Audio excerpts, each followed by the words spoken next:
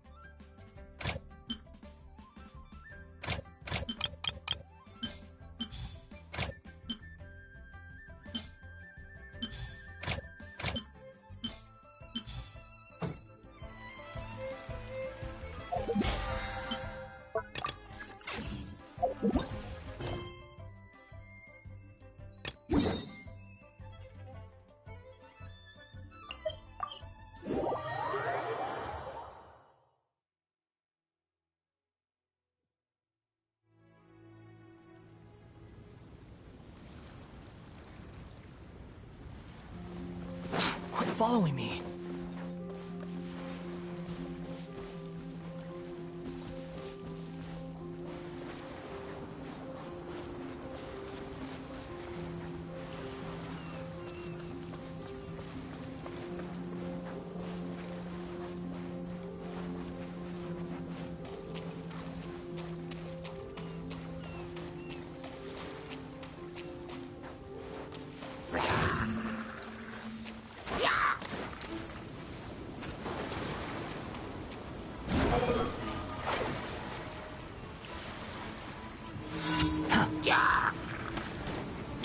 Cold. Mine's in the moon. Not now. Everybody stand back! The wind rises.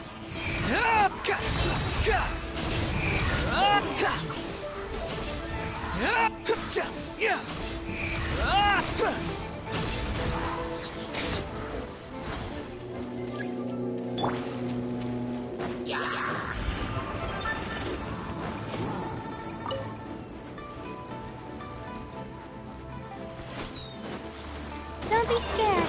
My guiding star. Teamwork is dreamwork. Let the show begin.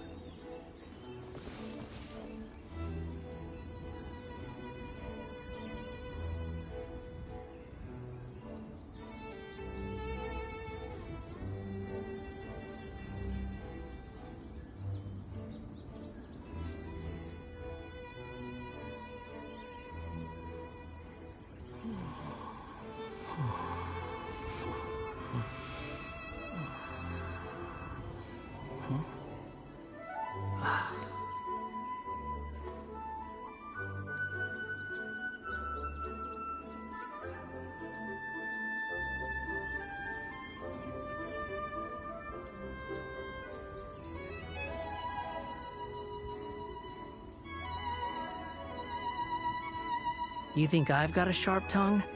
I just tell it like it is. If someone can't handle it, maybe that's their problem.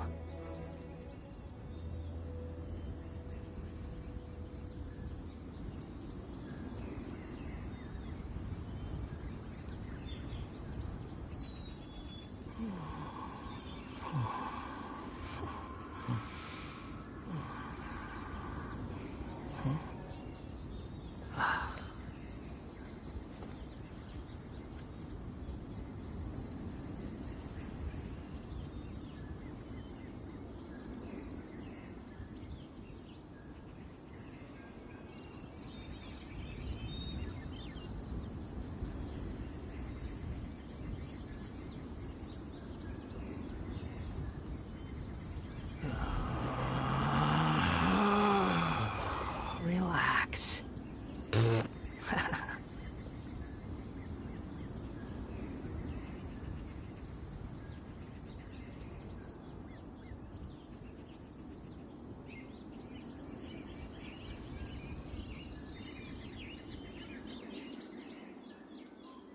There's no need to exchange pleasantries. It's rather pathetic to force a conversation just to occupy silence.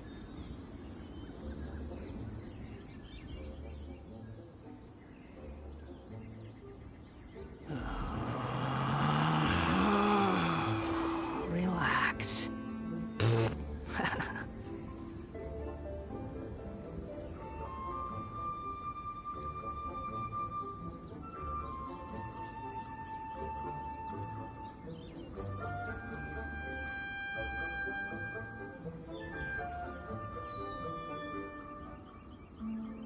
You think I've got a sharp tongue? I just tell it like it is. If someone can't handle it, maybe that's their problem.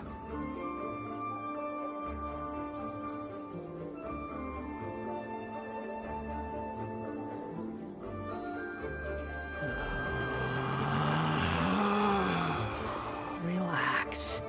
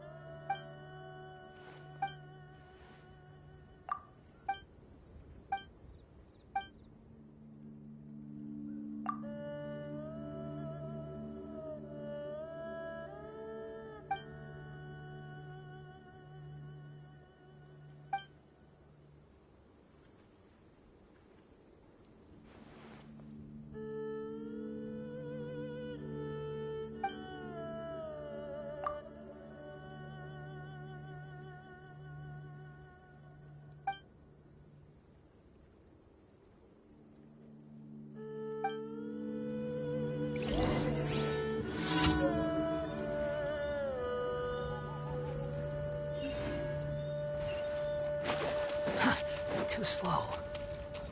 Quit following me.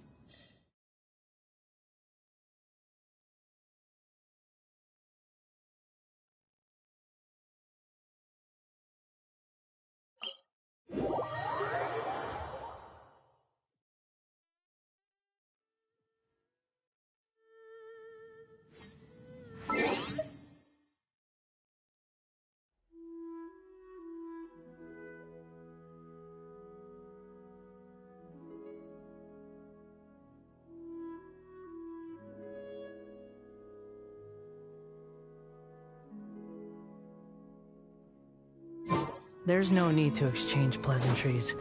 It's rather pathetic to force a conversation just to occupy silence.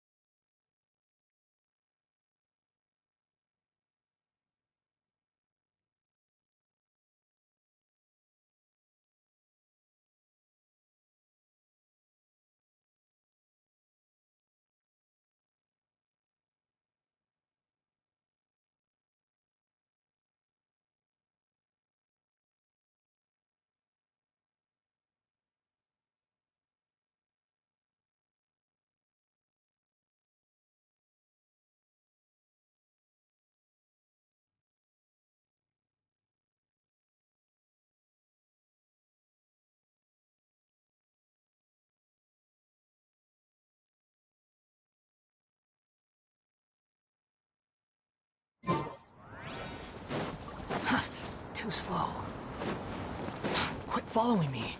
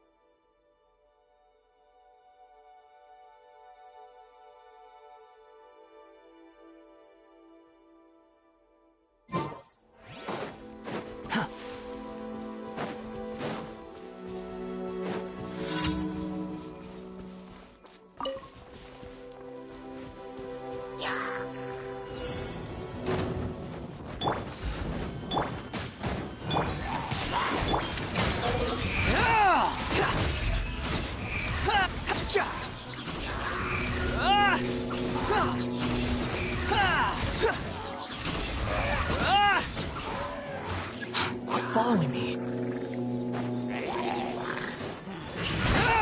Behold! Search for it.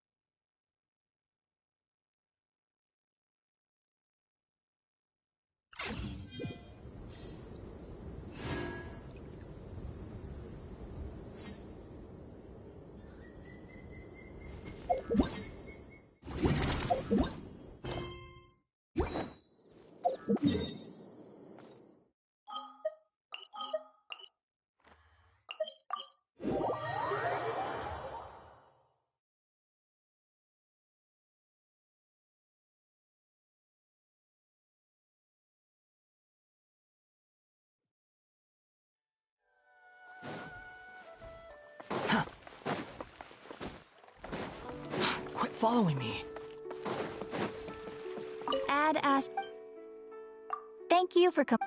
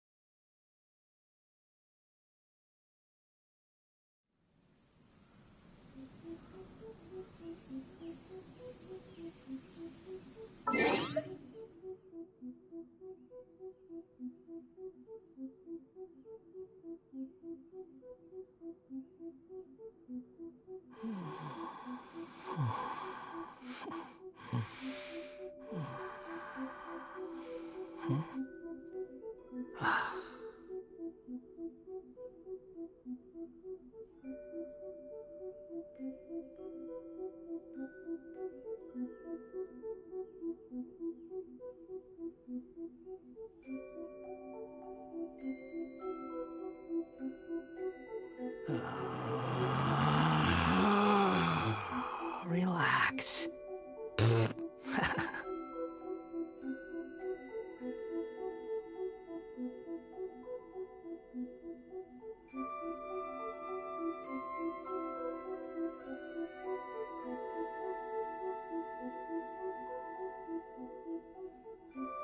You think I've got a sharp tongue? I just tell it like it is. If someone can't handle it, maybe that's their problem.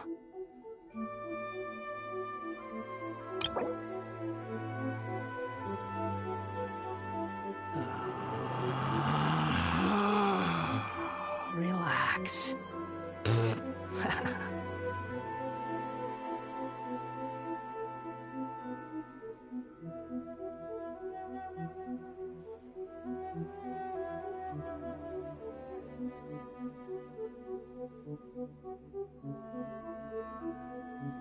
There's no such thing as pure freedom in this world. Even the wind cannot blow on forever.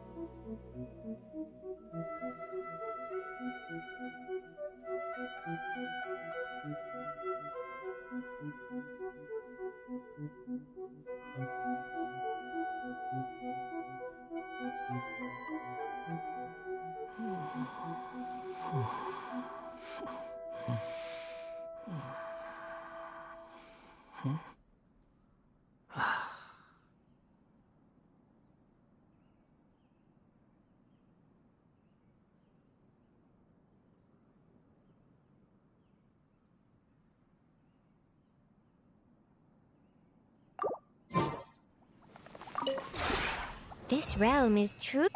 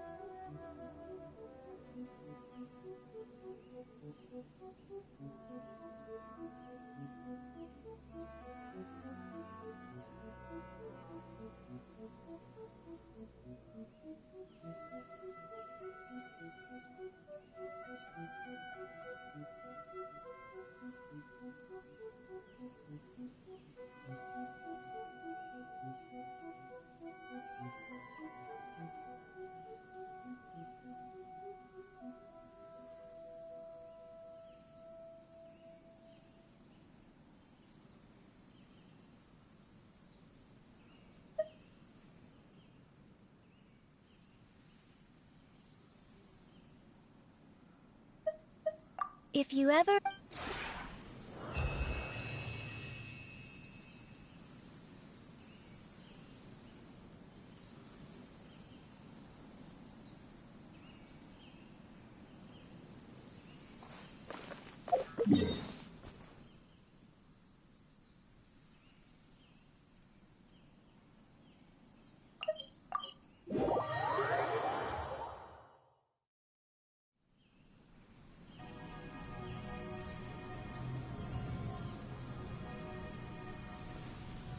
There's no need to exchange pleasantries. It's rather pathetic to force a conversation just to occupy silence.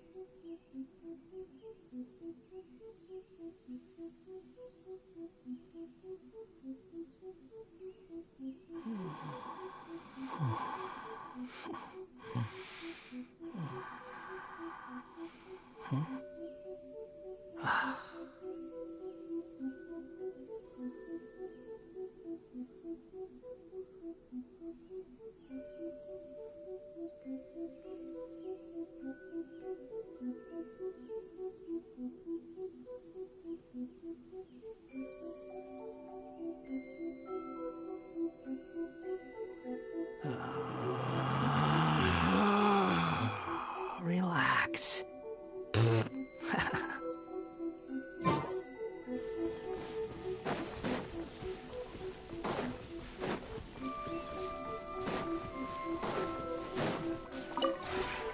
The one before... Ah...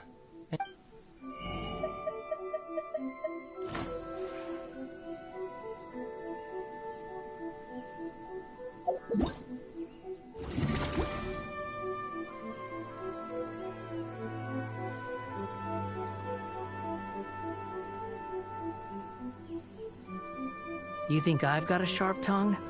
I just tell it like it is. If someone can't handle it, maybe that's their problem.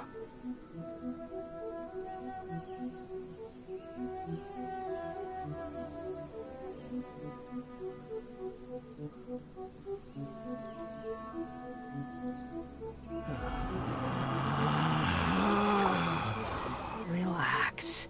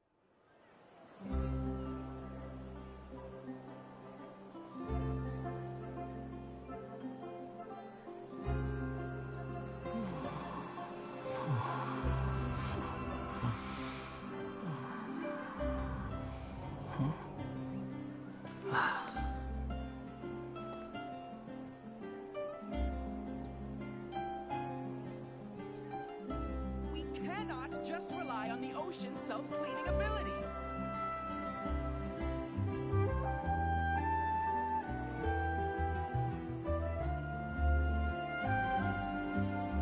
There's no such thing as pure freedom in this world. Even the wind cannot blow on forever.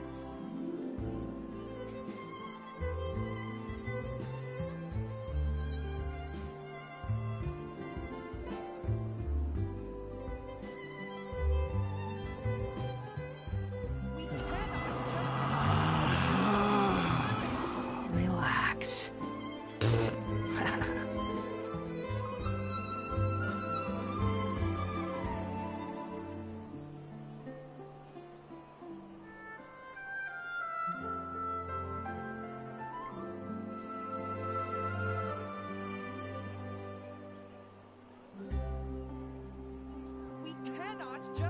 You think I've got a sharp tongue? I just tell it like it is. If someone can't handle it, maybe that's their problem.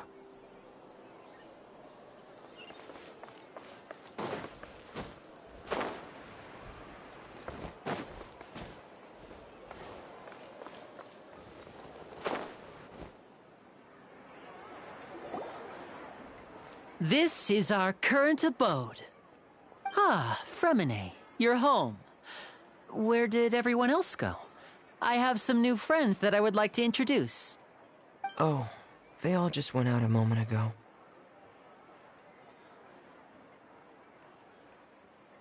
I see. Everyone is getting busier now that Father will be returning soon. I suppose that can't be helped. Allow me to introduce you to my little brother, Fremine. He is a phenomenal diver. Hello. Nice to meet you! Paimon is Paimon, and this is the Traveler! Oh, you sound very proud to have a diver as a brother, Lyney. Lyney, could you come here for a moment? What is it, Fremine? Do you have something to tell me?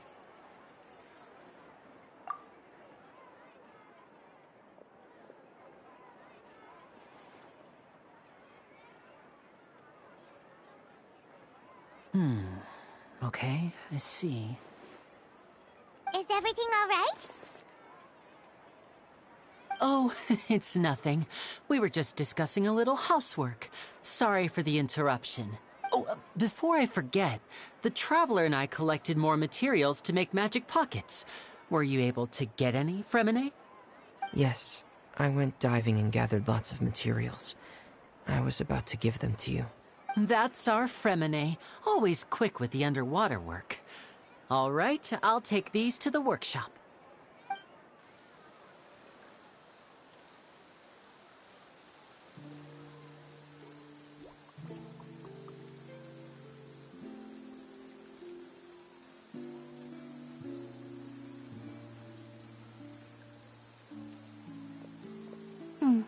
Looks like rain. Oh, you're right. But wasn't it clear and sunny just a moment ago? Fontaine's weather sure is weird. I'm afraid that's just how it is here. It often rains on days where there are trials being held in the Opera House, but don't worry, it'll clear up soon enough. What's wrong, Fremine? There's a legend about the rain that I tend to believe. It's said that a dragon of water once resided in Fontaine. Though we don't know where the dragon went, every time it weeps, the skies will cloud up and pour out rain. When I was a child, my mother told me that if I wanted to go outside and play, I should yell toward the sky at the top of my lungs. Hydro Dragon! Hydro Dragon! Don't cry! If it's an elemental dragon, then having the power to make it rain wouldn't be very unusual. Let Paimon try something. Hydro Dragon, don't cry!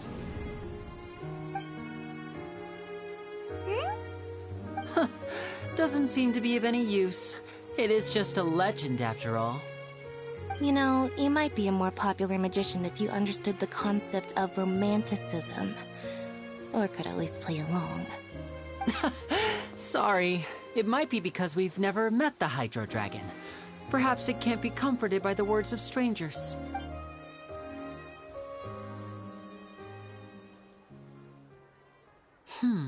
It rained for longer than I suspected.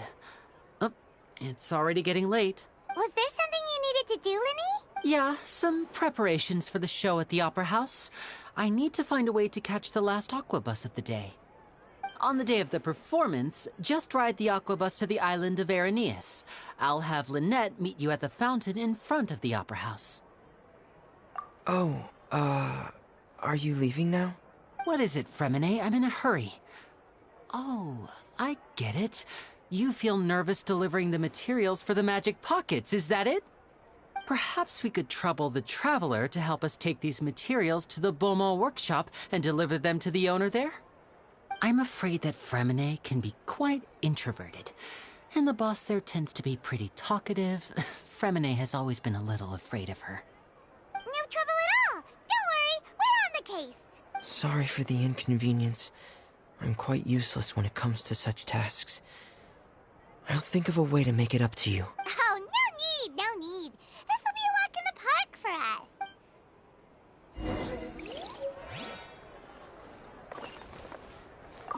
Thanks again, you two. I really can't deal with that lady.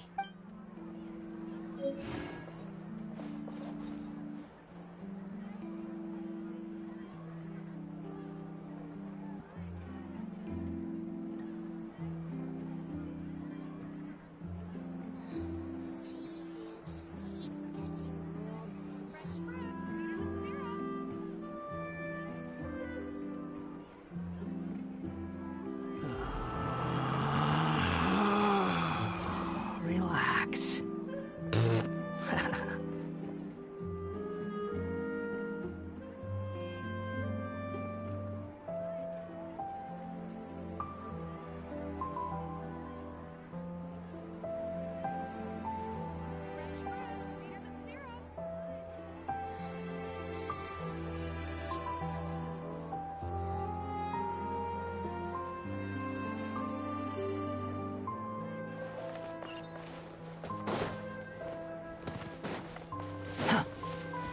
Quit following me.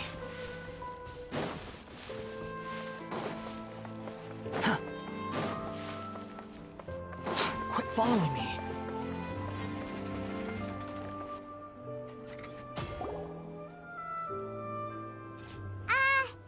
Hello? Is there anyone here? Oh, hello there. New customers? Looking to buy, or do you need something made? Or perhaps you're just looking for a chat with me. Oh no, we're just here to deliver some materials. Here they are. They're for making... what were they called again? Ah, these must be for magic pockets. I could tell right away. I've already made several orders worth now. No need. They've already prepaid several batches worth. When they told me what they'd be using them for, I even offered them a discount. But they insisted on paying the full amount, saying that I had a business to run. It seems both their hearts and their pockets are made of gold. Whoa. So, is Lyney actually loaded? I can't say for sure, but who knows? Maybe there's good money to be made being a magician in Fontaine. Hey! Is this machine what you use to make stuff here? It looks really advanced. Why use your hands when a machine can do the work? It would be a waste not to use the latest technology. And wasting is a kind of crime. But where does a big machine like that get its power from? Well, it's a little complicated. I'm not sure I can put it in layman's terms for you, but basically, everything we usually use here in the city is powered by indemnitium. It's a type of energy that's produced from trials. Huh? How can trials produce energy? Well, I'm not completely sure of all the details myself, but basically, when a trial is in session, the Oratrice Mécanique d'Analyse Cardinale harvests people's belief in justice and converts it into energy to be used all around Fontaine. So that's what its other function is? Paimon heard that the Oratrice was created by the Archon to make judgments. But Paimon still doesn't doesn't get it. How could something unreliable like people's beliefs be turned into a stable power source for these machines?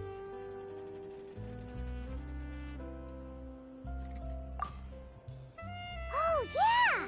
So that means the Hydro Archon relies on the machine to take the energy created by belief and turn it into power for all of Fontaine, right? Even though I've never heard anyone really put it that way before, it sounds like it makes sense. Besides indemnitium, we have another type of energy called pneumosia. It isn't produced by the power of the Archon, but it is unstable by nature. Even now, it still cannot be widely used by civilians. I thought I'd find you hard at work, but here you are chatting the day away. Since you're already talking, I'm sure you wouldn't mind a few words with me. You again? Didn't I already promise you that I'd have the more I owe to Confrérie of Cabriere by next month? Why are you hounding me now? Yeah, but how do we know that you won't go running off by the end of this month? I want 50% today. Wait, no, 70%. Huh? You... Seems business isn't so great for the workshop. We've already finished our job and delivered the materials. Maybe now's a good time to leave? Hey, hold on. Before you go around trying to collect payments, why don't you settle your own debts first? If Confrérie of Cabriere wants to poach clients from Northland Bank, that's fine. But I'm afraid you still owe the bank a hefty sum of mora. So why don't we work things out between us first, before you get back to your little conversation here? You're from Northland Bank. But we said we'll pay everything we owe next month. Why are you hounding me now? Traveler, Paimon! I didn't think I'd run into you here in Fontaine. What are the chances? We're surprised to see you too! What are you doing here in Fontaine? You didn't want to stay in Snezhnaya? Long story short, I've already been in Fontaine for some time now, and honestly, things have been pretty boring. But it seems that fate brought our paths together today. Not only will I have some good friends here now, but ones who always seem to find trouble. Either way you look at it, it seems things are going to get a lot more interesting now. Pretty sure we'd want to avoid anything that you'd find interesting. Besides, our trip here has gone pretty well so far, right, Traveler? Hey, you, Northland Bank boy. Aren't you forgetting something? Don't interrupt. It's not often I run into the Traveler like this. Why don't you wait for me over there for a while? You kidding? Aren't you the one looking for us? You really expect us to sit and twiddle our thumbs while you catch up with your friends? Listen to me, boy. If you want your mora, fine. Why don't you come and take it? Hey, I just said not to interrupt. Oh, by the way, Traveler, the last time I took Tonya and Tusser ice fishing, Tusser said... Hey! That's way over the line! All right, boys, let's see who has to pay up now! Can you at least let me finish one sentence? Fine. Though the bank told me not to get rough with our clients, you're the ones who started it. This is an act of self-defense. You two will have to be my witnesses, okay? I'm sure this won't take long.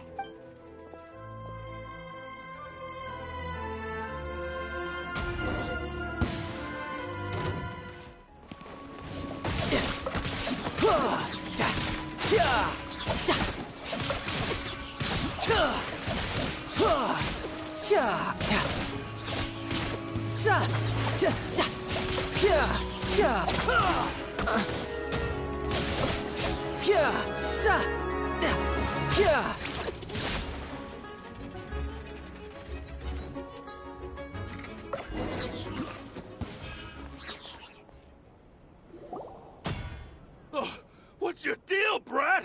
How are you so strong if you're just a staffer from Snezhnaya's Northland Bank? Wait, don't tell me you're... Oh, now you notice. It's a little late, don't you think? Just make sure you understand that you don't mess with Northland Bank. Got it?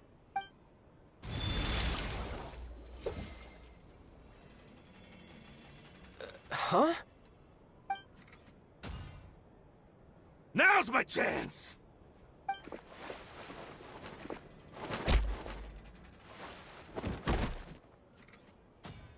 Huh. That was weird.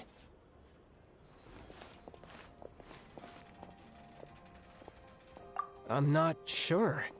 It's as if I suddenly lost control of my hydro powers when I needed them. Maybe there's something wrong with my vision? Strange. How could that happen? First time Paimon's ever heard of someone losing control of their vision. Never mind. It doesn't matter. If I want to stay sharp, I shouldn't be relying too much on my vision anyway. Besides, I always have my delusion in case I need it. So what are you doing in Fontaine, child? I don't see its work for Northland Bank. Well, I guess it's because I've been in a bad mood lately. Huh? What kind of reason is that? Wait, since when do you feel down about anything? I don't know. Maybe I still have a lot to learn about myself. But recently, there seems to be some sort of restless power stirring inside of me. And I don't know why, but every now and then I feel like I'm in a terrible mood. Maybe you losing control of your vision just now is connected with that power you're feeling inside. That is a possibility. I can't remember if I ever mentioned it before, but when I was 14, I fell into some unknown abyss. It was during that time I learned nearly all of my abilities. The one who took me under her wing and taught me was named Skirk. She was always quiet and very mysterious. Nobody knew where she came from or what she had been through, and she was always very strict when teaching me combat techniques. One time, I asked her why she was willing to take me on as an apprentice. From what I could make of her answer, it was because I had awakened it, and traces of it remained on me. She said that all my combat training would be useful in the future. But what is it? What did you awaken? She never explained that. But my guess is that it's related to a dream I saw when I had just fallen into that abyss. In my dream, I was in the deepest depths of the sea, and the boundless seabed was all around me. But in front of me appeared a whale that was so massive, I felt like I couldn't breathe. A whale? Oh, that sounds familiar! When we fought against you before, you summoned a huge whale that seemed to leap at us. Is that the one? That's just an abstract form of a whale that I create using my elemental powers. It takes that shape because the scene I dreamt of the whale has always been stuck in my mind. I'll never forget it. So you used the whale as inspiration for one of your moves? Huh. Seems a little twisted to Paimon. So why don't you just go ask your master? Maybe she knows the answer. You make it sound so easy. Ever since the incident I experienced there, I've never stopped searching for Master Skirk and that unknown abyss. But it's been years now, and I've still found nothing.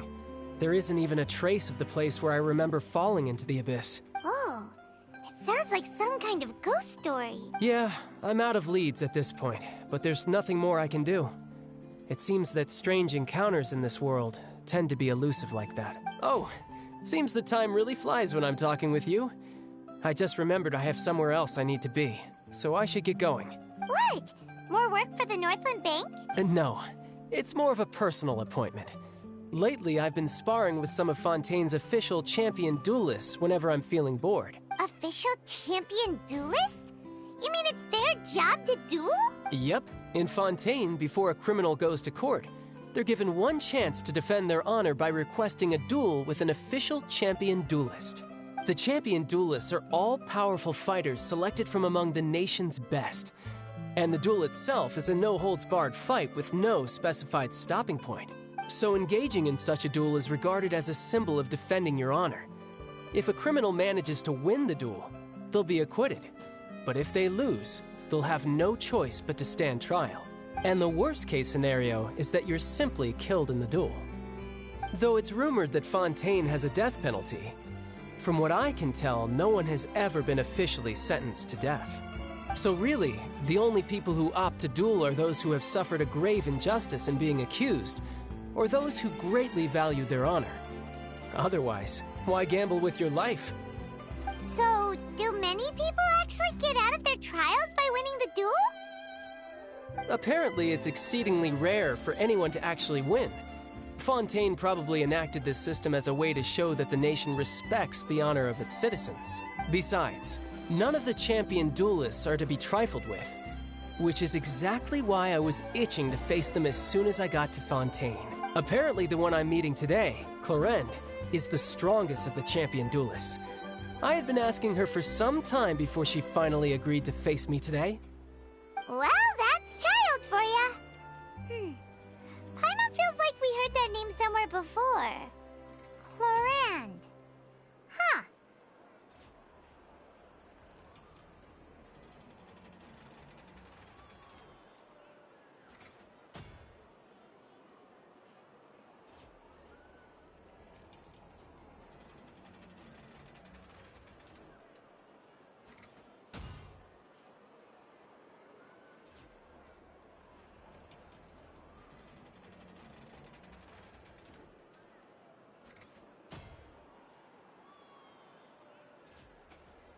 Oh, before I forget, I want you to have this. Huh? Your vision? You're seriously just giving it away? I'm just worried that it could become uncontrollable again. I'd be pretty upset if it got in the way of my duel, so I think I'll be better off without it for now. Besides, I just need you to hold on to it for a short while. I'll come retrieve it when I have some time later. Paimon knows what you're up to. You just want an excuse to come talk to us again, don't you? Whatever gave you that idea? I'll be in touch later.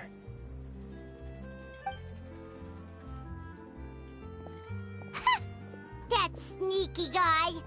He said he's been feeling down lately, but he seemed the same as ever to Paimon. Well, seems we don't have much to do for now. We might as well walk around and see the city before Lyney's performance.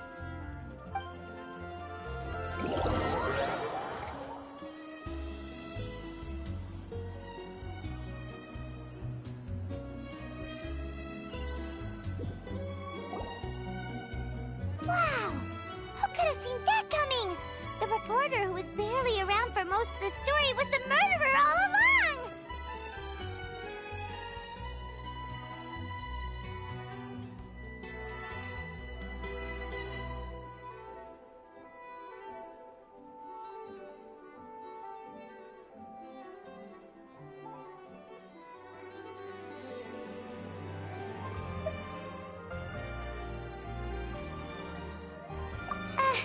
Sorry.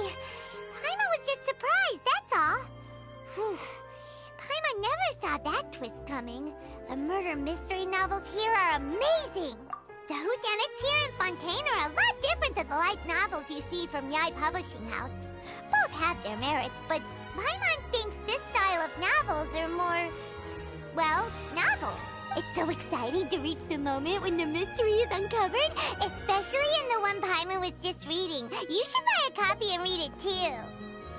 Oh, sorry about that. Paimon will be more careful next time. Hey, shouldn't we be heading to the Opera House to see Lyney's performance soon? It's almost time for the show to start, so we should get going. Lyney said that the Opera House is on Aranias, so let's go ride the Aquabus!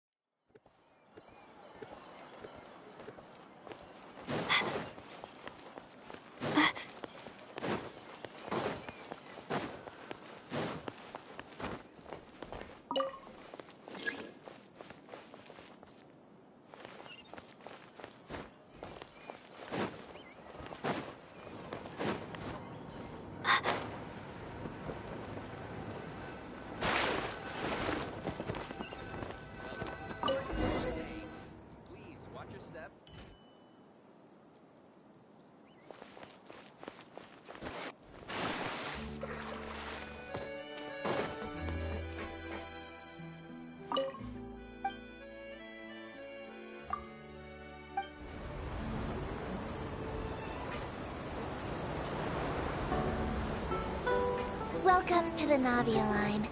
I am Elfan. The boat will be departing imminently. Please do not stick your head, hands, or other body parts outside the boat. The Aquabus operator is not responsible for any accidents or injuries resulting from doing so. Also, please remember to buy the Steambird, though I don't read it myself. The destination of the current tour is Erinias. Points of interest worth visiting include the Fountain of Lucine and the Opera Epiclese. If you look to the left in the direction we are currently traveling, you will see the famous Fontaine Research Institute up in the sky. An experiment gone wrong turned new sightseeing opportunity. Human ingenuity truly is a wondrous thing.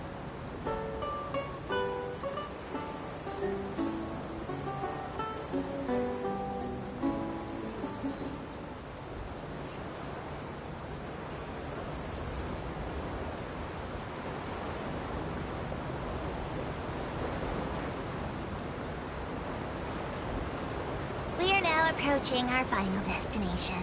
Please be sure to bring all your personal belongings with you as you disembark. Even though I will take any forgotten items to the lost and found, the paperwork is rather annoying, as Melusine hands are not suitable for grasping pens. Please be careful when disembarking. It has been my honor to be your tour guide this trip. Thank you.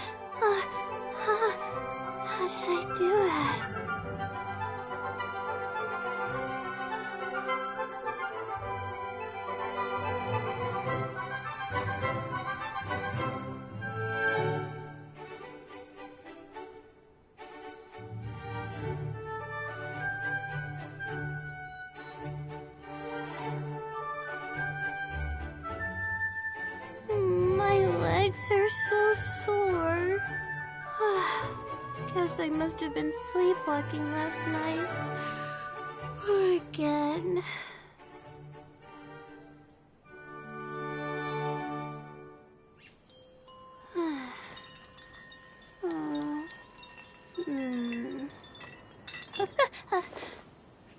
Okay.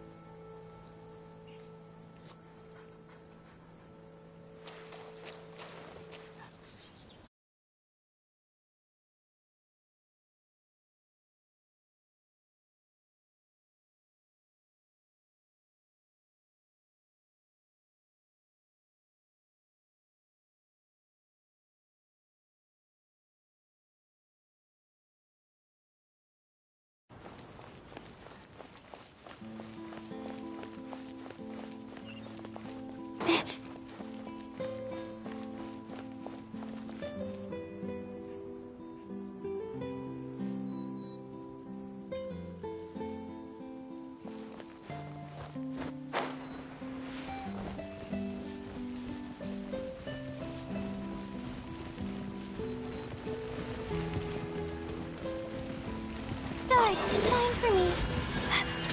Everybody stand back! I'll protect us. Squall Fury!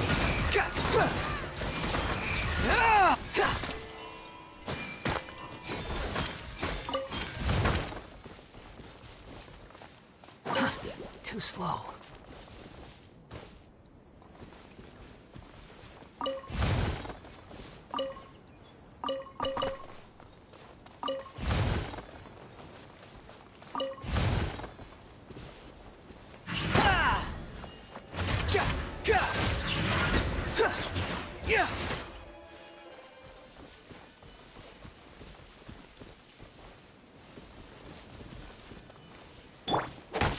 Adventure time!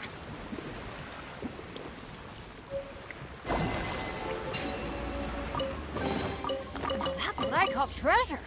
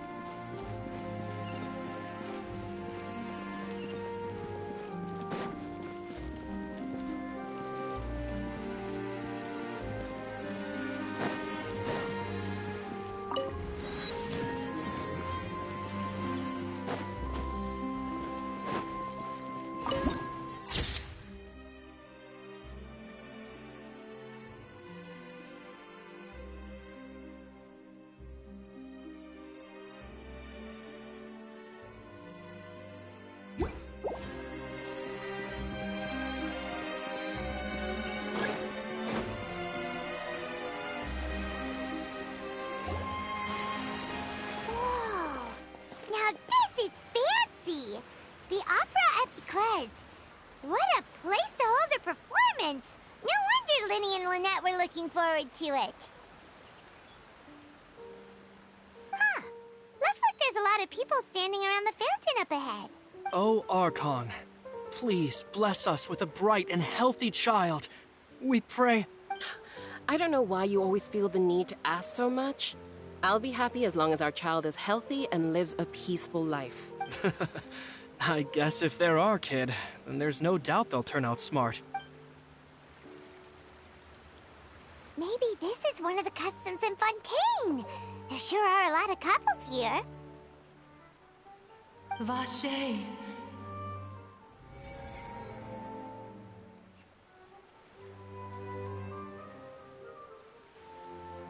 What's wrong?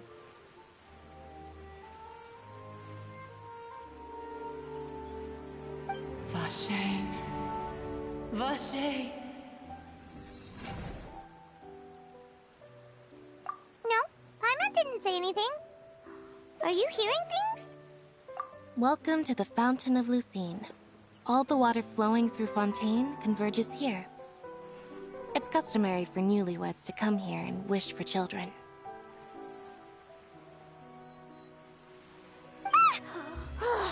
Lynette! You scared Paimon! When did you get here? Lyney asked me to wait here for you, remember? Right. What do you mean? There are a lot of people here right now. Hey, you're not trying to scare Paimon, are you? Besides, it's the middle of the day. It's not the time for eerie things. I see.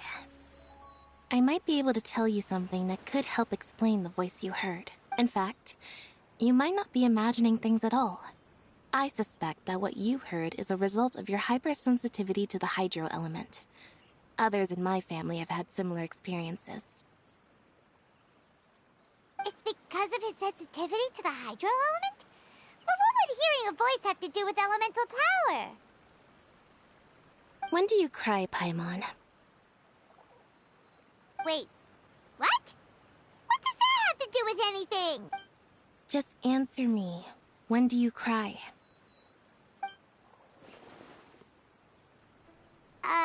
When Paimon's really sad? Oh, and when Paimon's super happy. Oh, and also when Paimon's really, really scared. Then you should understand that tears contain your most intense emotions. Like I just mentioned, the Fountain of Lucine is where all the flowing water in Fontaine converges. Even the tears that fall to the ground will eventually gather here. So maybe what you heard was the intense emotion coming from someone's tears. So, what did the voice say? Huh. If you were hearing their emotions, then Paimon wonders what happened to them. Rather than worrying about them, we should worry about my brother first. Don't let that calm look of his fool you. He tends to get pretty nervous just before a performance. So chatting with Lyney might help him relax a little before he goes on stage. Oh, right. That makes sense. Let's go in and see Lyney.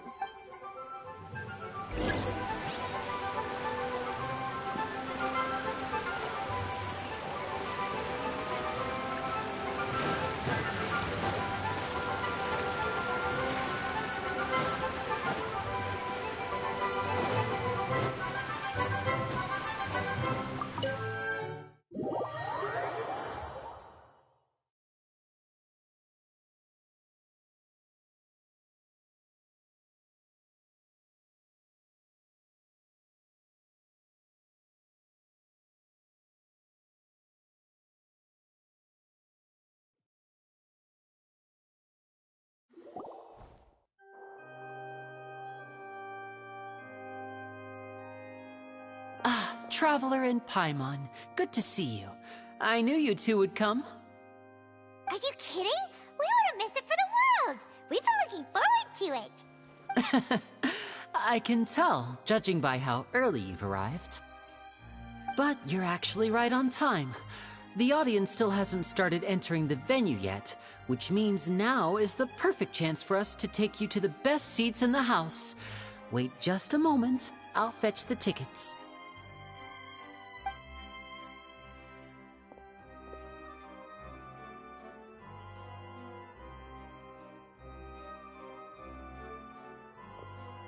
The Opera House has assigned seating, so you always have to make reservations.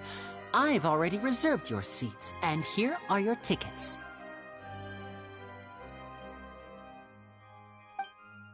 Ooh, front row seats! Thanks, Lyney! Don't mention it. There's no need to keep thanking me. Hey, Lyney! Could you come over here and take a look at this? Oh, I'll be right there. Seems there's an issue with the stage props over there. That's Cal, my assistant, calling me. I'll go lend him a hand.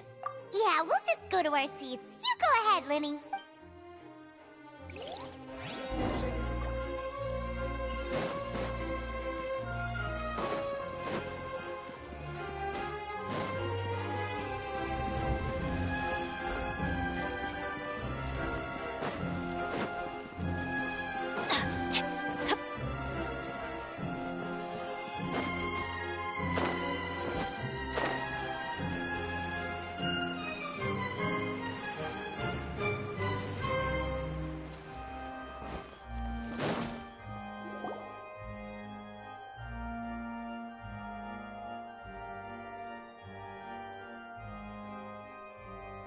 These should be our seats. Come on, let's sit down.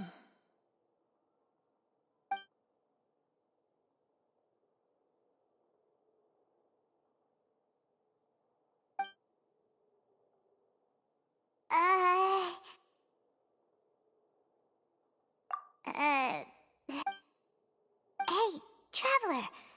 Maybe we should strike up a conversation with the person next to us.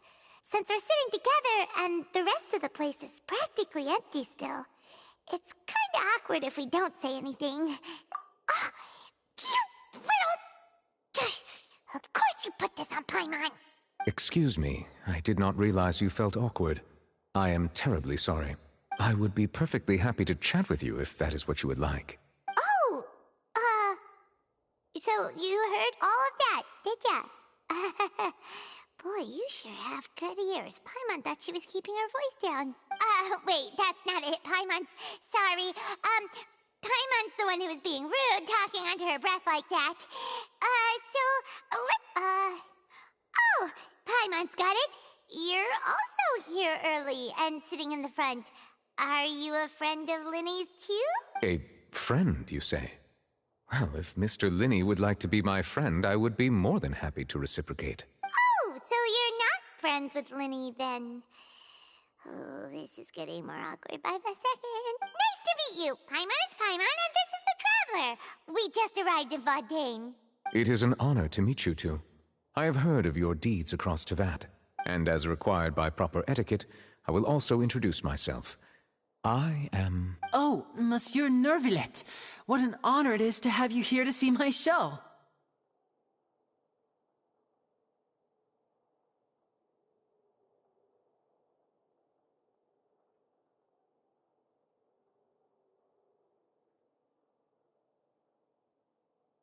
Ah, Mr. Lyney. I should say it is in fact an honor for me to see your performance in person. Wait, Nervillet? Could he be... I saw you all chatting just now, but it seems you still don't know who Monsieur Nervillet is. Allow me to introduce you to Fontaine's Chief Justice. That seat is always reserved for him. It wouldn't be too much to say that he's the symbol of justice and honesty here in Fontaine. Whoa! Sorry for being so rude just now. Paimon had no idea you were such an important person. No offense taken. Being Chief Justice is merely what I do for work.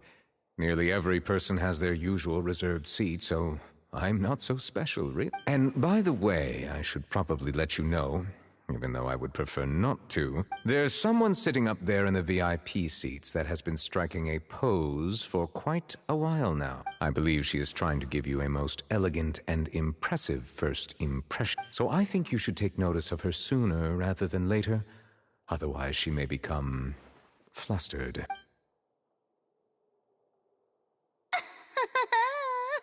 Huh? Oh, it's Furina, the Hydro Archon. Huh. She sure has a smug and satisfied look on her face. Guess she has no idea that you saw right through her act. Very good. That is for the best. No need to pay her any more attention. We may now enjoy the show. Huh? So is this what things are like between the Chief Justice and the Hydro Archon? All right, please wait just a moment longer. I've pretty much finished my preparations, and the performance will start as soon as the audience has made their way to their seats. Yay! The show's finally about to start! Paimon can hardly wait! Paimon's never seen a real live magic show before!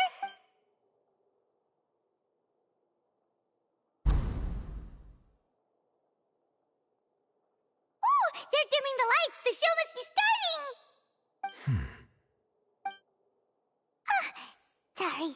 Paimon will try to stay quiet.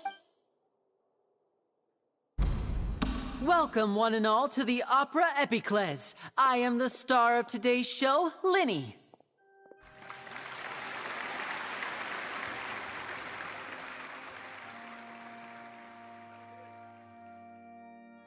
And over here is my sister, Lynette, who will be working as my wonderful assistant. Please, let's give her a warm welcome. Hello, everyone. I know she may seem to be a little sleepy right now, but that's just a sign that she's nervous. Whatever. Now, some of you may be thinking, two vision holders who can freely manipulate elemental powers performing magic is not true magic at all. So, I would like to take a moment to assure you that elemental powers will have nothing to do with what you will witness on the stage today.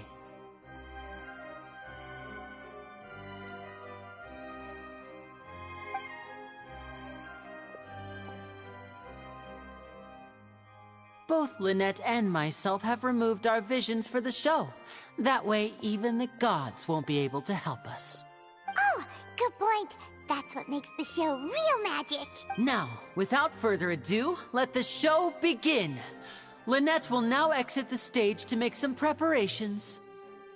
I know you might miss her, but don't worry. She'll be coming right back on stage momentarily. Perhaps in an unexpected way. I'm sure she'll be stealing the spotlight soon enough. Oh, and before I forget, there's one more thing I should say. You never know what can happen in the blink of an eye. A magician's greatest skill is making things disappear or appear. The possibilities are endless.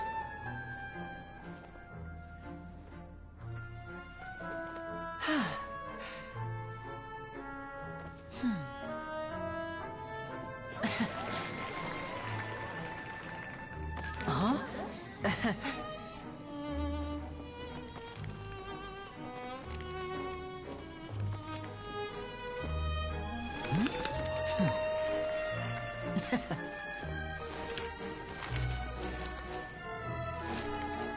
But this isn't what you came for. These little tricks, you've seen them all before. So it's time for something truly extraordinary, don't you think? This one's a little tricky.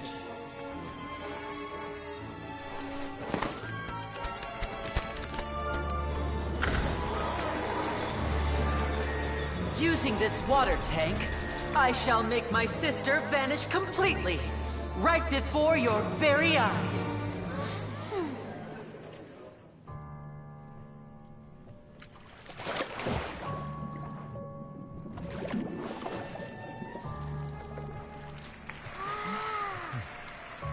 It's actually quite simple. She'll just turn into air bubbles and float right out of the top.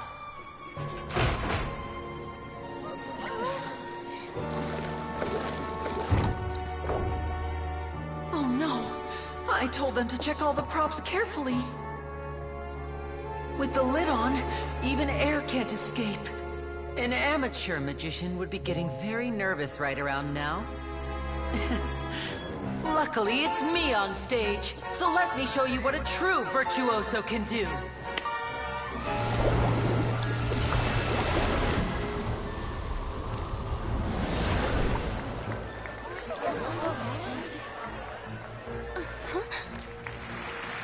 Lynette, are you still there? Don't go too far. We don't want to use up all our magic. Hi, I'm back. Uh-huh.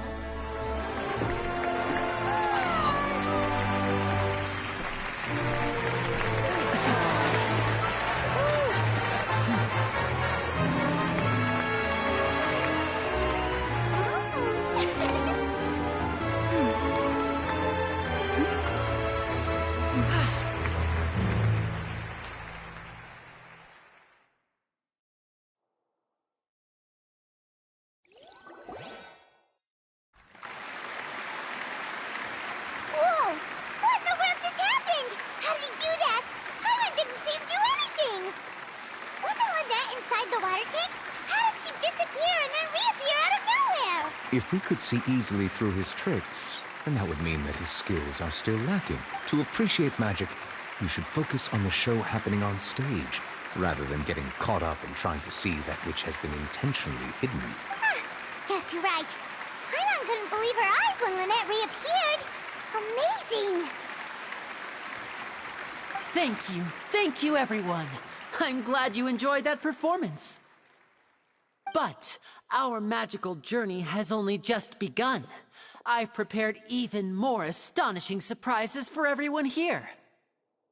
The magic of transformation and disappearance can go far beyond what you've just seen. I'm sure many of you are thinking that escaping the water tank was impressive enough. But Lynette is still my assistant after all.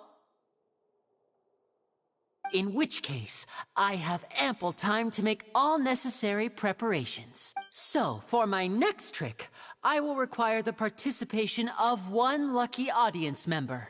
Please, if my assistants could bring out the magical boxes now. There are 2 boxes, and only 2 boxes. One is here, and one is there in the aisle among the audience. I'm sure many of our clever audience members have already guessed our next magic trick. A swap! Our lucky audience member and I will each enter a magic box. After 1 minute, we will each emerge from the opposite box. Now please, everyone pay very close attention to the box you see here. Don't give me any chance to make a move. Wow! How's he gonna do this? Hey, do you think this is all magic tricks, or does Lyney have actual superpowers? The lucky audience member will be generated by this random number selector. It selects numbers entirely at random. Even I don't know who will be chosen to participate. Now then, let's begin. Let me see. Oh, row 7, seat 3. Congratulations! You now have the chance to experience magic firsthand for an entire minute. Please, come forward. My assistant will take you beside the magic box. I'm sorry, it might be a little cramped inside, but no need to feel nervous. We've carefully arranged everything for you to be as comfortable as possible. You don't need to do anything, but no matter what strange things may happen, don't come out of the box. If the magic is interrupted, who knows where you might end up? You might even find yourself in the Fortress of Meripede. Oh, okay. All right. Before I enter the magic box, there is one more thing I need to ask the audience to do. Could you all give me a countdown? Like this. 60, 59, 58. Just keep counting down. You can go a little faster or slower if you like. I won't be able to see anything in the pitch-black box, so I'll be relying on your voices to know when time is up. Oh, and no tricks now. If you quickly count from 60 in just 30 seconds, then I'll be in a tough spot. Ooh! Paimon kinda wants to count faster after hearing him say that! No, that won't do. I can see it in your eyes. You still can't be trusted. Let's practice together. Come on, repeat after me. 60, 59, 58. 60, 59, 58! That's right, perfect. Keep it going. All right, I'll see you all on the other side once you've finished counting. 54, 53, 52? Why aren't you counting, Nervalette? I am counting in my head. I think things are exciting enough in here as merely a consequence of my identity and personality. Do not worry about me. Just enjoy the show. Oh, all right. You look so serious that Paimon thought you might be feeling uncomfortable or something. 40, 39, 38! Mr. Lyney, are you all right in there? Is everything ready? Yes, I'm fine. I'm just double-checking. It would be a disaster if we get sent to the wrong places. For example, midair right above the audience. Even though he's saying that, Lyney doesn't seem nervous at all. What was that noise? Did you hear it too? Not sure.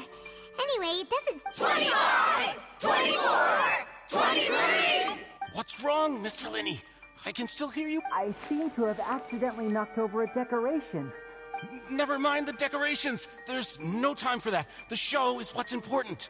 No, that's unacceptable. I want my show to be perfect. Don't worry, we still have 20 seconds. Hear them counting? 19! 18! 17! It seems things aren't quite going as planned. It feels like you're all starting to count faster, but that's all right. I know it can be tiring to do such a long countdown. 10 seconds and change is still plenty of time.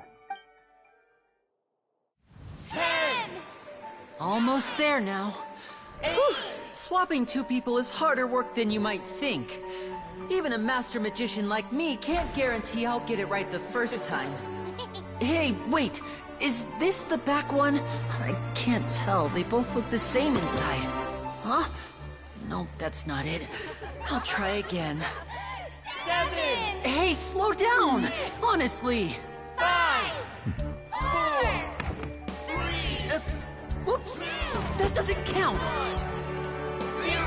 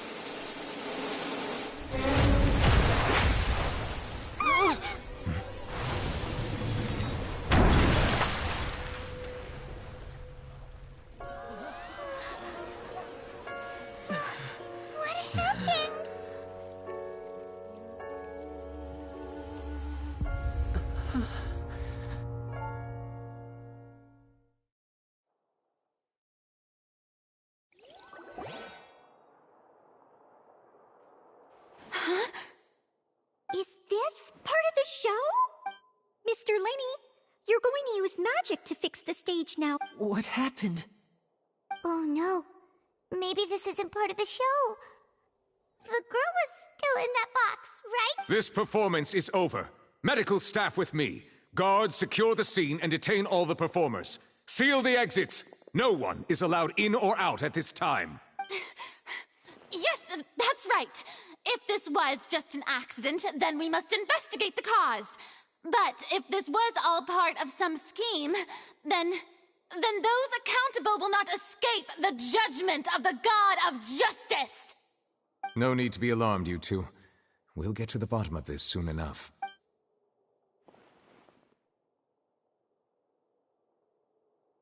Unfortunately, the person who is in the magic box has been pronounced dead. His name was Cowell, one of the assistants in Lyney's magic troupe. Apparently, the fireworks on stage ignited the ropes that were suspending the water tank, which then caused the tank to fall onto the stage. As of now, we are still not sure why we found Cowell in the box, rather than the guest from the audience. And after an initial search of the area, the guards have confirmed that the girl is nowhere to be found. It appears that this incident was not merely some mishap with the performance, and there are many indications that it is connected with the case of the serial disappearances of young women. The serial disappearances case? That's the case that Charlotte mentioned before!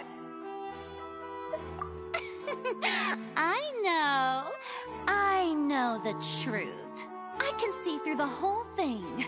Really, using such a shallow and obvious mystery as his finale, did he really underestimate us that badly?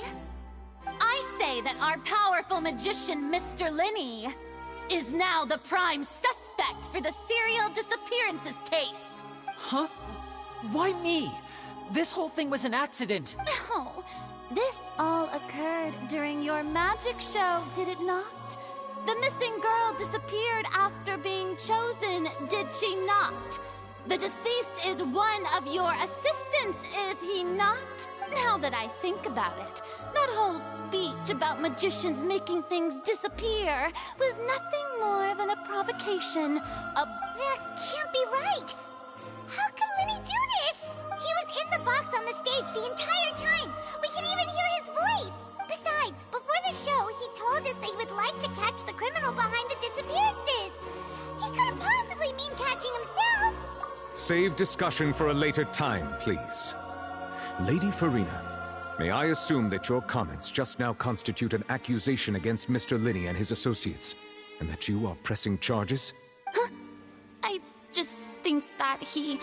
Well, I think it might be a little early to talk about formally pressing charges. But what Lady Furina said just now makes perfect sense. Looks like she's gonna personally deliver justice. A kidnapping and murder carried out under the cover of a magic show. Lady Furina said it all. I mean, of course, my dear people.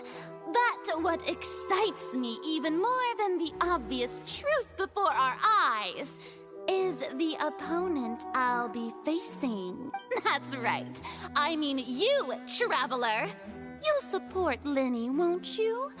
After all, he was the one who helped you the first time we met. Then there's no problem at all. You know, the Traveler and I already had a duel the first time we met.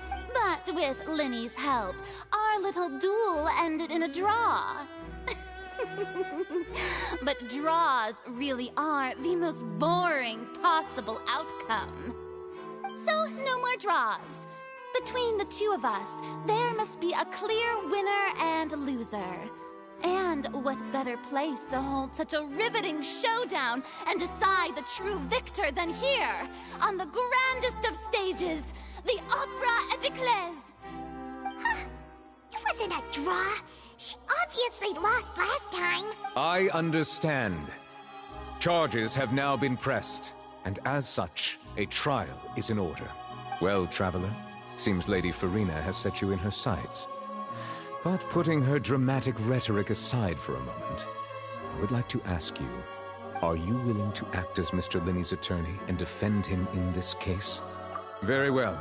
The trial will be held a day from now in the Opera House.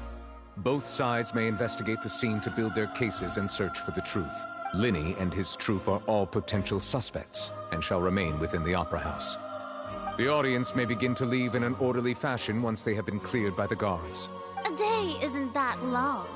Let's see what kind of case this big shot outlander can build in such a short amount of time. I'm really quite looking forward to hearing it.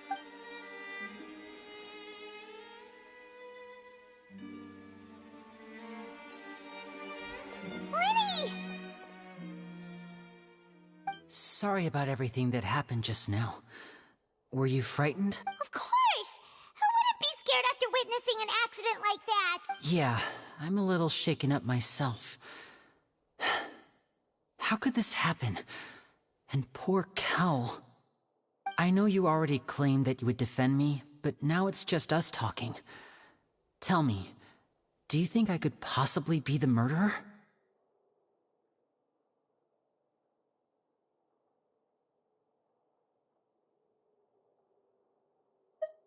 I understand. Even I'm not sure what happened, so I can only imagine how difficult it is for you to grasp the situation. I'm sure everyone sees me as the biggest suspect at this point. But, if you ask me, the whole thing is mysteries layered upon mysteries, such that all that's left is confusion. I don't know whether what happened there on the stage was purely an accident or not. And I don't know why poor Cal was in the box. As for how that girl chosen from the audience could suddenly disappear, I'm afraid I don't have any answers either. If someone tampered with my performance, then we need to figure out what they did. Even a skilled and knowledgeable magician like myself couldn't pull all that off in just 1 minute. Which is precisely why we need to investigate! As this book says, the impossible could not have happened. Whatever happened must have been that which is possible.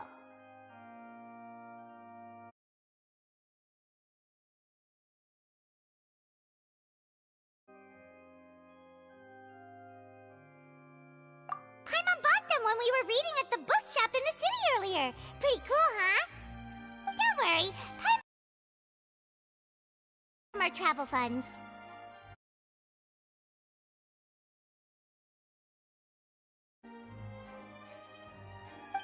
I think they look cute on you, Paimon. You have good taste, Lynette.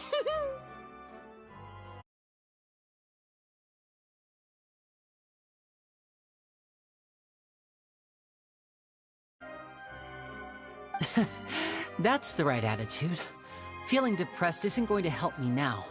I need to get back to my normal self. But with the guards watching our every move, it's going to be especially difficult for Lynette and I to prove our own innocence. Good thing you agreed to be our attorneys.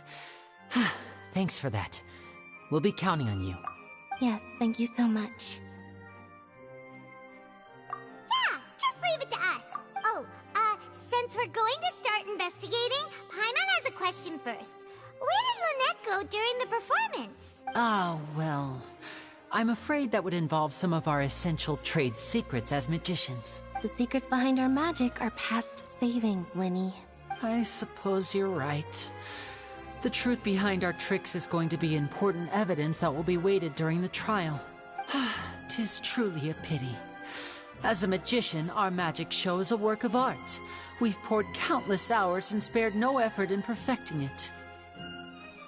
But if revealing our secrets will help you uncover the truth behind what happened, then it will be well worth it. We should go somewhere else if we're going to discuss our magic tricks. We'll go speak with the guards, and in the meantime, you can go investigate the stage and the seating areas. Alright, let's go have a look while the investigation teams are still here.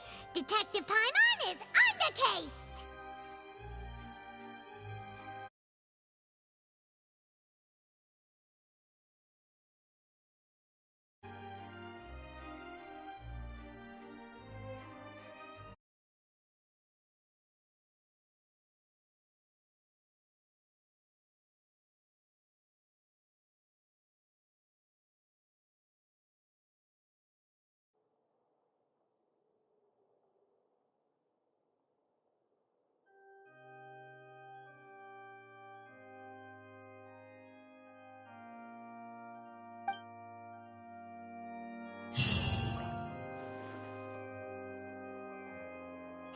officer. How's the investigation going? I see. You must be the traveler that Lady Furina mentioned. Listen, I'll be perfectly honest with you. I'd avoid getting mixed up in this whirlpool of a mess if I were you. Huh? What do you mean? Come with me and you'll see. The deceased is one of Lyney's assistants, named Cal. Even though he hadn't joined the troop long, he was hardworking and everyone generally liked him. The assistants are usually in charge of setting up and inspecting the props, as well as assisting with the show and keeping the crowd engaged.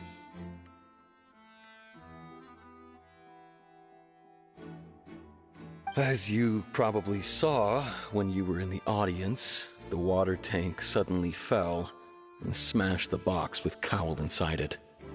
This is the real mystery. We've already searched the scene and were unable to find any traces of the girl. However, if you look carefully, the box was positioned directly under the water tank. The ropes holding the tank were then burned by the pyrotechnics on stage, causing them to snap.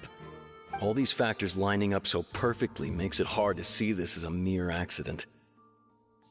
If anything, the more logical explanation is that the whole incident was intentionally planned, and Lyney is the most likely person to have access to all these areas. But he doesn't have a motive! Are you both good friends of his?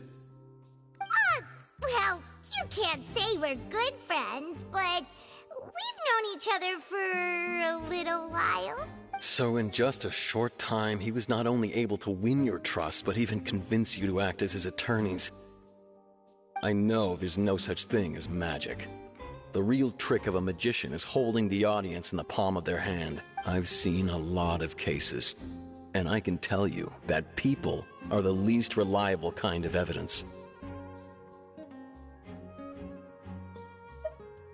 Sorry, I tend to be pretty straightforward. Just know that I'm warning you for your own good. Anyway, you may investigate the scene of the crime yourselves if you're curious. Who knows, maybe you'll be able to come up with some new evidence.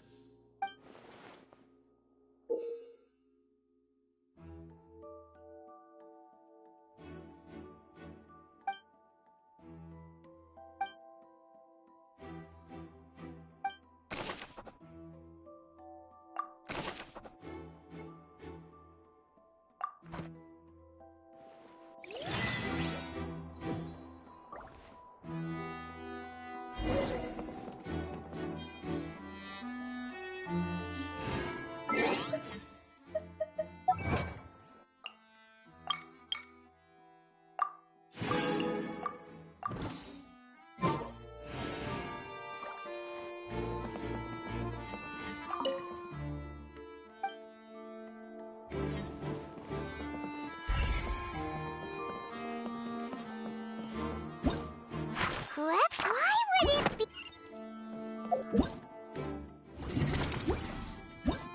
Why would it be him? How strange. Whoever the murderer was, they must have made preparations well beforehand.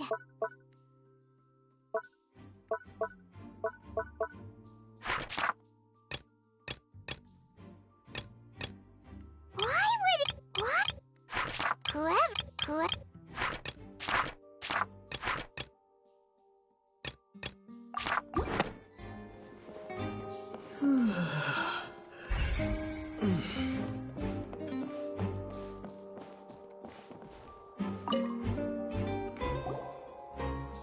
The investigation team has some new findings. Turns out there's an issue with the random number selector after all.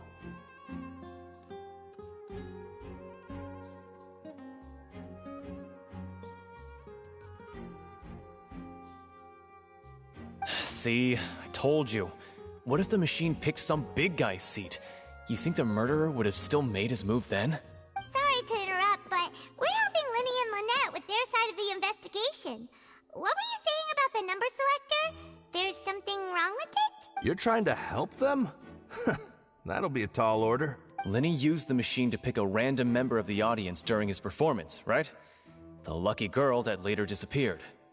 Well, we thought there might be a serious problem with the machine, so we had it taken away for further inspection. It turns out that the seat number it picked wasn't random at all. The machine picks that same number every time. I'm sure you already know that you have to make a reservation in advance to get a seat, regardless of whether it's a trial or some performance. In other words, Lyney knew who would be sitting where from the very beginning.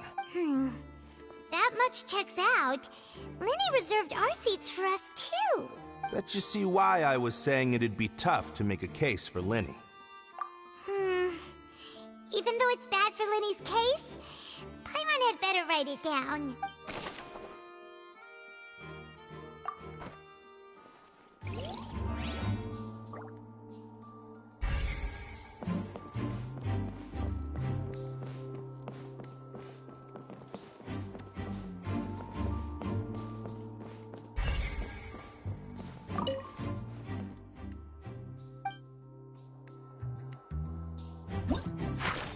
Whoever the murderer was, they must have made preparations. What? Why?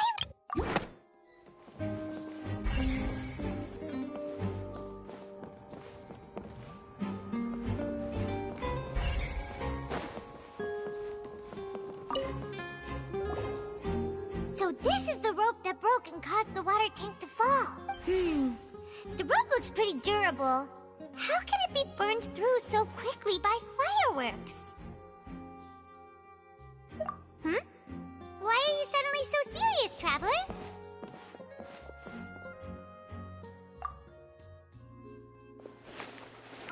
Whoa. Look! This bit is made from different material! Most of it was burned away, but there's still a little bit of it left. Huh. So if a rope meant to hold something was made with that kind of material in it, then that means... Wait! Paimon should write all this down!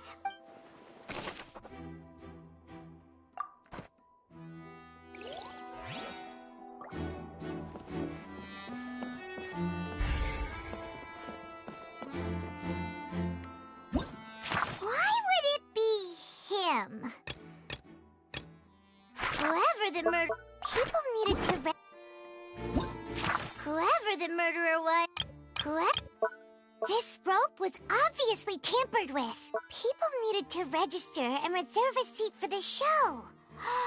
That, combined with this number selector, could allow you to pick a young lady instead of some old fogey. People needed to register...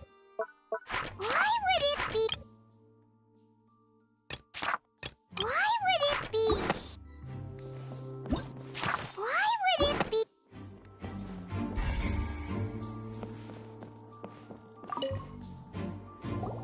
Hello there!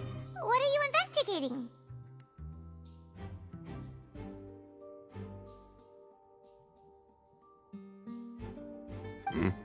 Oh, this location has also been cordoned off because the Magic Troop members are currently considered prime suspects. The investigation team is still collecting evidence. The seats were all booked in advance, so we were able to deduce the missing woman's identity by checking the guest list. Sure, it's not like this is confidential information. We will publish it later anyway when we petition the public to help us find the missing person. Her name is Halsey. She's a painter from Fontaine who's made a bit of a name for herself. Apparently, she wasn't a regular at the Opera House, but she'd been feeling some pressure with her work lately, which made her decide to come see the magic show. The Magic Troop members all claim not to know her, and we have looked into her social connections.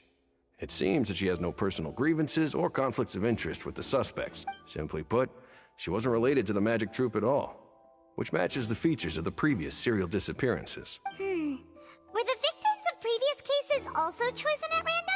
That's how it seems to us, in any case. Apart from the fact that they were all young women of around the same age range, there really weren't any other connections between them. Okay then. No need to be so formal. If you do happen to see the missing girl, please be sure to contact us. It is of utmost importance that we get to the bottom of these disappearances.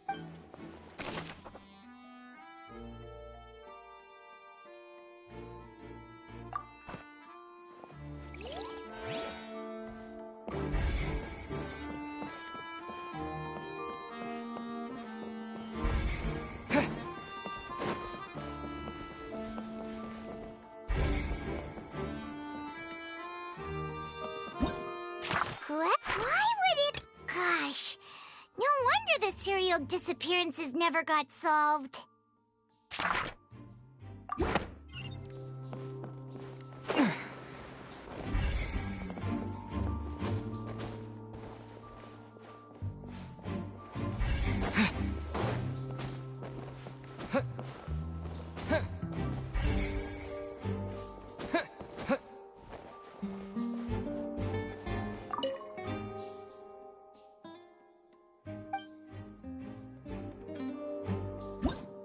Whoever the murderer... Why would it be...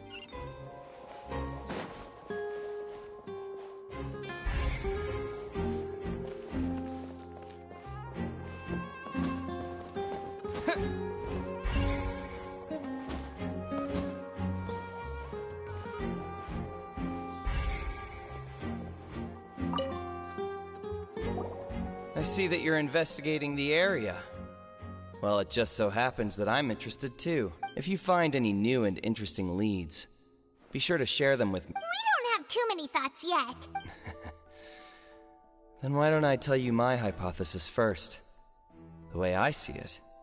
And I'll start it with that loud thud.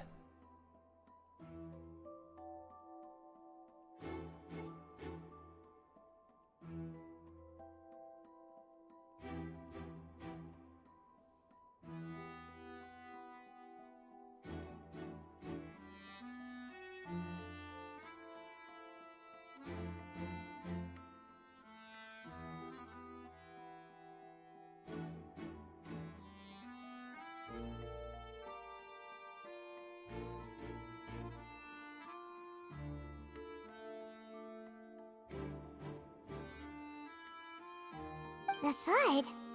Oh, you mean the sound that happened during the countdown? Yes, exactly. It wasn't terribly loud, but I suspect that most people heard it. It's just that everyone was awaiting the results of Lyney's trick with bated breath, so no one paid it much mind. But now that the incident has happened, the thud has become an important clue. That makes sense. So, what do you make of it? I'm of the opinion that it may have been the sound of Lyney's accomplice. Lynette, perhaps, jumping atop the water tank, and when the pyrotechnics went off, she cut the rope, sending the water tank crashing down. But wasn't the noise we heard too loud for that? Perhaps the balance wasn't right, leading to a particularly rough landing. Oh, that's true.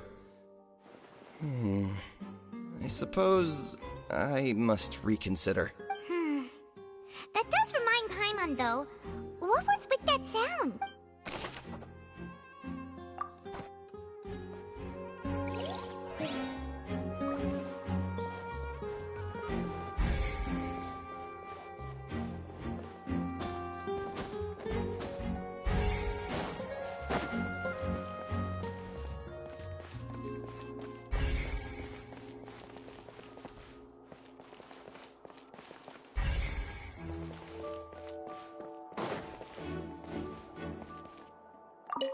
Lyney's still talking to the guards. It seems he'll have a lot of explaining to do. I think someone will be assigned to monitor us later, but that's alright. Lyney's still talking to the guards. I think someone...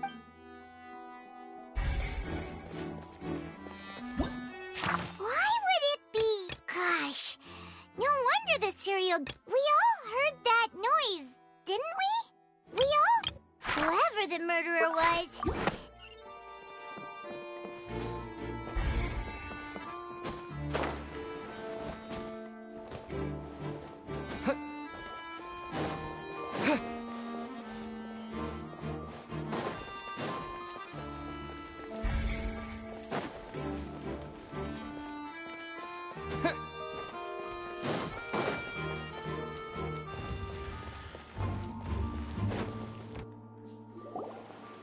Hey, you! Yes, both of you! Over here! I've been keeping an eye on you for a while now. Huh? You mean us? That's right. If I'm not mistaken, you're also among those who wish to cut down the thorns and pursue the truth. No?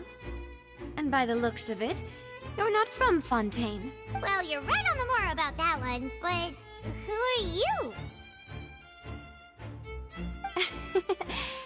Have you never heard of the Spina di Rosula? From mediating disputes and providing protection to solving conundrums, you name it, Spina di Rosula does it. And I, Navia, have the honor of being its renowned president. Though those who play by our rules call me boss. I'm Silver, her attendant. Pleased to meet you. And I'm Melus.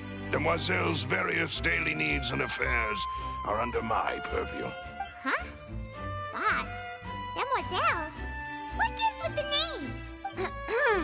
Well, I am the second generation president.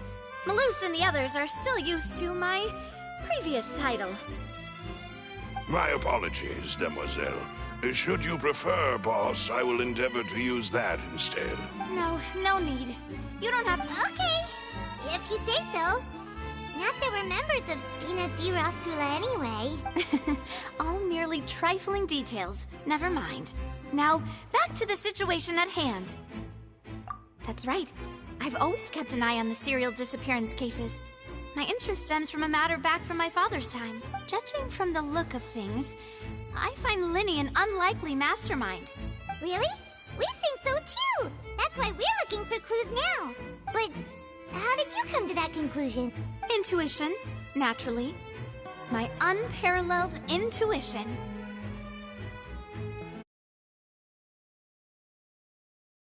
Furina sure was quick to point the finger at Lyney without any decisive evidence whatsoever, wasn't she?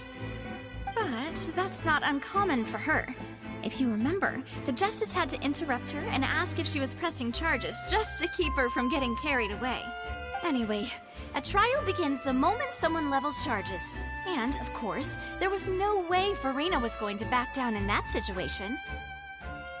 Sounds more like you just don't trust the Hydro Archon. Well, what's your opinion? I must admit that she can be interesting at times, but liking her doesn't mean that I'll blindly agree with her. All right, I've answered your question. Now, it's time you answer mine. Wait a minute, did that answer count? Well, I say it does. But don't worry, you won't hear any pointless questions from me. In your opinion, do you think it's right to treat a trial like it's an opera? Well? And why would that be?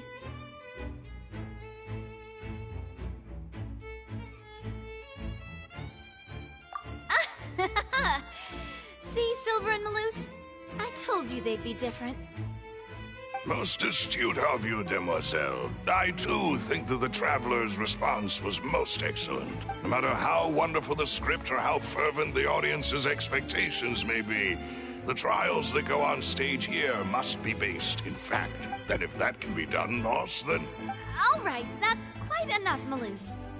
Anyway, I like your answer. You pass with flying colors. Now, I need to make some preparations, following which our joint investigation shall commence. You two shall be my assistants. Wait! Since when did we become assistants? Oh, well, I can be the assistant, sure. Or your companion if... That's more like it. Far be it from me to brag, but I believe that Demoiselle's intuition will be instrumental in uncovering the truth. You wish to save a friend from false accusations, and we wish to unravel the disappearances. In this sense, our goals are aligned. You have a point. You're quite the talker, aren't you, mister? And what about you over there? What do you think? You seem like you've got something on your mind. I have nothing to add. Oh, alrighty then. We'll be making some preparations first. Just be sure to let us know if they start revealing Lyney's tricks. Thanks!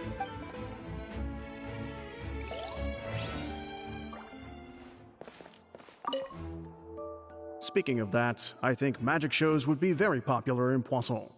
I can see that. Maybe I should try to learn some magic.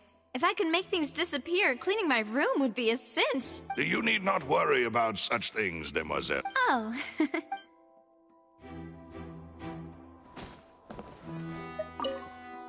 Speaking of that... I can see that. Maybe I should try to learn some magic. If I could... You need not worry about... Oh. whoever the murderer... Why would it... We all heard that...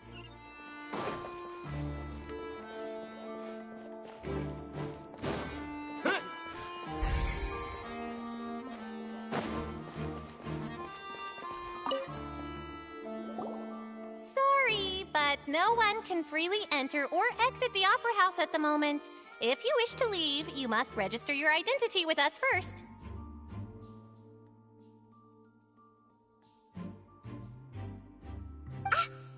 No, we're not leaving. We're representing Lyney and Lynette as attorneys, so we're investigating the case. Were you always guarding this entrance? Yes. After the Chief Justice gave the order, everyone coming in or out must undergo a strict inspection. So the missing girl couldn't have left from here. At least, not from that point on. I doubt there was much opportunity then, either. How can you be so sure,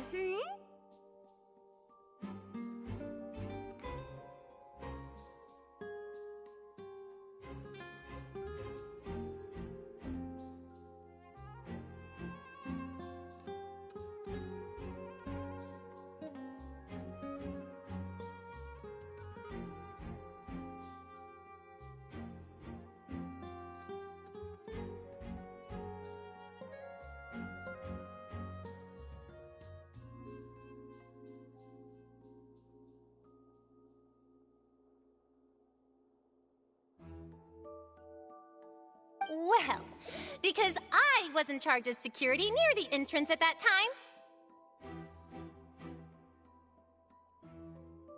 I couldn't see Lyney's performance from here, which was quite a shame. Just my luck, but still, I did not abandon my post. And I stayed put no matter how loud the applause was. If someone had so much as even approached the door, I would have noticed it, let alone if they had tried to leave. We Melazines are good at that sort of thing, you know. So, it's safe to say the girl couldn't have left through here. All right, thank you for your help. This will be useful info.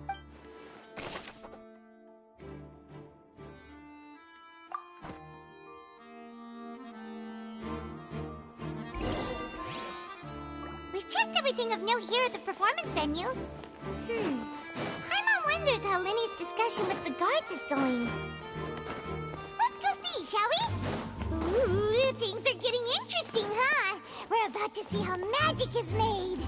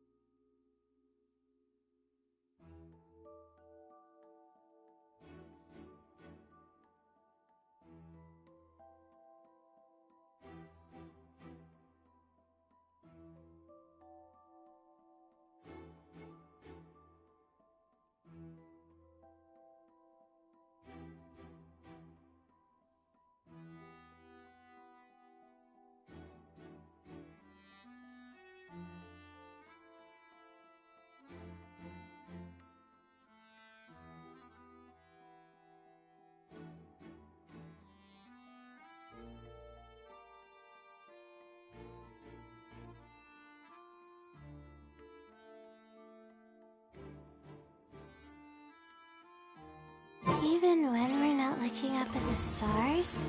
They're always there, watching over us. Understood. Then I will be going with you. Just so you're aware, I will be monitoring your actions and making notes as necessary. Very good. Thanks for being so agreeable. I'd pull a rose out of my hat as a gift for you if I could. You may spare the pleasantries. I'm just doing my job. You've arrived.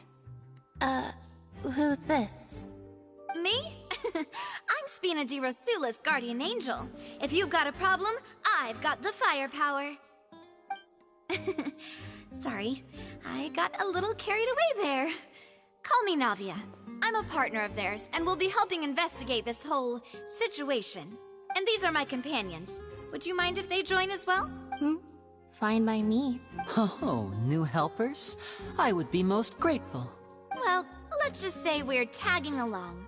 It's not every day you get to see the secrets behind magic performed on such a large scale. I appreciate your kind interest. Come with me. We'll be heading below stage.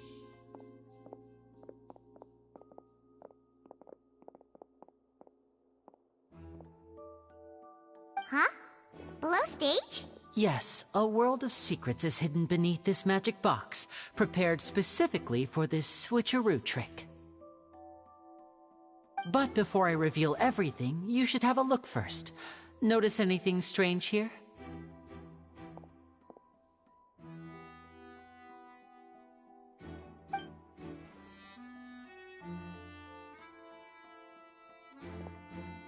I'm not trying to be dramatic. Remembering the details of a trick will help you understand the methods used to perform it more easily. Huh. Weren't there balloons and other decorations here? Where did all that go? Ah, good eye. That said, you're still far from discovering the answer.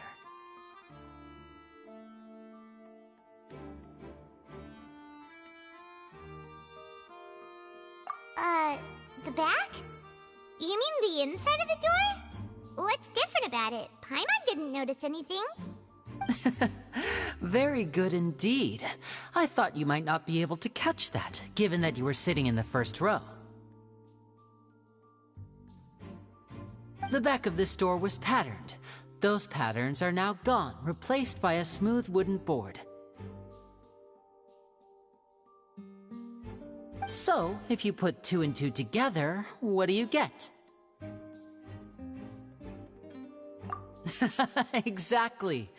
All right, let's go. I'll tell you how it works as we head down.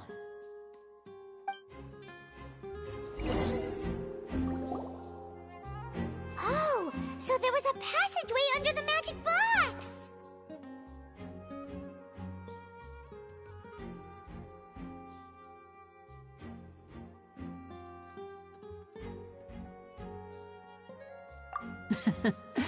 I knew you'd figure out most of it as soon as you saw this place. The 2 magic boxes are positioned right above the 2 entrances of the tunnel. See this flatbed trolley?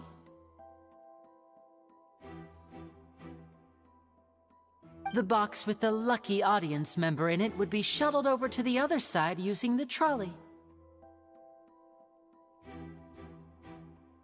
This trolley can raise and lower and even rotate, ensuring that the box will face in the right direction.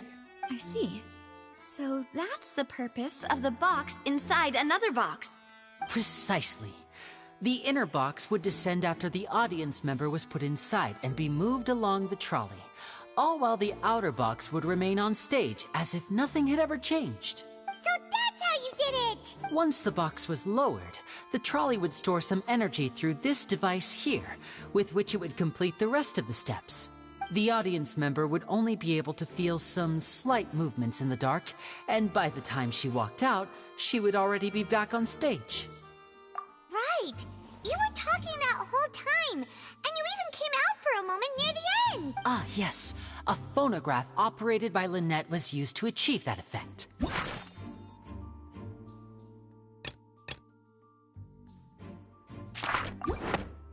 My assistant and I had already scripted our conversation beforehand. When the countdown began, I had already gone to the opposite box via a tunnel using that ladder. And what about Lynette? Where was she? I was in the mezzanine space in the back of the box. Oh, interesting! That's how we were able to coordinate Lyney's lines with the assistant. And, by the way, I was the one who walked out of the box at the end. I mean, we are twins. All it takes is a change of clothes and no one can tell who's who.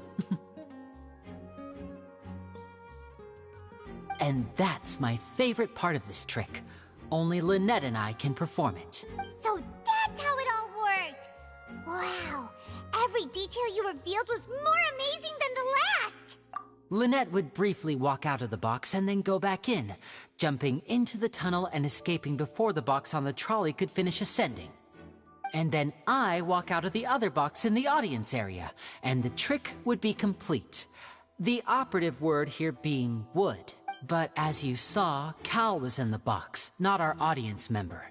She, on the other hand, mysteriously vanished. We really don't know how that happened. If not for that interlude, this would have been an astonishing trick. I probably never would have figured out how you pulled it off. And yet, to think that someone was able to use this magic trick to commit a crime. Could we have a look around?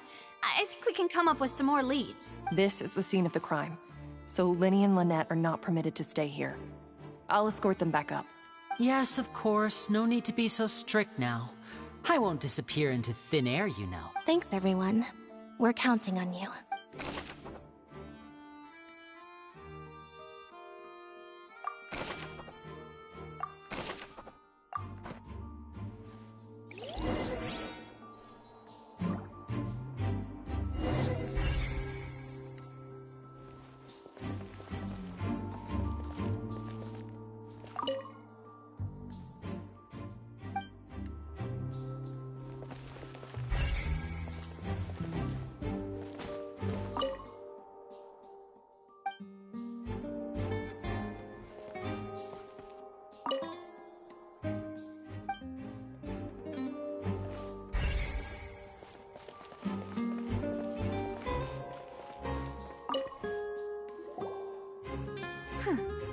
What's this? Looks like a hook tied to the end of a rope.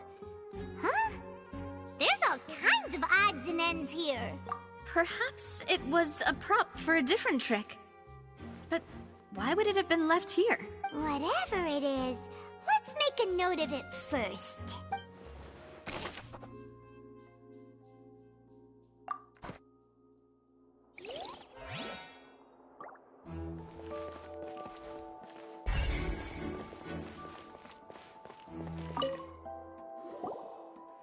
The floor is wet. Please be careful not to slip. Speaking of which, why would there be water here? Oh, Paimon knows! It's one of those tricks where you pour water into a jug and then flip the jug over only for the water to disappear. And here's a broken vase. Huh. Did the trolley knock it down while moving? That can't be. The trolley moves along tracks from start to finish. It couldn't have hit the vase at this distance. Let's note this down too and think about it later.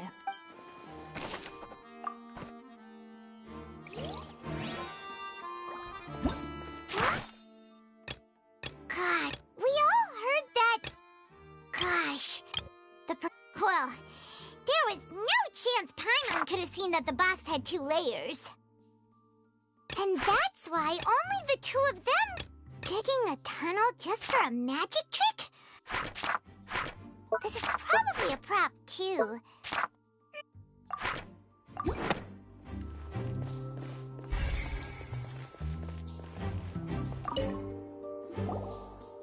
Oh, these are the clothes that the lady chosen from the audience was wearing, right?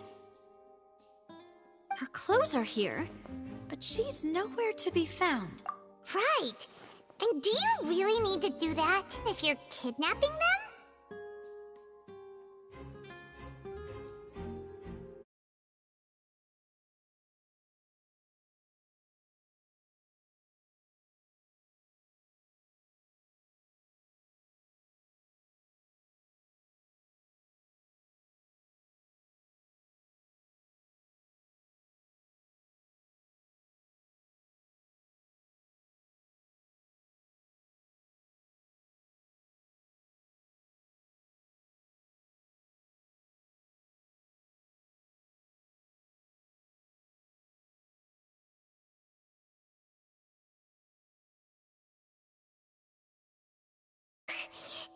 confusing.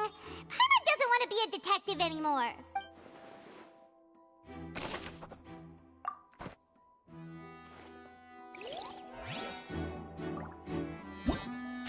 Whoever the murderer... Why would... Paimon doesn't get this at all. You think about it for a bit, Traveler.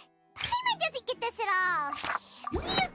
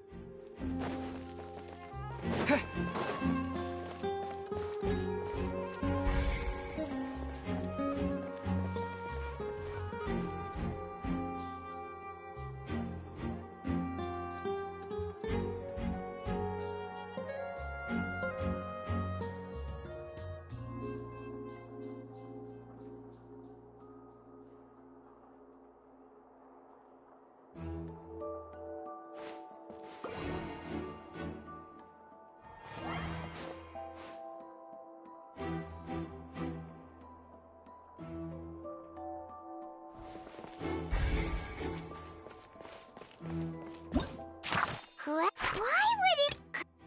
Well, there was no chance Paimon could have seen that the box had 2 layers. We all heard that noise, didn't we?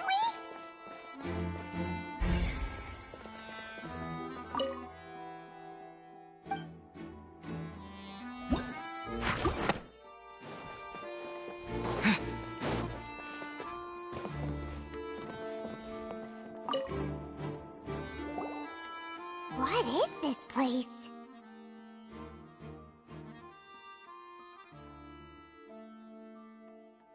It seems someone could fit through here. Huh.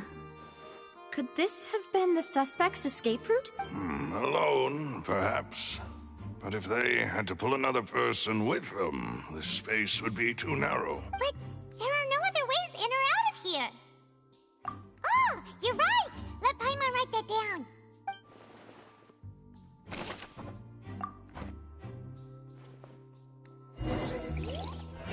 Seems we're just about done investigating down here.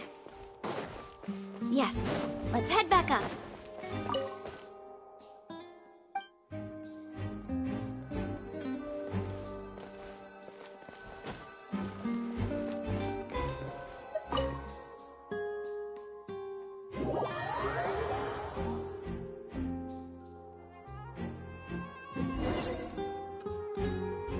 Well, we've ascertained the state of the crime scene.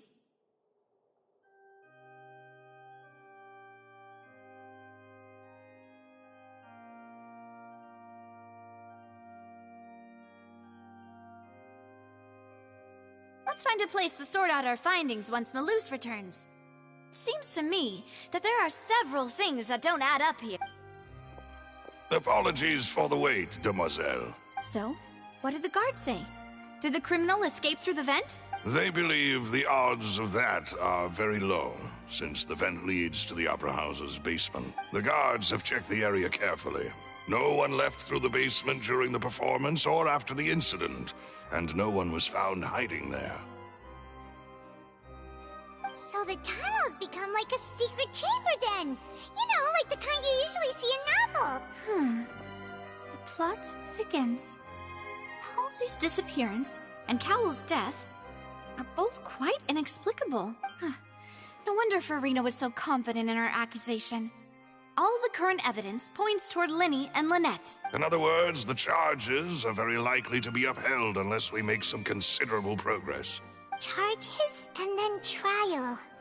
So if the charges are upheld, they'll announce a sentence? That's right. This is how a trial goes in the Opera House. During the proceedings, the Chief Justice and the Oratrice will hear statements from both sides. That's right. This is how indemnitium is produced. The statements from both sides, the defenses from attorneys, witness testimonies, and even the audience's emotions will all be projected on the Oratrice. To put it simply, it's as if the Oratrice has its own will, and is a judge in its own right. This also precludes any kind of favoritism on the part of the Chief Justice. And not that this has ever happened anyway. Once both sides have finished speaking, the Chief Justice will make his final decision. This, too, will be used by the Oratrice as a reference. Then, finally, the Oratrice will be consulted by officials. The result it returns is the will of justice itself. Huh? So that machine is the one that actually decides? Paimon thought Novelet called the shots. In practice, there is very little difference. Both have always come to the same judgment. Which is why people have great faith in the Chief Justice. Ah, yes, the guards also asked me to convey that none of us will be allowed to leave this place before the trial. Huh? Why? Because we've chosen to act as the twins' proxies. That makes us persons related to the case. They're concerned that we might be colluding with outside parties, or that we might find outside help to disrupt the case. And even if that were not so, it could prove problematic if we happen to spread key information about the case ahead of time. I'm ready to break out at any time. Whoa! There's no need for that! Paimon thinks they have a point. That said, are they providing food? Of course. I just hope you don't mind the lack of options. I'm afraid that catering to all tastes is not in the cards, nor is any guarantee of balanced nutrition. In that case, let's just sort out our findings together here. Pity. I was hoping to take you to try some of Fontaine's famous desserts, too. I mean, what better way to properly think through our findings than over some tea and sweets? Huh. Breaking out suddenly doesn't seem like such a bad idea after all. Just kidding! Just kidding! Paimon will still do her best, even if there are no snacks. Hmm? What do you mean, no snacks? Of course we'll have snacks.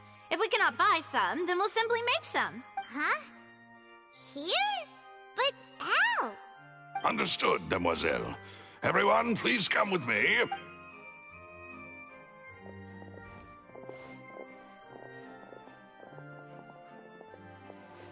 Wait, you're carrying a portable stove with you? Yes, I must be prepared to meet the Demoiselle's baking needs whenever the fancy strikes her. I have eggs, sugar, and almonds at the ready. Good work, you two. Then I'll get to it. Please sit tight for a moment. You'll get to taste my awesome snacks soon enough. These three are quite the interesting group.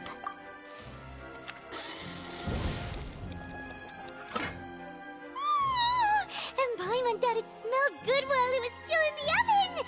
Oh, it's even better now. Paimon can't stop drooling. From the way you had these two guys carrying all that stuff around, Paimon thought you'd have them do more during the baking process. But you ended up doing the entire thing by yourself. Beating the egg whites, grinding almonds, everything. I was applauding. And I was giving encouraging smiles. Paimon was just thinking, aren't you worried about getting your fancy dress dirty, beating egg whites and baking like this? Well, I don't think it's carved in stone anywhere that fancy ladies can only read books, sip tea, ride horses, and play the piano. I just really enjoy making snacks. Don't underestimate beating egg weights, by the way. It's a real arm workout. You also need to beat them to just the right consistency, or your macarons will crack.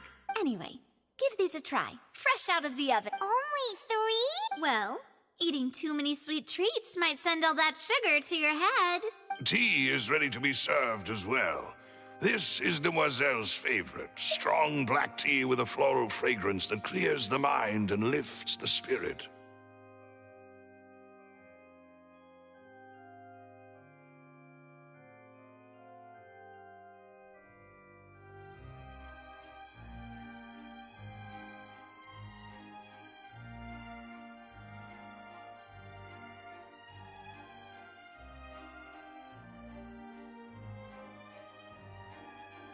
No need for concern. I'm merely doing as I should. All right then. Down to business. As Paimon mentioned previously, the tunnel seems to be something of a secret chamber. However, we can assume that Lyney and Lynette were not alone within it. Some criminal also occupied its sealed confines. The magician twins could have committed the crimes, of course, but they lack any logical motive. Exactly! Why would they do such a thing right when everyone was watching? The flower vase and the thud we heard during the performance could indicate some altercation between Halsey and the criminal in the tunnel, resulting in the shattering of the vase, the discarding of her clothes, and her abduction. Perhaps the criminal thought that since she was chosen from the crowd, she would be too easy to identify if she was still wearing the same clothes. Paimon thinks that makes sense, but the real trouble is... True. None of the clues we found thus far support the existence of this third person. But the only people left to consider are both technically victims, whether it's the missing girl, Halsey, or poor Cowl. Huh. Could Halsey have secretly made modifications to the magic props in order to murder Cowl before making her escape? That's right. And even if she had tampered with the setup, she would need to understand the entire trick to pull it off.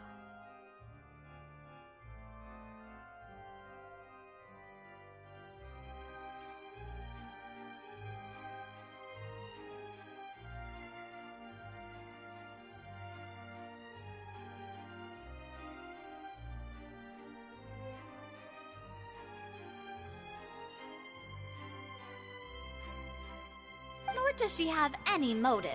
The guards said that she has never had any dealings with the magic troop's members. Were we not thorough enough in our search? From the sound of things, this is turning into an impossible case. Your macarons are amazing though, Navia. They smell great! They're nice and crisp and super sweet! They are my specialty after all. And I see you've already had 5 of them. What? 5? Oh, that can't be right. Paimon only counted 3! Please don't worry about it. At my age, a few less sweets might actually be a good thing. No! Being greedy is one thing, but Paimon knows how to count. Besides, Paimon knows that if she ate too many, then others wouldn't have enough. Wait, even you don't believe Paimon? How could you? If Paimon ate those 2 extra macarons, then may they turn into stone in her stomach! All right, we get it. Well, I suppose one of us might have gotten too engrossed in our chat and eaten them by mistake. No big deal. Maloose, set up the stove again if you would. Huh? What are you doing? Making sure everyone gets 3 macarons, of course. Exactly. We don't want to trouble you. As you wish, demoiselle. And I have the egg, sugar, and almonds. Well, this really is your hobby, huh?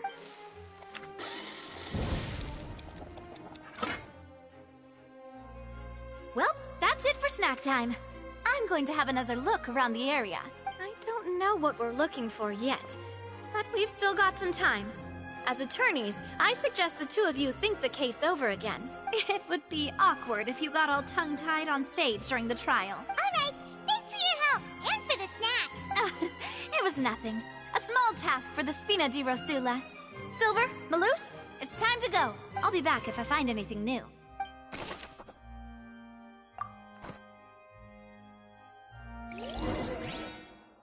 All right, it's time to put our heads together. We've got to get our defense ready for the trial. Oh, it's probably gonna be a long and difficult case. There's no point in worrying about that now. We just need to prepare. Here, take Paimon's notes. They should help you review the situation.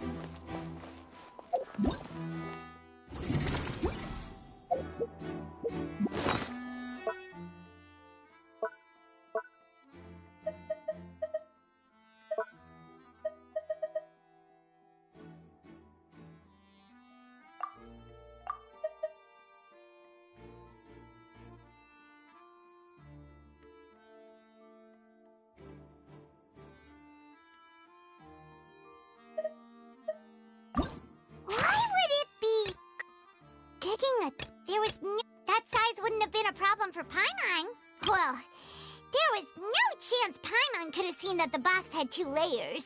That size wouldn't have... We all heard that noise. That size wouldn't have been a problem for Paimon. That size wouldn't... Digging a tunnel...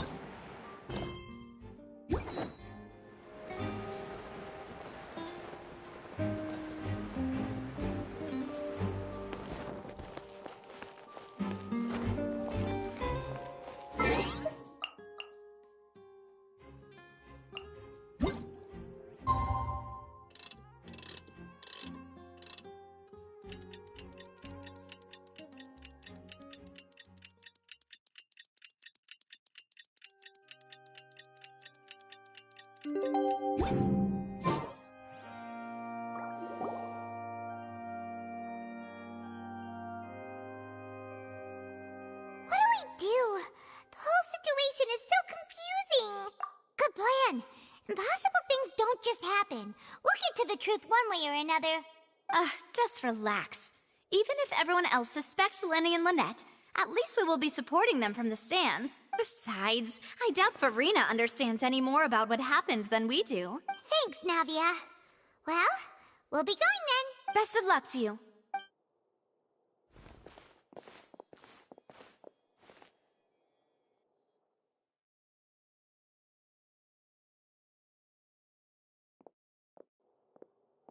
Ah, finally, you're back. Well, how did your investigation go? To be honest, you might be disappointed. No. We're already very grateful that you were willing to help. Well now, don't you all look disappointed. Don't tell me that your investigation came up empty-handed. That was to be expected, of course. The guilty can never produce proof of their innocence. But don't let that stop you. I shall be terribly disappointed should you, my most anticipated foe, concede so easily. Since both parties are present, I declare that the trial regarding the magic show incident is now in session. Firstly, in order for the audience to understand the causes and results of the incident, could we please have Mr. Lyney explain the trick? Yes, of course. I will explain while Lynette demonstrates on stage. All the necessary items have been prepared. Thank you, Mr. Lyney. In that case, I take your statement to be that you ran to and remained hidden within the magic box in the audience stands once the trick began, and thus could not have committed the crime. Is this correct? Yes, that's correct, Your Honor. In that case, I call upon the prosecution. Lady Furina, do you wish to refute his statement in any way? Why, of course I do. Allow me to take the first shot and break this case wide open. Mr. Lyney is clearly lying. There is no way you could have been in the box the whole time if you were to abduct Halsey and murder Cowell. In fact, I'd say you were hardly in that tunnel at all. That is simply your hypothesis based on the presumption that I'm guilty. Oh, is that so? And if I may ask, what did you hear while you were inside your box? The roaring countdown of the crowd, of course. That's how I kept track of the time and built anticipation for the finale. And you didn't hear anything else at all? Nothing that might leave an impression of any kind? No, nothing. I see. But when the count reached 30 seconds or so, there was a thud. One so loud that I believe practically everyone heard it. Huh? Hey, hang on. Something's not right here. Yeah, I'm sure he could have heard a noise that loud from inside the box. I was right by the box, and I definitely heard the thud. Look at those scales. Could those mean... Well then, ladies and gentlemen, allow me to use the words of the magician himself. You never know what can happen in the blink of an eye. Indeed, it seems his alibi can also collapse in the blink of an eye. Of course, I have armed myself to do far more than smash your alibi. Confidence cannot go unfounded, and my foundations are rock solid. Tell me, aren't you and Lynette actually from the House of the Hearth? The House of the Hearth? No wonder they did something like this. So the serial disappearances were the Fatui's doing. Now it all makes sense. I've got a feeling that what happened on stage probably wasn't just an accident. That's irrelevant. Our identities have nothing to do with what happened. Indeed. Then perhaps you could tell us everything that happened during that 1 minute.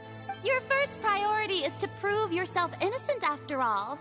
I'm sure there is little that needs to be kept secret now. Unless your script already has holes in it. The Outlander is speechless. My, oh my, don't they look flabbergasted? Now comes the infighting and discord, I suppose. This was almost too easy.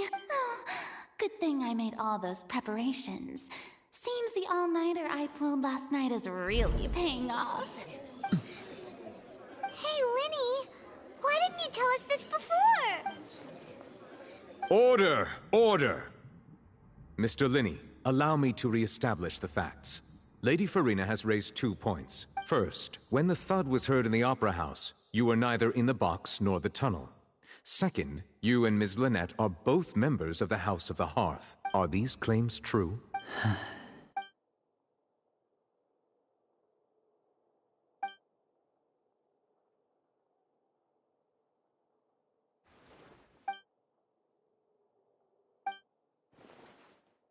Please answer my question, Mr. Lyney. I'm sorry. Yes. I knew it! Well, that's it. We might as well move on to the sentencing. What should we do now? Granted. In that case, what is your request? Is that really necessary? They're already as good as guilty. The defendant deceived their own attorneys. What is there left to discuss? Order! Order, I say! Your request is reasonable, and we shall adjourn. This trial will reconvene in 1 hour. So you would stick to Mr. Lyney's defense even after knowing what you do now? You certainly have more professionalism than I thought. In that case, my dear audience, let's...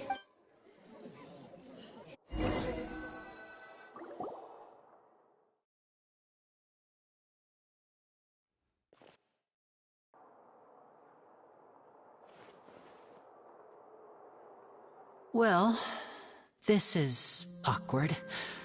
I didn't think the Hydro Archon would dig all that up.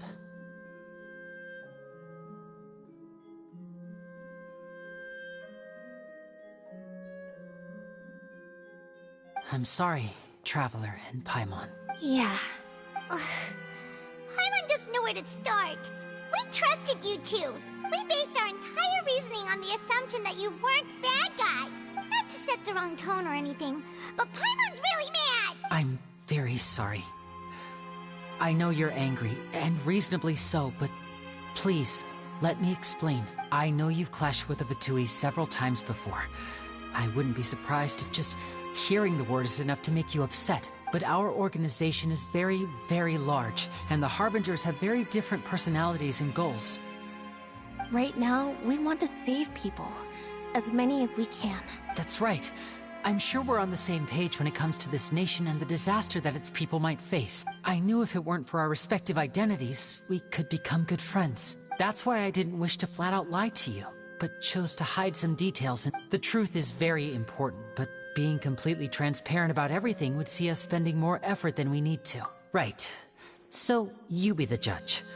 Heck, if I were you, I fear that I'd even struggle to trust. You met a Fatus who works as a magician, a trickster by trade. All by coincidence, too. But still, I'm asking you to trust me. I am no criminal. At least, not in this case. Sorry. Please forgive us. Well, you both say that, but...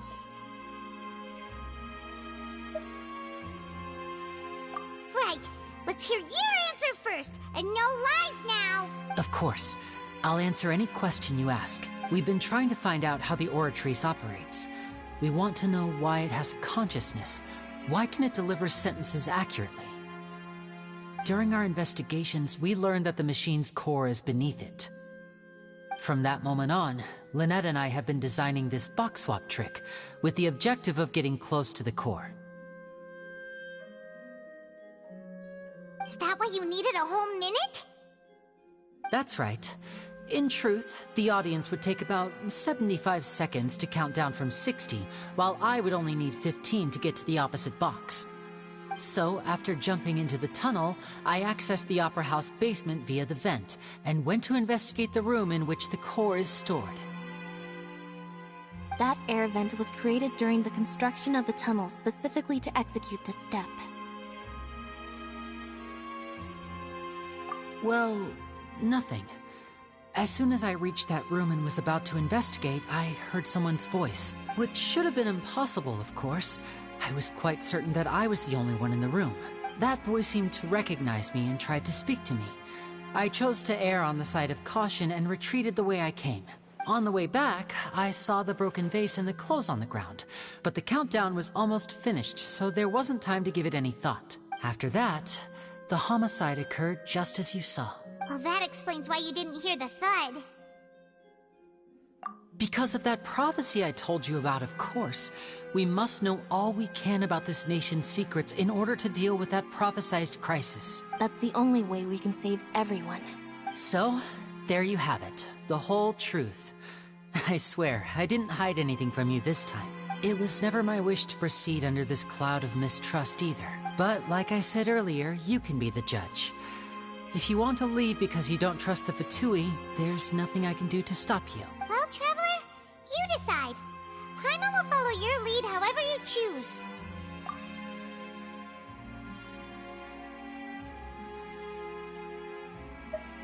Okay, thank you. Thanks for giving us a chance. The current problem is that the scales are tipped pretty badly against you two. If we want to refute the Hydro Archon's accusations, we're gonna need a seriously watertight defense. Huh? Oh, Paimon thinks she gets what you mean.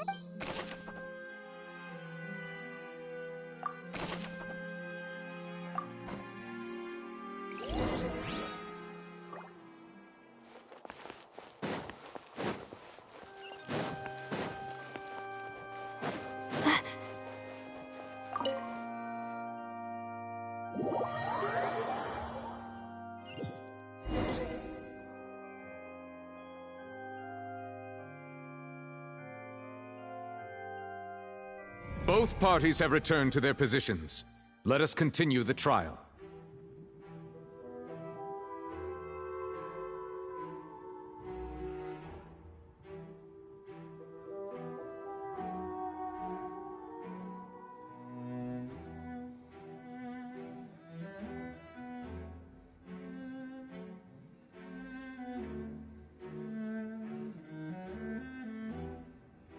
When last we left off, Mr. Lyney acknowledged the new evidence presented by Lady Furina as fact. Therefore, Lady Furina may continue stating her reconstruction of the events. Ugh, that took long enough. Now then, if everyone would lend me their attention at this stage, let's revisit that scene from Lyney's perspective.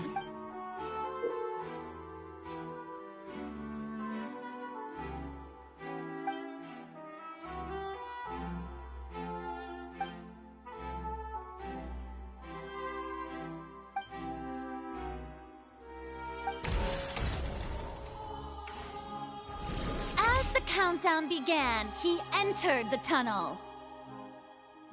When the flatbed trolley passed, he opened the box and got into an altercation with Halsey, which caused the loud thud.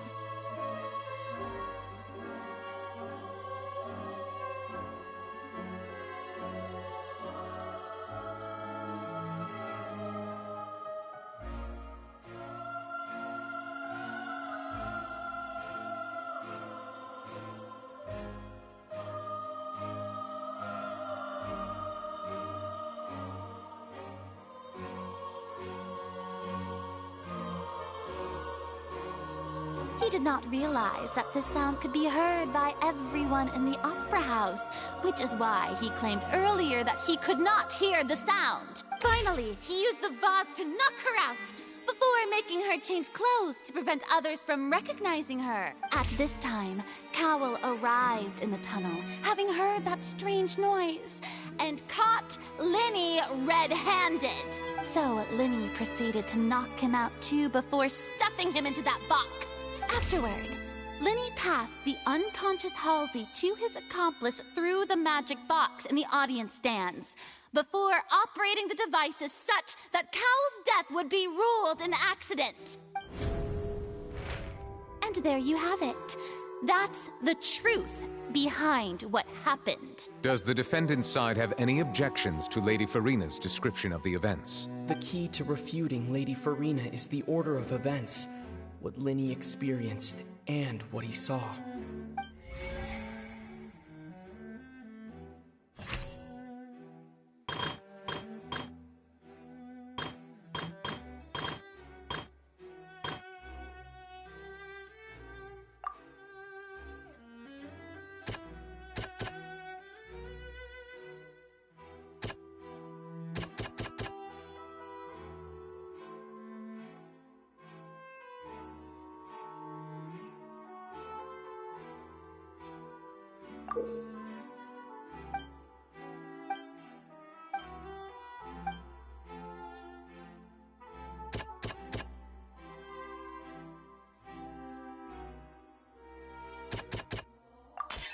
According to Lyney, he left via the vent after entering the tunnel.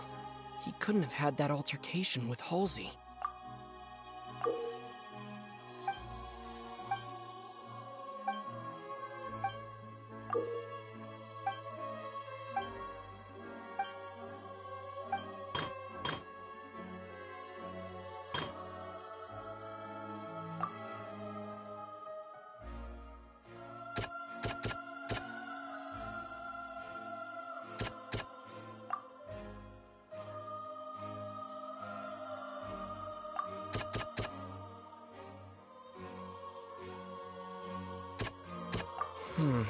Seems this won't produce...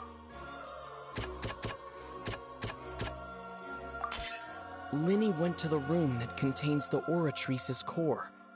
This is the actual truth.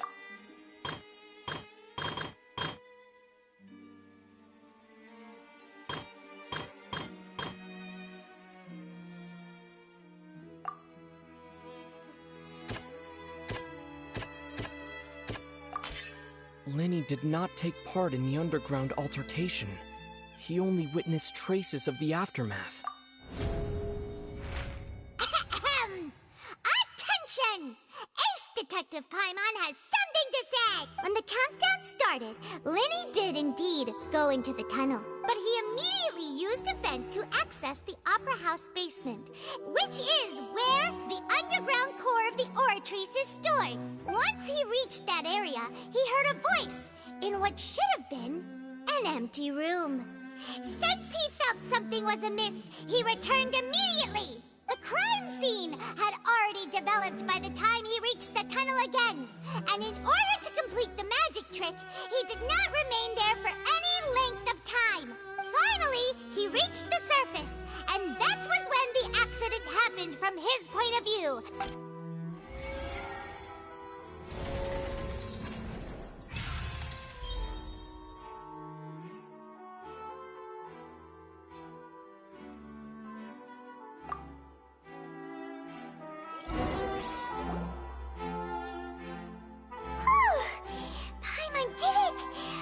In other words, you believe that he knew nothing of the incident? That's right! My reasoning? If that's the case, then if Cowell hadn't entered the tunnel, who was the entire setup meant to kill? Assuming that what you say is true, Lyney only needed to kidnap the young girl to cause a new disappearance case. What would the point of killing someone on stage be? Oh, they have a point. That's right, you Well, Your denial is very strident, I'll give you that. But what proof do you have to back your claims? Of course I do. If he had been in the magic box the whole time, how could he have not heard that sound? You're saying that he wasn't?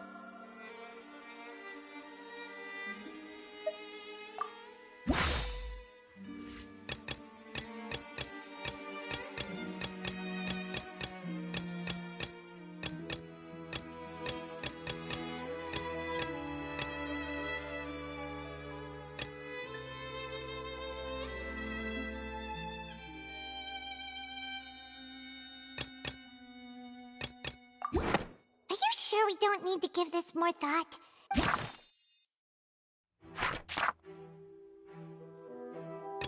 Are you sure we don't need to give this more... That's right! Lyney wasn't in the box or in the tunnel. That's why he didn't hear anything strange during the performance.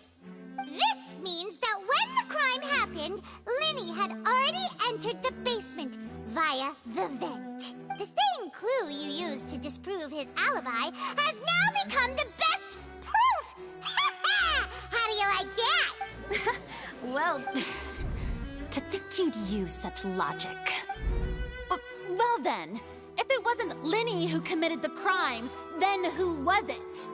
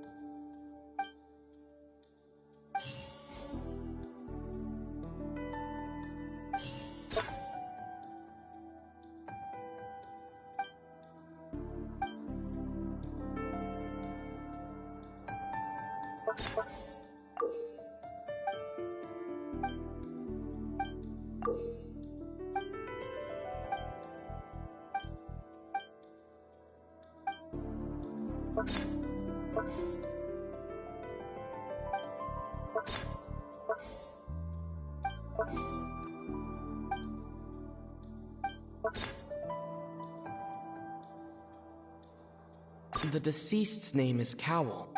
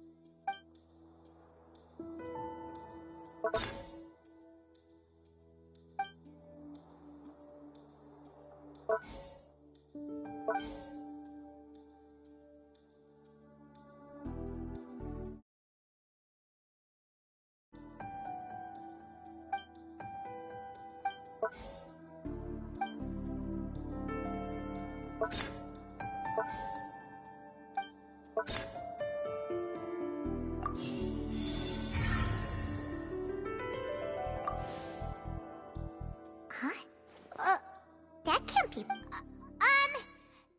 Oh, What I must do next is recreate the truth. What Cowl did, and how he went from wood... No one entered or left the...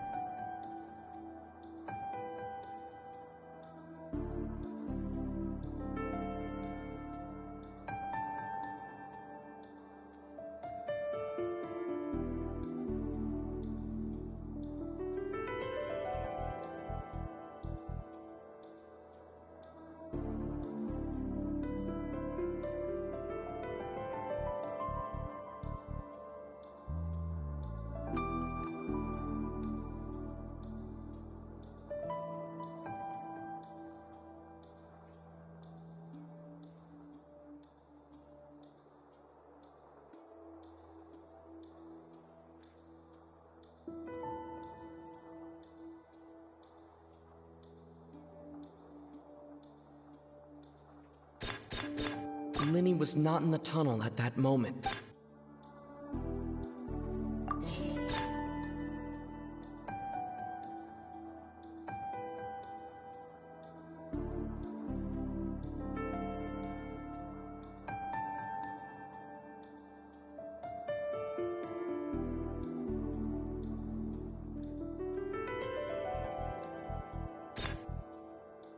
It would have been tough for both people to fit into that vent.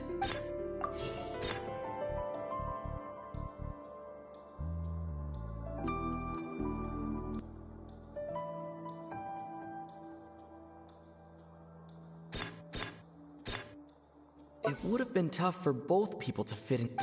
Lyney was not in the tunnel.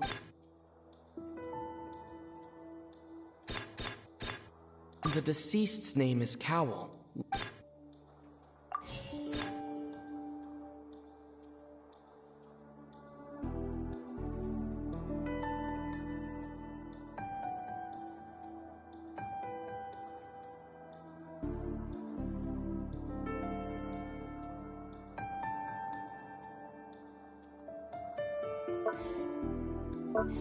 It would have been tough for both. The deceased's name is Cowl, Lyney's assistant. He would have been No one entered or left.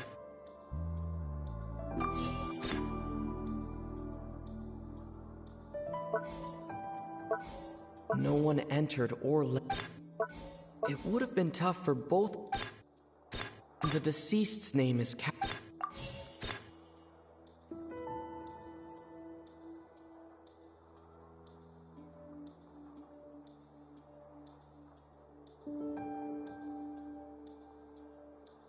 No one entered or...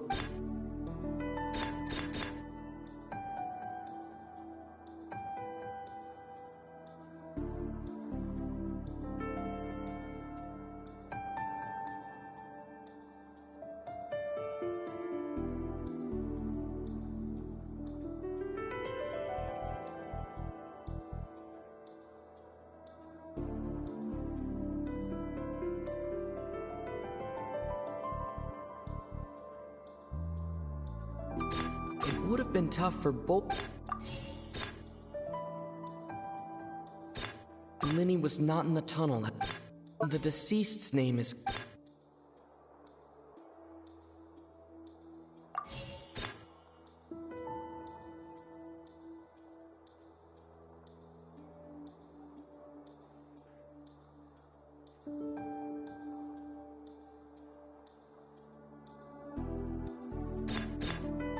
Lyney was not in the tunnel at that...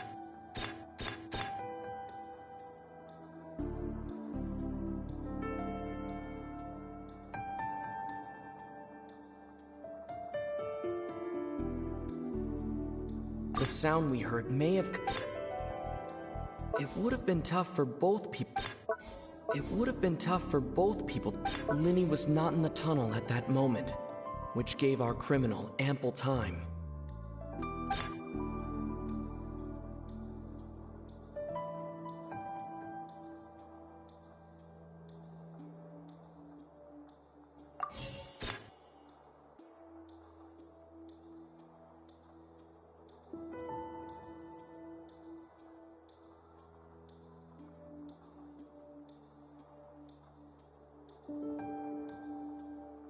The sound we heard may have come from a clash between the missing Halsey and the... It would have been tough for both people to fit into that vent.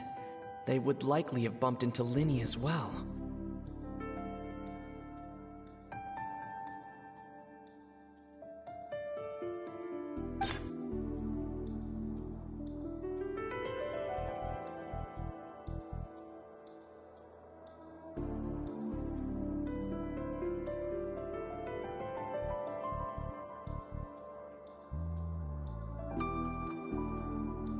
Halsey's clothing was in...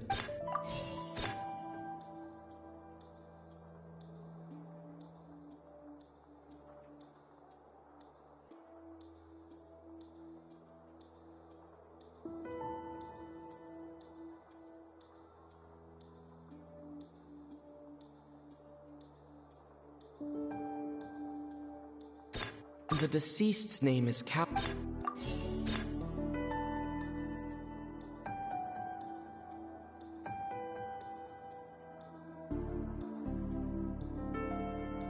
Halsey's clothing was in the tunnel. Lyney was not in the tunnel at...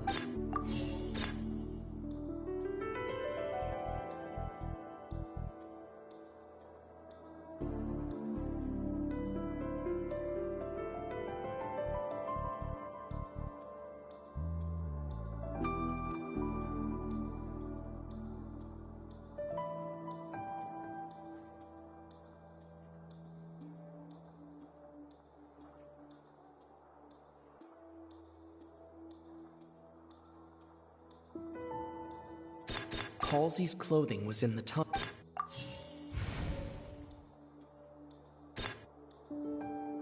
No one entered or... It would have been tough for both... No one entered or...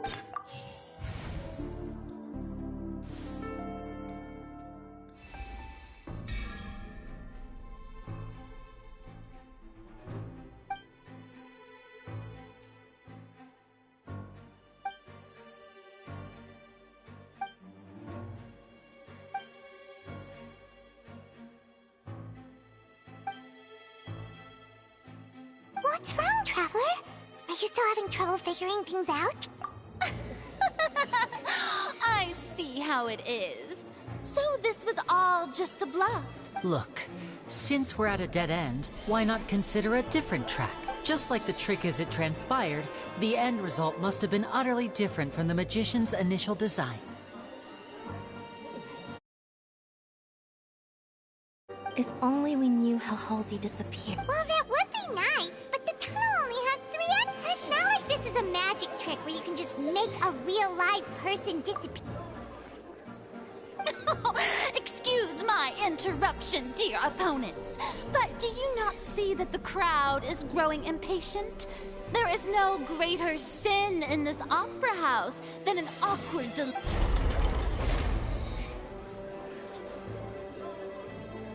If the defense is unable to make further effective arguments, we will move on to the next stage of the trial. Lyney was not in the tunnel at that moment. The sound we heard may have come from a clash between the missing Halsey and the criminal. The deceased's name is Cowell.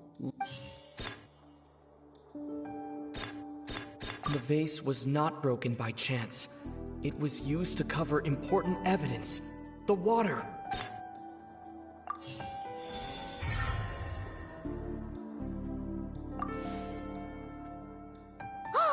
Paimon gets it!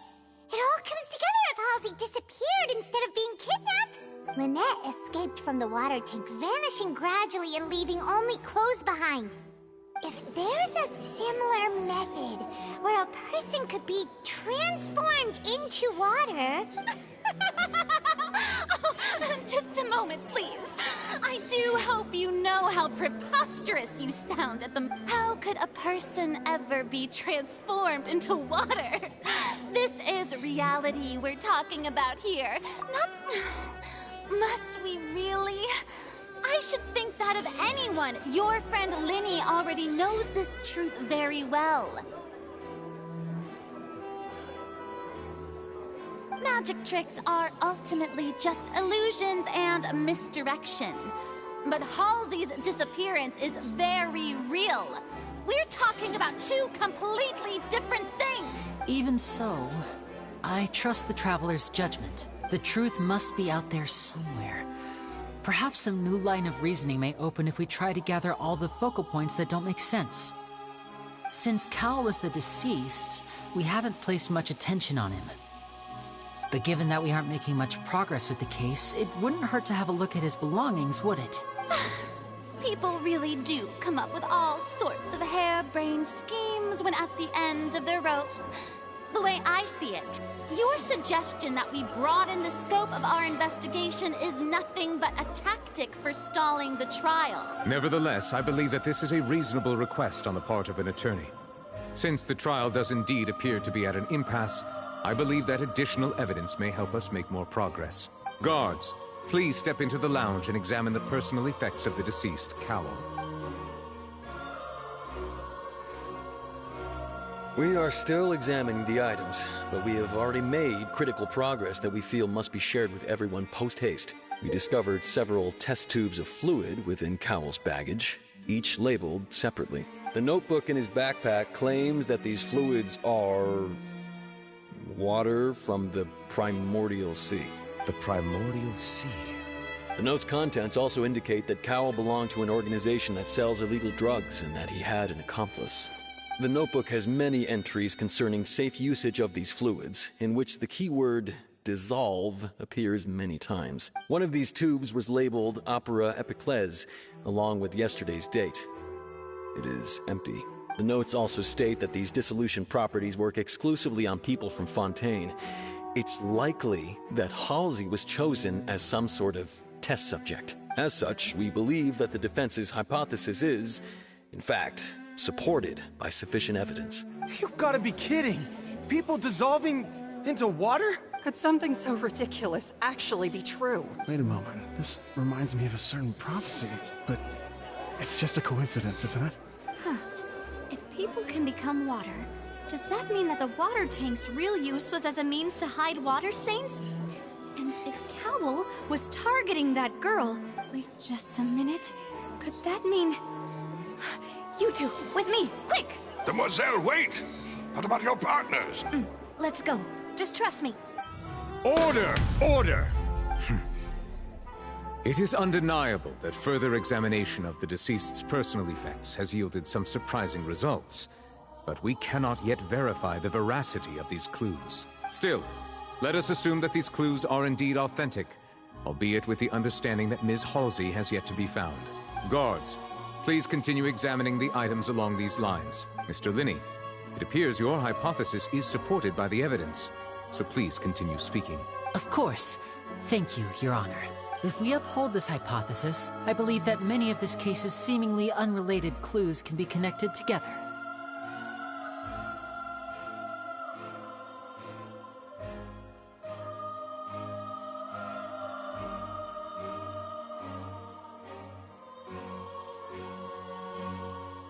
Right! Like the metal hook! That one didn't make sense at all. Let's think about this.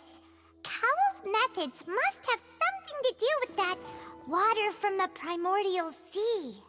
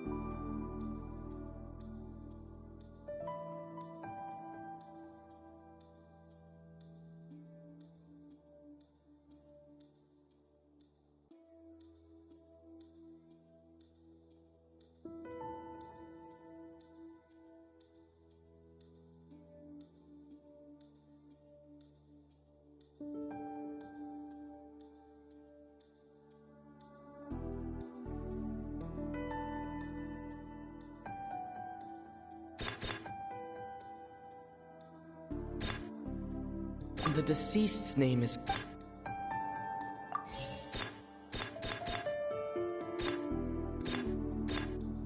The water from the primordial sea should already have been prepped. The water from the primordial sea should The deceased's name is Cowl. The water from the primordial... The deceased's name is Cowl. Lyney's... The water from the primordial... Now it seems like the hook rope was not...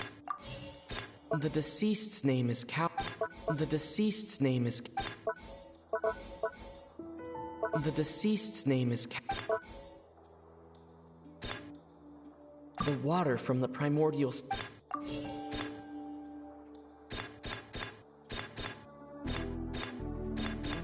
The rope that held the water tank up was lit...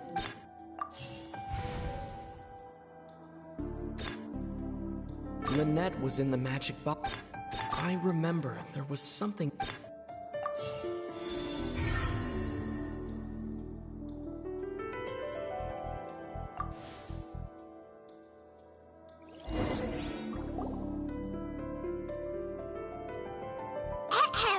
It's Ace Detective Paimon's time to shine again! In the original plan, Cowl would tamper with the water tank rope and the number selector securing his target. When the magic box containing Halsey was lowered, the metal hook would retract gradually and pierce the balloon at the top of the box. When the balloon attached to the box popped, the water from the primordial seed inside it would pour down and dissolve Halsey. Afterward, Cowl would enter the tunnel and break the flower vase to conceal the water inside the tunnel, with the remaining evidence being covered up by the water tank on stage. But he encountered something unexpected in the tunnel and wound up being fatally hit by the same water tank he meant to use to cover his tracks. Huh. That does make sense. That actually links together a lot of the more Oh dear, what do I do? Even I think they sound convincing now. Have I falsely accused an innocent person? What a humiliation. Now, it seems like the only point of contention remaining is the exact circumstances that led to Cowl's death. His notes mentioned he had an accomplice who could be related to the situation. On that note, the guards have just contacted me indicating that they uncovered new evidence. I shall now invite him on stage to share it with us. Thank you, Your Honor. We were just inspecting the luggage of the other people involved in this case.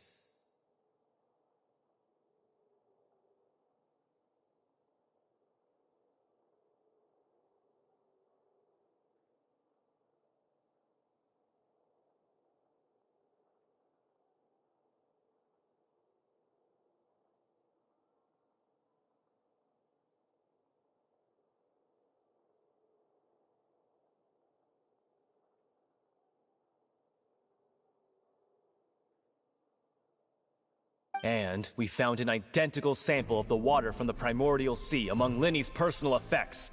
What? That can't be. Oh, I see. Well, how does this not clear all doubts? My dear citizens, my loyal audience, allow me to present... Lyney did not need to take part in the dissolution of the young woman at all. Indeed, he did leave the scene via the vent. Having made modifications to the props beforehand, his accomplice Cowl then caused Halsey to vanish using the water from the primordial sea. But upon his return, in cruel avarice, Lyney desired sole credit and prepared to do away with his partner in crime.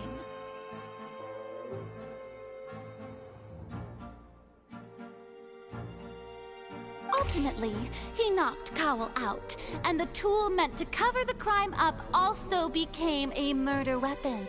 Now, as much as I regret having come to such a viciously straightforward conclusion, it does seem that the famed Fatui is quite the cold-blooded and ruthless organization. Am I right, Mr. Lyney? We've used up all the evidence we collected. There's no... Is this the end of the... Oh no! Paimon seems using the water as new evidence was too good a move. I think we've all seen enough now. I believe this is indeed... Now then, my good... Excuse me, everyone, but I must interject! Miss, I must ask you not to shout, and to respect the ongoing legal proceedings. Oh, come on. Don't be hasty. I have a good reason for interrupting, you know. Now, would anyone here like to take a little break from all this debate and see a little magic? I'll show you an amazing trick. One that can bring a young woman who has disappeared back in the flesh, right before your very eyes. Please, do the honors, Mr. Lyney. What in the world is she saying? No offense, miss, but miracles like that are beyond my scope as a... Come on now, don't be silly. Magic is all about misdirection, isn't it? It often conceals the truth while but once everyone believes the illusion, can't magic reveal the truth to them once again? And wouldn't such a trick be the most marvelous finale to today's performance? Come on, Lyney and Lynette, give it another go. Don't worry. Spina di Rasula has made the necessary arrangements on your behalf. But, as the magic makers and stars of the show, I think I should leave the final performance. I understand. And what?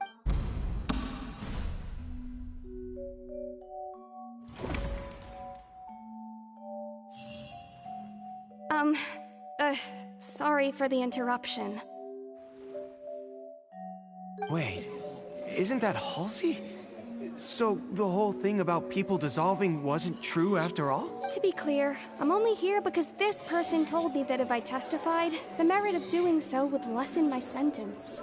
I was hiding outside this room listening to the proceedings because I was afraid that I would be the one put on trial. I was just feeling happy that no one had noticed me. And then before I knew it, she caught me. That'll teach you to underestimate us three. Where should I begin? I'm sorry. I'm the one who killed Cowl. I admit it. What? Why? Firstly, my name isn't Halsey. It's Lillian, and I'm originally from Mondstadt. I heard that Lyney's show was gonna be a real thriller, but I missed the chance to buy a ticket, so I stole one. That's how I make a living. I steal stuff here and there. And I'd never been caught before. But I was noticed at the harbor a few days ago, and I barely got away. Lyney was the one who caught me in the act. Hey! No wonder you look familiar! So you were the thief! Lyney even mentioned that you were pretty skilled! Well, and I thought that would have been the end of it, but then the number selector chose me. He even mentioned the Fortress of Meripede. That's a prison, isn't it? So you can imagine how shocked I was. I thought he was on to me for sure. So I played along with the show while looking for an opening to flee. But then I got water poured on me for no reason, and then someone jumped into the tunnel to nab me. I wasn't going to take that lying down, so I knocked him out and stuffed him into the box. There was nowhere to run from there, though, so I had to change my clothes and hide in a box containing performance costs. I slipped out after the first guard arrived at the scene and continued hiding inside the opera house. Can a person even hide in there?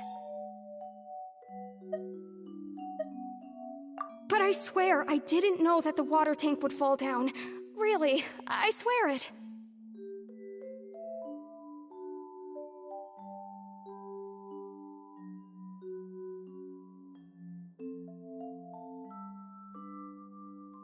Had I known that, I wouldn't have put him in the magic box. I may be a thief, but I'm no killer. Well, that makes everything pretty clear now, doesn't it? This time, we need to tell the entire story from Lily-Ann's perspective.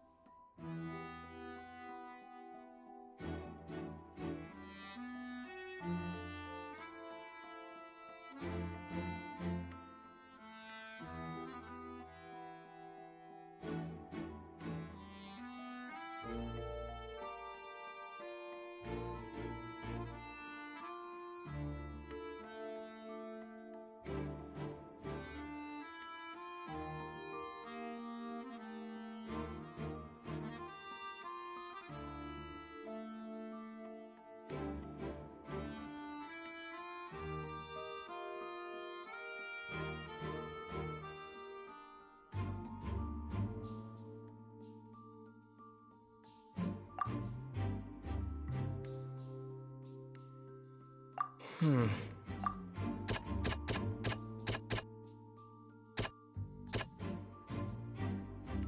Hmm. Hmm. Hmm.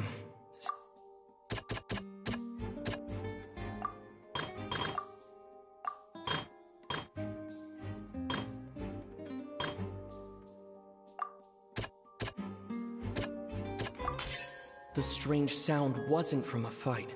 It was Lillian's attempt to break out when she...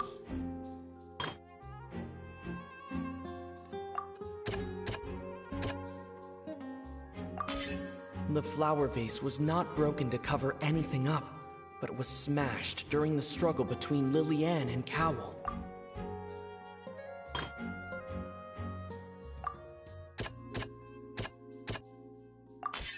Lillian was afraid that she would be recognized. And it's Ace Detective Paimon time! Having been selected out of the blue, Lillian panicked. Her panic only intensified after she entered the tunnel and had water poured on her head. So she kicked the door open, producing the thud we all heard. Hearing the commotion, Cowell leapt into the tunnel, only to discover that Lillian had not dissolved.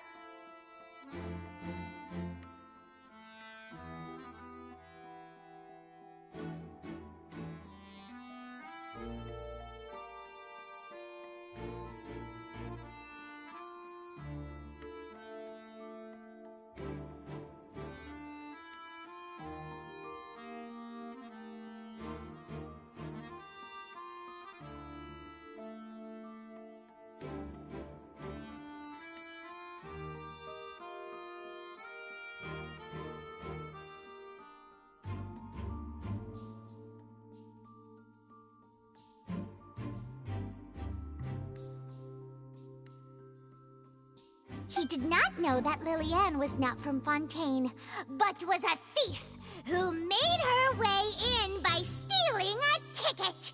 Mistakenly believing that the water from the primordial sea needed time to take effect, he tried to force Lillian back into the box. The two broke the flower vase during the struggle, but Lillian came out on top, knocking Cowell out and putting him in the box. With no way of escaping, she changed her clothes and hid in the costume trunk until the performance ended.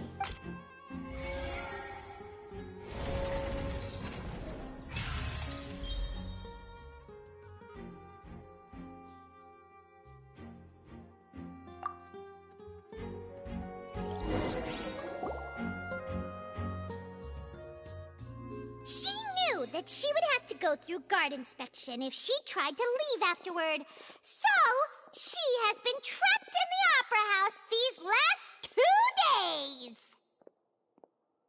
She had already become desperately hungry by the time we were chatting over macarons. So, she swiped 2 of them right under our noses. Talk about a sneaky thief. At this point, all the events that happened in the tunnel have now come to light. Ah, so that's the whole story. Bravo! Bravo! Now then, Lady Furina, do you wish to speak against the defense's statements? Please answer the question, Lady Furina. Also, if I may add, the trial has not yet ended. As such, I request that the prosecution not leave the room before the proceedings have concluded. What, are you reading my mind now? No, I have no further arguments. I admit defeat. But really, could you at least have left me with some dignity? Wow, look at that! She's like a deflated balloon now. If there are no objections, then as the Chief Justice of Fontaine, I shall once again repeat the full sequence of events. The actual perpetrator of the serial disappearances, Cowell, selected his next victim from the audience reservation list. With some modifications to the selector, he could ensure that the pre-selected young woman would be chosen. To cover up any evidence while committing the deed, Cowell thought of allowing the water tank to fall, which would conceal the water left behind after the young woman was dissolved. He also tampered with the rope suspending the water tank, using the fireworks at the end of the performance to cause the tank to drop and hide the watermarks. He poured the water from the primordial sea into a balloon during the preparation of the magic box and stuck it to the box's lid. Finally, he passed the prepared hook on a rope through the gap in the magic box's door when bringing the young woman to said box. When the magic trick officially began, the box containing the woman was lowered into the tunnel, tightening the hook rope and bursting the balloon containing the water. If all had gone to plan, the young woman would be dissolved at this time. However, Lillian was not from Fontaine, and thus fled the box with a loud noise. Realizing that there was trouble, Cowell entered the tunnel and met Lillian. Thinking that the waters had not yet taken effect, he decided to proceed. However, his opponent was more capable than he thought, and he was overcome, knocked unconscious, and placed into the magic box, and thus became his own final victim. Lillian, according to her own statements, then changed clothes and hid until the performance ended, before hiding in other parts of the opera house.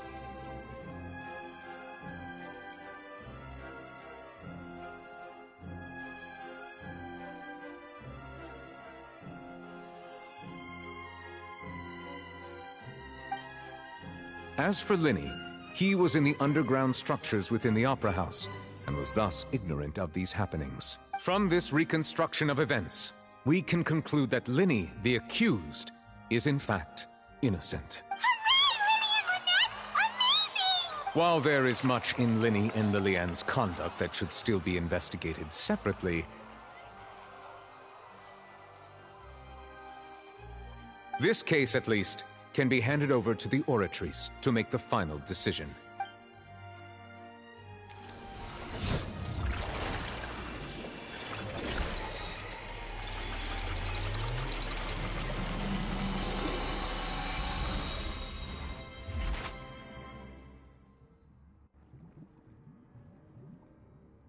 As such, Lyney and Lynette are officially declared not guilty.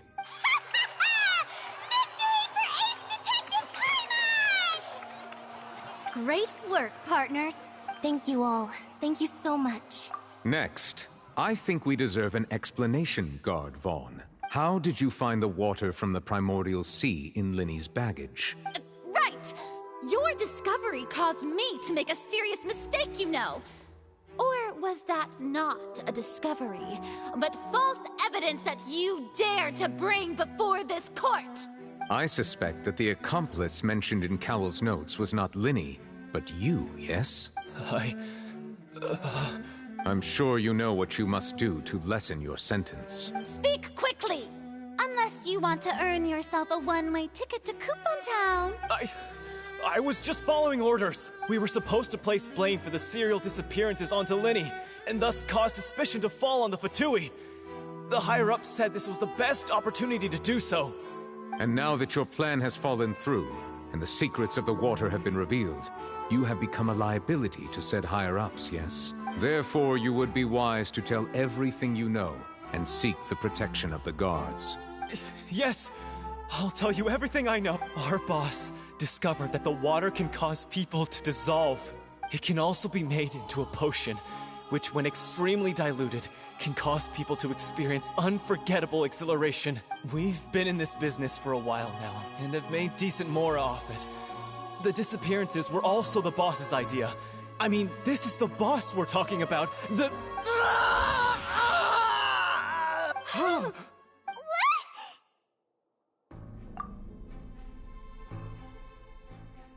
And now he can no longer talk. Such ruthlessness. I shouldn't have expected any less of them. An outrageous act. All present, please submit to inspection immediately.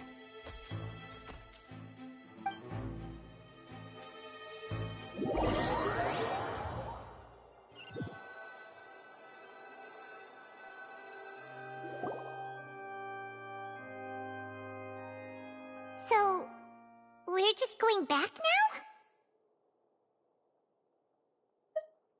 That's true, but...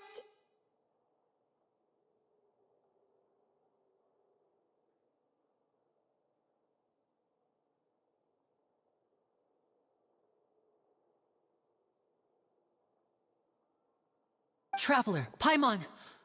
Please wait. Lyney... I know you may not want to speak to me right now. Maybe you don't even want to look at me, but still. Let me thank you again for defending me to the end, even after you learned that I'm a member of the Fatui. I guess. But regardless, I'd like the opportunity to set things straight.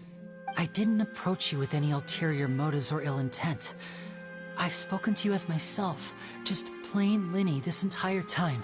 As for why I'm a Fatus, it's because the goals of the House of the Hearth align with those of an orphan like me. That's all. That was how Father, who you might know as the Knave, approached recruiting us back then too.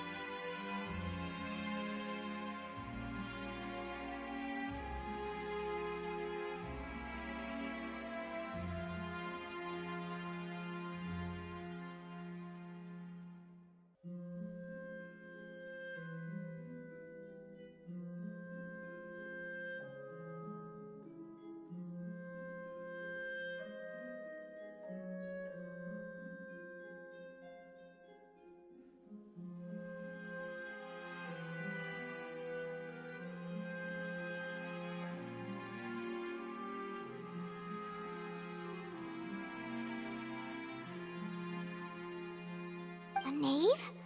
The one who controls the House of the Hearth? She's your father? That's right. And since we're here, I was wondering, would you mind hearing a story? Back when our parents first died, Lynette and I were left wandering the streets. To survive, I took to surreptitiously observing an older street performer who did magic.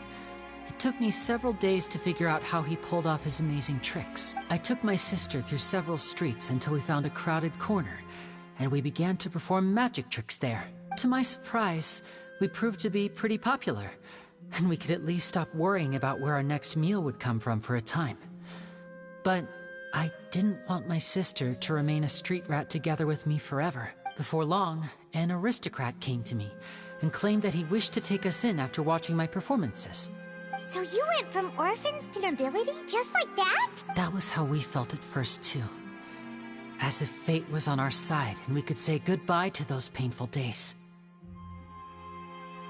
But I gradually discovered that while we were called foster children, he was really after my talent for magic tricks. He would constantly take me to all sorts of banquets to garner attention, which he would then use to expand his social circles. That doesn't seem too bad either. Better than roaming the streets at any rate. It took a while for me to realize just how dark his heart really was. After one particular performance at a banquet, I discovered that Lynette was not on the same return vehicle as me.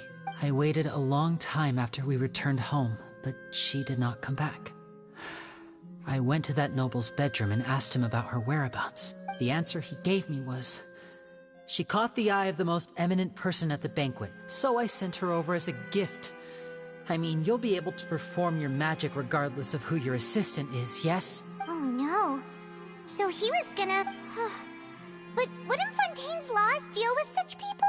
As far as outsiders are concerned, this is a relationship akin to adoption or foster care. and they have their ways of escaping the eye of the law. I managed to ferret out the location of the mansion of that so-called eminent person, and hurried through the night. But by the time I leaped over the walls, avoided the guards, and made my way in, all I saw was the moonlit ground covered in blood, and the knave standing there in the darkness. So, she'd already taken care of that guy.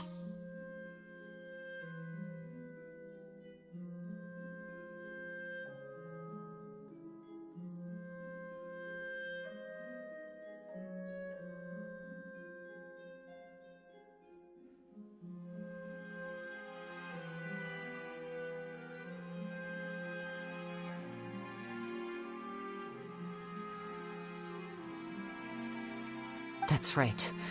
She had rescued my sister before she could come to any harm, and had even discovered several girls hidden in a basement, all of them orphans. Father, the knave, might have seen something in me, and so she made me an offer. The House of the Hearth welcomes you, for your interests align with ours. Here, none will ever betray you. Indeed, betrayal shall never be permitted here. I was hesitant to trust her. I had just been betrayed by nobles, but she was also quick to destroy the noble who had taken us in at first, giving us back our freedom. Oh, so that's how the two of you joined the House of the Hearth. She has her own plans.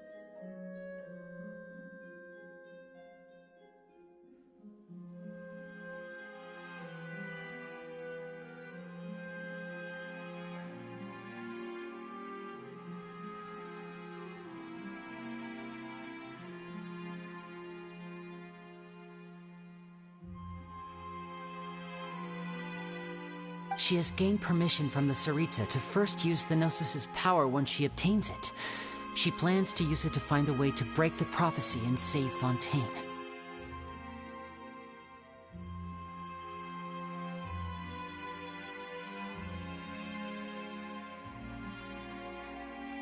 So, she believes in that prophecy too? That's right. The whole House of the Hearth is currently working to combat that crisis. Today's case has also proven that people from Fontaine can indeed dissolve into some sort of water, thus further supporting the prophecy. All of us house members here, Lady Arlecchino herself included, are from Fontaine. We won't give up on defending our homeland.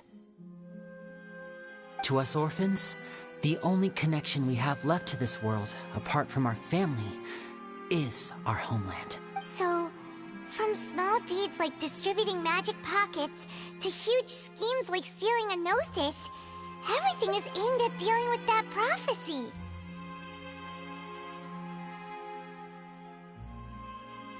It's all right. I understand. The only thing I can do is relate all this to you. I just hope you can understand that even as a member of the House, I have never stopped making my own decisions, and that I believe what I'm doing is right. If you should need anything at all in the future, feel free to find me. I will do my best to help you, as plain Lyney.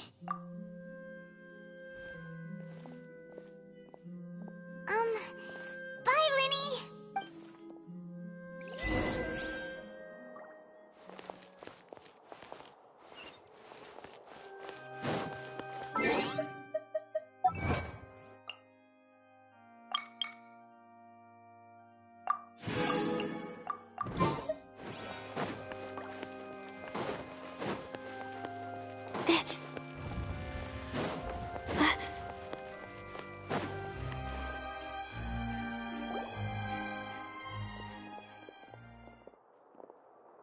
Hey there. What was with the disappearing act you pulled right as the trial ended? Were you looking for us, Navia? Well, this whole thing isn't exactly over, is it? I do feel that we're getting closer to solving the serial disappearances case, though. Don't you think so, too? Huh? What's wrong, my dear partner?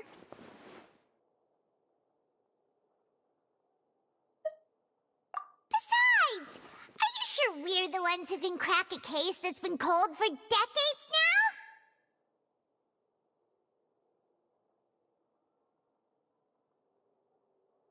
And given that there's new evidence from the trial, there should be a trail of breadcrumbs for the wants people to follow now, right? Ah, I see.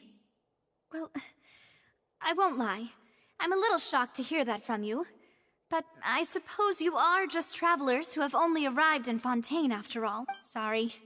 I might have been too presumptuous. Don't say that, Navia. Ah, and we were having so much fun investigating with you, too. It was like having new waters flowing into us. Sorry about that. Wait, shall we have a farewell meal?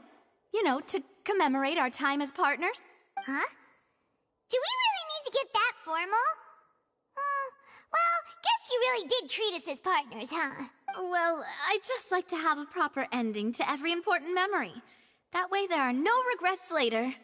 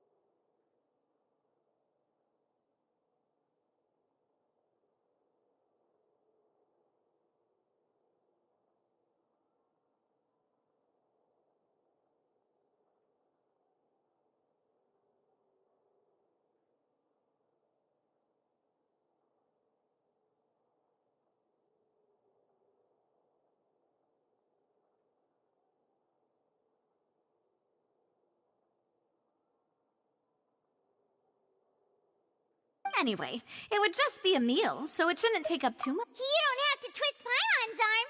Oh, wonderful. In that case, why don't we All right, then. Let's have our farewell meal.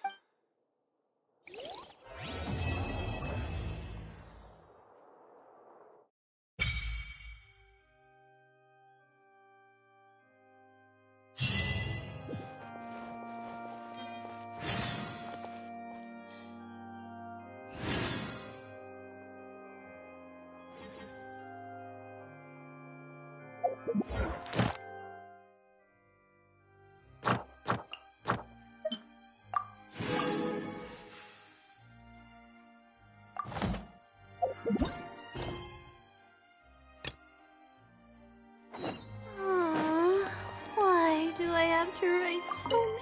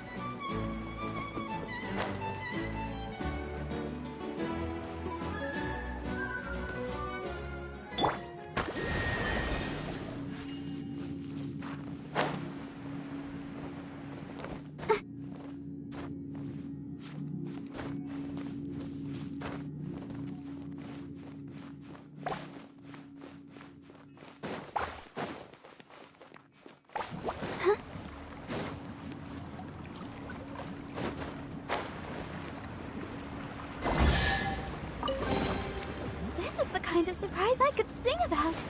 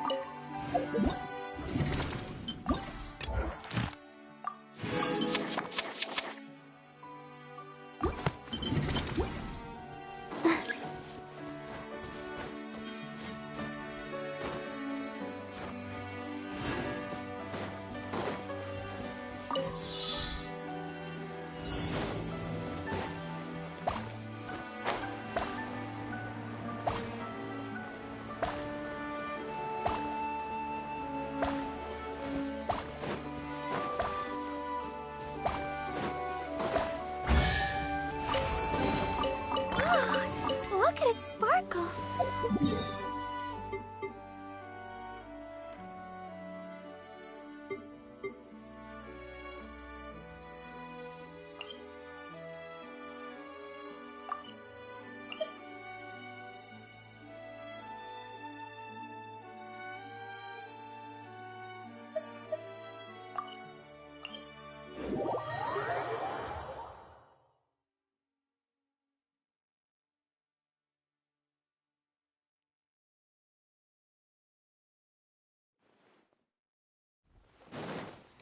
Go, Barbara, go!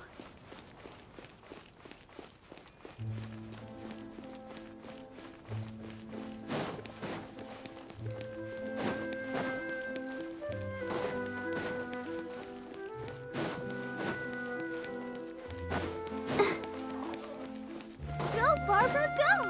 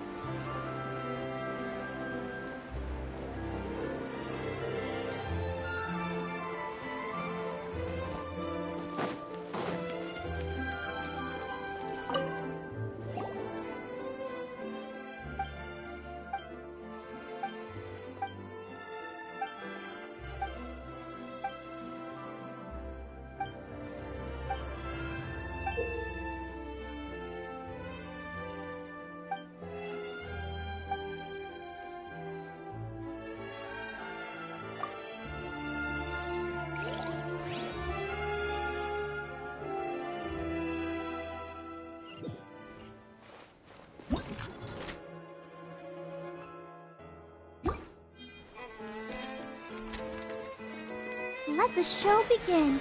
Behold!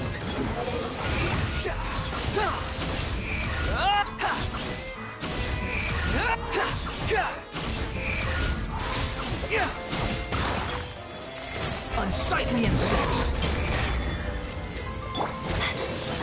Not now.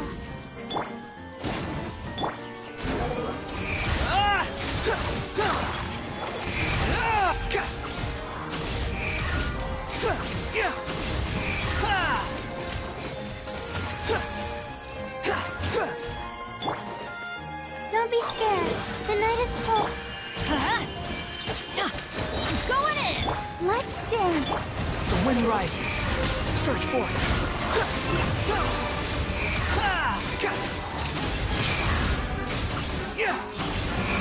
That's far enough.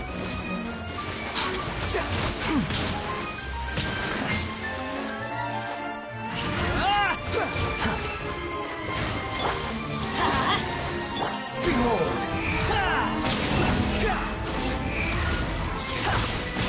How amusing. Ready, steady, go! Let the show begin.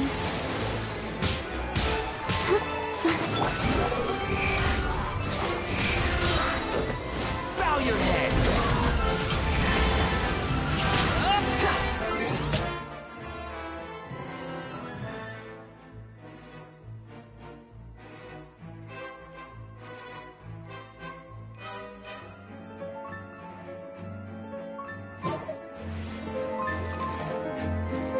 The wind rises.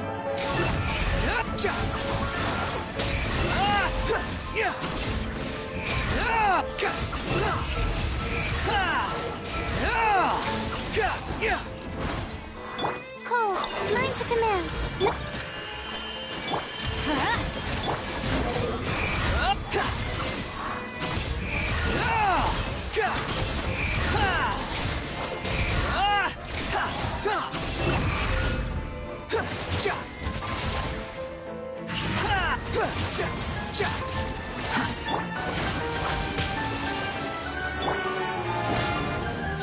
Squall Fury.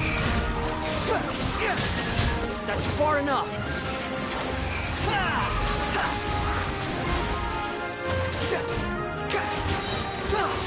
Wretched vermin. following me. Behold!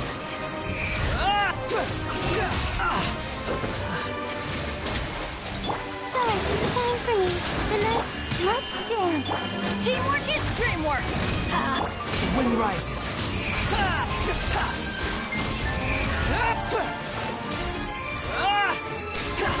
You're dead!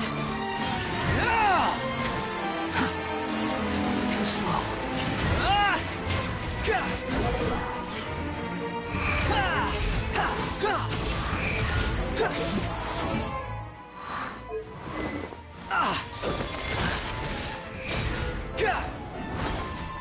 Not now.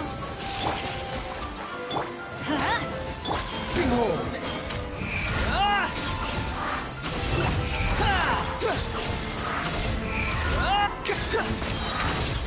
Cry louder! Cole, mine to command.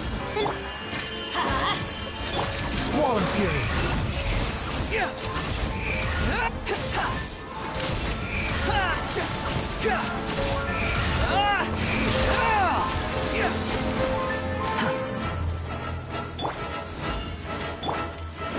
Adventure time! The wind rises.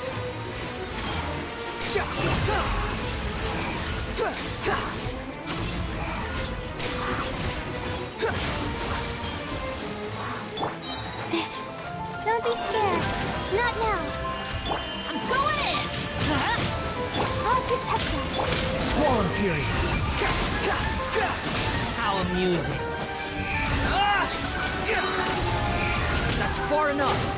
Know your place!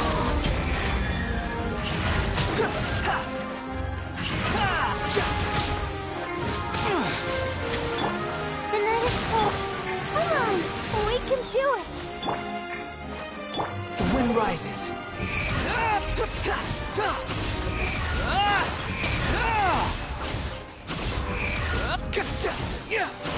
You're dead!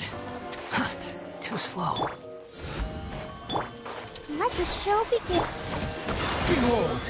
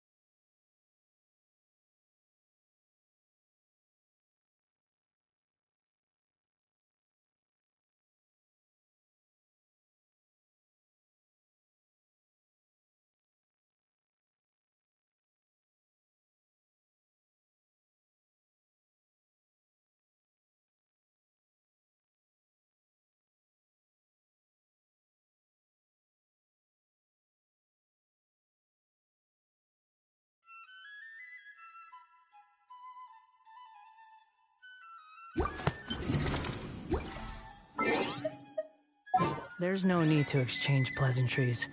It's...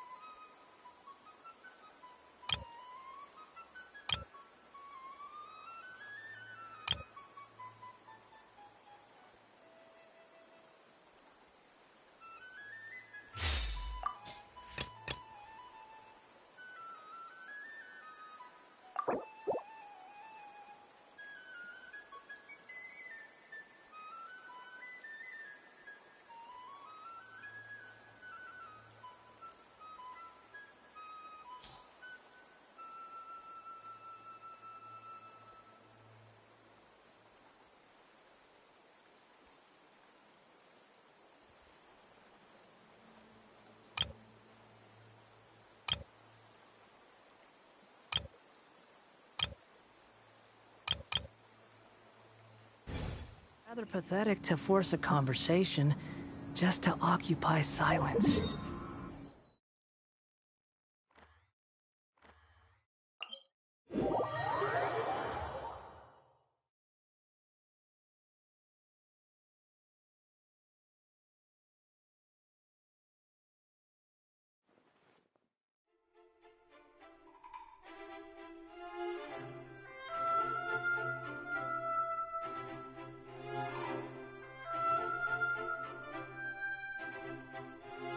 There's no such thing as pure freedom in this world. Even the wind cannot blow on forever.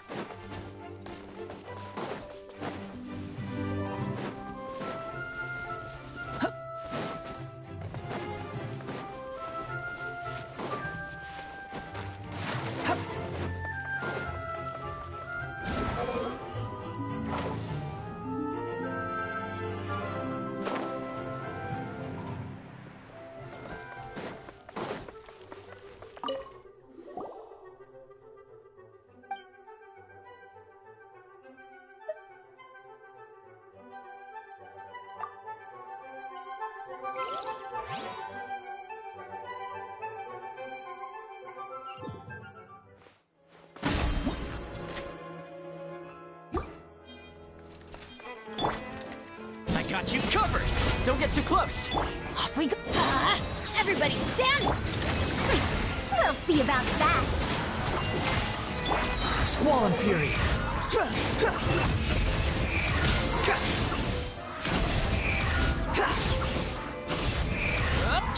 You dare to gaze upon me?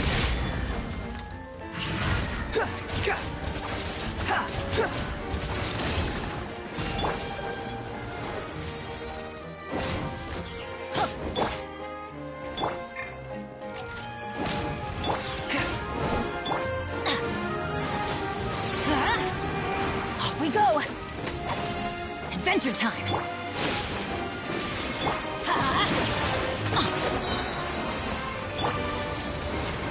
Supporting fire! Fire it up! I'm going in! Massive dash! Have fun with this gift! The wind rises.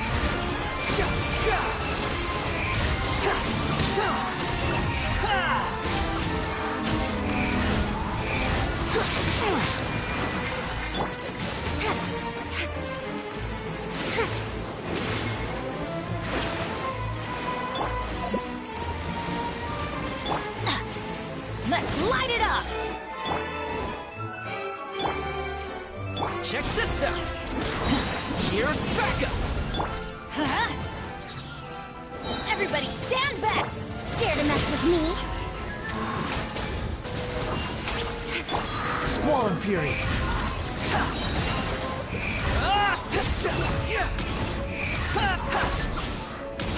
Know your place! Let's light it up!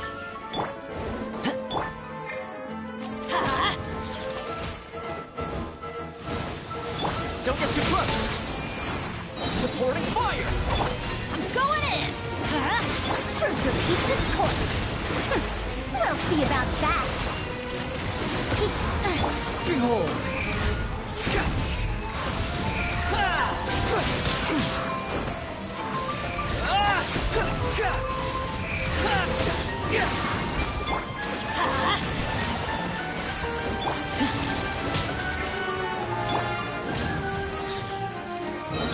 Fire it up! Here's backup! Everybody stand back! Let's Gears of the storm. Too late for regrets.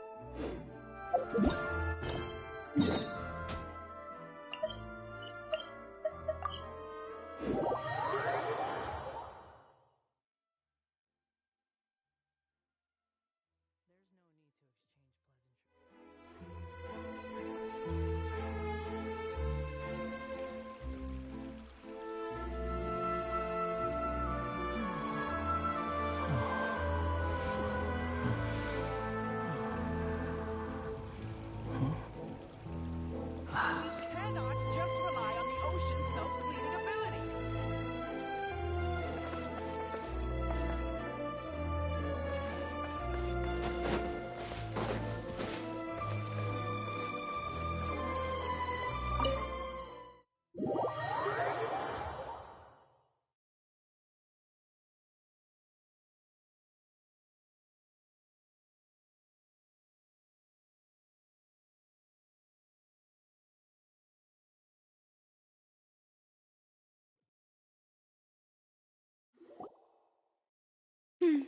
I came here several times with my father when I was little, but stopped eating here as often after growing up.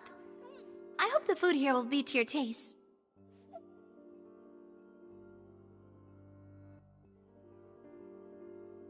Oh, don't worry. We haven't eaten at a hotel like this in a while. Paimon's getting excited already. Oh, in that case, I'll go order for us first. Please wait here a moment.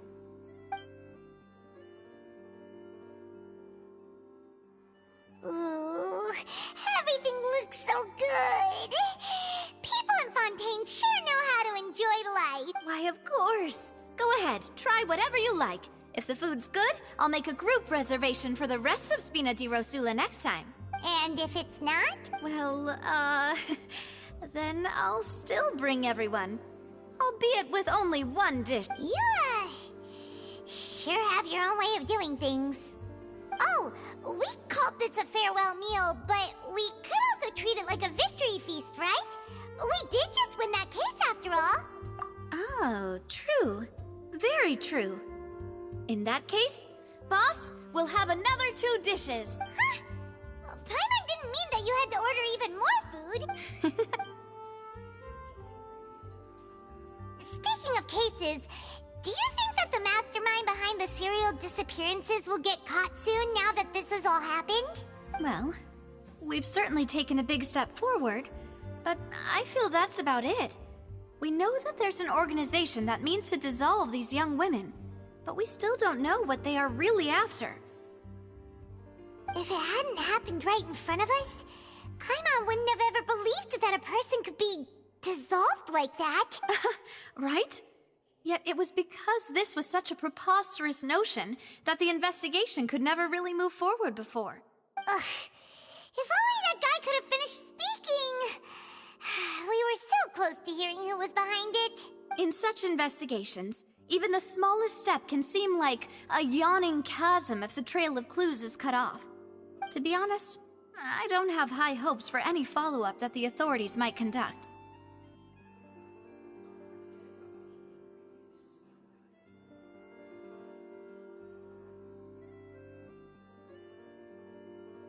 It's not that I don't have faith in their ability. It's just that a different perspective is required in some matters.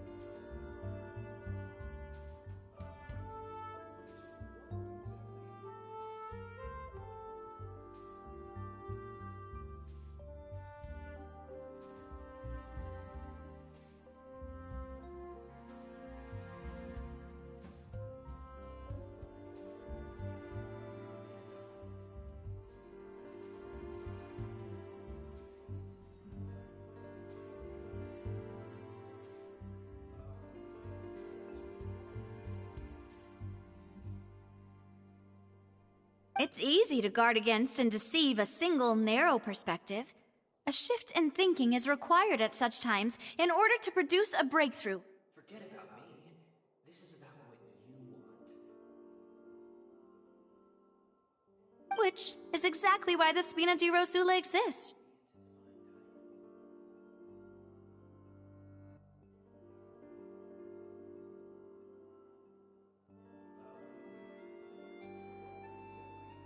Those highfalutin folk are not all-knowing. That's why we exist. To seep into the cracks where filth falls through, where their watch fails them.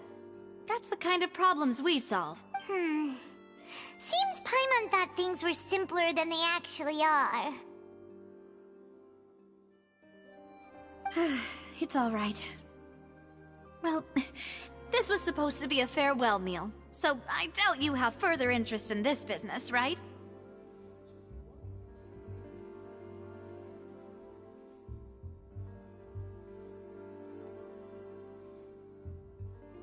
Let's talk about something else. Like, what are your future plans? That's true. We didn't have a chance to speak to her after the trial ended. It didn't really seem like the right time or place to do it anyway. I see. So, your primary objective, which has been foiled so far, was to have a chat with the Hydro Archon. I've heard that there's a long line of people waiting to meet Lady Furina. I suspect you'll be waiting for quite a while, considering that you missed your chance today. Yeah, we've heard that she's super popular here in Fontaine, and that it'll be tough getting any of her time. Well, would you consider some more, unique ways? Perhaps even methods of, let's say, questionable legality? Guess that's Spina di Rosula's boss for you. Chock full of sketchy ideas. Well, what did you have in mind? Well, one way would be to infiltrate a performance troupe at the Opera House, only to abandon your act at the play's climax and ask to speak to her after the performance.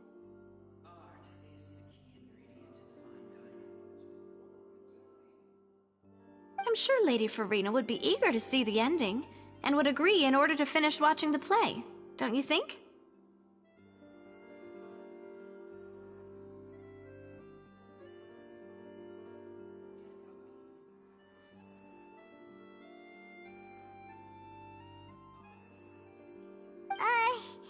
Could you suggest something a little more practical?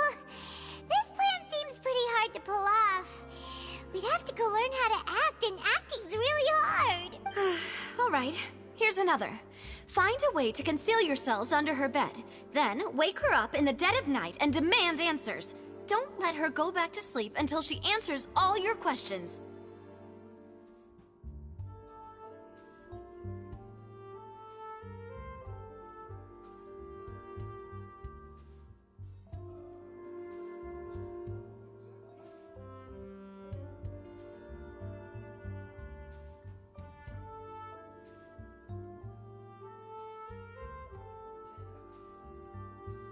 I can personally testify that this one works.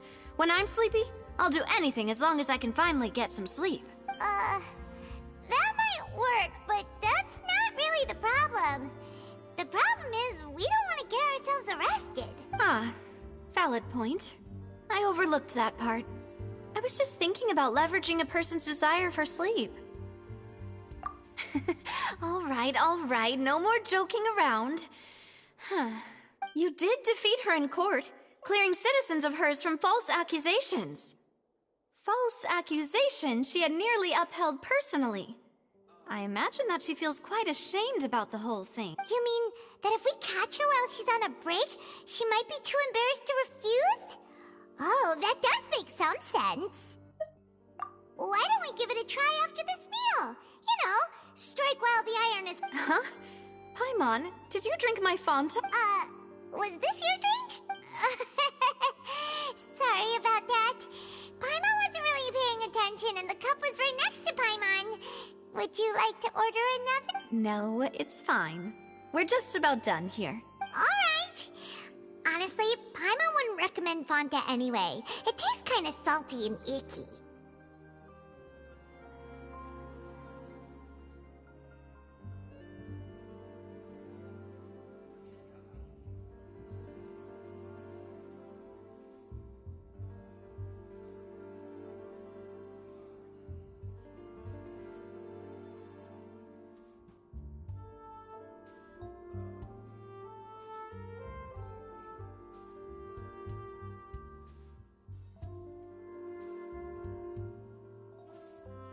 Is that so? Huh. Well, in that case, we'll have to blacklist the Fonta here then. If we're all finished eating, then I'll go pay. Yeah, we're stuffed. Thanks for the treat, Navia.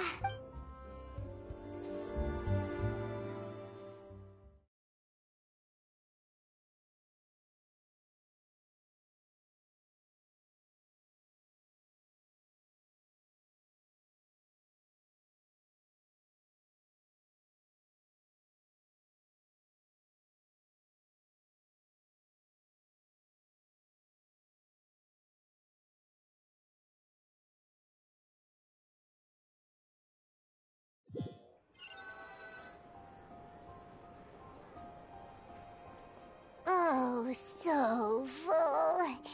Paimon can barely float anymore. Nah, that would be so normal. You know, like you. Okay.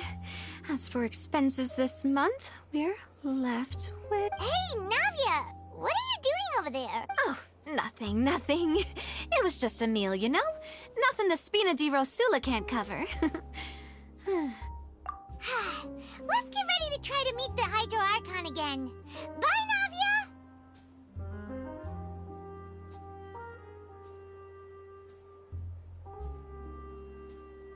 Navia! So this is goodbye, huh? Well, if you do encounter any other trouble in Fontaine, you're always welcome to contact the Spina di Rosula. I'll give your requests the highest priority. In any case, I wish you smooth sailing. See ya!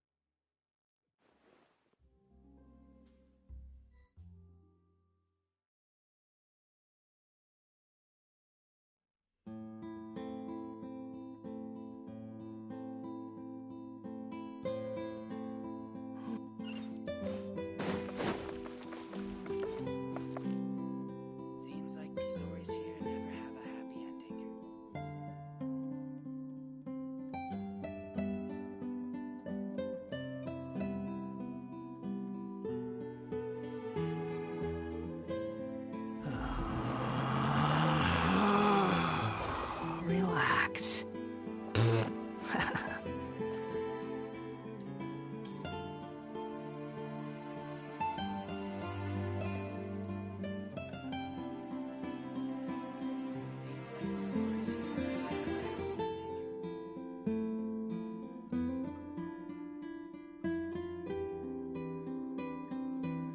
There's no such thing as pure freedom in this world. Even the wind cannot blow on forever.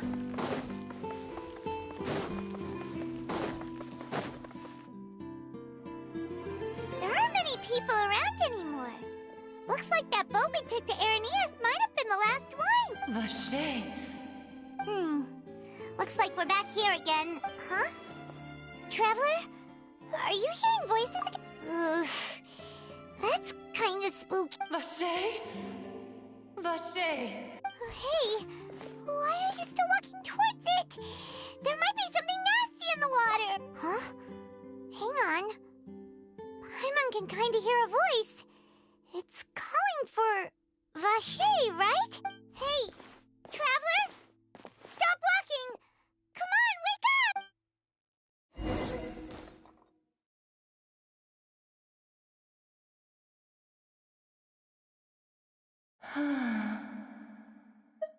Vache, are you my dear Vache? No, wait.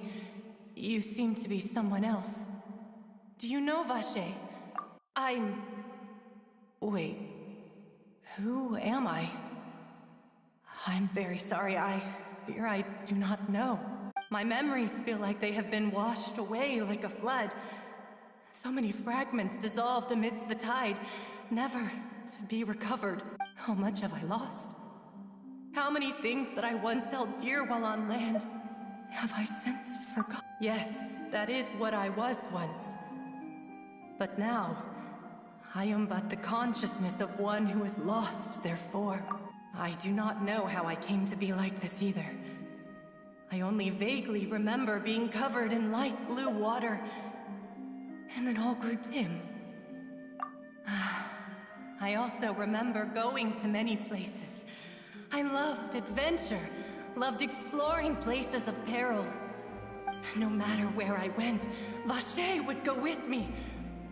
I knew how dearly he loved, but now, we can no longer go back. No! Our reunion no longer has any meaning. There is no way for us to create any new memories. The thought of me gives him no succor. So let it lie forgotten beneath. If you meet Vacher, tell him not to look for me. Tell him to move on. Perhaps that is so. As I was submerged in the waters, losing consciousness, I saw Vacher above the surface. His eyes were filled with such sorrow, such longing.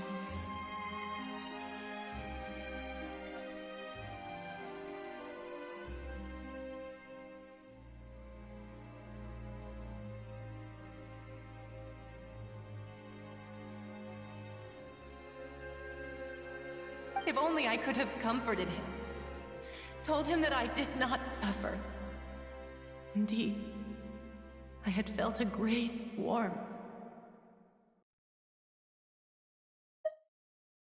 Is that what you call it? Dissolving? If anything, I consider it a form of release. It was a state of neither fear nor frenzy, with only an endless peace, like the water's still surface.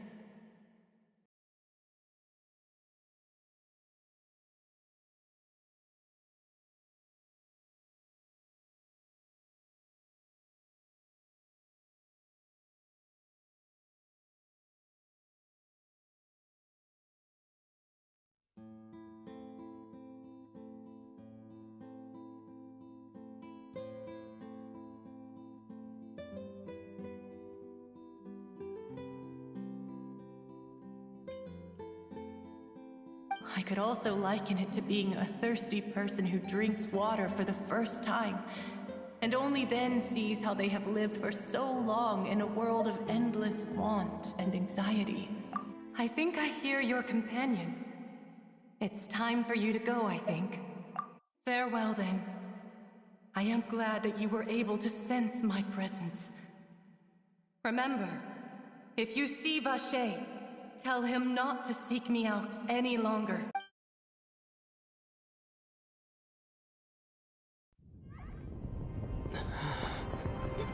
Wake up! Come on, hurry! Robbie is outnumbered!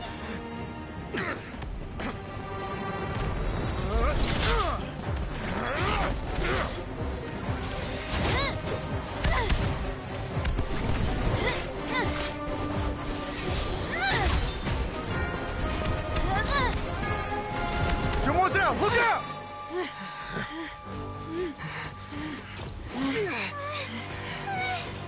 Dear God, it's a whole army of Gardamex.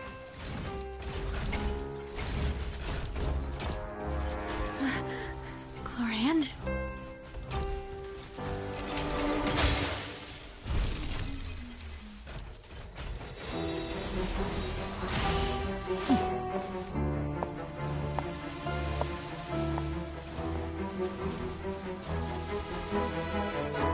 Quick, now's our chance!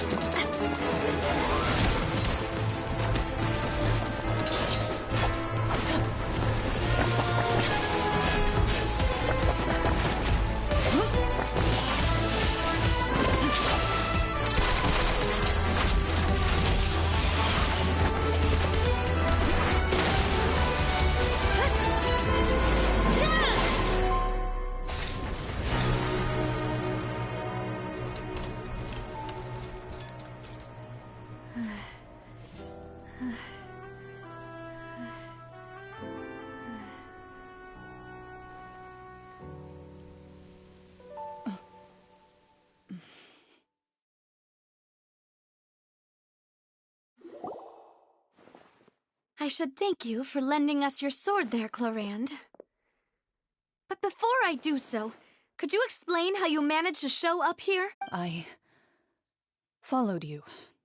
It seemed to me that danger has followed you more closely as of late. I believe that following someone without their knowledge is actually called stalking, is it not? Mr. Callus's last wish was for me to ensure your safety, and I will not betray his trust. He would do the same, were he alive today. Do not speak of my father! Sorry, demoiselle. I was not strong enough. Thank you for your aid, Miss Clarand, but do keep an eye out for your manner of speech. I believe we all wish to avoid unnecessary emotional harm. Sorry, I did not consider your feelings. Whatever. What else do you know?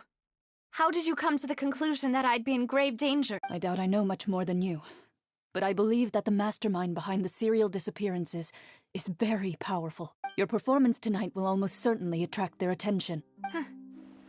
I'm sure they've known about me. To be honest, I'm shocked it's taken them this long to act against me. And what about these Gardamex? I thought only those associated with the Maison Gardiennage could control them. None of these mecha have serial numbers. I was sure to check a moment ago. They are not the ones used by the authorities to enforce the law. I can only conclude that some powerful or wealthy party must have obtained them via illegal means, deploying them as a private force of sorts. What? Your point being that they're out of Spina di Rosula's league, then? Yes. Be careful, and do not act rashly. I will continue investigating no matter what. We will bring the truth to light. That's my father's true last wish. Regardless, thank you for your help today, Clarand. But if you get any ideas, tell me first. I don't much appreciate being followed. I do not think that they'll strike again anytime soon. So I shall stop following you. Good day, all.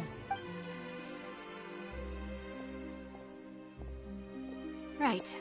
I suppose that's the best news we've gotten today. Demoiselle, I believe that Miss Clarand was being sincere with you. If we tried, we could attempt to thaw relations. I know, she's... Oh, thank goodness! Paimon thought we were done! Those Gardamex came out of nowhere while you were unconscious, and Nahida and her gang saved us! Oh, and there was that champion duelist named Clarand who came out to save us too! We got lucky there. Paimon probably couldn't have fought them off otherwise. Oh, come now. Forget all that polite talk. That wasn't really a farewell meal we had back there. Not for me, anyway. In truth, I hope that every meal we have together shall be a victory feast.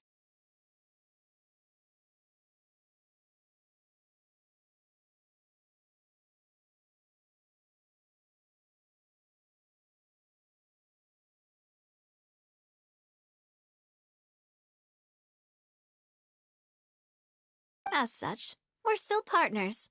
There's no need to thank me. It will take 50 years for me to match Demoiselle's magnanimity. If it were me, I would have joined the Spina di Rosula on account... All right. Actually, Navia, how did you know that we were in danger? You sure did show up in the nick of time. Well, to be honest, you're the one who tipped us off, Paimon. Huh? Really? Paimon contributed somehow?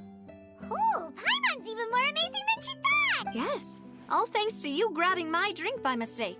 How did that help? After we parted ways, I was on the way back to one of our bases when I suddenly thought of what you said, that the Fonta tasted kind of salty and icky.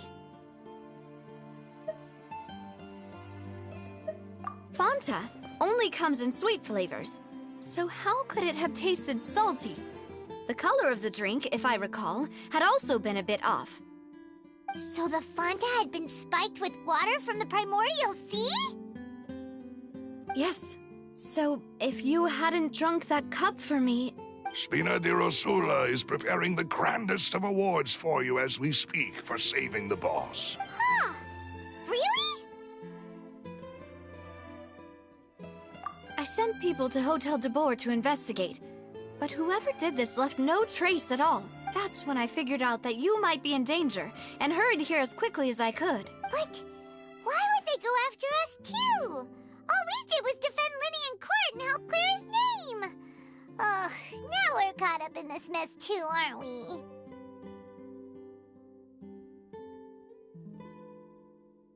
Well, you did foil a plan that they were probably pretty proud of, and almost got their name in the process. Speaking of which, did anything strange happen when you drank the primordial seawater? Well, it can't be a coincidence that the traveler fainted just now. He said that he heard that voice calling for Vache again. Oh, and this time Paimon heard it too, but it was real faint.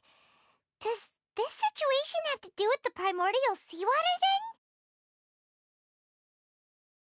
Does that mean the primordial seawater raises someone's sensitivity to hydro when it's used on people who are not from Fontaine?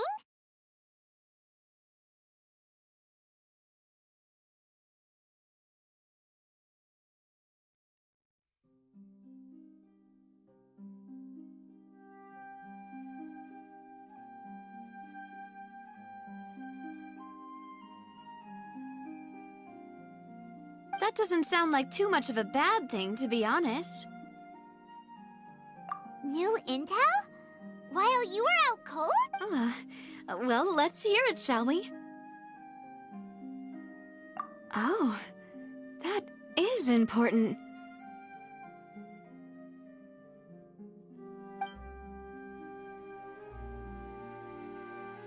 Vache. That name doesn't ring a bell.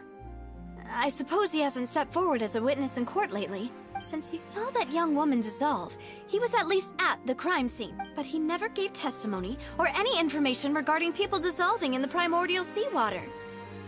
Could he have been... Yes, thank you. This is very important information indeed. We will continue to investigate. Oh, you mean you'll help us investigate? Well, you did say that our farewell meal didn't really count. That means we're still partners, right? And besides, we're in this now whether we like it or not.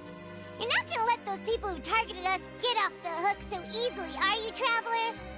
Demoiselle, do try not to look quite so pleased. You are the face of Spina di Rosula, after all. You talk too much. Well, in that case, let's head back to one of our bases, shall we? We also have some plans to go over, and hopefully we can deepen our bonds as partners. But we'll take that one step at a time, Don't worry, you two. With us around, our base is definitely...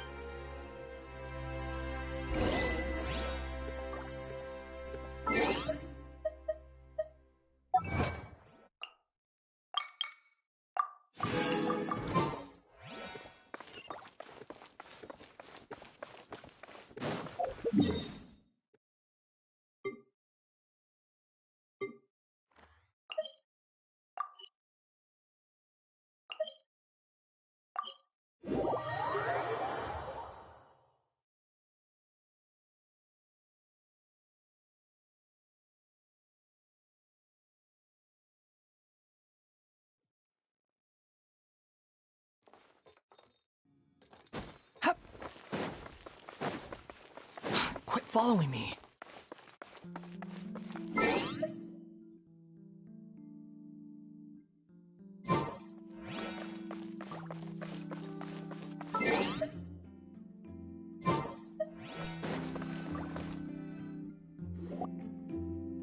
It's right up ahead, but let's make sure we weren't followed first. I've been keeping watch, Demoiselle. I haven't spotted anyone suspicious thus far. Very good. But let's not let our guard down for now. I shall find rooms for our respected guests. Thank you, Malus. Now, let's continue, Traveler.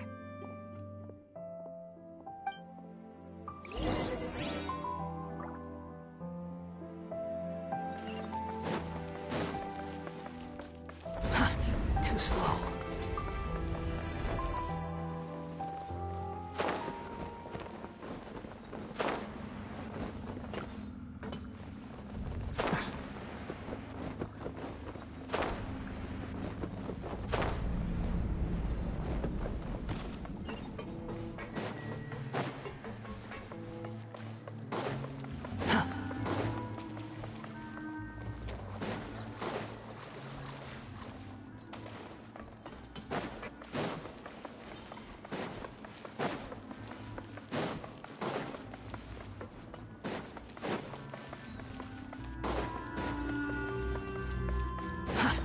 too slow.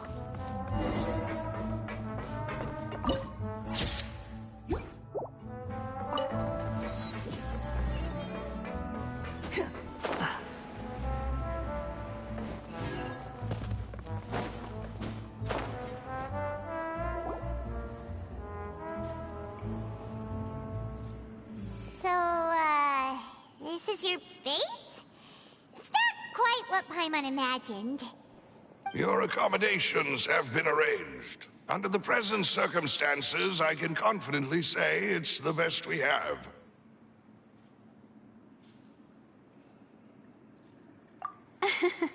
Well, our funds have been a little tight lately. After all, we don't allow illegal or unethical profiteering. In fact, our funds often come from citizenry who support us. Seems like it's tough times for everyone. But if you have the support of the people, that does sound like it's worth it. To be honest, our financial situation was a lot better back when my father was in charge a few years ago. I'm afraid I'm not quite his equal. Your father... he was the previous boss of Spina di Rosula, right? How did he... Demoiselle, if you'll allow me to explain. No. I'll explain it myself. I suppose I couldn't run from this topic forever. And as partners, this is something I hope they can understand. My father's name is Callus. Yes, the same one they call Callus the Unfaithful in the streets. 3 years ago, he was accused of murdering his own friend. But he chose a duel to defend his honor, instead of standing trial. He died in the duelist's ring. Oh no. But I do not believe my father was a murderer. I'm sure he was set up. At the time, I believed that if he only stood trial and was duly investigated, something amiss would crop up and prove his innocence. But strangely, he not only requested the duel himself, but rumor has it that even after being seriously injured, to the point where he could be deemed as having lost the duel, he refused to surrender, determined to die in the arena. 3 years later, I still don't understand why he did that. How could he protect his honor if he's dead? If anything, he gave up his chance to defend himself.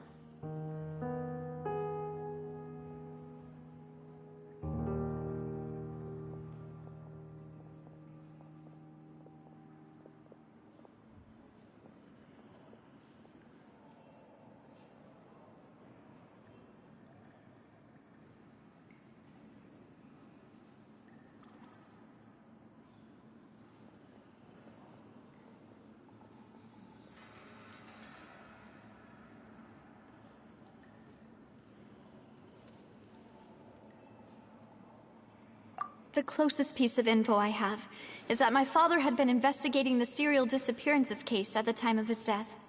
Ah, so that's why you're so determined to get to the bottom of that case. That's right. I've also tried to investigate the murder my father was implicated in, but I haven't found a single new clue in my countless reviews of the investigation records. However, I believe that if the murder case is related to those behind the disappearances, they must know something. I must know what really happened. Was my father coerced? Framed? Even if he really did kill his friend, I must get to the truth. If only he'd been more open with me when he was still alive. He even hid the fact that my mother died due to complications when giving birth to me. And now, here I am investigating his death. You really are a handful, aren't you, Papa? Demoiselle, please, if there is anything I can do. I also will never believe that Master Callus murdered anyone. There are none whom I respect more than the two of you, Demoiselle. Master Callus did so much good in life, yet all it took was one murder case for him to be dubbed Callus the Unfaithful. Even our supporters decreased greatly due to that incident, hence our strained finances at present. Wait, if Callus was such a good man, Wouldn't people at least be a little suspicious when he was accused? No. Perhaps people just revel in that kind of drama. It's not something exclusive to people from Fontaine, really. Everyone's like that. People love watching the evil turn over a new leaf, but they also enjoy watching good people fall into an abyss from one slip-up just as much. But how could... never mind. If Callus was really falsely accused, we have to find the truth. He didn't deserve to have that happen to him. There is one other thing. Master Callus's opponent in the duel was Ms. Clorand. Oh, her? Well, then, isn't that as good as saying that she was the one who killed him? Yeah, that's not the sort of thing that you can just let go and move on from. Ms. Clorand has always placed great emphasis on the honorable nature of the duel. If her opponent doesn't yield, she will not stop either. She knew Master Callus beforehand and greatly respected him, but seeing how he was resolute in the arena, there was only ever one choice she could have made. It's not that I don't understand her at all, but I just can't deal with this yet. Don't worry, Navia. Paimon knows how you feel. You don't have to force yourself to do that. Afterward, Ms. Clorand told us that at the start of the duel, Master Callus requested that she ensure Demoiselle Navia's safety. Yes, that is our understanding as well. Oh, Papa. What madness drove you to ask the person who killed you to take care of me? All right, anyway, that's the information I wanted to share with you. Even if it did sound like I was just complaining towards the end. Thanks. You two should go and rest. This was quite a day after all. Yeah. Paimon's beat. Please, relax and get some sleep. We will ensure you rest soundly.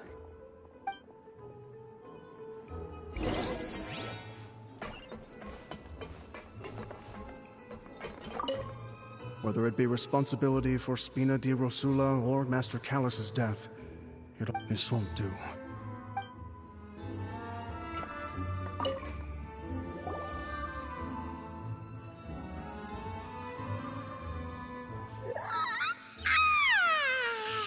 Paimon slept so well. This place feels almost too safe. Huh? Navia? Where did the other two go? I sent them back to Poisson. It's Spina de Rosula's place of origin, and where we have our headquarters. There's not much for them to do here at the moment. Paimon gets the feeling that you're just trying to get them off your back. But never mind that. When did you get back? Were you waiting here the whole time? No, I just returned after going out for a while. I did some investigating yesterday regarding the name Vache. Wait, so you didn't sleep at all? How could I after having such critical new evidence appear? Guess Paimon wasn't speaking for everyone just now, huh? Unfortunately, this name seems to have been wiped from existence. It doesn't seem to have a match anywhere. I suspect that those behind this have already taken steps to hinder an investigation from this angle. But that does prove that this Vache person is a key witness in the incident. Does that mean we're too late, though? No. There is one ray of hope. One place in Fontaine that they would find almost impossible to threaten, no matter how much they wanted to. And that is the archives kept by Chief Justice Neuvillette. A place where detailed files on all the cases in recent years are kept. If the Oceanette you met is one of the young women who went missing recently, we should be able to find some related information there. So Neuvillette maintains an archive of case files? Whew. Guess that's the hard-working Chief Justice for you. In that case, let's go talk to him, shall we?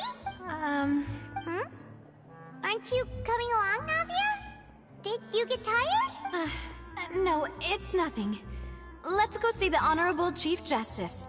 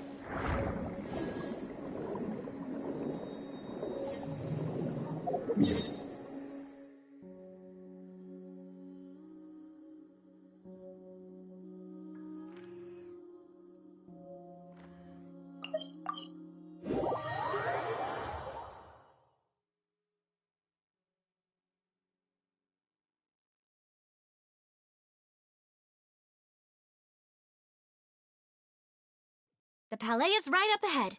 Come on.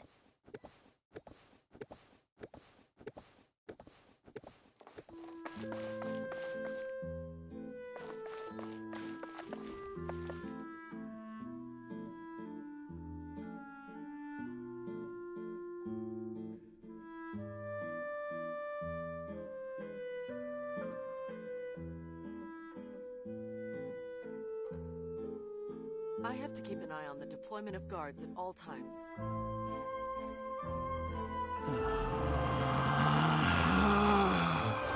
Relax.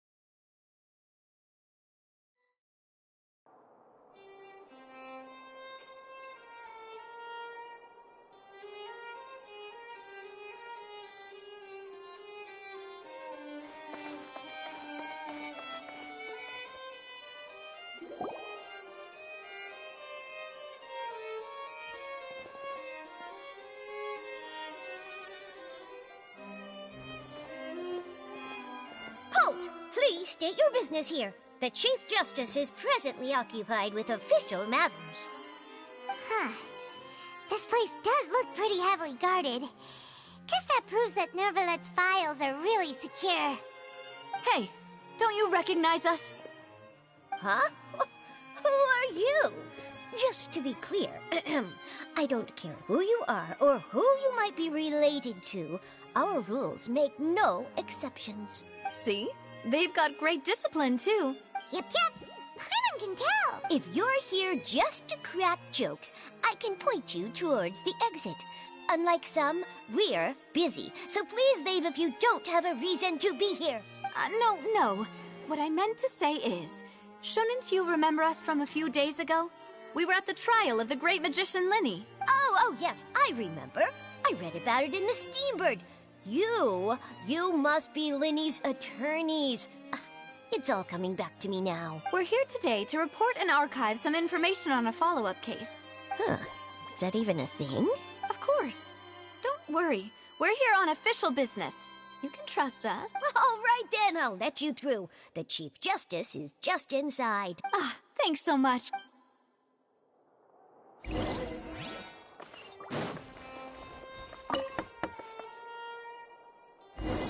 Please come in.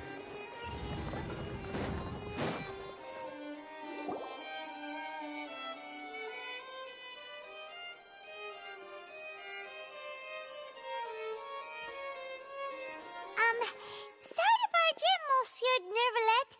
We only lied to get in because we didn't know any other way. It's all right. Please let me know how I may be of assistance to you. So you're not? We're looking for a man called Vacher. He may have been an eyewitness in the serial disappearances case.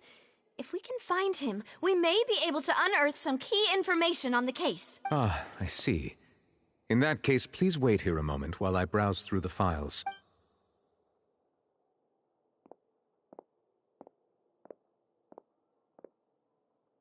Who knew that Nervalet would be so easy to talk to?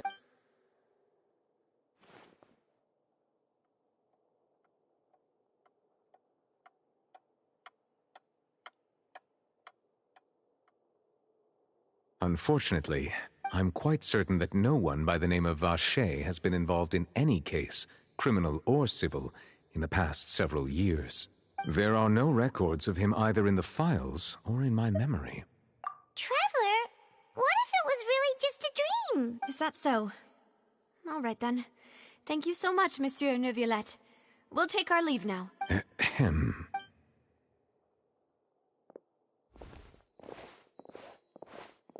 Miss Nahida, I can understand how you feel. Your father, Callus, was a truly exceptional man. We deeply regret his passing. And what are you trying to say, Monsieur Nervalet? Are you trying to console me?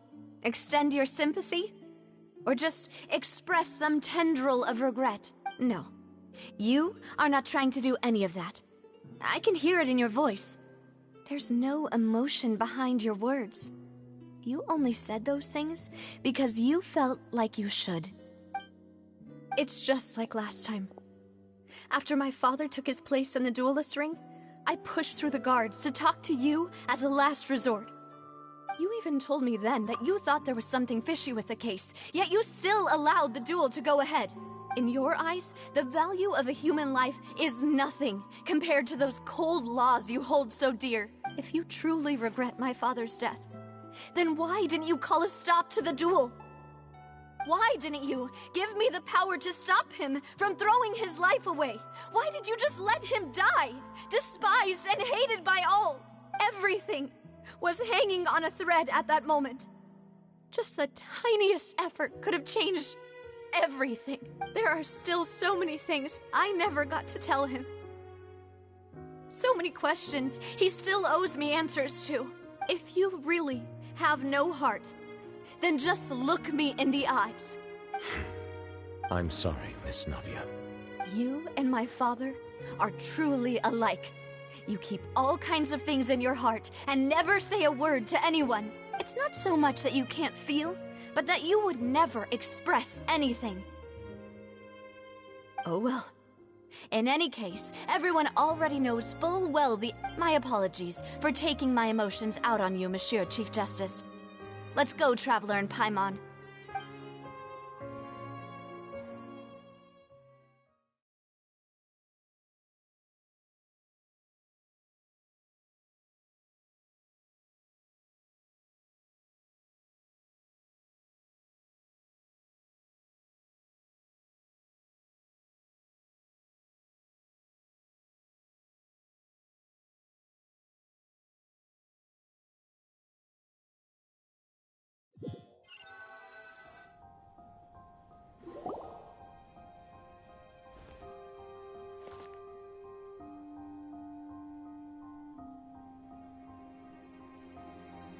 Navia, are you okay?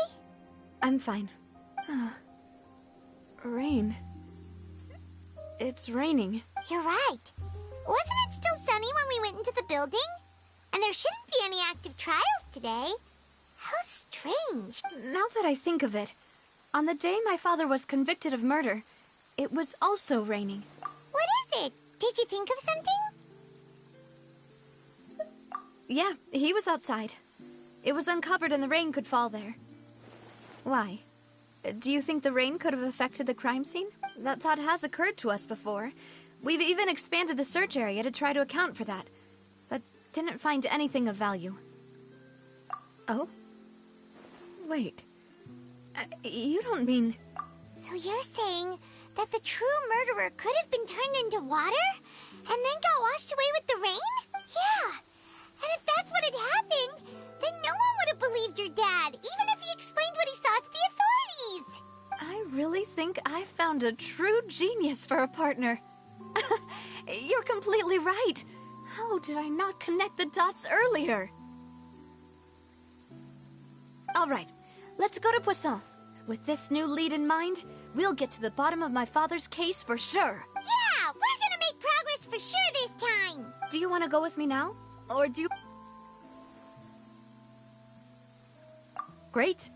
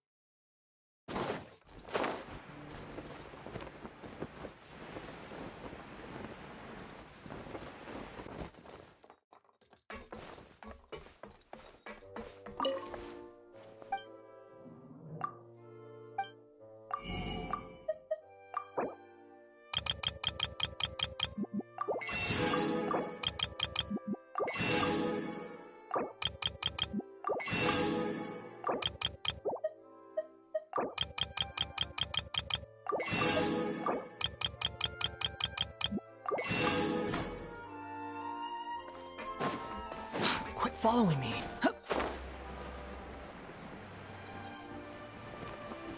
Hup. Huh. Too slow. Gah.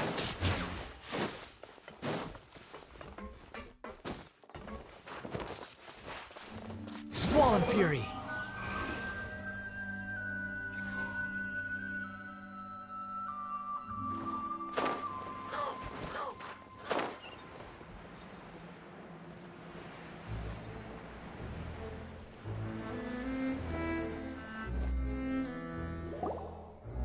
Whoa!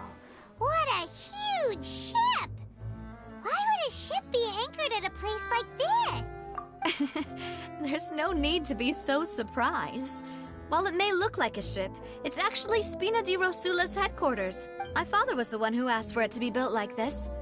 Perhaps our taste in exterior design is the only thing we occasionally had in common. A gigantic and glamorous ship embodies discovery, opportunity, ambition, and conquest. It symbolizes Spina di Rosula's bright and limitless future. And Paimon thought you were bluffing when you said Spina di Rosula had a glorious past. Paimon was confused why a group with such a history would live in the sewers. But now that Paimon has seen this ship for herself, she's been convinced. Well, Poisson is where Spina di Rosula began, after all. It's our main base, our home. Behold!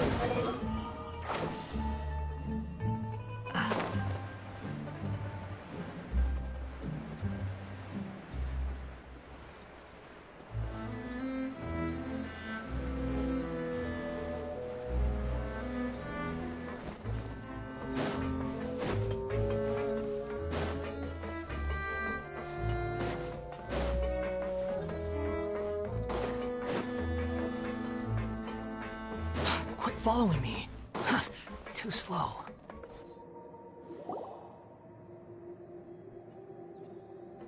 Melus, we're back! Apologies for the wait, demoiselle, and our most important partners. You said before that you still had some business at the court. What brings you back to Poisson so quickly? About that. It's because my partner here reminded me of something really important. You see, what if my father's case had something to do with water from the primordial sea? You still remember, right, Melus? On that night, it was raining?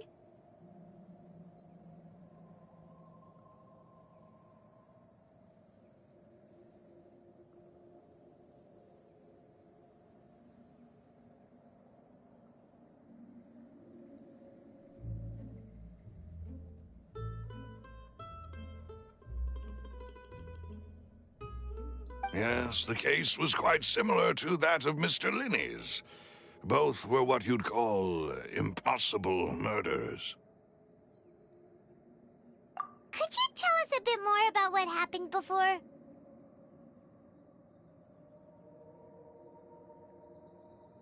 Yeah, of course.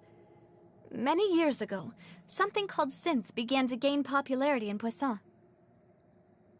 At a glance, it was a kind of drink that could excite your mood and produce many pleasant hallucinations. Wait! Didn't that guard guy who turned into water also mention that the primordial water could be used to produce some kind of potion? Yes, he did. Considering what we know now, it's almost certain that synth is created using water from the primordial sea. If you drink synth for an extended amount of time, you'll suffer many side effects, such as losing the ability to focus or control your emotions. And if you were to stop drinking it completely, you'll experience flashes of paranoia and anxiety while lacking energy to do anything. It's an extremely dangerous substance. As he oversaw Poisson, my father was compelled to put a stop to synth abuse and called for a complete ban of it.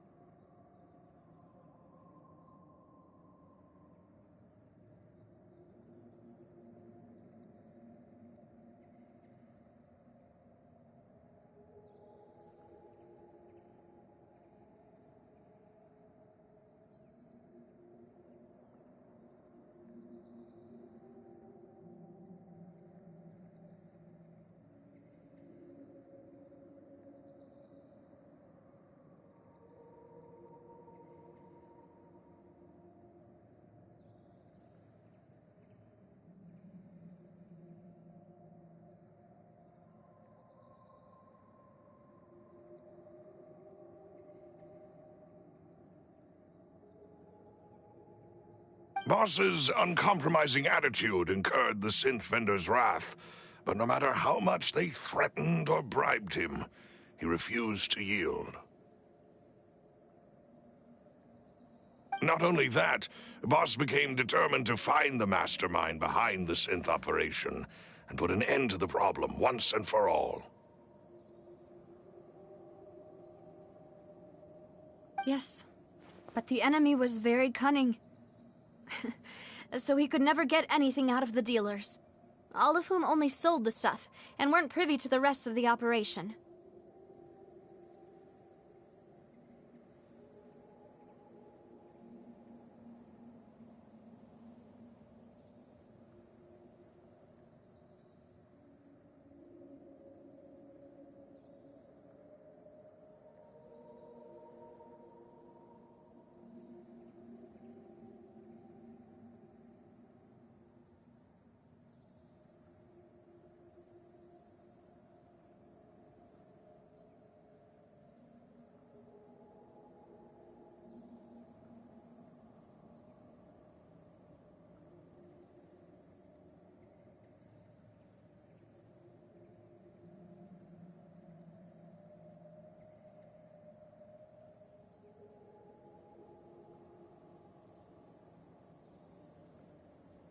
Recognizing that, my father decided to contact the dealers in secret and cultivate personal relationships with them.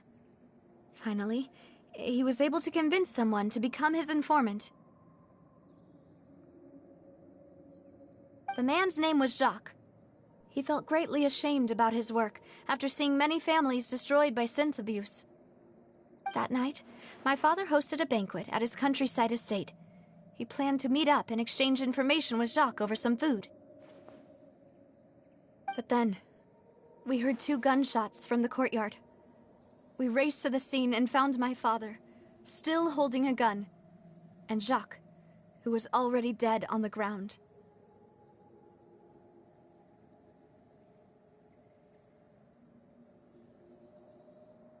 Huh? How did that happen? Aren't they on the same side? Sounds just like Lyney's case, doesn't it? In both cases, the culprit seemed obvious, but neither appeared to have any motive at all. Looking back on it, though, I now believe the most important clue was something we all overlooked at the time. There were pieces of clothing left at the scene.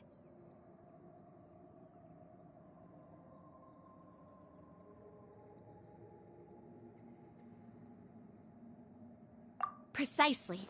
It's all thanks to you that I made the connection now. Back then, we all just thought they were some costumes that Jacques used to disguise himself at the banquet.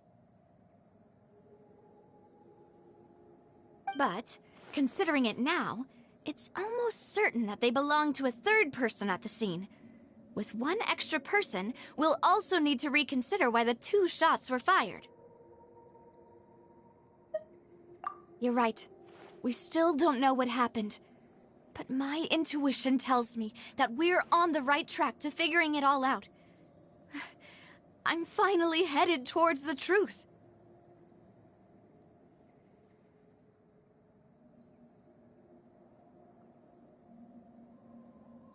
Jacques was an empathetic man who was infinitely remorseful for his past actions.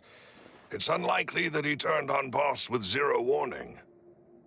I think this third person is probably the key to the full truth.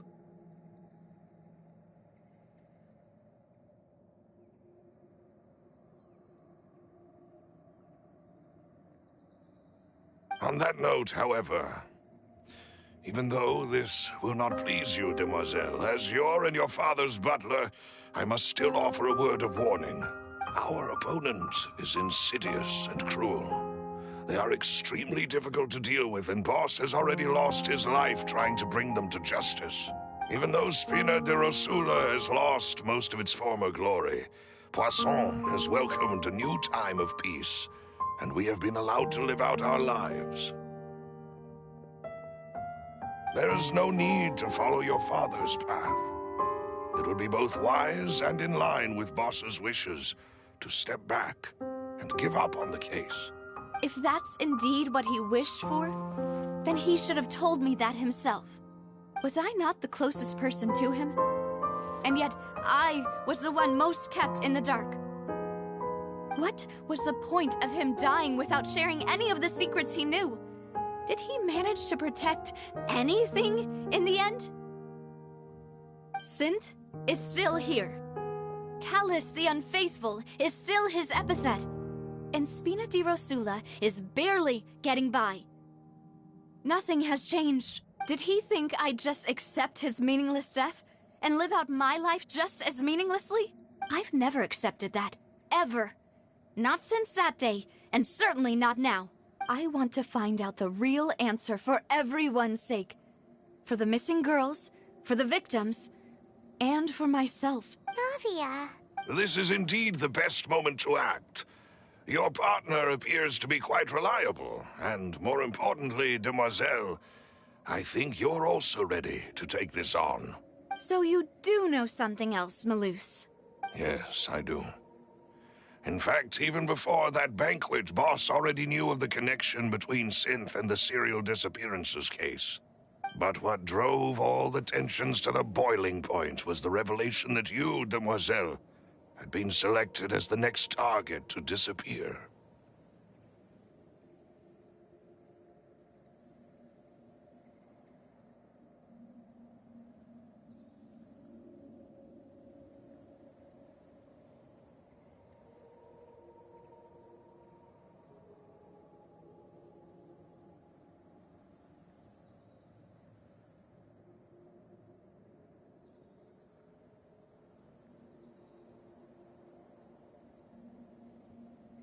What?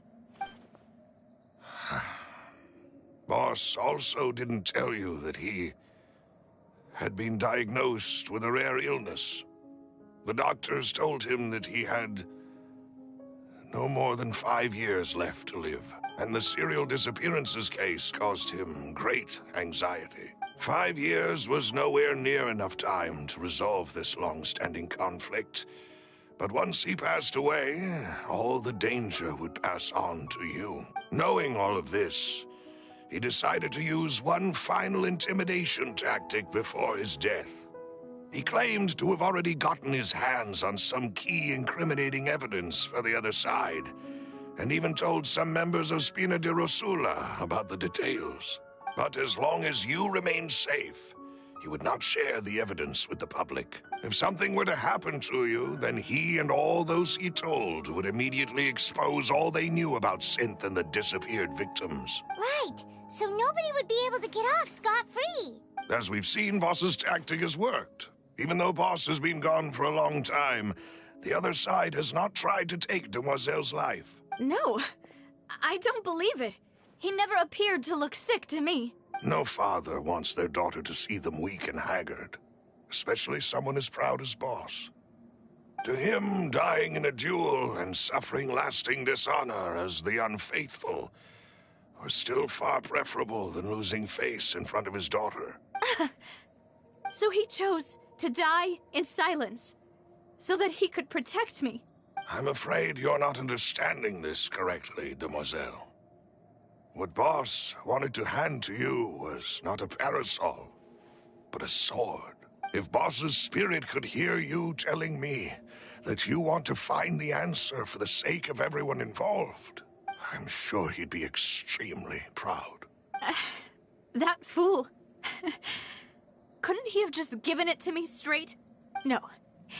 He might have set up everything precisely because he never thought I'd be able to understand him. Is that the amount of confidence he had in me?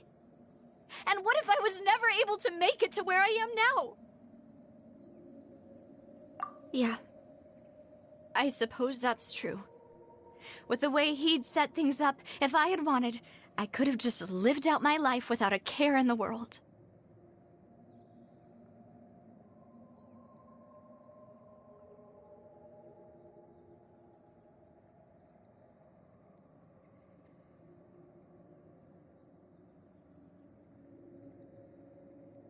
But thankfully, he rarely talked to me about complex matters, and thus understood little of me as a person.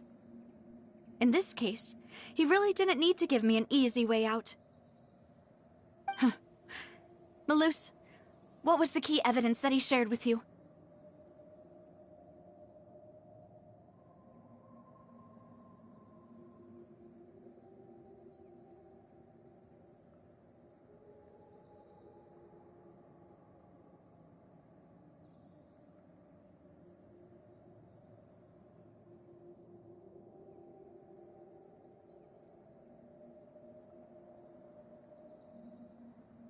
It's the location where synth is produced.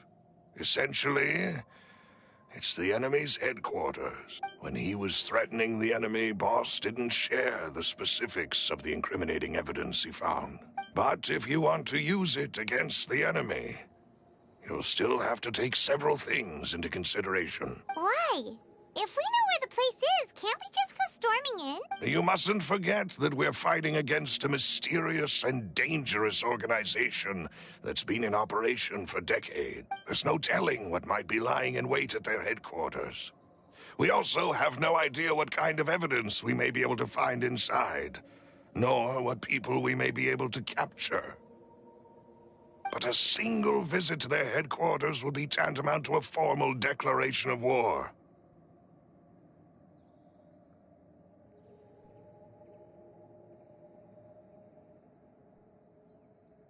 The worst case would be that we leave empty-handed, but also open ourselves up to full retaliation. Then, in that case, why not work with the Fontaine authorities? Well, you saw one of them dissolve during Mr. Lyney's case. We have no idea just how thoroughly they may have been infiltrated.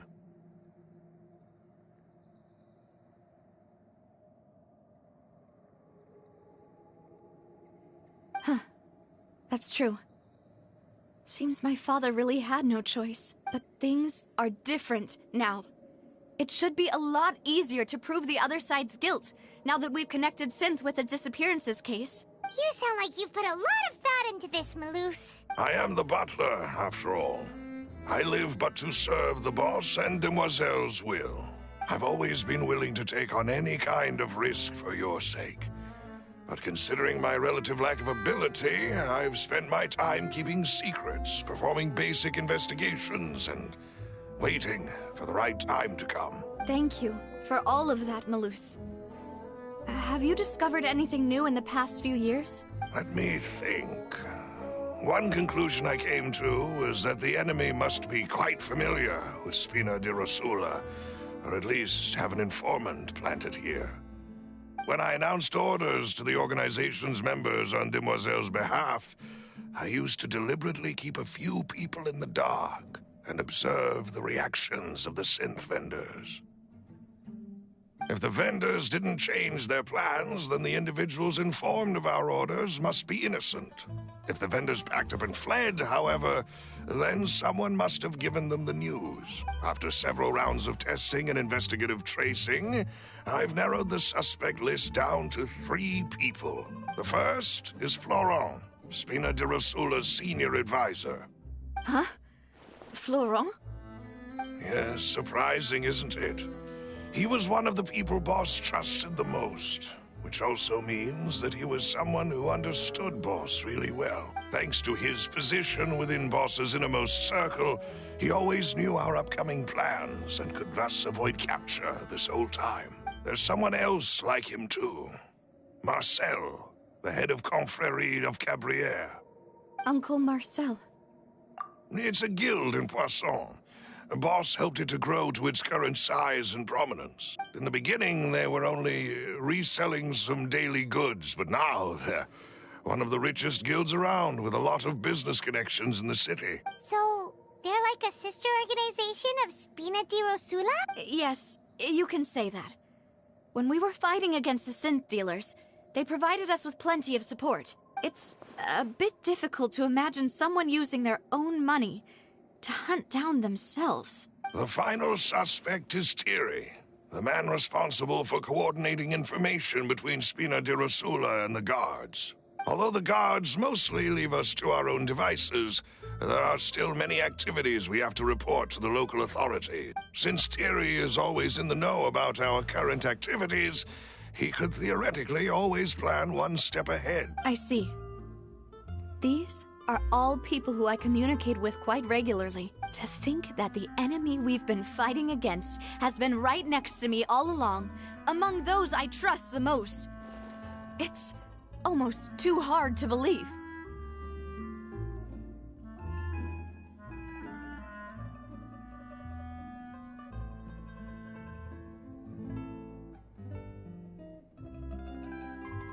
If you want to investigate them, please take every precaution to not alert the quarry. Judging from our experience. Of course. And thank you, Malus. You've provided us with a lot of great information. You're too kind, my lady. I'm just doing my duty. And before I forget, proving Boss's innocence would also mean clearing him of blame in Jacques' death. After that incident, Jacques' wife and daughter were taken into the Spina's care. They still live in Poisson today. If it might help, you could also pay them a visit. I can make the necessary arrangements. Oh, thank you so much, Malus. You really are the best. A new case awaits, my dear partner. I hope we can work together to uncover the truth.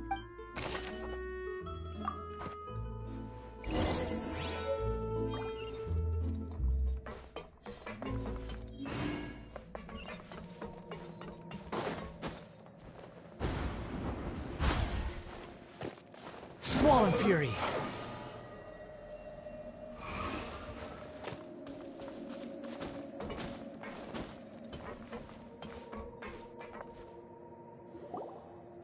It is settled, then. Please excuse me, and enjoy your conversation at your leisure. Thank you for arranging everything for us. Excuse me, miss. Do you need anything from us? Hey, Navia's all quiet.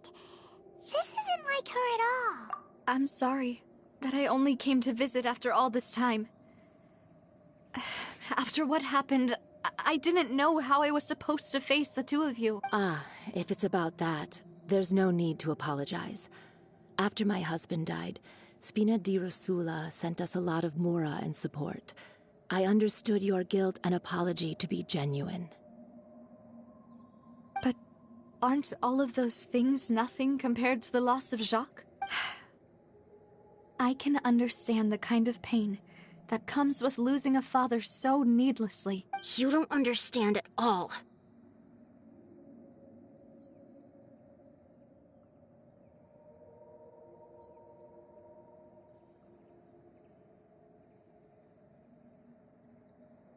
I didn't know how to face you, because I didn't know what I could possibly bring as a consolation gift.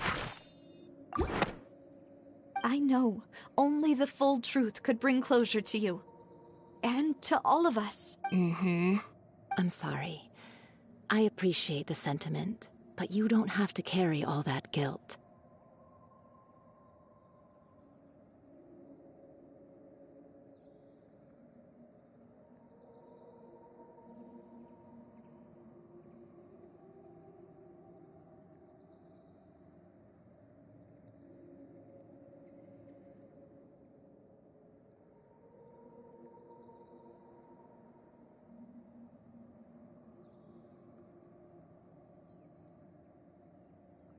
On the matter regarding my husband, my daughter and I have more or less found our answer already. Would you mind sharing it with me?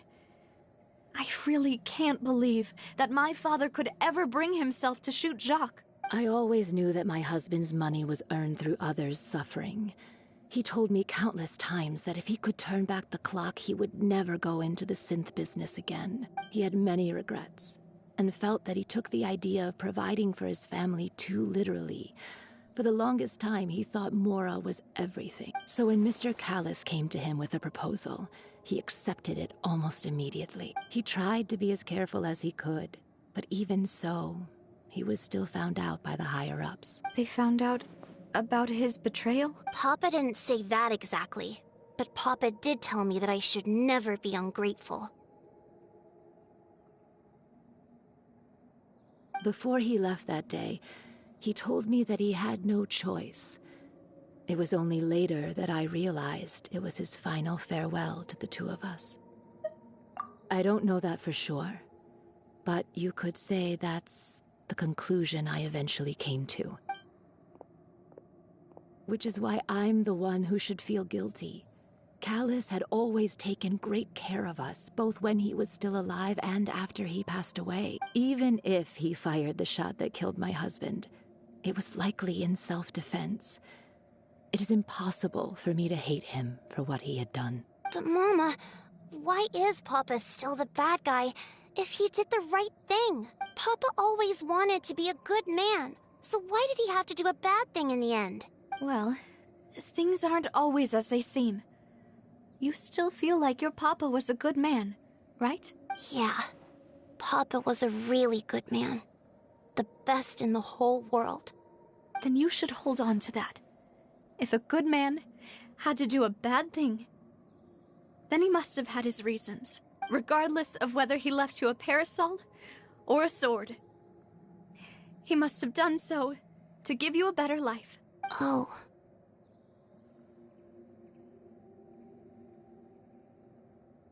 Thank you for everything you've told me. I will definitely find the truth. The current state of things is not something I'm willing to just sit back and accept. Thank you. I'm very grateful to hear this from you. Even though your personality is quite different from your father's, your determination when you speak is really similar.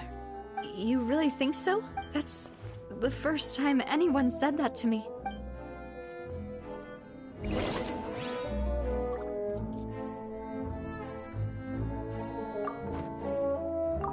I'll leave my husband's case to you.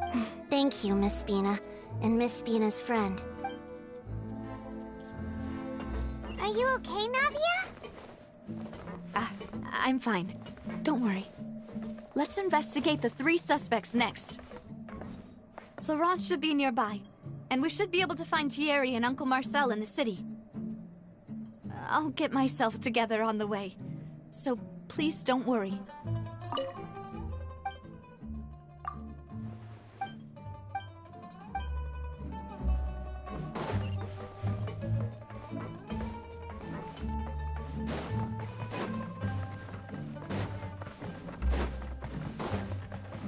Quit following me.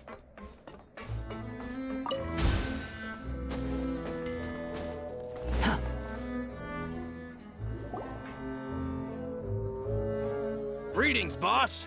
How may I be of assistance today? I'm sure you've heard about what happened at the Opera House. Someone got turned into water right in front of us. Yeah, I've heard. With something that dramatic, I'm sure journalists will milk it for all it's worth. And it'll be all the talk for the next several weeks. It also reminded me, on the day that the incident happened with my father, it was raining outside.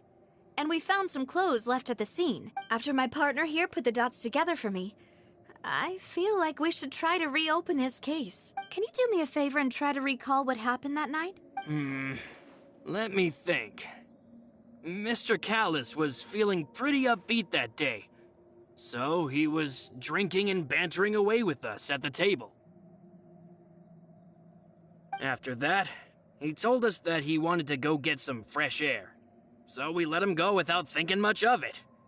Who knew that we would hear 2 gunshots ring out right after? My first reaction was that Mr. Callus's life was in danger. So I grabbed my holster and made a mad dash toward the scene. But when I got there, it was already too late. Mr. Callus was standing over a dead body with a gun in his hands. All we could do was look back and forth at each other, not knowing what to say.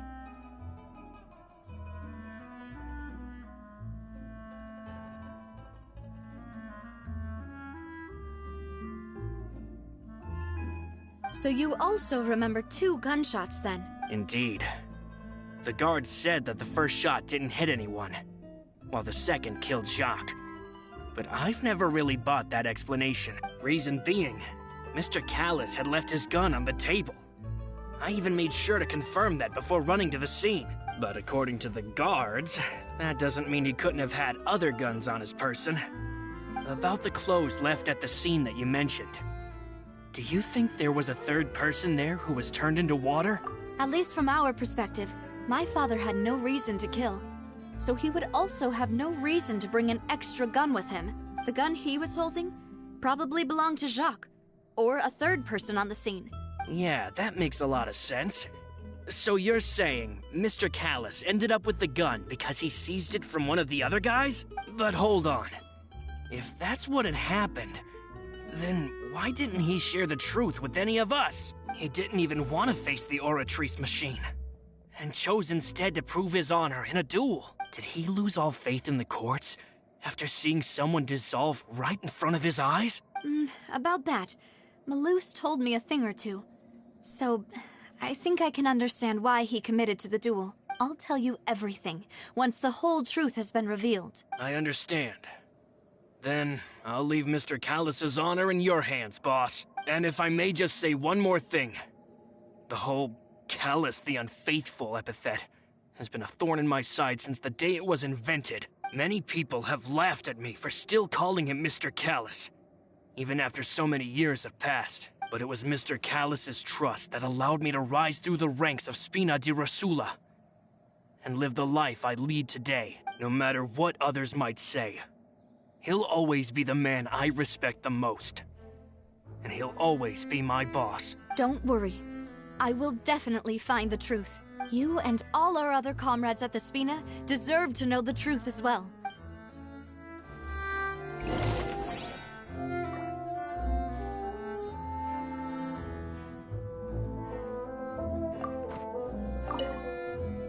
My apologies, boss, for that last sentence. It's just...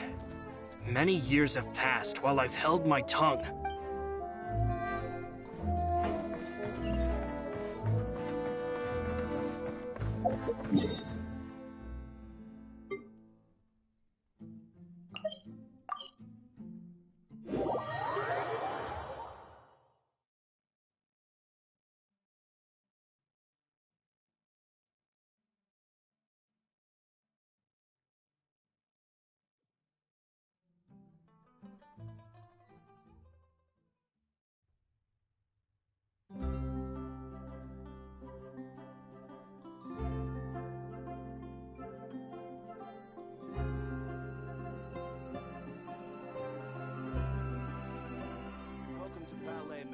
You think I've got a sharp tongue? I just tell it like it is. If someone can't handle it, maybe that's their problem.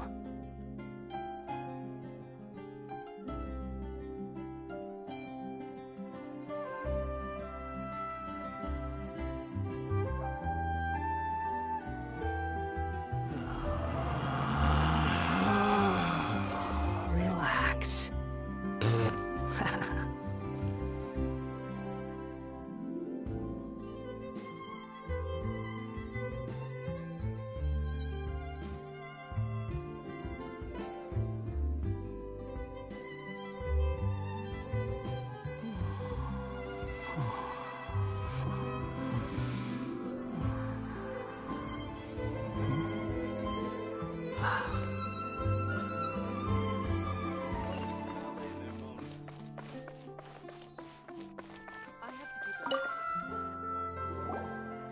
Hey, Thierry, it's me. Oh, now, what brings you here, Miss Navia? I've heard that you made quite the name for yourself at the Opera House. Oh, so you've caught news of that already. Oh, okay. Hey, I'm also a member of the Guards, you know. The way you make it sound, people would think I was sent off to Poisson because I had done something wrong. Are you sure there isn't a little bit of truth in that? Under normal circumstances, shouldn't you have been called back to the city already? I mean, where I work is really up to me. Let's just say I enjoy the ambiance of Poisson. Callus did a fantastic job running down, building Spina di Rosula from the ground up and clearing many obstructions in my way. It would be next to impossible for me to find a similarly easy but high-paying job in the city.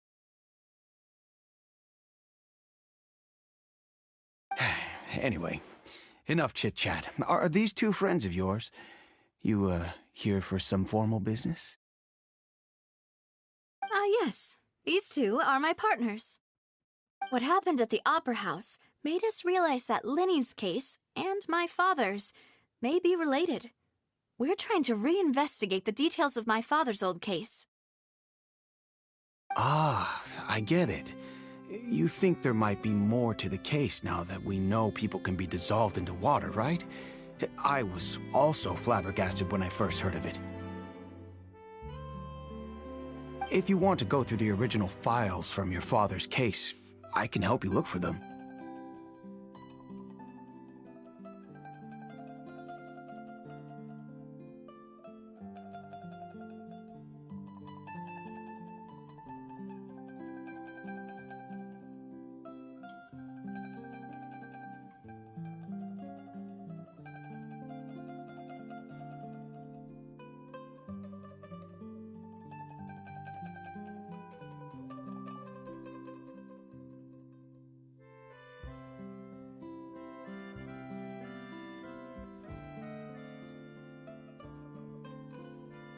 That'd be much appreciated. Thank you.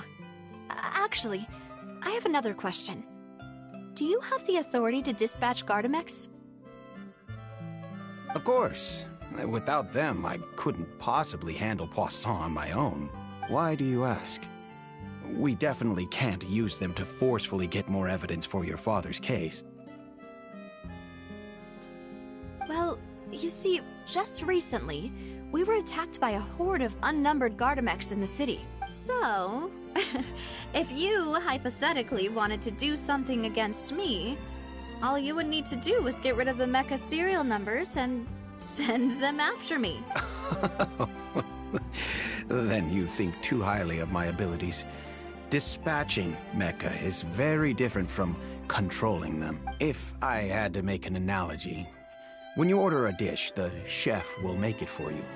You can ask the chef to cook, but not to massage your shoulders or carry your baggage. If you try to make unreasonable demands, the chef would just think you're out of your mind and ignore you completely.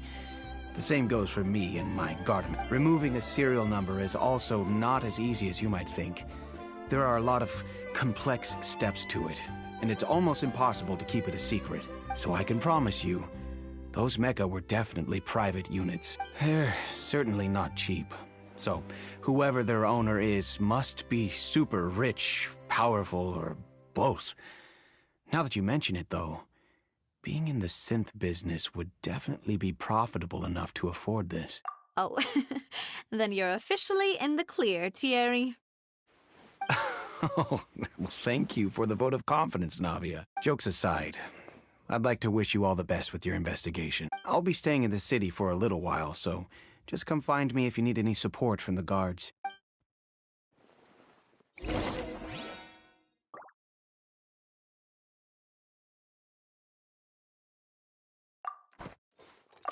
I'll see what I can do for you in Spina di Rasula when it comes to guard stuff, but don't go advertising it to everyone else.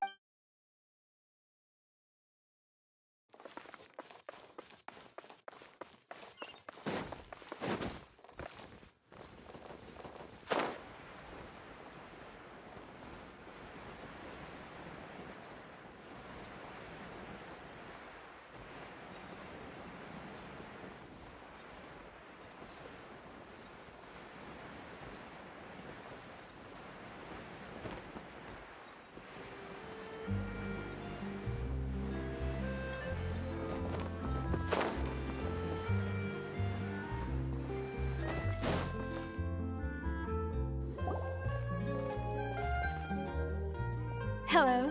How may I help you? I'm here to see Marcel. Could you please let him know? You can just say Navia's looking for him. Sure. I will let him know right away.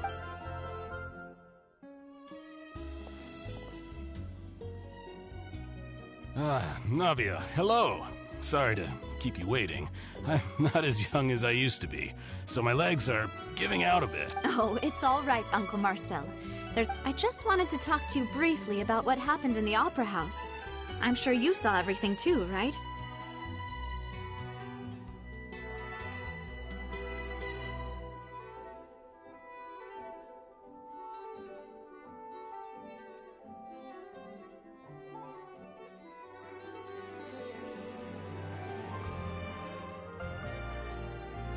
Yes, I've never seen anything so strange. Oh, you were at the Opera House too? That's right. I went there with Navia to see the magic show. Who knew it would turn into a whole murder mystery? I also witnessed your marvelous sleuthing work. Quite impressive. To beat the Hydro Archon at her own game on her own turf, I can already imagine everyone in Fontaine discussing your exploits over a few glasses of wine. Oh, Paimon doesn't want to become the talk of drunkards.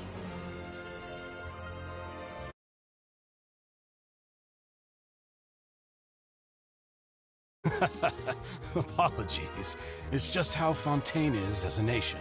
Everyone loves drama and theatrics. Uncle Marcel, you've also noticed that other thing, right? The fact that humans can dissolve in water? Yes, I was reminded of your father's case right away. Is that what you're investigating now? Exactly. I still don't have much solid proof, but I can sense that the other side has already begun to act. Oh, and what makes you say that? We were attacked on Araneus by some unnumbered Gardamex. And there was also an attempt to get me to drink water from the primordial sea.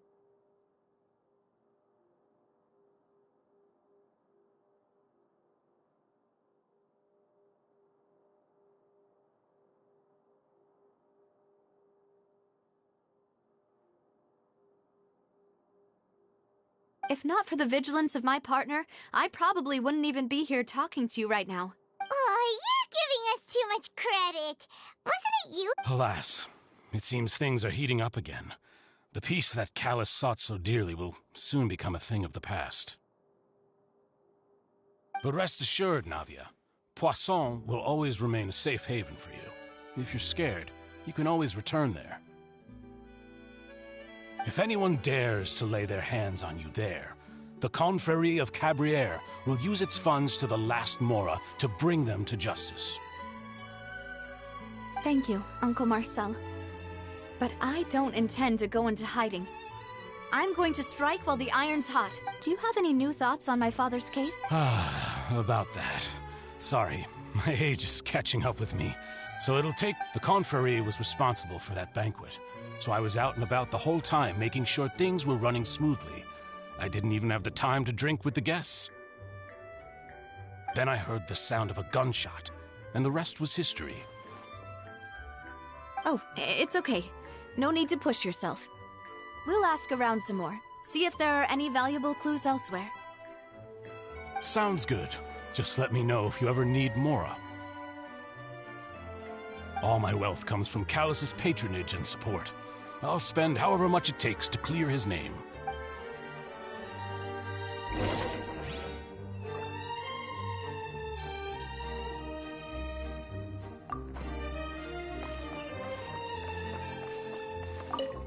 Alas, why do the...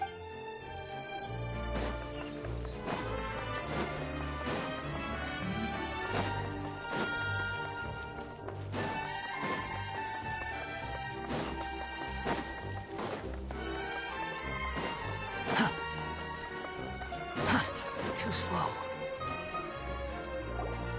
We've talked to all three suspects, purely based on their conversations with me. None of them sounded particularly suspicious. I suppose that's to be expected, though.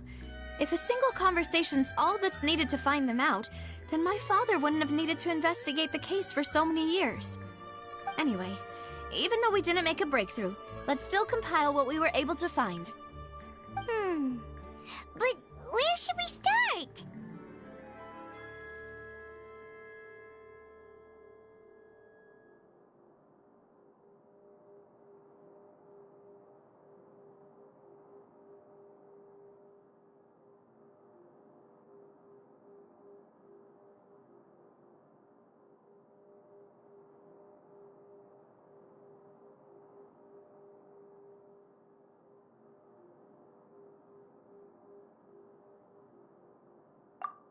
You're right! Flora mentioned that Callus probably only ended up with the gun because of circumstance. That makes sense.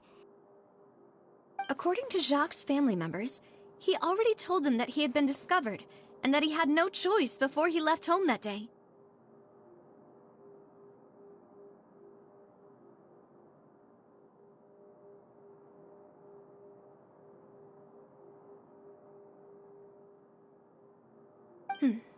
If I had to guess, he probably received an order from the synth boss to kill my father.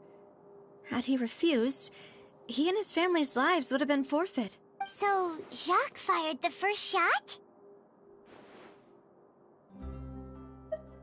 Oh? And why is that?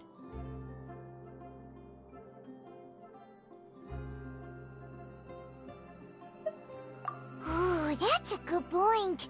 Jacques probably already knew that he was just being used as a tool for murder. And once he had completed his mission, he'd be of no more use to his boss. Huh. So, what would make more sense from his perspective would be to turn his back on the Order and seek protection from my father. Makes sense. But without evidence, that's still just a theory. Besides Jacques, the attack from the Gardamex has been bothering me quite a bit as well. It's obvious that our enemy has become more antsy after the secret of the primordial seawater was revealed. Do you think he knew, even then, that we'd follow this lead to the end? Given everything that's happened since, it's quite possible. But who among the 3 suspects would have the ability to control privately owned Gardamex? Uncle Marcel? My father did really trust him. And they worked together on a large number of projects. Maybe that's how he got to know Jacques. And with funds from the Confrérie, he could also afford a large number of Gardamex. It's still really hard for me to imagine, though. After all, Uncle Marcel has been around since I was just a child. Also, wouldn't this mean he has been spending a whole lot of mora and energy to fight his own synth business? Florent? It is true that he was closest to my father, and thus had the best chance of learning about his dealings with Jacques. But as Spina di Rosula's advisor, his work mostly deals with personnel and security, so he shouldn't have much means when it comes to finances. So you're saying he's too broke to afford a mecha army? Exactly. He can't. And even if he could, I don't think he would be able to dispatch a whole group so quickly. Thierry, you say? Huh. It is possible that he's figured out a way to convert the Gardamex for personal use, but I didn't feel like he was lying when he was talking to us about the mecha. I also don't think he'd be able to keep that kind of tampering. Yeah. Had he actually tampered with the mecha, we'd be able to prove it with a simple check of the guard's inventory. If the mecha were taken from the guards, it should be pretty easy to find out when and how that happened. Who could it be?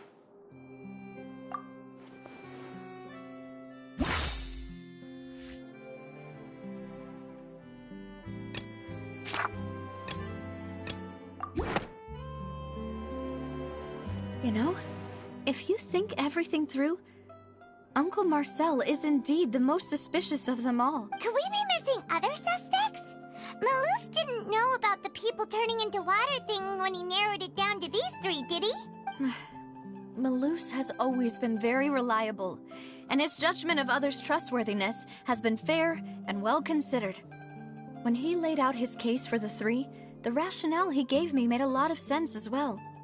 The suspect is knowledgeable about the Spina's internal affairs, has the means to dispatch mecha to assassinate us, and possesses significant intellect and foresight.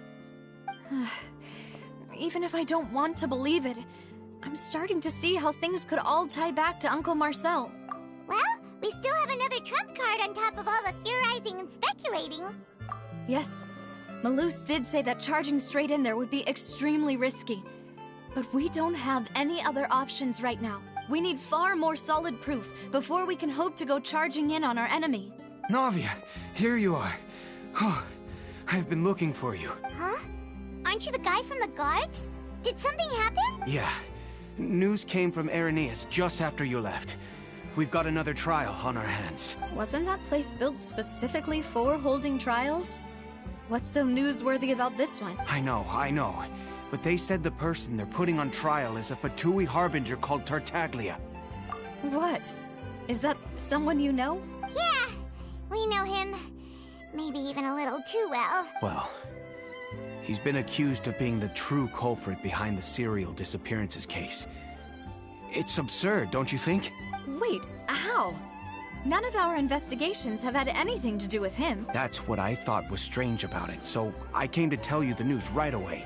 If the charge against him stands, then it'll be next to impossible to get the guards to support any of our planned investigations. Right. Because they'll think they've already found the culprit. Yeah. And it'll be a lot harder then to clear Mr. Callus's name. I understand.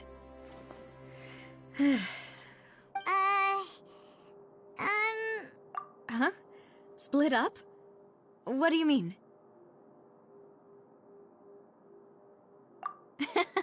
Just as expected of my partner. Since this is a trial about the serial disappearances case, the culprit's attention will be focused on Irenaeus, leaving his home base wide open. You're right. This is our best opportunity. All right then, let's do this. I'll stall them at the Opera House and charge Marcel as the true culprit. I won't have any chance of making that charge stick, though, unless we find more evidence. It'll be up to you to make it back in time and hand the decisive evidence to me. We'll help you, just like you helped us in Lyney's trial. Demoiselle, please allow us to accompany you. I'm ready. Ah, Malou, Silver, when did you two get here? We heard that you'll be leaving Poisson and figured that you might require our assistance. It's our hope that your confidence will be bolstered with the two of us by your side. Thank you so much. Then, let's make haste for Irenaeus. Paimon, Traveler, I'll see you at the Opera House. See you then!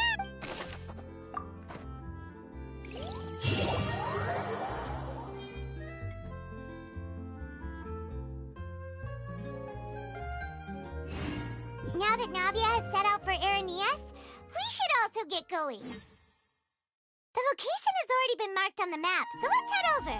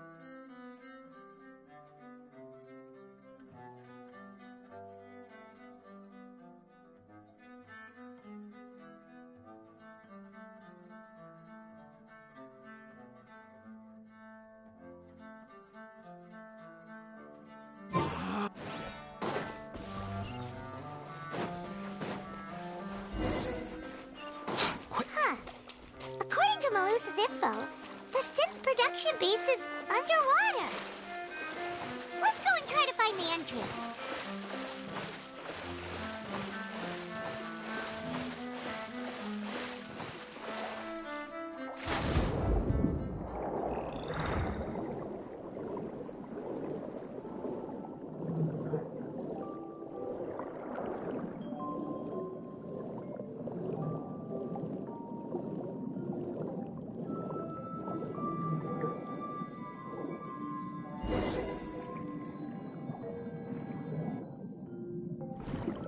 Finally found it! Huh. So this is the entrance that leads to the synth production base. It sure doesn't seem out of the ordinary at all. Ah, you're right. An important place like this is bound to have a ton of protective measures and mechanisms. Navia's probably arguing up a storm right now to stall for us.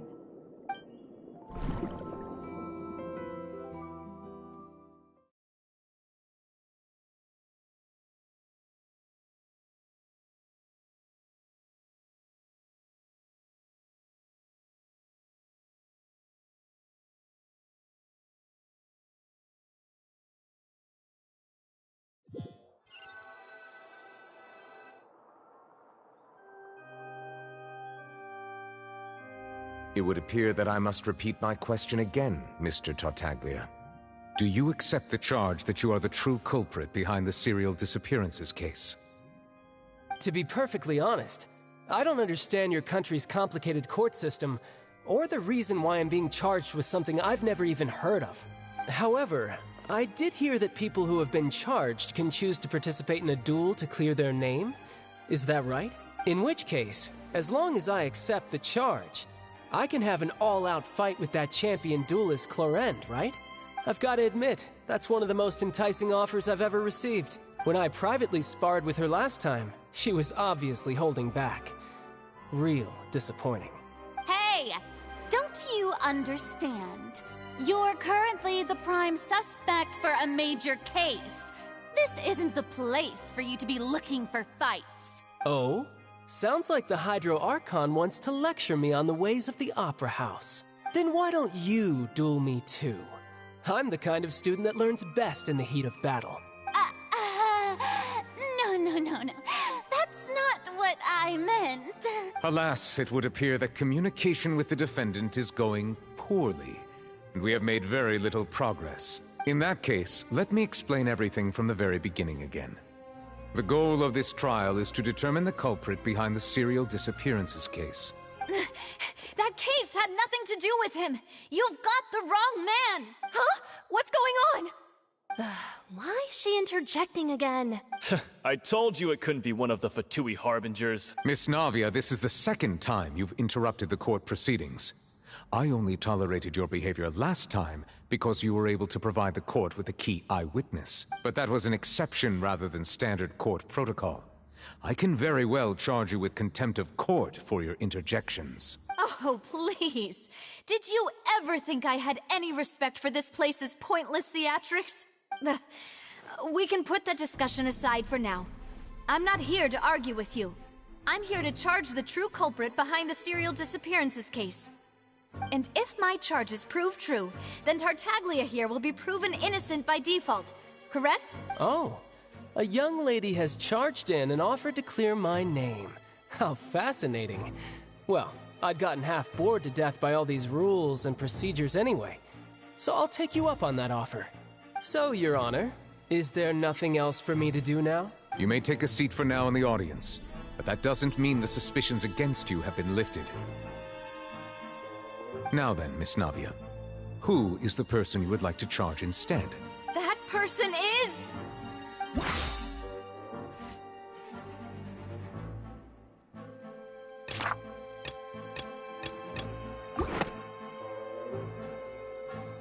Marcel, the head of Confrérie of Cabriere. Huh? What confrérie?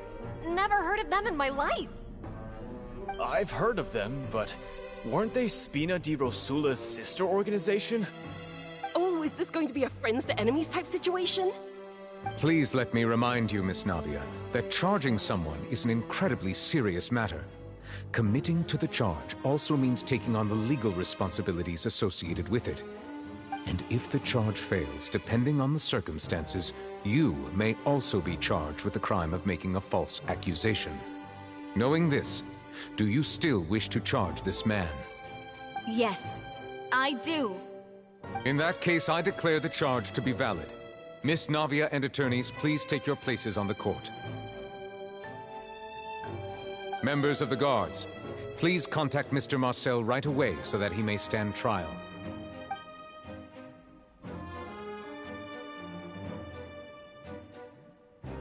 Mr. Marcel, you will not require an attorney.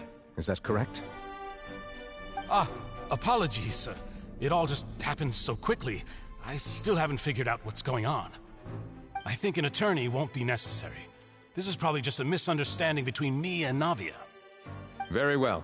In that case, since both sides have now arrived, Miss Navia, please present your charges. I would like to take everyone back to 3 years ago, to the case of Callus the Unfaithful.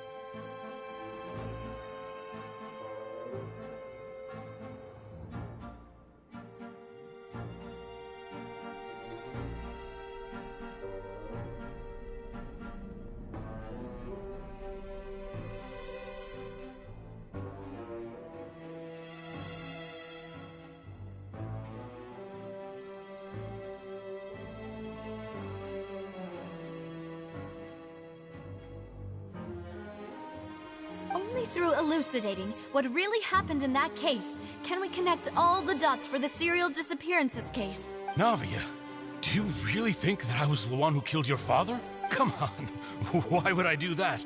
Callus was my benefactor, and remember both you and I only ran to the scene when we heard the sound of a gun. If that's enough to make me a suspect, wouldn't that make everyone at that banquet a suspect as well? I think there's no point in getting into the specifics right now. The audience doesn't even have the big picture yet. Even I'm struggling to remember some details of that case. Exactly correct, Your Honor. I must refresh everyone's memory about that case before I can explain my charge and reasoning. I see. In which case, I will recount the findings about that case as originally recorded by Maison Gardiennage.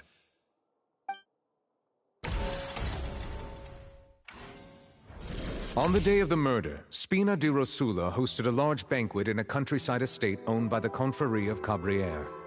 During the banquet, all attending guests heard 2 gunshots from the courtyard. When the guests arrived at the scene, they found the primary suspect, Callus, holding a gun, while his acquaintance, Jacques, lay dead from a gunshot wound. The guards' investigation did not recover any other firearms from the scene. As a result, they concluded that the suspect's first shot must have missed, while the second must have taken Jacques' life. The suspect did not dispute this conclusion, and also declined to defend himself in court. Instead, he chose to prove his innocence through a duel. Callus was defeated by champion duelist Caravan in the ensuing duel, and soon succumbed to the injuries.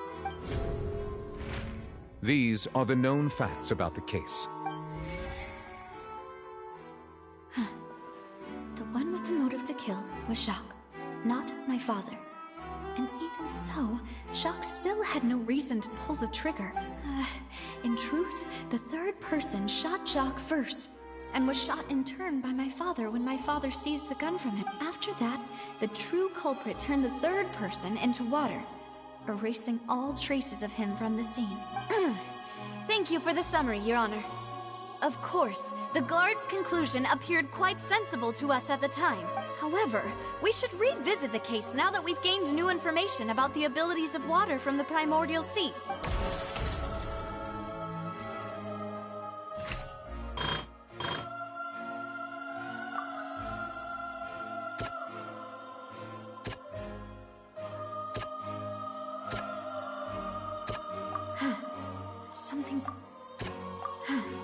Something's not...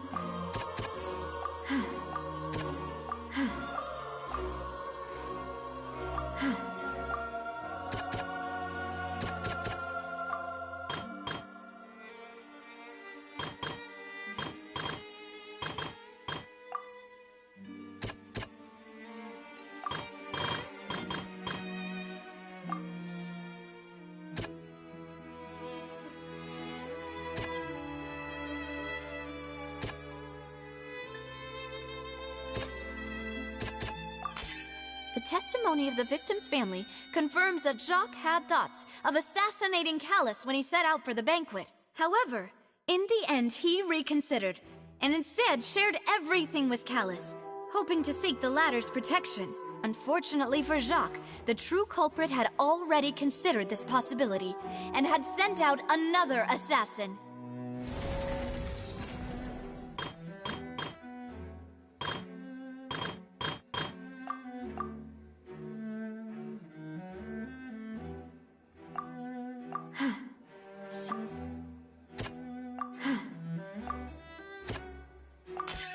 This assassin first shot Jacques, then turned to shoot Calus, only for Calus to wrestle the gun from him and kill him instead.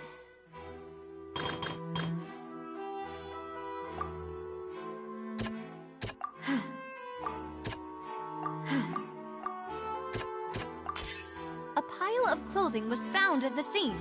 The guards once believed they were used by Jacques as a costume to disguise himself. But now, it is clear that the clothes were proof that there was a third person at the scene, and that they were turned into water after committing the murder. Since it was raining that day, the culprit was confident that they could use the rain to wash away all traces of their dissolved accomplice. Realizing this, the true culprit caused the hired assassin to dissolve into water, leading everyone to believe Calus was responsible for Jacques' murder. This is the true version of events.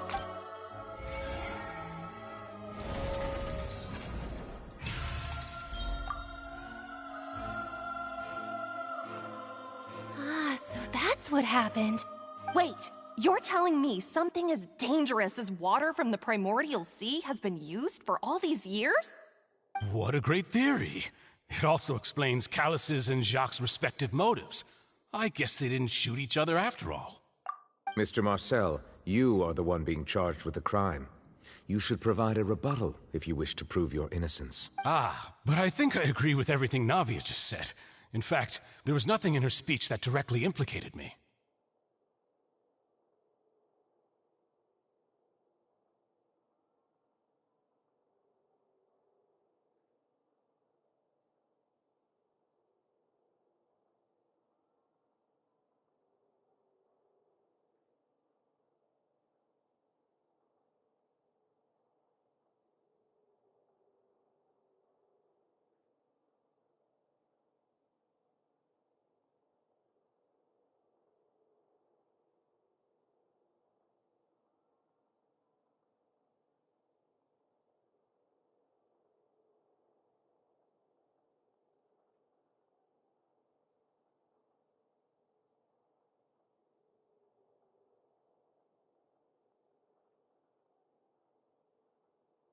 Then, may I ask some questions?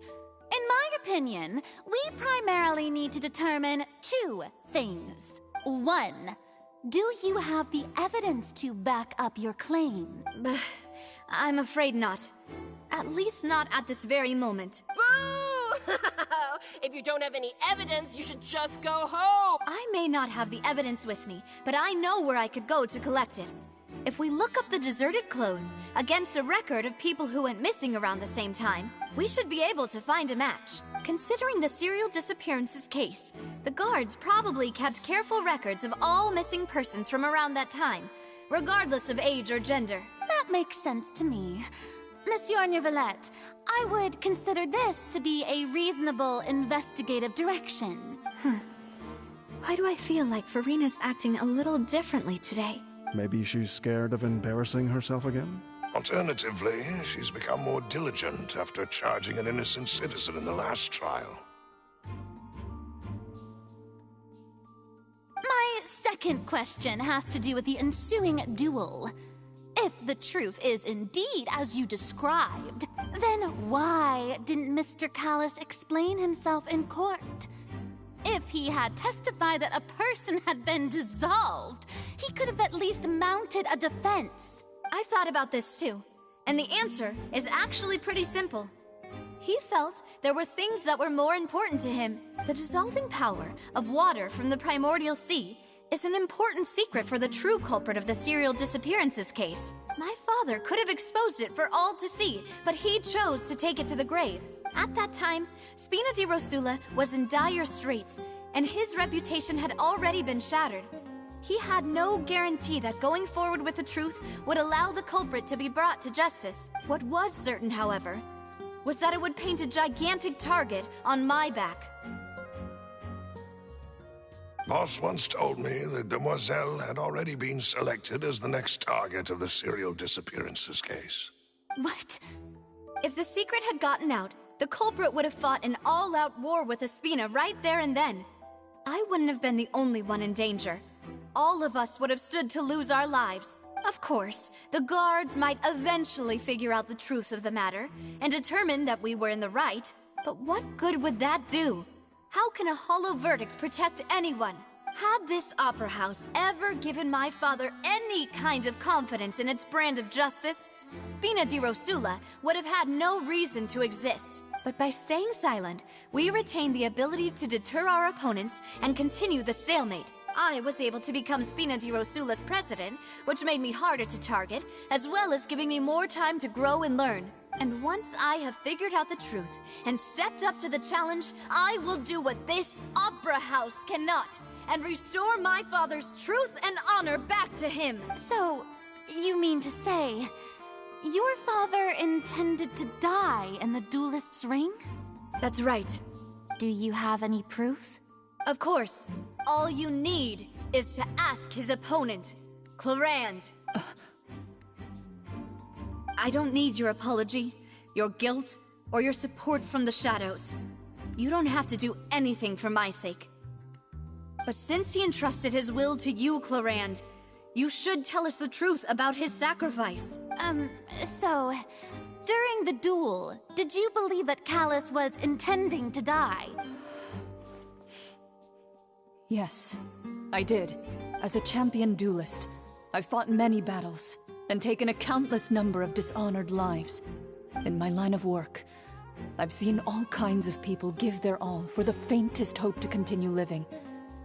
Some were determined, others passionate, and some even manic and twisted. Just one look and I can tell if a duelist is hoping to live or if they're looking to die. I hereby swear on my name and honor as a champion duelist that Mr. Callis never intended to leave the ring alive. Since that's your testimony, I have no more questions. It appears there really are good grounds to reopen this case.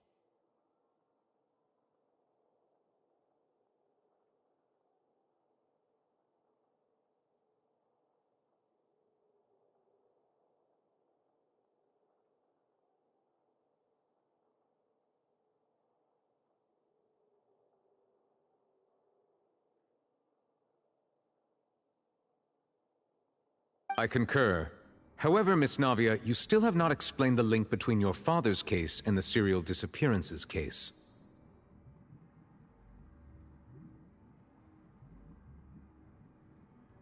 Right? What she said was fascinating, but kind of beside the point. Wait, weren't they just talking about the serial disappearances case? Of course, Your Honor. The two cases are connected via a matter of timing.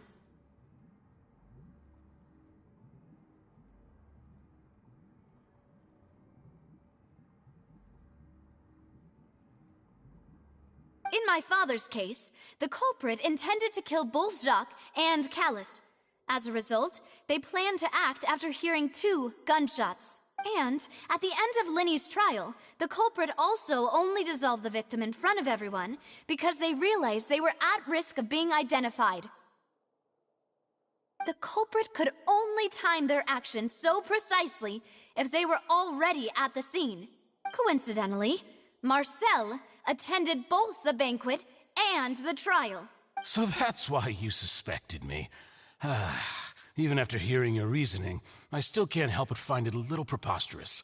I'm used to it, though. You've always been an impulsive and sentimental child, Nahida. It's one of your most endearing traits. No need to appeal to pathos. I won't try to refute your points one by one, but even if everything you just said was true, can you prove that I was the only person present at both events? On top of that, does a person have to be physically present to control the timing? Can't someone remotely monitor the place? Know what you can say to that. I know that even with that, you might still think you can reduce the list of suspects with some further investigations, until I'm the only one left on the list. Alas, who won't feel at least a little hurt by an accusation of murder from a girl you see as your own daughter? But if I were to dismiss this completely, you'd also think I'm not being considerate of your feelings. Ah well, let Uncle Marcel teach you another lesson. Do you know what the biggest flaw in your reasoning is? I suppose you're gonna tell me anyways. It's timing again. I'm a businessman by trade. From that standpoint, there's no reason for me to kidnap young women. It's a high-risk action with nothing to gain. In addition, I left my home in Snezhnaya when I was young to come to Poisson and work in some trade. My business only thrived when I received Callus's patronage. But the disappearances began before I ever stepped foot in Fontaine. I do apologize, demoiselle. This was my mistake. No, it's not your fault. I'm sure he had come prepared. Is there anything else you'd like to say? Would you like to check the date of my first business license against the first known case of the serial disappearances? You can also take a look at my border entry records, or ask my friends and family when I left Snezhnaya for the first time. Could those records and testimonies do something to appease the unspeakable anguish in your heart? Seems like she got the wrong guy.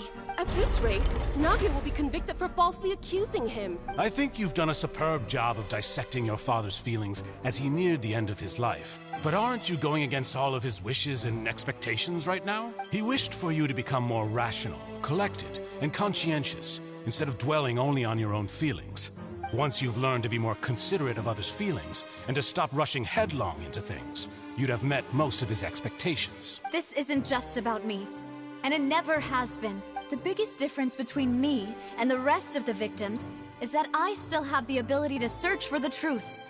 While that same agency has long been taken from them, the people whose families were destroyed by synth abuse, the people who lost their loved ones to the serial disappearances, and the people who suffered tragic ends due to their sense of justice, many people's images are flashing before my eyes.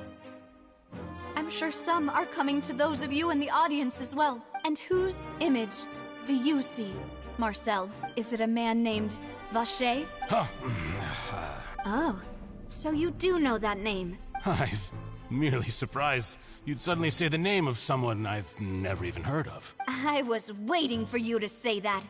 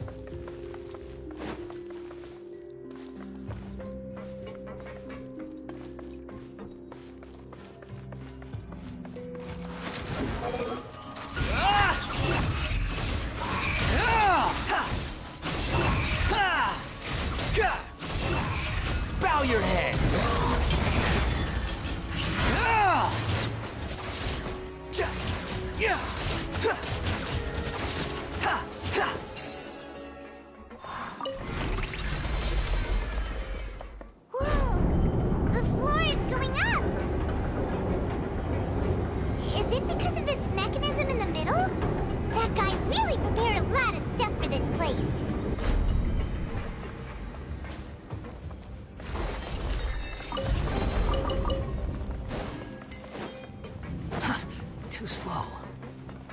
Paimon thinks we need to go up, but Paimon doesn't see a way. Let's take a look around. Maybe we'll find a hidden mechanism that'll show us the way up.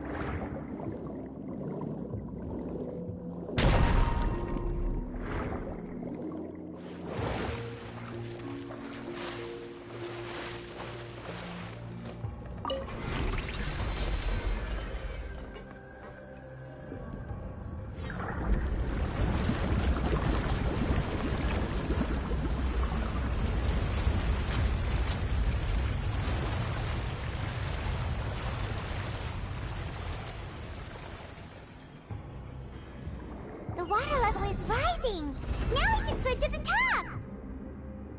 But this is still a ways away from where we need to go.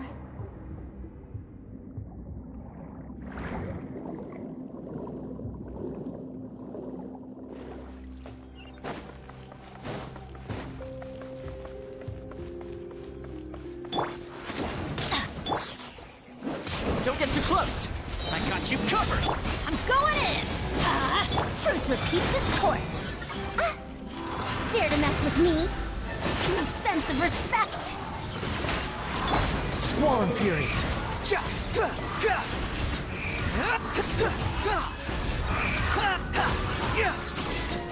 Know your place!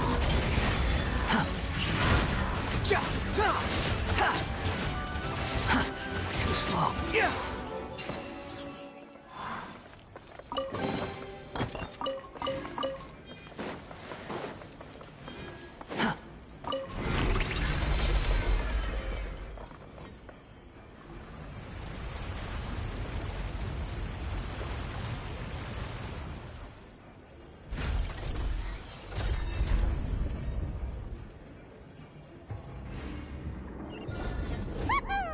Now the path is clear! Let's go!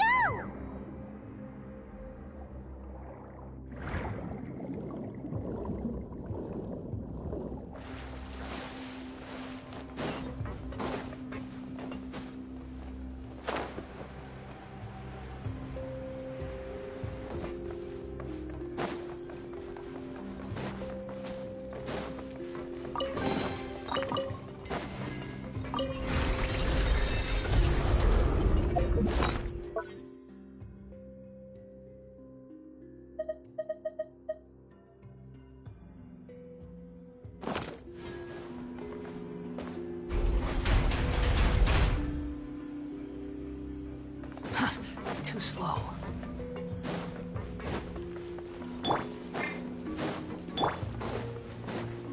Supporting fire! Teamwork is dreamwork! Have fun with this gift! We'll see about that!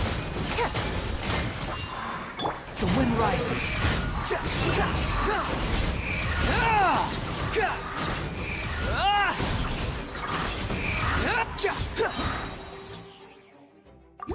Bow your head!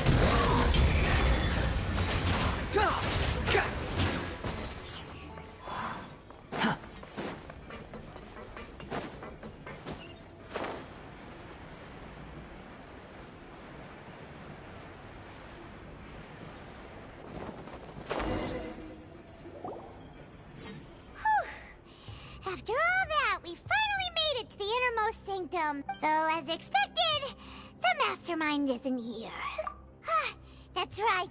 Then let's hurry up and find some evidence so we can get back to the Opera House and help Navia.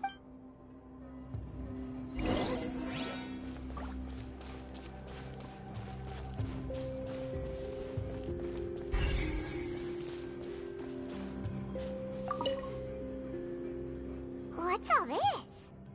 Aw, it's a bunch of really cute things. Pink accessories, a hair tie, a necklace, even a makeup box. Oh, Paimon Paimon sees it too, but why are all these cute things labeled with different girls' names? Huh? You mean the girls from the serial disappearances?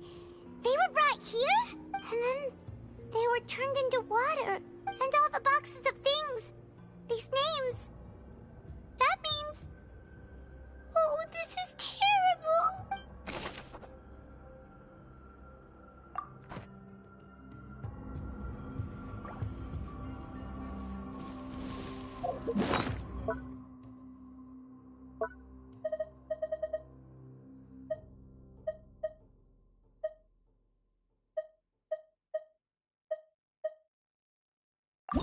Here we go again, trying to crack an impossible case. All proof and no motive. Here we go. The more Paimon looks, the sadder Paimon gets. These were all girls with their own hopes and dreams. Who would have imagined that people could really turn into water?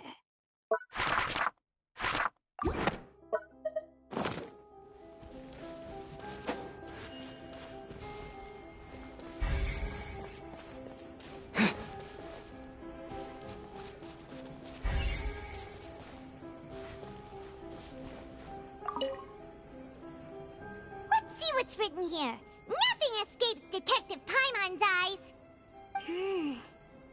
Callus. Navia's father. Oh, this seems to be an investigation report on him. Yep, it's about finding someone to assassinate Jacques and Callus because of a lack of confidence that Jacques himself would go through with it. This should prove the existence of the third person, right?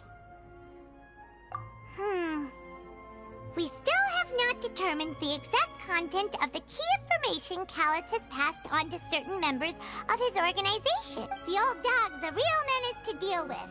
Even if he abides by the promise he's made to us, he will still have the upper hand. He can act whenever he wants to make our lives miserable. The only option left is to remove him from the picture entirely. I concur. Let's send someone to kill him. He won't declare war as long as we don't touch Navia. Oh, seems like we've got a bunch of correspondence between the higher-ups. They're all just so evil.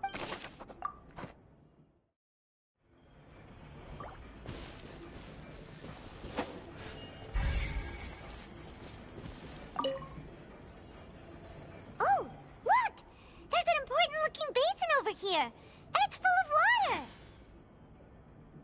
That means this is where they make all the synth! And that special water is the main ingredient! If you dilute it with normal water, you'll get synth, but the pure stuff can dissolve a human!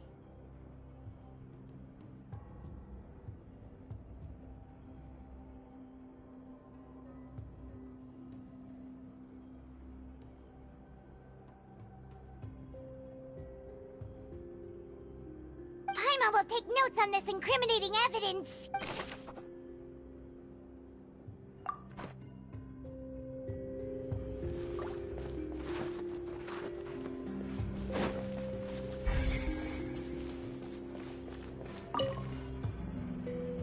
What's this over here?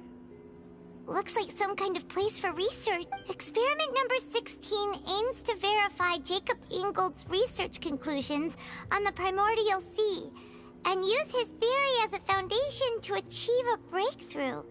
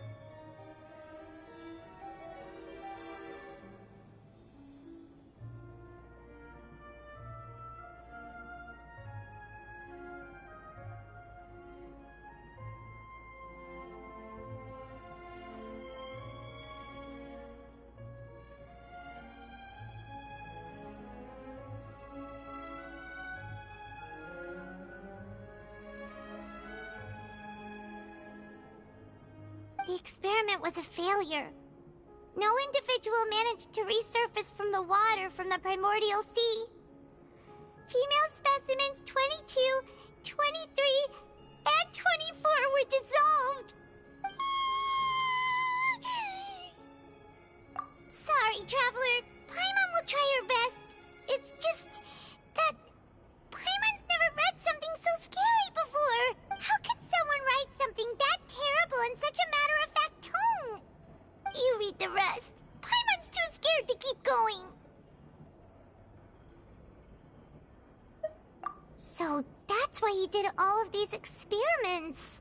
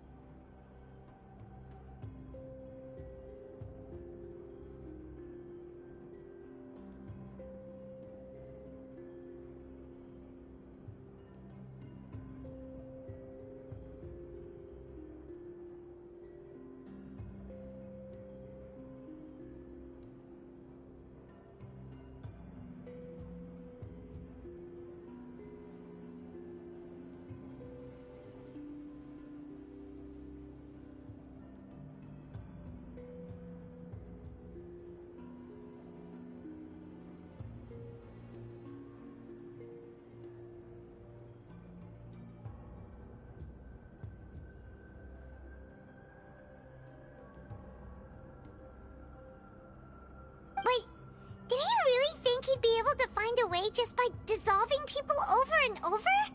That's just insane!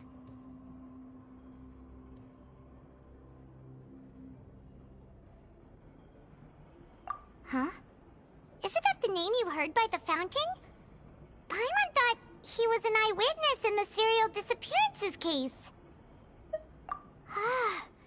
You mean Vache is the one who did all of these... experiments? So that's it! Vache was no victim, but personally took his lover and... No, that's not it either! If that's the case, why would he want people to resurface from the water? In any case, Paimon will write it all down.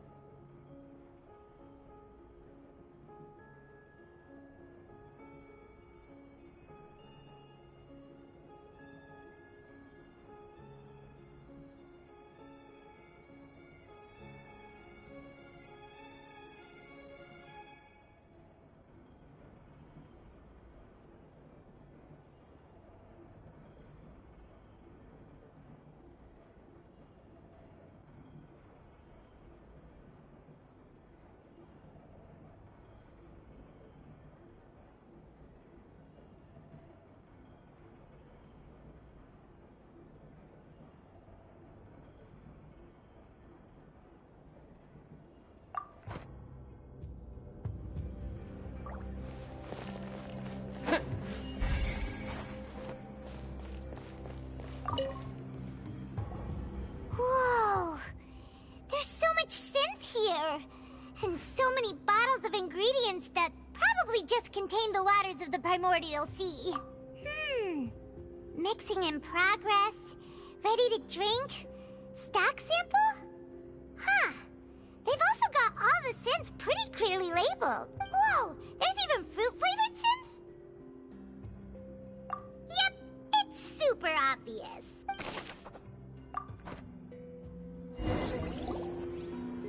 We've looked at almost everything here, and it seems like our theories were spot on.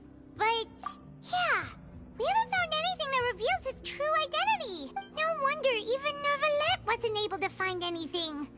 Whoever it is probably destroyed everything to do with that name a long time ago. That way, even if we bring all this back to the opera, we won't be able to identify the true culprit. Sure thing. Paimon won't admit defeat to this guy either.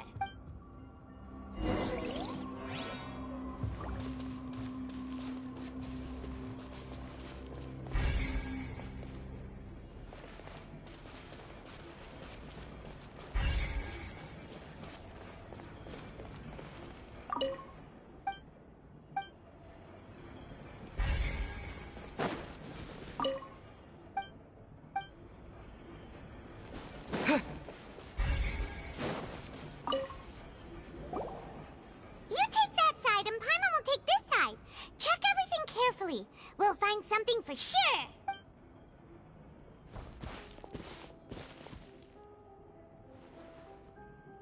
Ugh.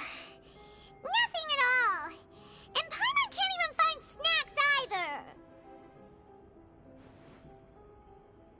Whoa, really? Let Paimon see.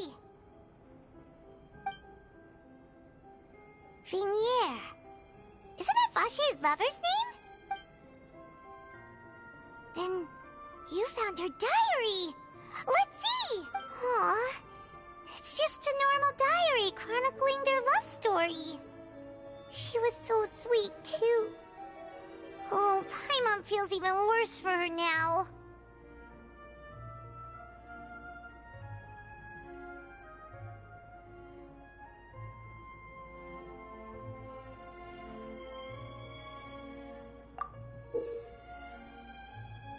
So many! A whole page's worth! But they're all crossed out. Was she unhappy with all of them? The final name she decided on was Marcel. Wait, but Marcel's pretty old. Has this case been going on for so long that he's Vache and Vinier's grown son?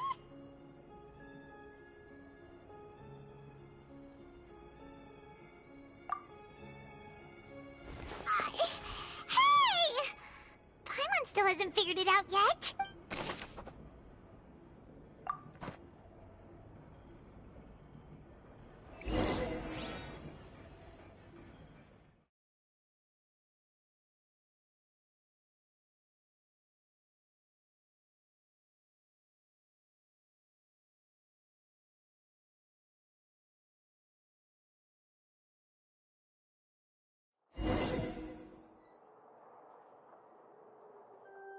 And whose image do you see, Marcel? Is it a man named Vache? Huh. Oh, so you do know that name. I'm merely surprised you'd suddenly say the name of someone I've never even heard of.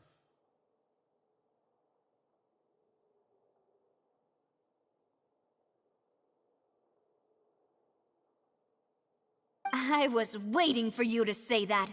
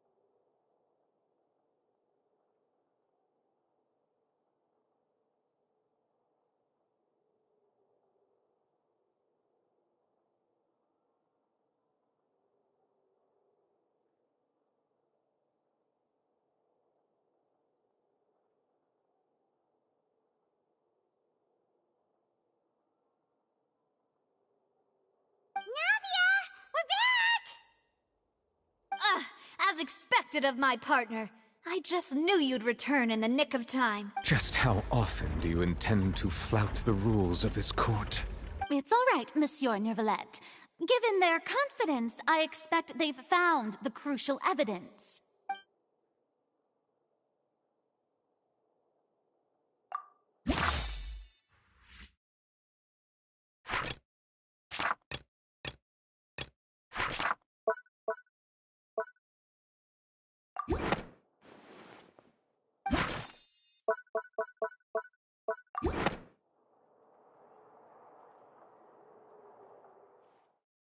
But the truth of it, Marcel, is that you've always been Vacher. Huh?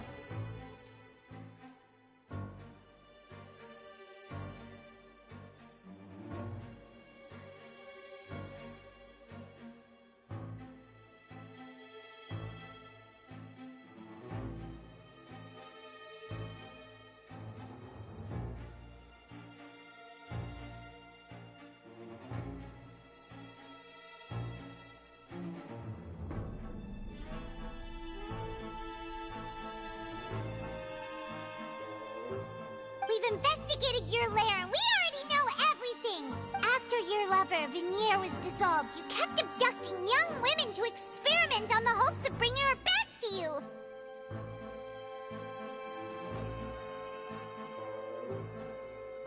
You even created Marcel as a new identity and destroyed all records of your past as Vacher! So that's it. Even the villains in opera performances rarely go that far. And with that, Marcel's motive has now been established. This information regarding your past also dismantles your prior timing defense. Well, Marcel, do you know where you went wrong?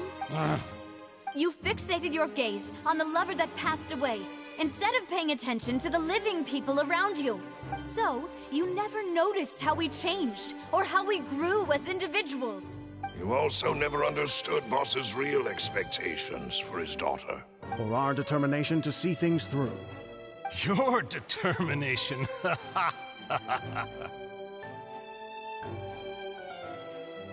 Mr. Marcel, please speak up now if you would like to defend yourself.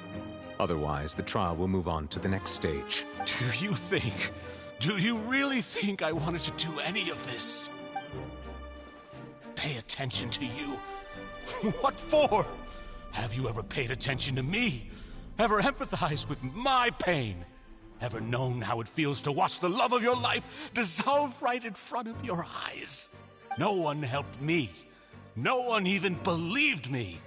All those decades ago, even the officers from the Maison Gardiennage were laughing at me. They said there's no way a human being can turn into water.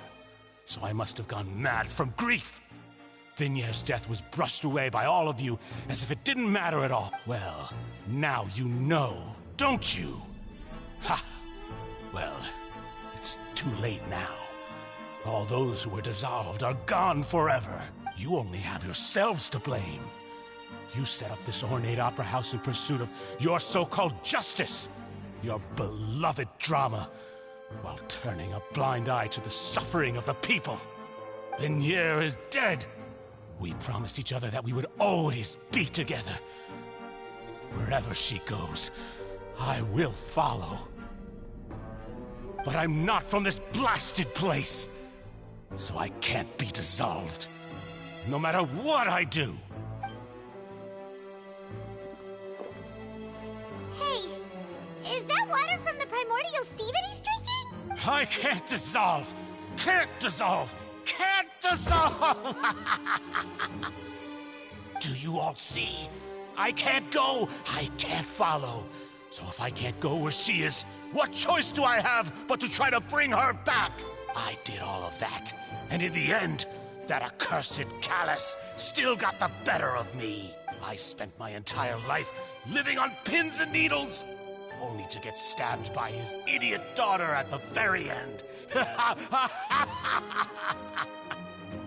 The suspect is exhibiting signs of mental distress. Guards, please restrain him. Don't touch me! Don't anybody come near me! I still need to save Vinier. I promise. We made a promise. Vignere. Please, Vignere. Don't think badly of me. All I want to do is fulfill our promise. At this point, the verdict of this trial is clear. With Mr. Marcel's conviction, the charges against Mr. Tartaglia no longer have any basis. Fine by me. I was in a bad mood, but after a show like that, I'm actually feeling pretty good. Traveler, please submit all the evidence you have collected to the guards, so that I might review and summarize the truth behind the serial disappearances case. The man now known as Marcel was originally named Vacher and worked as an adventurer with his partner and lover Vignere. During an underwater expedition, Vignere accidentally came into contact with water from the primordial sea and was dissolved in front of Vacher as a result. Vacher learned of the primordial water's existence through the work of others and began to kidnap young women for research, with the goal of discovering a method to restore Vignere back to life. To cover his tracks, he invented the new alias of Marcel and began to operate a business in Poisson. During the course of his research, Vacher discovered that a diluted concoction of water from the primordial sea can induce feelings of euphoria, and began to manufacture and market synth. However, as he accumulated wealth to fund his continued research and expanded the scope, he came into conflict with Spina di Rosula. After exchanging blows with Spina di Rosula for many years, Vacher decided to assassinate their president Callus at a banquet. Although the assassination did not go as Vacher expected, he was able to turn Callus into the murder suspect by dissolving the assassin he sent to the scene. And just recently, Vacher attempted to frame Lyney as the culprit of the serial disappearances case, using a similar method. However, his attempt to frame Lyney failed, and the power of water from the primordial sea became public knowledge. This case also exposed enough of Vacher's machinations that he was eventually successfully charged in court. Thus concludes the enigmatic history of the serial disappearances case, with the truth revealed to all. The Oratrice will now deliver the final verdict regarding the charges against Mr. Vacher.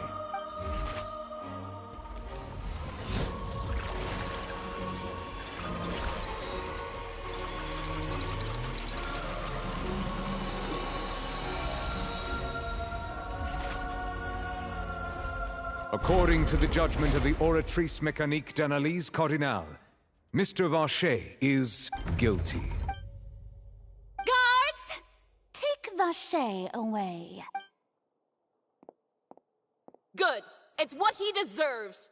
With that, the serial disappearances case is over now. We really just witnessed history. Who would have thought the true culprit would be such a polite and well-spoken guy? He's hurt so many innocent people, and now he's finally getting what he deserves. Huh? Are you okay? Demoiselle, you were absolutely brilliant. The day our late boss had always hoped for has finally come. You can rest easy now, knowing justice has been served. Yeah. It's finally over. It's all thanks to you guys. And my partner. See, Papa? Spina di Rosula's still doing well with me at the helm. Well now, hasn't this been a most delicious piece of drama? The villain has been caught, justice has been served, past wrongs have been righted, and it's a big ol' happy ending. Since it's been such a great show, I'll just let the false accusations against me slide. Either way, I've still got some business to attend to. So, if you'll excuse me... Please wait just one moment, Mr. Tartaglia. What now? None of this has anything to do with me. According to court protocol, since this trial was initiated due to a charge against you, a verdict must also be made regarding the initial charge before the trial can conclude. Oh, come on. Is this really necessary? Haven't you already caught the real criminal? Isn't it time for side characters like me to exit stage left? Please respect the laws of Fontaine. This has always been the rule. All right, but this sure is a lot of hassle. All I need to do is stand over there, right? Let's just get this over with. Through evidence presented in the public trial that was just held, It has been established that Mr. Tartaglia has no direct connection to the serial disappearances case. The guilty party has been identified, and thus it is logical to suppose Mr. Tartaglia is innocent of the charges. We now turn to the Oratrice Mécanique d'Analyse Cardinale to render the final verdict on the charges.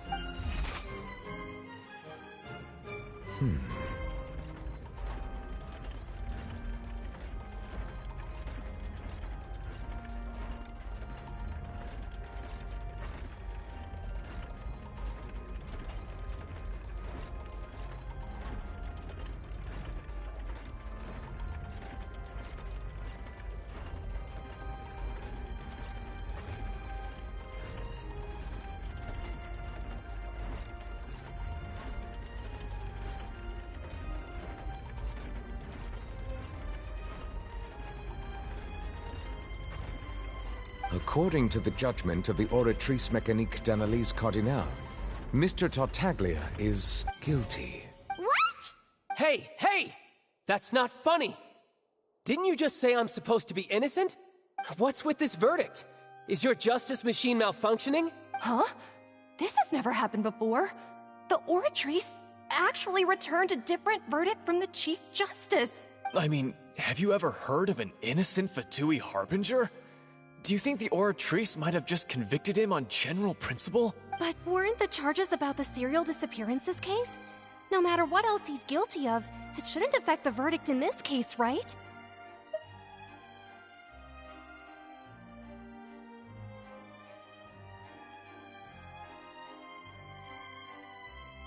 The judgment of the Oratrice Mécanique d'Analyse Cardinale is, by law, the final verdict of the court. We must accept the guilty verdict. Guards, please take the suspect into custody per court protocol.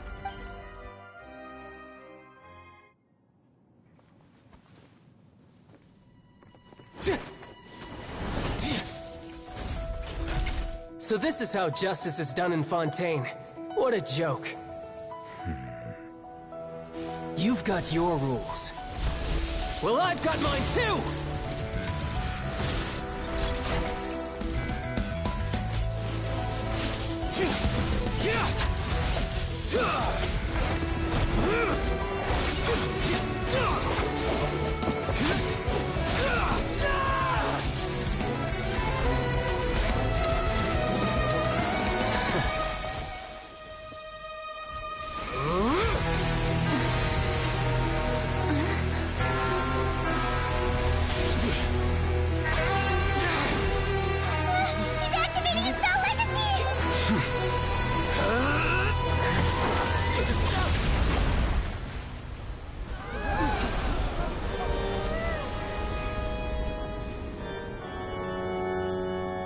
I am sorry.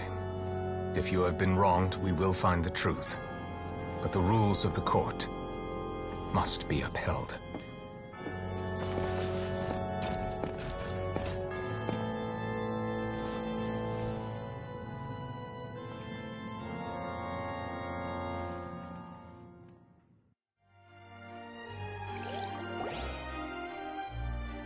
Hey, Monsieur Novelette, what's going on?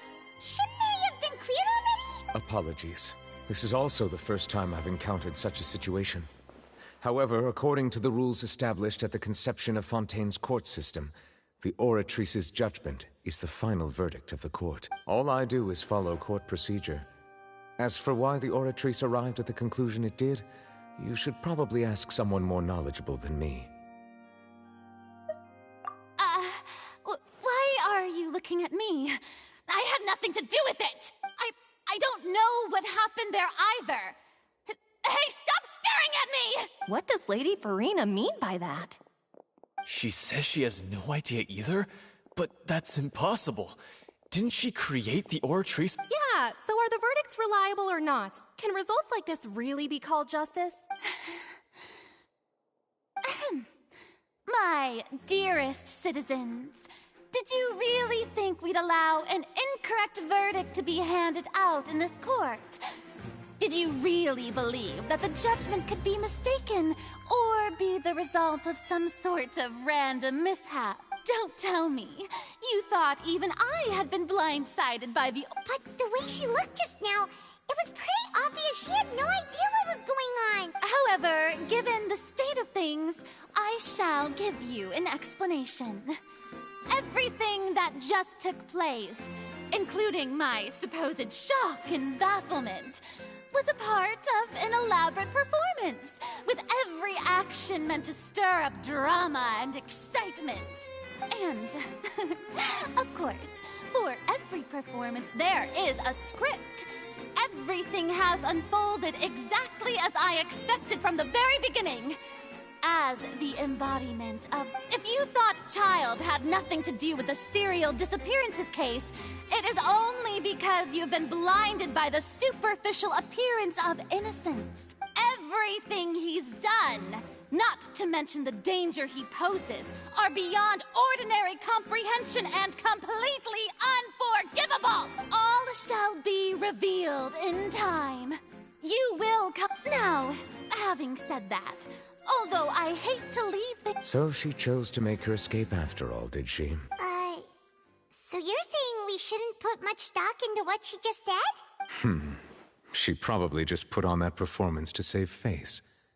As for the truth, it's unlikely that she actually has any... However, please be assured that I will continue to investigate this case in a personal capacity. Just as I promised, if the judgment has been incorrect, we will do our utmost to clear his name. All right. Even though we feel pretty badly for him, we'll take your word for it for now. After all, he's done plenty of bad stuff, so he should have known he'd go to prison someday.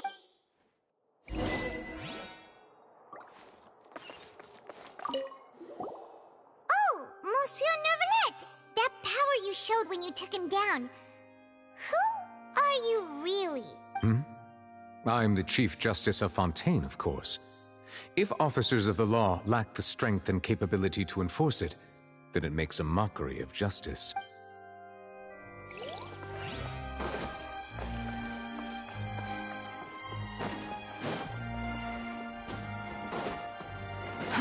Too slow.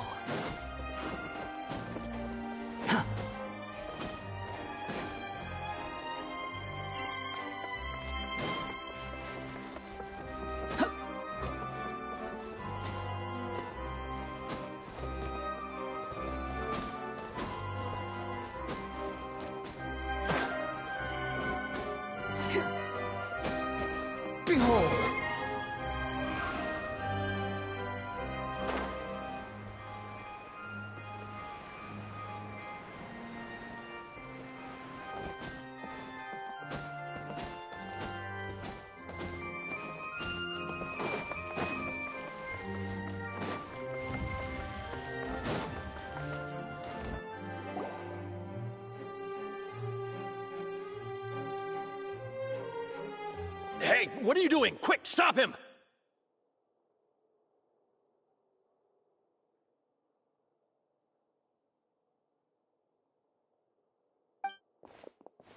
Traveler! Hey! Traveler! Marcel! What are you doing? Stop resisting arrest! Cease, or we'll add another charge to the list! No, wait! I just want to ask the Traveler something. I'm not looking to run away. Please, just let me ask this one small thing. Go on. Thank you. I was being led away when I finally realized something. Where did you first hear the name Vacher? I erased all records of that name. So, unless... Are you still trying to prove your innocence? Give it up. You've already been convicted. Really? You did? You're sure? You met her? But the Fountain of Lucine? Then she's been so close to me all along. And I just never... Please give me a chance to talk to her again. Just let the Traveler take me to the fountain to see her one last time. What? Give an inch and you want to take a mile? Do you think serial killers get to make requests like that? Paimon agrees. Why should we give him what he wants when he's only done a ton of super terrible things?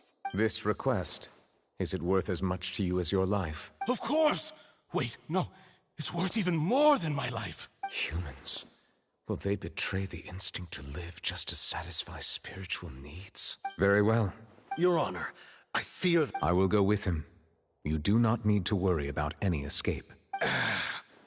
In that case, I shall leave him in your most capable hands, Chief Justice. Thank you. Thank you. Too slow. Quit following me. Too slow.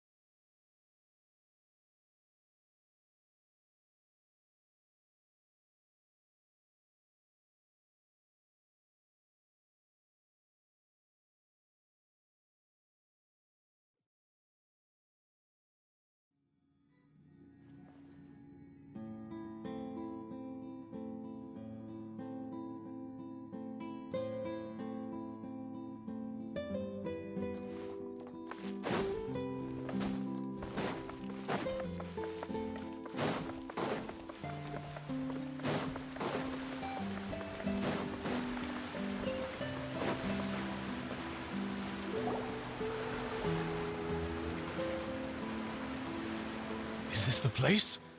You said she's here, but what do I need to do to see her?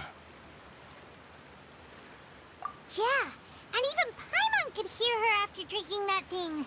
Didn't you just drink a lot of it on the stage as well? Oh, in that case... Vache! Ah! Yes, that's it! So you heard it too! Vinier, it's me! It's me, Vache! Vache? Vache! I'm here! I'm here! Where are you, Vinier? I'm coming for you. I'm finally here for you. Hey, wait! Be careful! Hey, wait!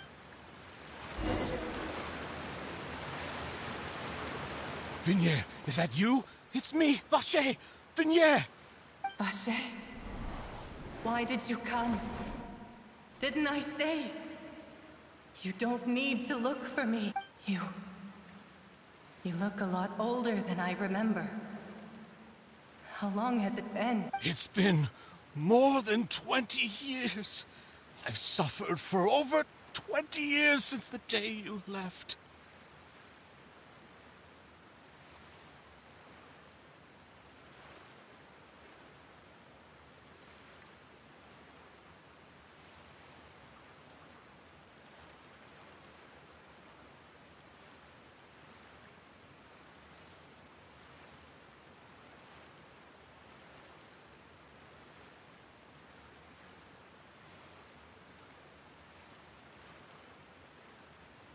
All this time, only the thought of bringing you back has kept me alive.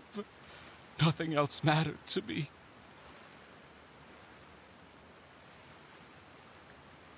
I must be dreaming.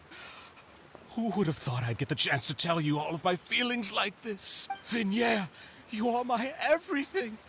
I really don't know how I could live without you. But Vache, if you ask me, this world would be better off without you. What are you saying? If not for you, I would have finished my law degree and probably become a top-tier attorney one day. If not for you, I would have continued to pursue my love of the arts, and my works would have been displayed in the Palais Mermonia itself. If not for you, I would at least have been able to take care of my mother. And she would not have grown old and died alone, with nothing but the tears on her cheeks. It's all because of your selfishness, Vache. It's all because of you. You... Wait, you are not Vinier. Who are you? You're right. I am not Vinier. I am the sacrifices. Every woman who died by your hand. As our bodies dissolved, our consciousnesses flowed back to the primordial sea. Our thoughts circulated endlessly within the primordial sea. And we were no longer individuals, but we became one. Just as streams of water come together in the sea. I'm Cressy. I'm Lemony. I'm Azine. The only one I am not is Vignier. Why? But then, where is Vignier? She doesn't want to see you anymore. Every tendril of her consciousness is avoiding you. This is what you get for your selfishness. Your selfishness robbed us of our lives and our futures. You said time and time again that you'd do any and everything for her. But did you ever consider whether she'd want to see you do the things that you did? If she would despise you for what you became? You are a liar, a heartless murderer, and a cowardly narcissist. The only thing you are not is Vignier's beloved. From the moment your first victim died and her consciousness merged with Vignier's, she has had nothing but pure hatred for you.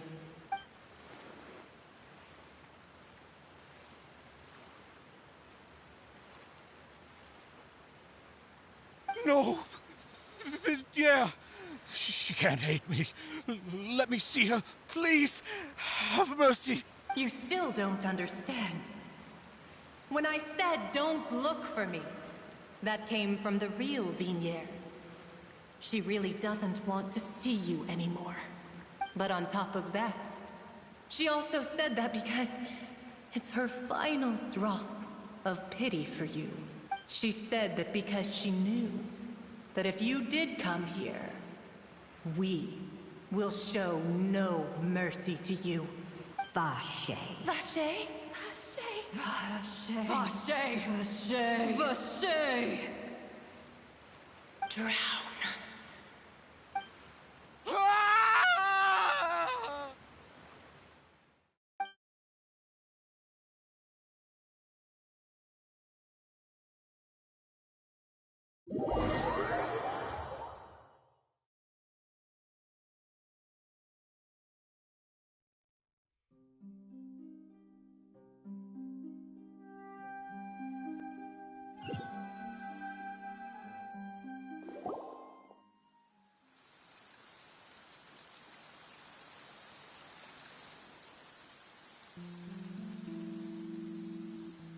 Finally, we have some time to do shopping. Gosh, it's really been a long time since we've been able to relax.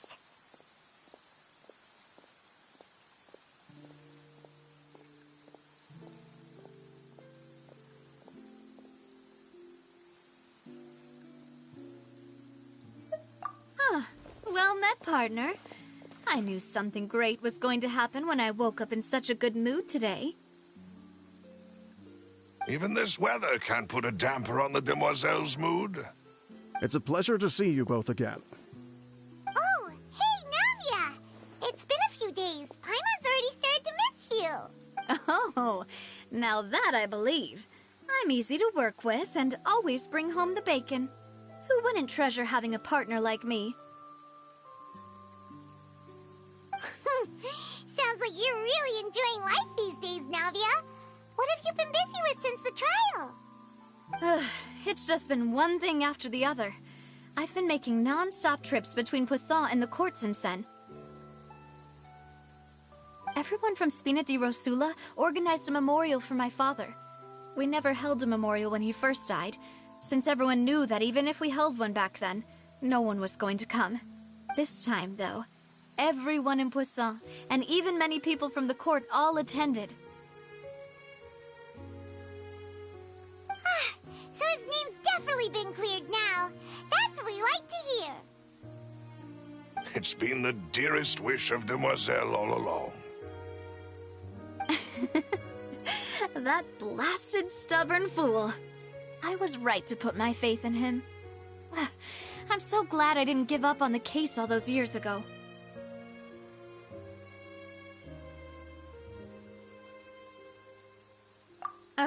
By the way, I ran into Charlotte just after I left the memorial service. Well, maybe it'd be more accurate to say I knew she would be there, and there was no way she'd just let me go. Huh?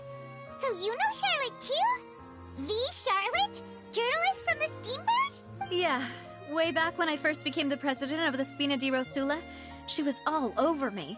Wouldn't take no for an answer.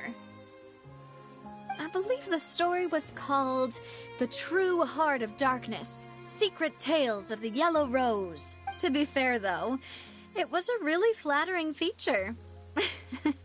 So, we've been on pretty good terms ever since. She was trying to lean on our friendship to get me to do an exclusive piece on the serial disappearances case. Oh yeah, she told us about that.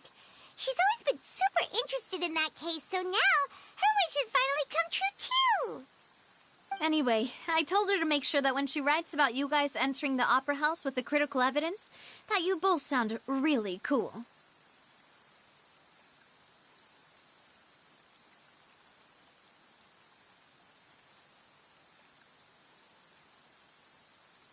Now that's another thing to look forward to. We trust Charlotte's skills with a pen for sure. Oh, and in other news, I also took Clorand out for a meal.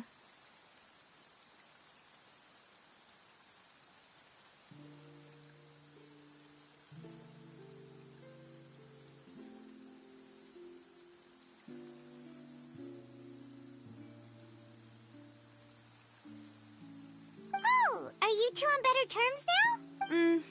While you were investigating Vache's headquarters, Clorand gave testimony on my father's behalf. It was thanks to her that we were able to turn the tide. I wanted to thank her. I mean, there's also no point in being awkward all the time, so we took the chance to reconcile with each other. Oh, that's great. Paimon also thought Clorand wasn't actually a bad person. It's always good to have more friends. Anyway, now that the case has finally been solved, perhaps it will slowly begin to fade from the public consciousness. Oh, actually, there's still one last thing I need to do. What is it? I should pay a visit to my father's grave and tell him the truth of what happened, as well as how it all ended. And on top of that, just how much people still look up to him to this day.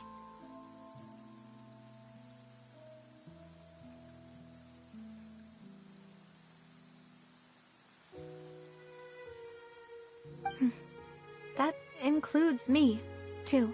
Miss Navia. Indeed. We want to go too! We also think Callus is a really admirable person. Sure thing. I'd like you two to share the moment with me. After all, without you, there might not have been such a positive ending. And in that case, everyone, let's be off. Considering the recent weather, we'll be lucky if we can reach Poisson before dark. Yeah, you're right. It's been raining non-stop for a few days now.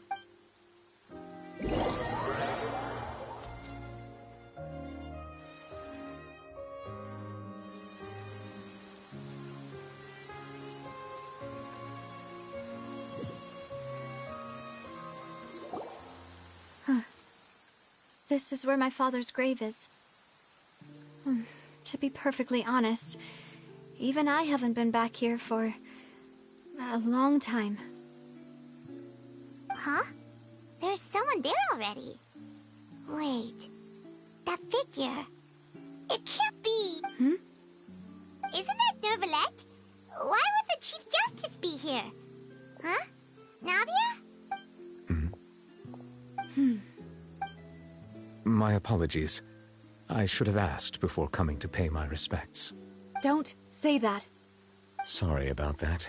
Oh, I was trying to say there's no need for you to apologize. I wanted to show my father how much I've grown. But still, I doubt I've grown to the point that even the Chief Justice would feel compelled to apologize to me over and over. In that case, I will stop apologizing for now. You really could use some pointers on understanding human emotions, Monsieur Nervalette. In any case, why did you come to Poisson? Well, ever since that day, I've been turning a question over and over in my head. Just what is justice, anyway? There was once a time when I didn't want to believe that there could be anything more important to humans than life itself. Oh, rather than that, it's probably more truthful to say I didn't believe humans were capable of resisting the most basic instinct of living things. That they could rebel against their own nature, or consider certain things to be more important than their own lives. Which is also why I didn't stop your father from beginning that fateful duel. I believed that a truly innocent man would never throw away his life like that. That there was nothing, should have been nothing more important than one's own continued survival. But Mr. Callus proved me utterly and decisively wrong. If not for his sacrifice, the serial disappearances case would have remained unsolved to this day.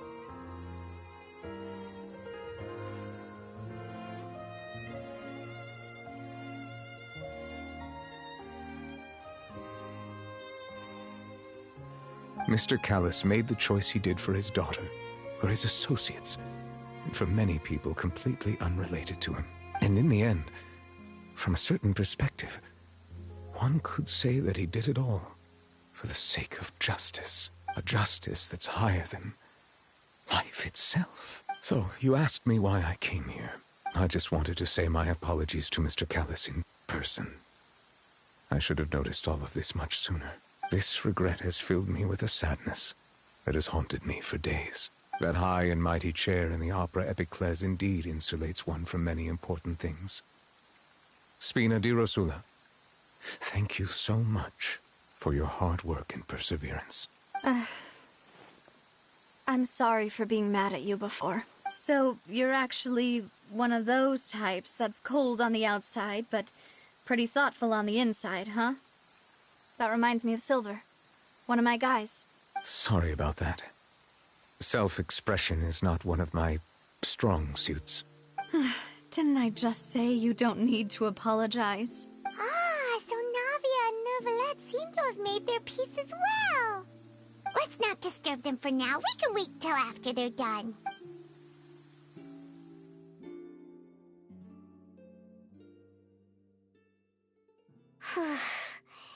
Paimon's never paid respects at someone's grave before. Did Paimon do anything rude there? Huh? Oh, Paimon didn't know that was a thing. But Paimon doesn't know what she would do if she can't fly. Oh no. Paimon hopes Miss Navia won't be too mad. Anyway, Neuvillette is still standing around there. It's not often that we can catch him alone like this, so why don't we go talk to him for a bit? If we can't talk to Lady Furina, we can at least talk to him, right?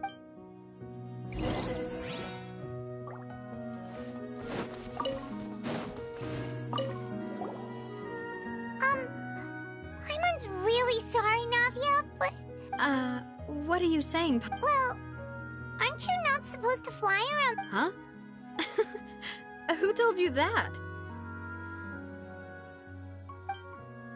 Hey, Traveler! Why did you mess with Paimon again?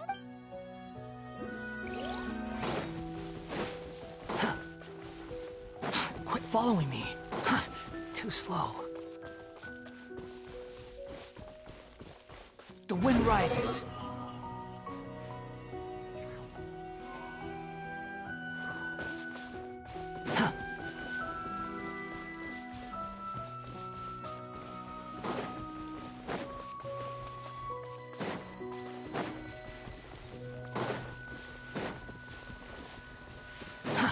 Too slow.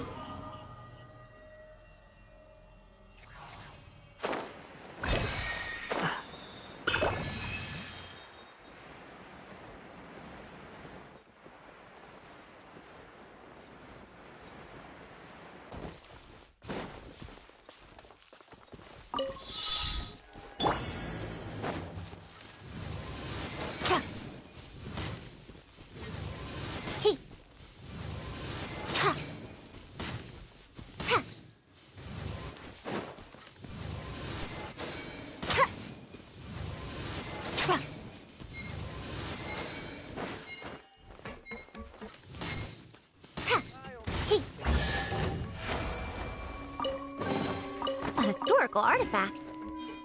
Never mind.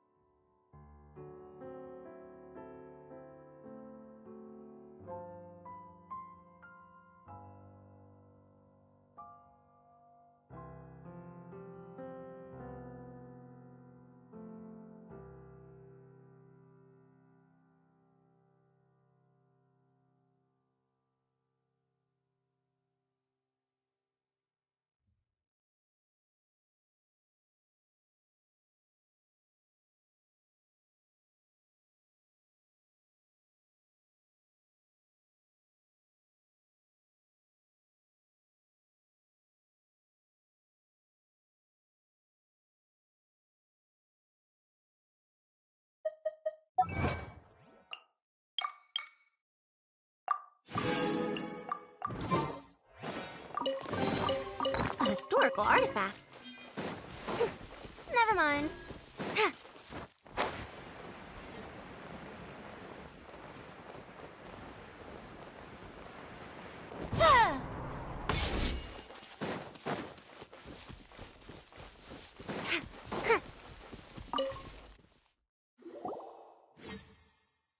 Oh, it's you two. Did Miss Navia invite you to come pay your respects to her father? Mm-hmm. We ran into Navia on the streets today, so we just followed her here. I see, I see. Well, it's pretty hard to run into you like this, since you're usually super busy. So we figured we could try to ask you a few questions. Please feel free. Though outsiders, you helped us solve one of the greatest mysteries in Fontaine, and it would be my pleasure to return the... So, at court, the bad guys referred to that special water as water from the primordial sea, but what is it really? Truthfully, that name is already quite accurate. I can only surmise that Vacher and his ilk only learned of its nature and existence after extensive research. There used to be a special sea on the surface of this planet. The nature of its seawater was rather different from that of the sea we know today. Most of Tevat's life forms were first born in that special sea. You could say it nurtured much of the life on this planet. Huh. So it really was where everything began. It makes sense to call it primordial then. But today, the primordial sea no longer exists on the planet's surface. What Vacher discovered must have been some kind of special case, or a remnant from a truly ancient age. Huh. So that's how it is. Oh, you really know everything, Monsieur Neuvillette. But if that's the case, then why would people, at least people from Fontaine, dissolve in that kind of water? Indeed. Why would the primordial sea, which was known to engender and nurture life, suddenly reverse itself and devour life instead?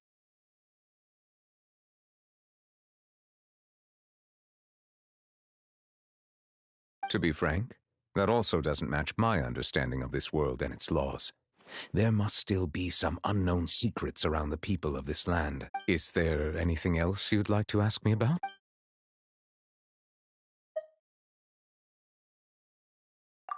That the sea levels will rise and everyone will be dissolved in water, leaving Furina crying alone on her throne, but the sins of the people will be finally washed away for good.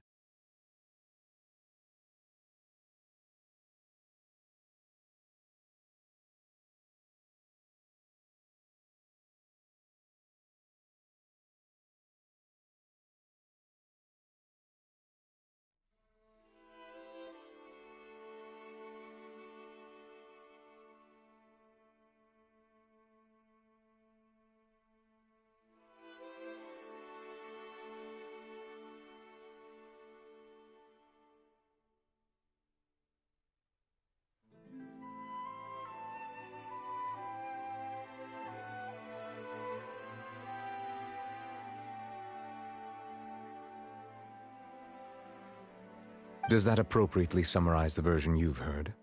That's right! It was Lyney that told us back then. And that about covers all the main points. Yes, up to the present, I think we reached a point where we have no choice but to confront this prophecy directly.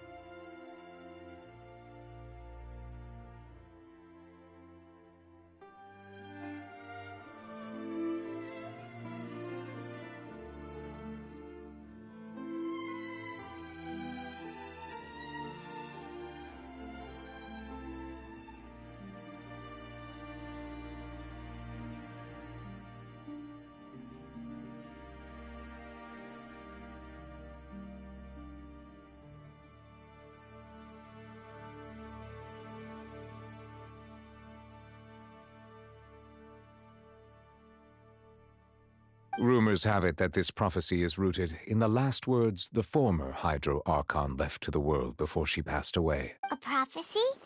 Of the former Hydro Archon? Wow.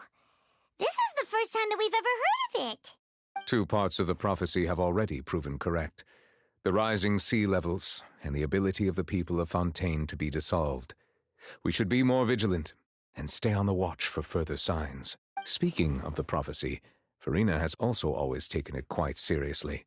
Indeed, she has been collecting information and intelligence from across Tevat for this. If the rumors were true, then perhaps this prophecy is the conundrum left to Furina by her predecessor. But with Furina being the way she is, can we really trust her to solve it?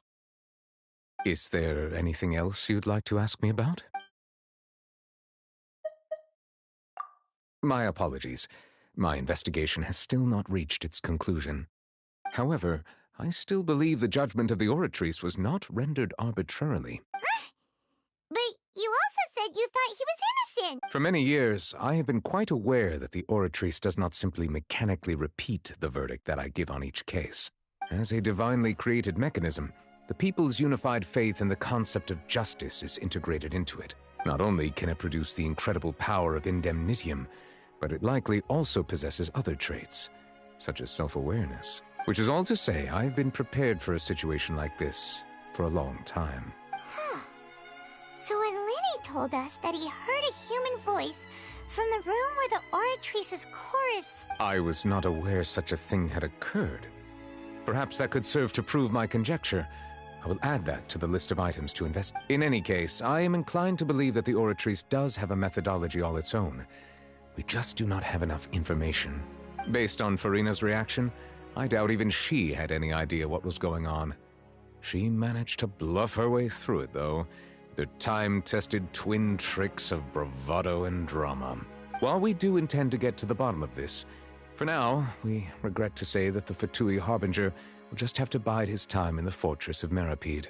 If we did incorrectly convict him of crimes he did not commit, we will most certainly compensate him to the fullest extent allowed by the law. If you ask Paimon, the only compensation he'll want is a no-holds-barred fight with you. Is there anything else you'd like to ask me about?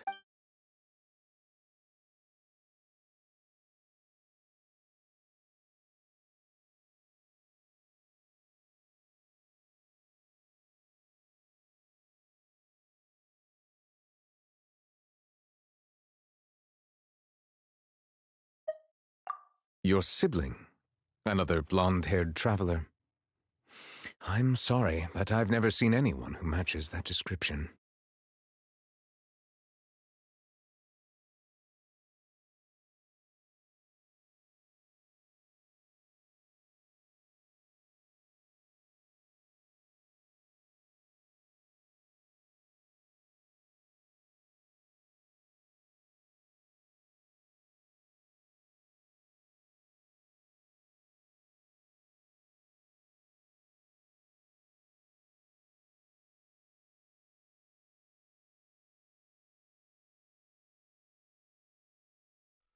If she ever stepped foot in Fontaine, I'm sure she followed our laws to the letter, and had no reason to appear on the stage of the opera Epicles. Is there anything else?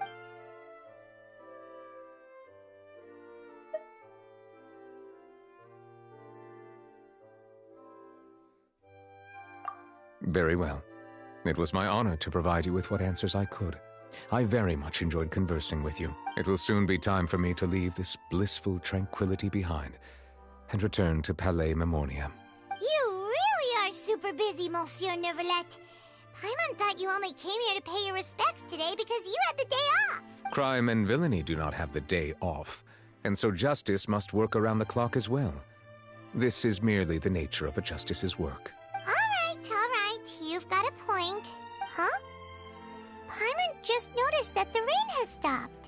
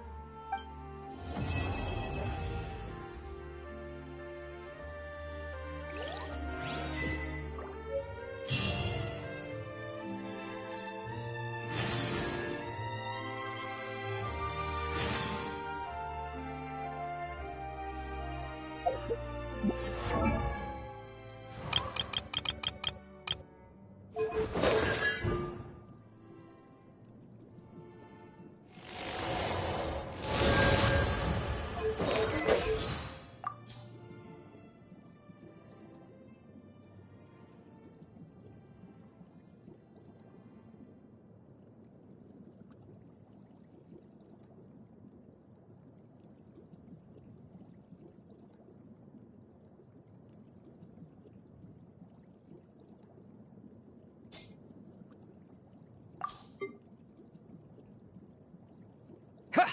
Go! Water jet! Disappear! Water jet!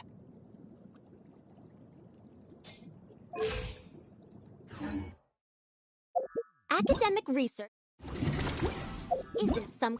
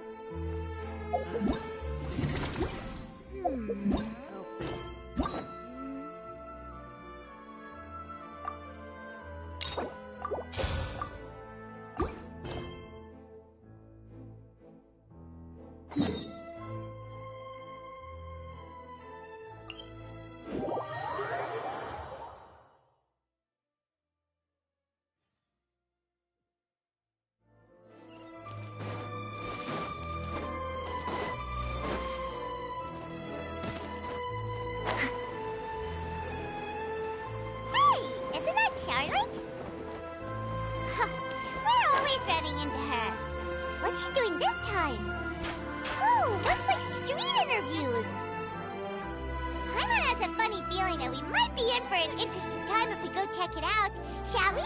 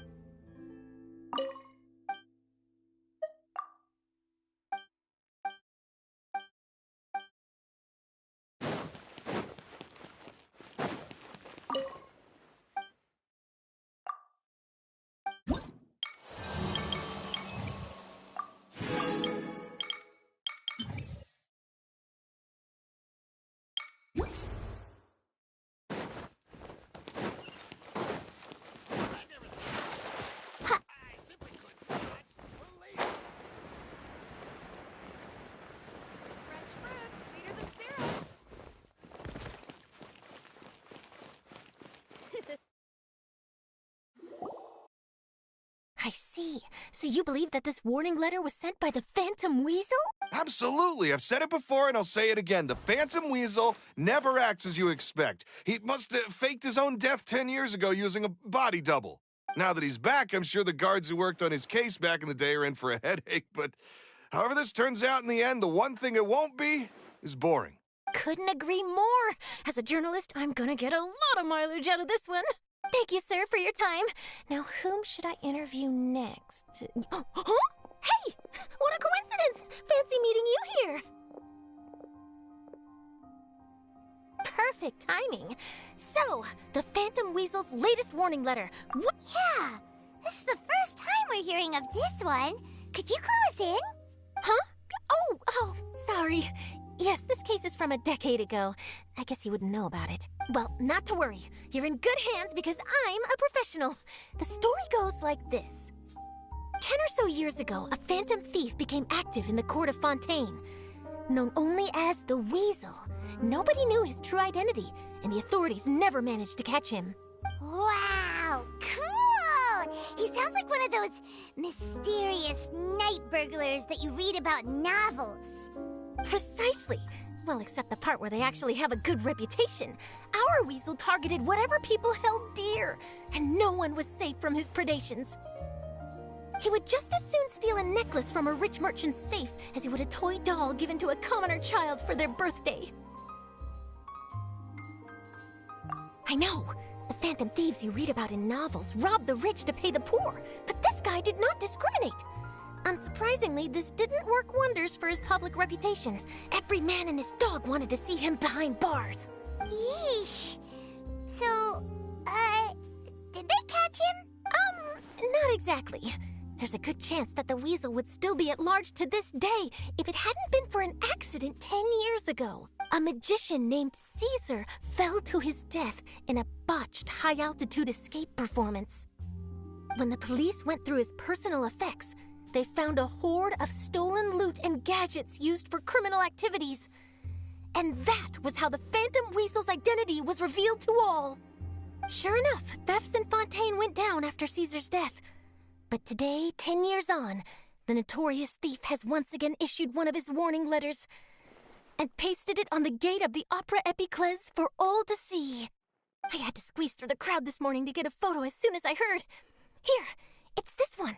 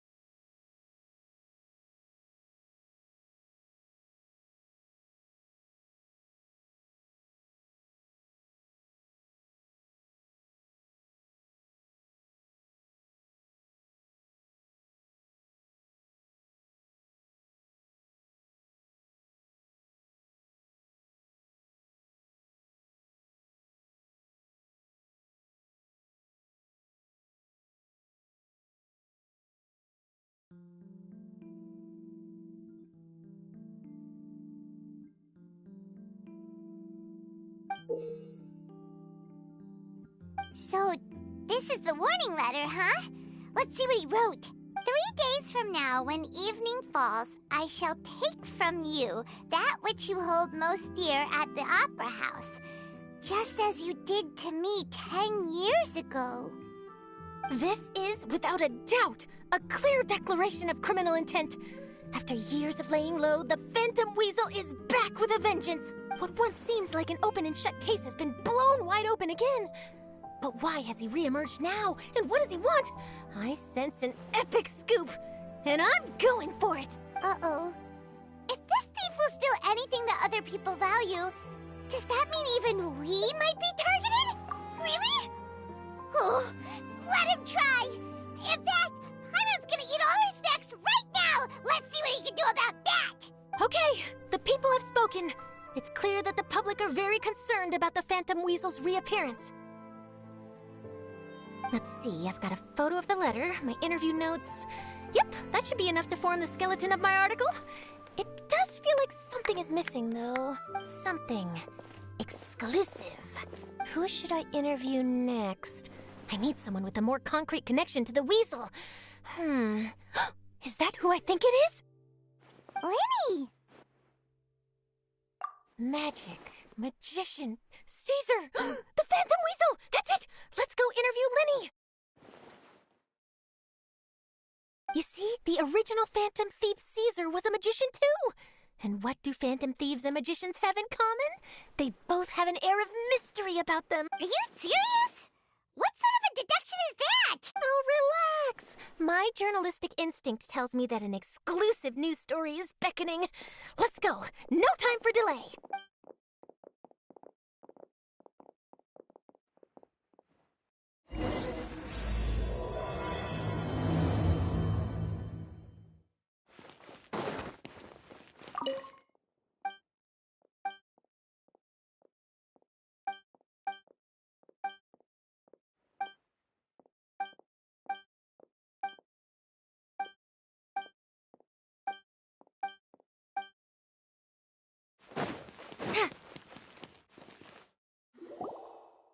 Wow, Mr. Magician!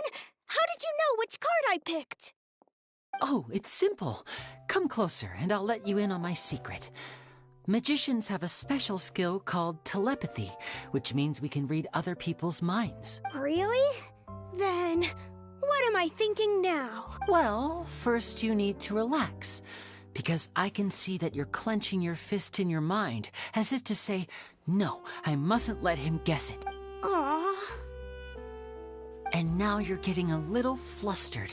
You're trying to find a way to empty your mind, to think of nothing at all. But the more you try to hide a secret, the easier it'll come out. You snuck out from home today, didn't you? You told your family a little lie so you could come out and play. Now, that's not a good habit. You can tell? Oh boy, you really can read my mind. Of course. Oh, and that's the end of my performance. You should really be heading home.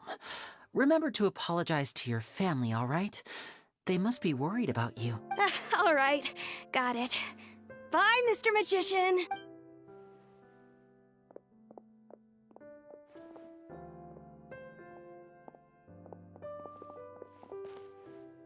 Hey, Lyney?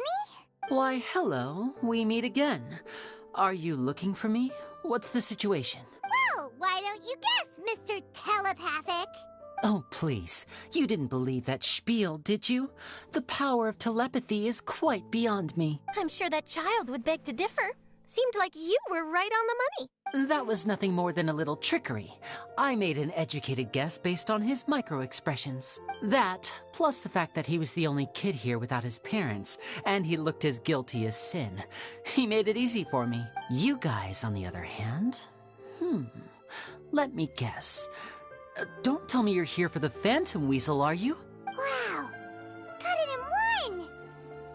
Is this more of your trickery at work? Wait, really? No trickery this time. It was pure luck. His warning letter's been the talk of the town, so I figured that maybe you were asking around about that. Bingo!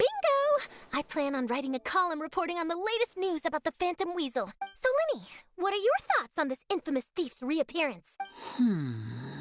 To be honest, it makes me angry. Angry? Why? You read his letter, right? The Phantom Weasel claims he's planning something in 3 nights' time at the Opera House. That's the night I'll be performing there. Huh. What are the chances? Wait a minute, you don't think he's after you, do you? Well, if he is, then his warning is clearly a direct challenge to me personally. And if he's not, then it's still going to be a huge headache for me. The mere mention of the Weasel's name is enough to scare people off. So once the contents of that letter get out, barely anyone will be showing up to watch my show. But I've been preparing for this for a long time. I'm not about to let him ruin my big day. This leaves me with only one choice. I have to expose the Phantom Weasel's identity before the show begins. Really? So what you're saying is, we might get to see a live duel between a famous magician and an infamous thief? Wow, this has exclusive written all over it!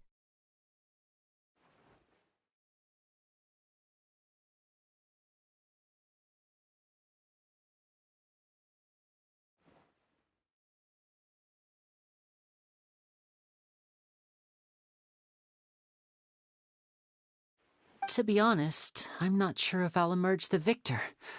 The Phantom Weasel is a notorious crook, infamous for his inscrutable methods. You're being far too modest, Lyney. I think your magic tricks are even more inscrutable than those of a thief. Thanks for the compliment, though I have to say, I don't care much for the comparison. A lot of people liken magicians to thieves because we both have the ability to make things disappear without the person noticing. But there's an important difference that these people overlook. Allow me to demonstrate with a quick magic trick. Here, I have a flower, just an ordinary flower that was picked not long ago. Watch it carefully now. 3, 2, 1. It's gone! That's the question. Where did it go? Therein lies the difference between us. Thieves make precious things disappear, but only magicians make them reappear. If I could now invite you all to check your clothes, there might be a surprise in there somewhere. A surprise? Let me see!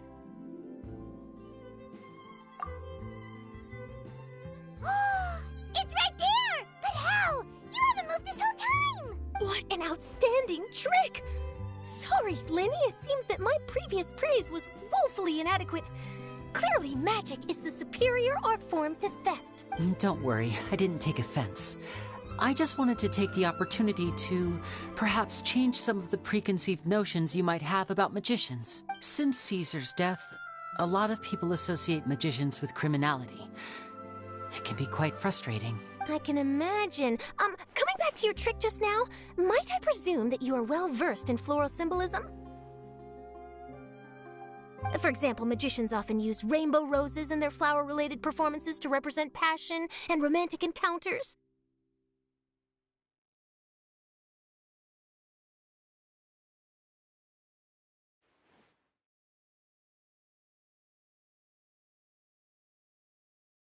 But you used a Lumidu spell, which, if I'm not mistaken, allude to separations. I'm curious to know if there was any deeper meaning behind this choice? Impressive knowledge. It's no wonder you're such a successful journalist. But I'm afraid I don't know the first thing about floral symbolism. I'm just in the habit of using Lumidu spells in my magic. It sounds like something I should look into, though. I'll buy myself a copy of Fontaine's Floral Language Facts when I have some time. But it'll have to wait until this phantom weasel business is behind us. Well noted. In that case, this brings us to the end of our interview. I, for one, am looking forward to the final showdown between you and the thief. Please feel free to get in touch to update me on any further developments. Otherwise, I will of course see you at your show in 3 days' time. But let's hope the phantom weasel is caught by then. If there's nothing else, I'll be off. You've given me lots to work with here, and I've got no time to lose if I want to write that exclusive piece. I'll see you all later.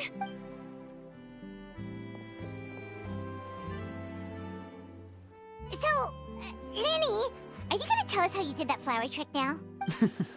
I'm afraid that's my little secret. Aww. Well, magicians are entitled to their secrets. But Paimon's really itching to know how it's done. You feel it too, right? So itchy. Not so itchy then, huh? Well, since you're so concerned, how would you like to serve as my temporary magician's assistants and help me investigate? Magician's assistants? Oh, that sounds fun! Assistants are technically magicians too! Also, it'll bring us one step closer to figuring out how that darn trick is done! Shall we go for it? The first thing we need to look into is who Caesar really was. If he truly was the Phantom Weasel, that means that the weasel is dead, and whoever wrote this warning letter is just a copycat criminal.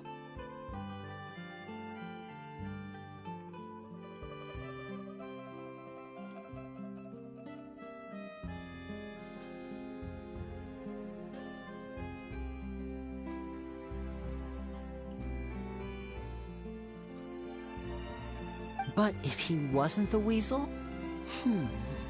Well, that'll make things more interesting. It would mean that the weasel lives, and he's been laying low all this time in some corner of Fontaine. And if we're investigating Caesar, his fiancée Gemma is a good place to start. Word is that she visits the cemetery often, so I asked Lynette to wait for her there. We should make a move. Let's go and rendezvous with Lynette.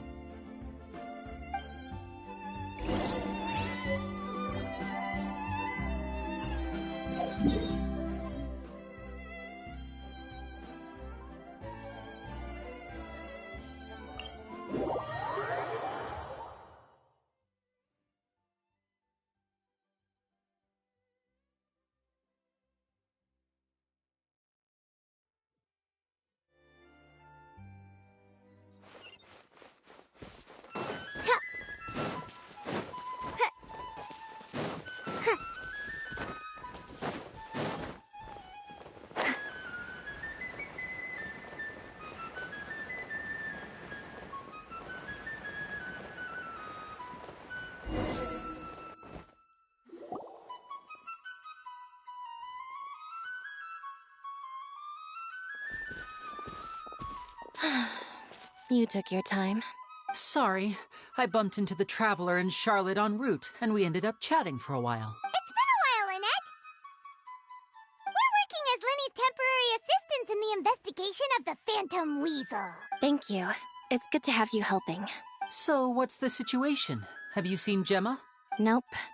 I've been here a while, and she still hasn't shown up. How bizarre. Maybe it was bad intel. Well, we won't get anywhere by standing around waiting. Traveler, Paimon, let's go ask around. I'll wait for you here and see if Gemma shows up.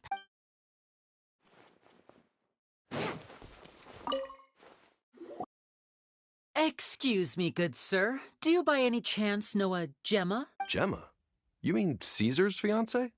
Sure I do. What's this about? I'm just trying to get a hold of her because I need her help with something. I heard she comes here a lot. Yeah, she does. Poor thing.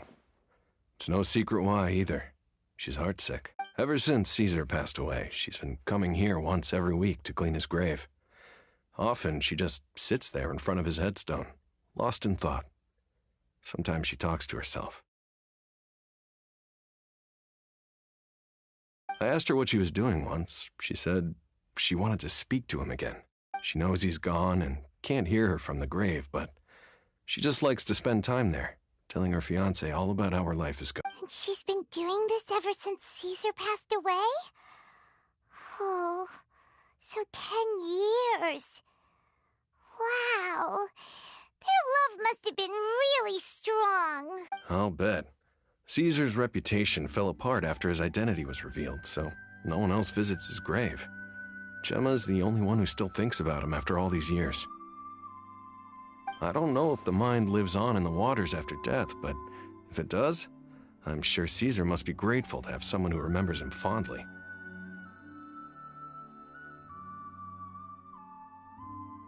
If I'm honest, I think this is all so unfair to poor Gemma. Her fiancé was a low-life crook.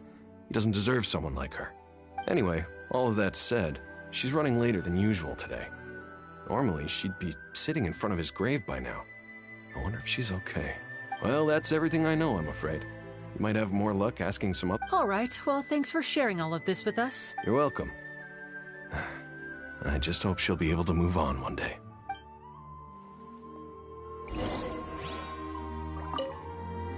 A lot of people find cemeteries bleak and oppressive. I find the silence gives me a sense of peace. And something about being in the presence of the dead.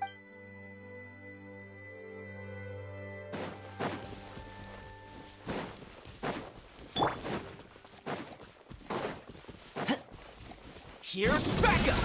Fire it! I'm going in! Let's light it! Truth repeats its course. Dare to mess with me? Behold!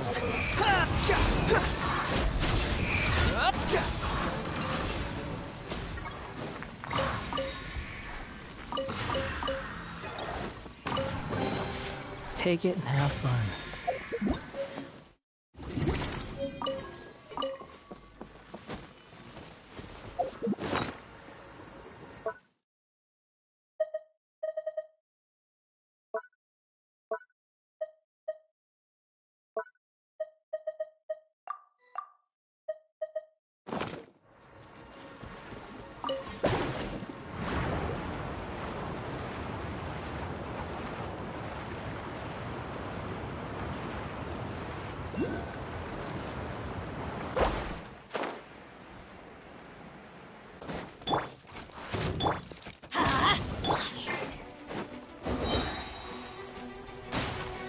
I got you covered! Check this out! Everybody stand back! The wind rises. Yeah.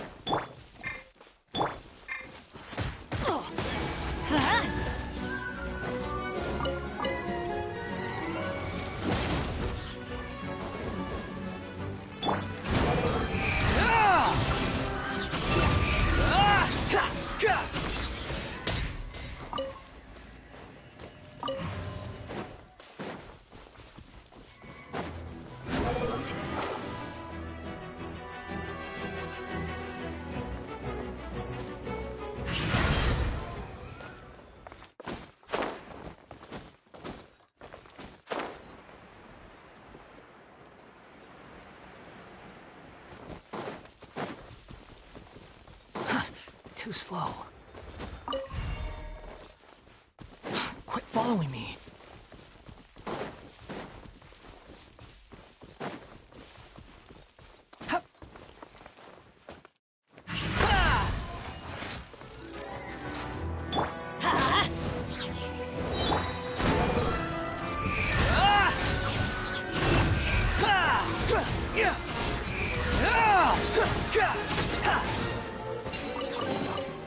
Unnecessary.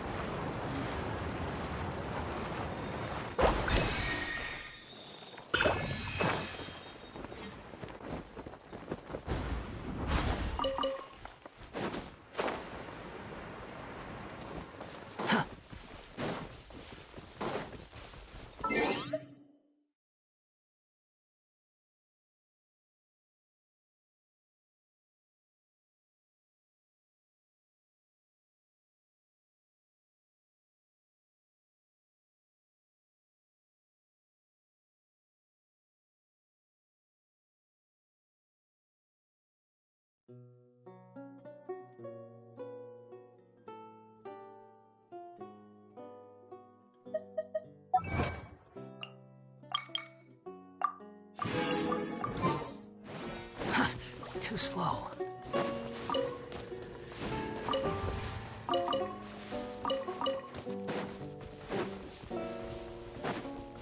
Quit following me. Squall and Fury.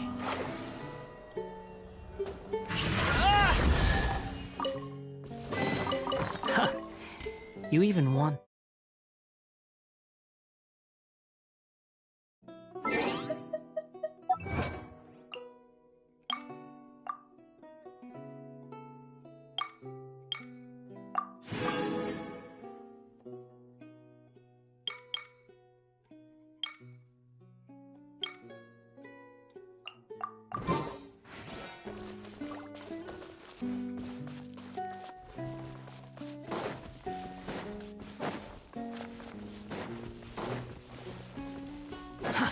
Too slow.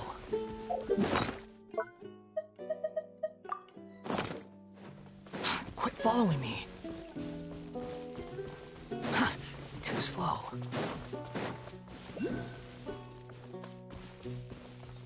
Quit following me.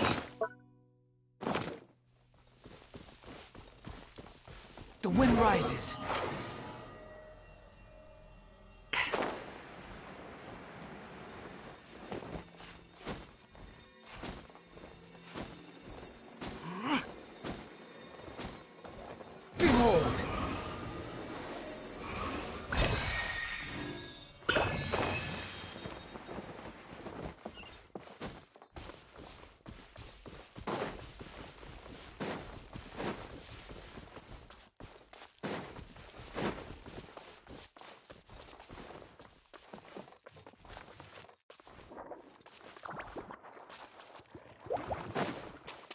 Squall and Fury.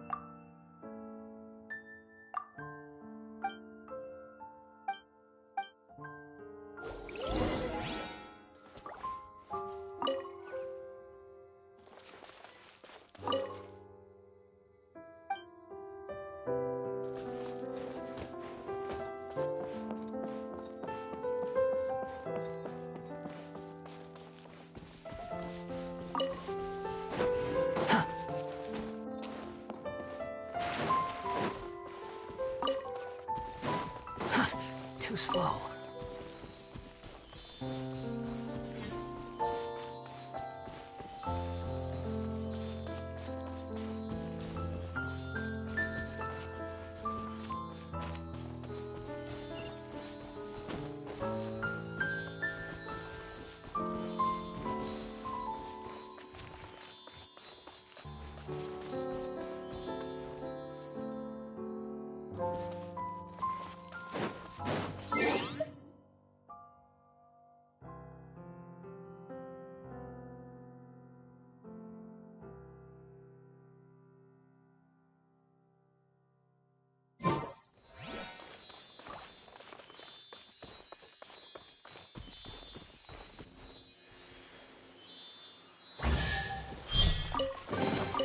Unnecessary.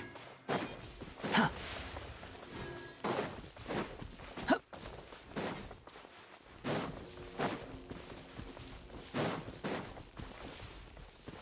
Huh. Too slow.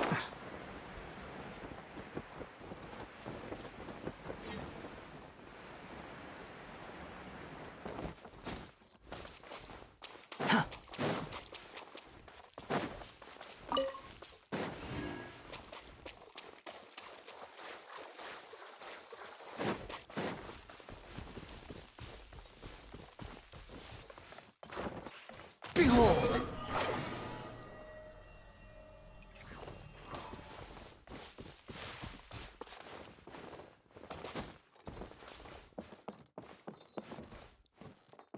Squall and Fury!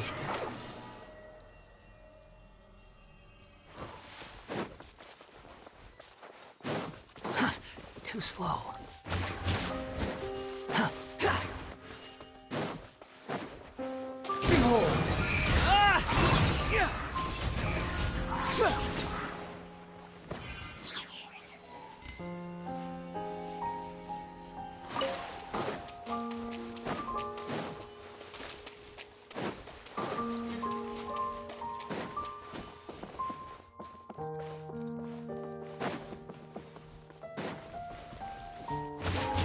The wind rises.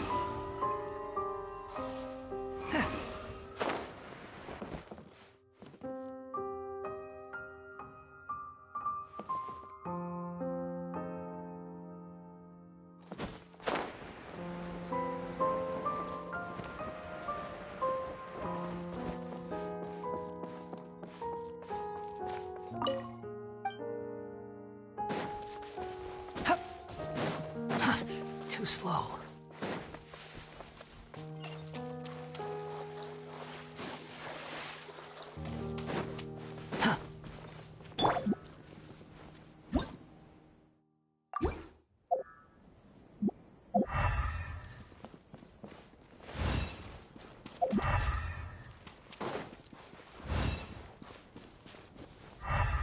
Adventure time!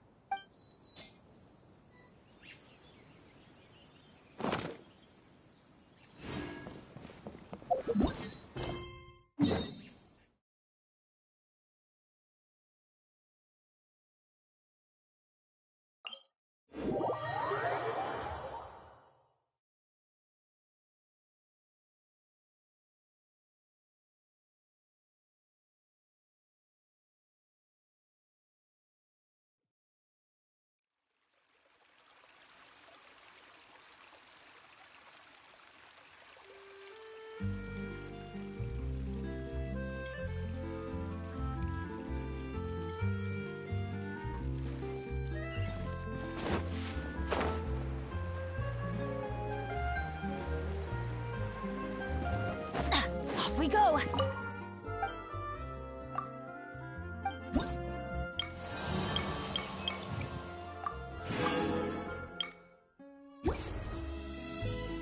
A good news should be a lighthouse of truth.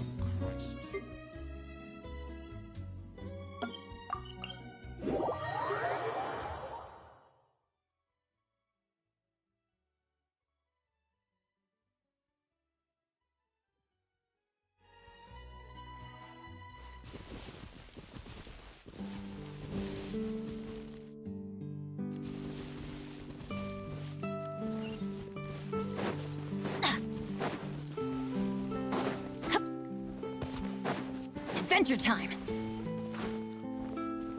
Off we go! Off we go!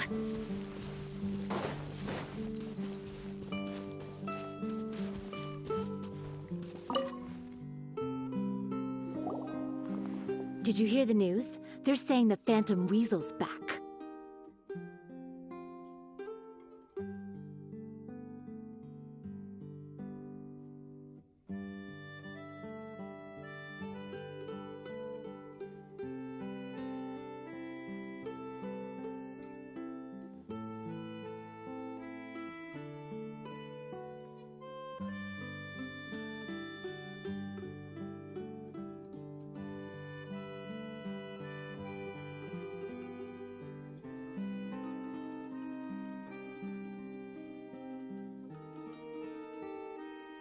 You're kidding. Wait, isn't he dead? I don't know anymore. All sorts of news flying around nowadays. I can never tell what's true and what isn't. But what if, just hypothetically, I mean, what if this weasel's the real deal and Caesar was framed? Called it. Seriously, 10 years ago, on the day it all went down, I said to myself, you know what? This guy's been set up. The Caesar I knew was a good guy. He gave balloons to children on the street, for Pete's sake. What, are we supposed to believe that he was a balloon thief or something? Give me a break. Oh, please. Weren't you the one cursing his name to high heaven when the police announced the news? You were all, oh, that gosh darn lousy son of a, you think you know a guy, or words to that effect. Wait, did I say that? I don't seem to recall. Hello there. Sorry for disturbing you, but I couldn't help but notice you were discussing the Phantom Weasel. We're actually quite interested in this topic as well, but we're struggling to get to the bottom of it. Do you think you could spare a moment to tell us a little bit about Caesar? You've come to the right people. Yep, I was there. Back when Caesar used to perform magic tricks on the street. He was a great magician. The best trick I ever saw him do was pop a transparent balloon, only for a whole bunch of doves to fly out from the inside. I was right up close and didn't blink or look away once, but for the life of me, I still don't have the faintest clue how he pulled it off. Really incredible stuff. I saw him perform too. He always used to bring some gifts along for the kids who came to watch his show, and he'd hand them out after he was done. Sometimes, he even got the kids to write their wishes down, and then he'd make the items on the wish list appear in his next show. Huh. He doesn't sound like such a bad guy. But after he died, there were also rumors that he used the wish list to find out what was precious to people, with the intent to steal it later. As I'm sure you know, the Phantom Weasel would steal just about anything from anyone. Whatever the case, now that the Weasel is back, Caesar's become a hot topic once more. I bet Gemma must be pleased. If Caesar's name gets cleared, maybe it'll finally give her some solace after all this time. No, speak of the devil. That's her over there. If you've got any more questions about Caesar, she's definitely the one to ask. So that's Gemma. Is it just Paimon, or does it look like something's wrong? Wait, it looks like she's injured. Come on, let's see if she's okay.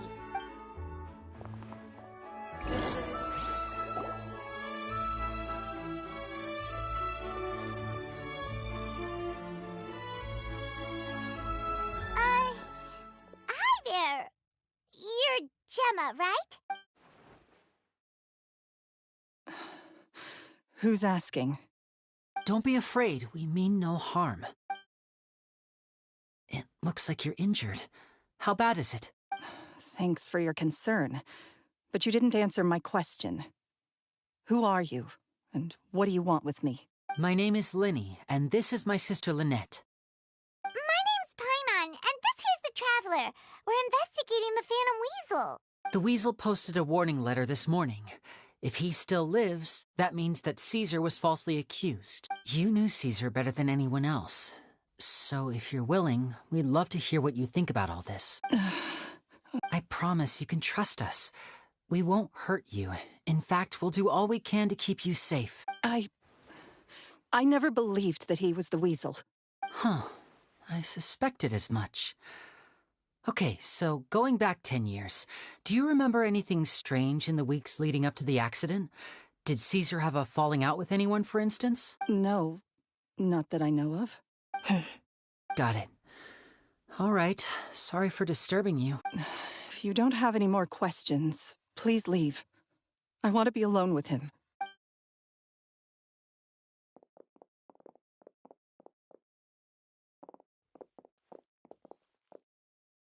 Judging by the look on her face, there's definitely something fishy about her. She's lying. She definitely knows something. That's fair. We're just a bunch of strangers who showed up and started questioning her about things that happened a whole decade ago. It makes sense that she'd be wary around us. In any case, I doubt we'll get any further here, so let's call it a day. Meet me outside Hotel de Boer tomorrow, and then we'll start the next step of our plan.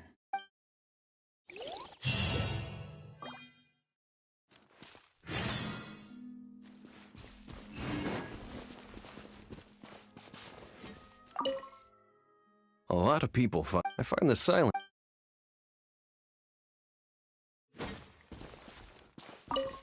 Oh, Caesar.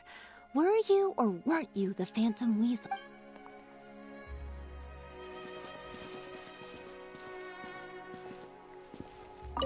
Gemma's hurt, you say?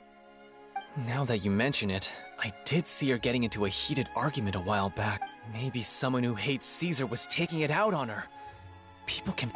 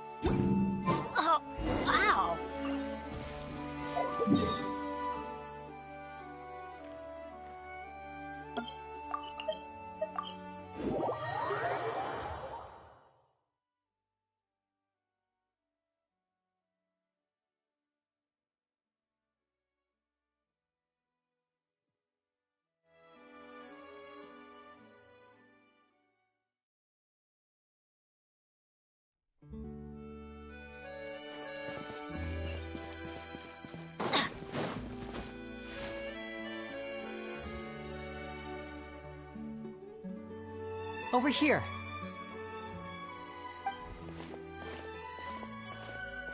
Lynette's not joining us today? I've had her follow Gemma and see if we can make any inroads with her.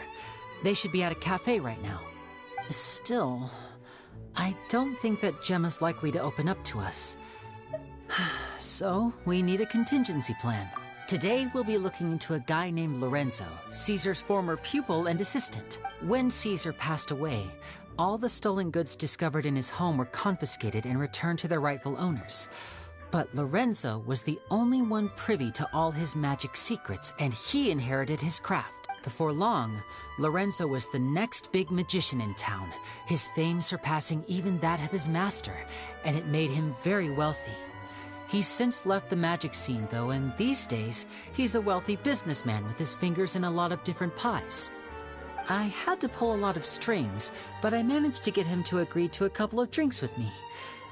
Be warned, though, I hear he's got a hair-triggered temper. We'd best be careful.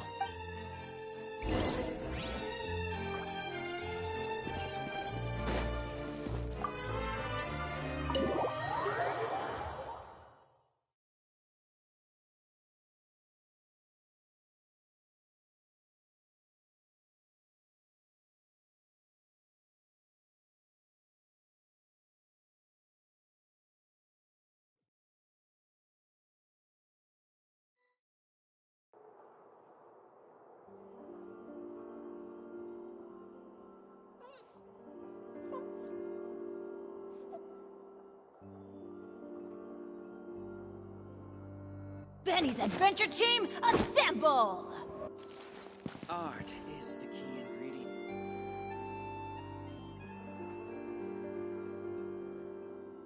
You neglected to mention that you were bringing 2 other people with you. My apologies. These 2 are my assistants. When they heard that I was meeting with the former Magic Maestro himself, they begged and pleaded with me to bring them along.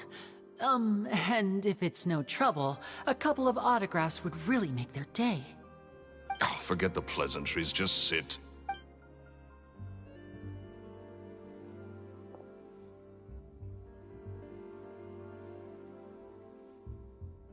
Get a load of this guy.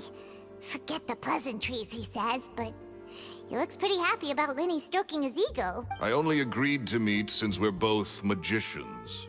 Do me a favor and cut to the chase. I have more important things to do than drinking. Much obliged, sir. As it happens, the matter I want to address is also related to magic. Yesterday morning, a warning letter from the Phantom Weasel appeared on the entrance to the Opera House. He claims to be planning something for the same evening that I'm scheduled to do a magic show there. As such, I believe that I may well be his target. I have to get to the bottom of this to ensure that my show can go ahead as planned. Naturally, any investigation into the Weasel starts with a few questions about Caesar, who...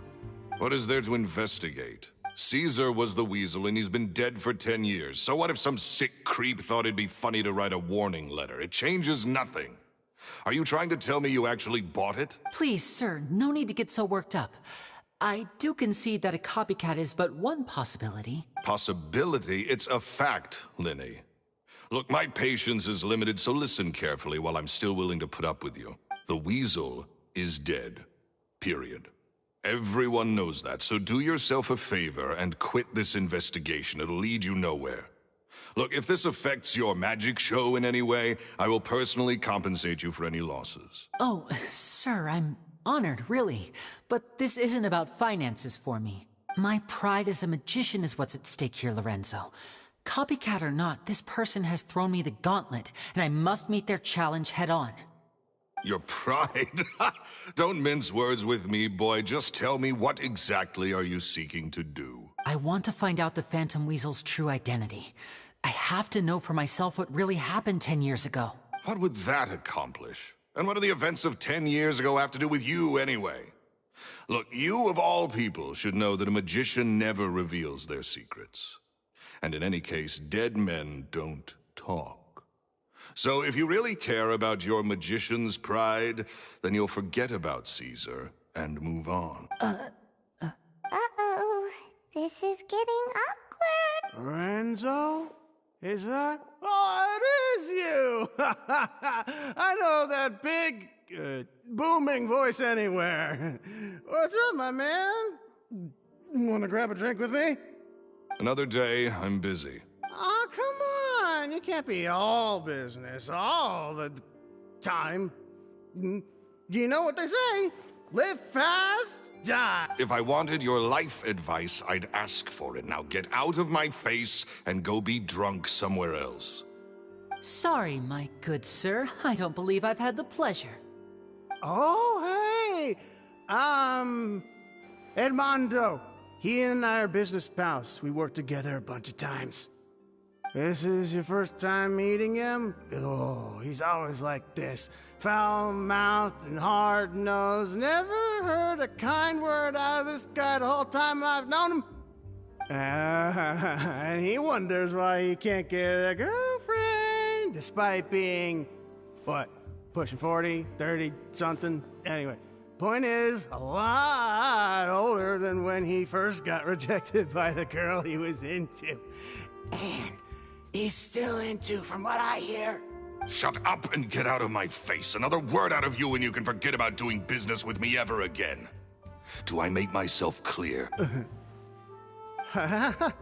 Sorry, I may have had a little too much to drink. All right, I'm gonna leave.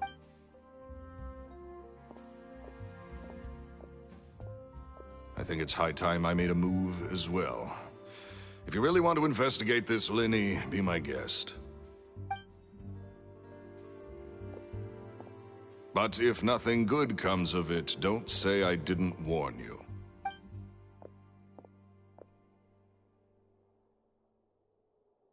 Well, that fell to pieces in a rather spectacular fashion. And he thought... Totally. And what was all that about compensating you for your losses? Why would someone you just met make an offer like that? He's gotta be hiding something. And not like Gemma. She was a little suspicious, but this guy's definitely covering something up. I think so too. We need to look into Lorenzo more. That guy Edmondo seems to know a thing or two about him. He only just left. Let's see if we can catch up with him. What did you forget about me? Exactly?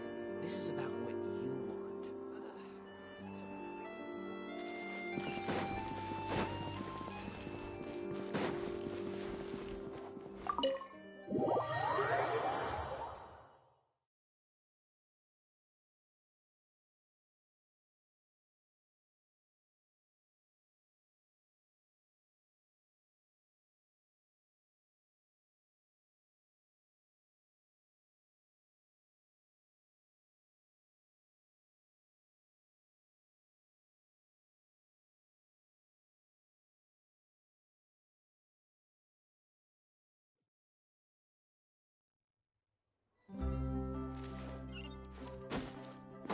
Off we go.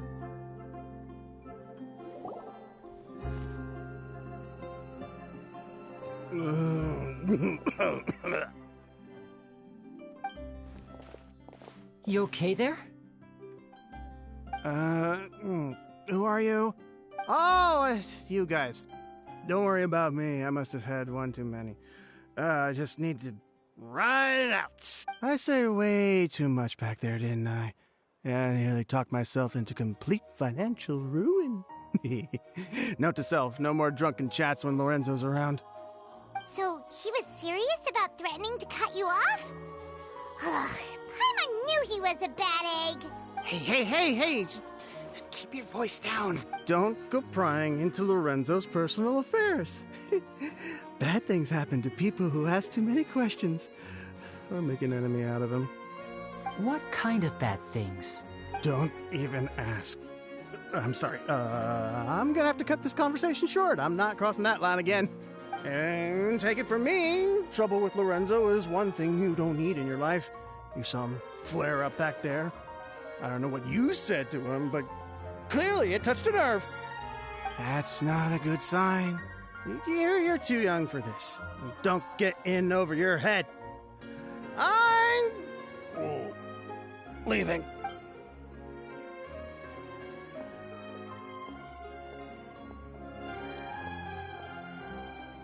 And there he goes. What do we do now, Lyney?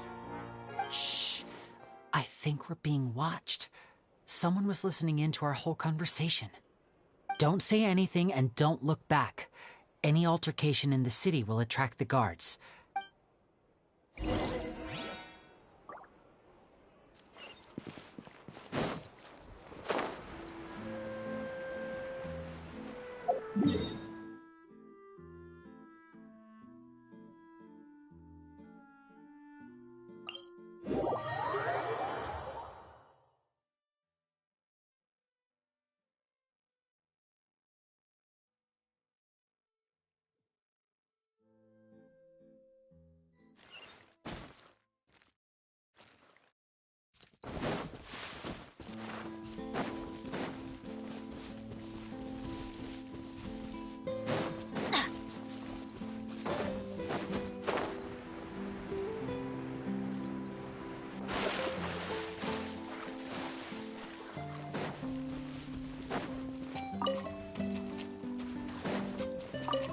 Adventure time!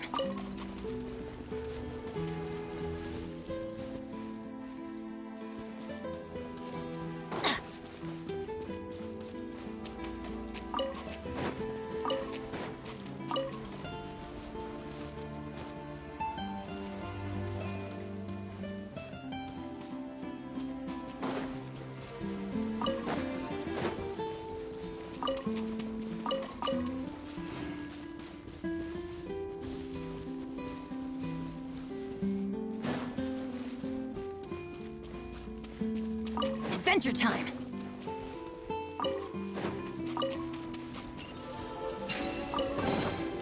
Now that's what I call treasure!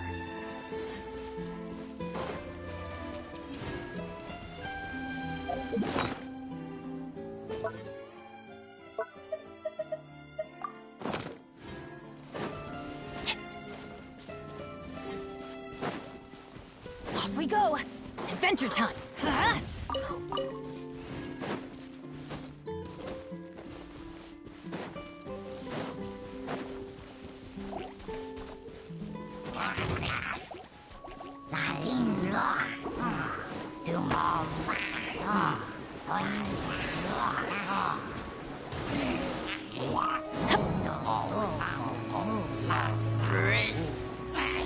That's gonna hurt in the morning.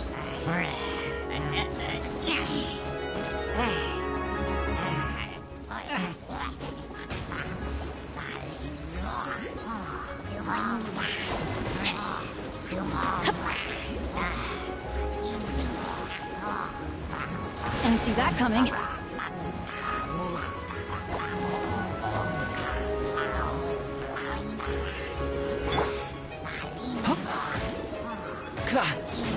Ow, ow!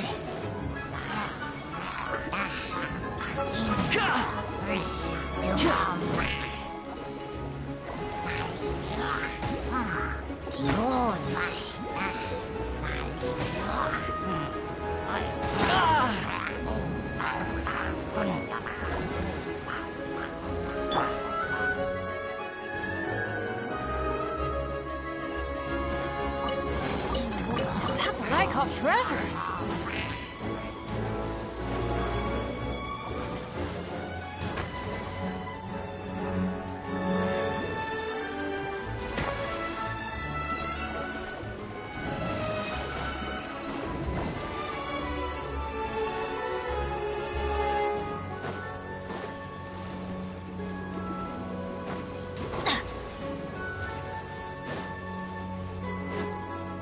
Adventure time!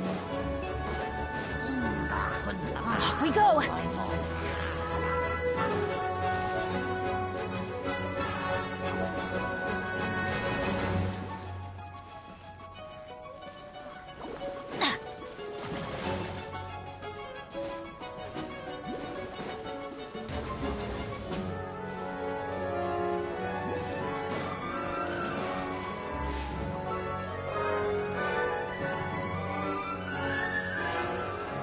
Adventure time!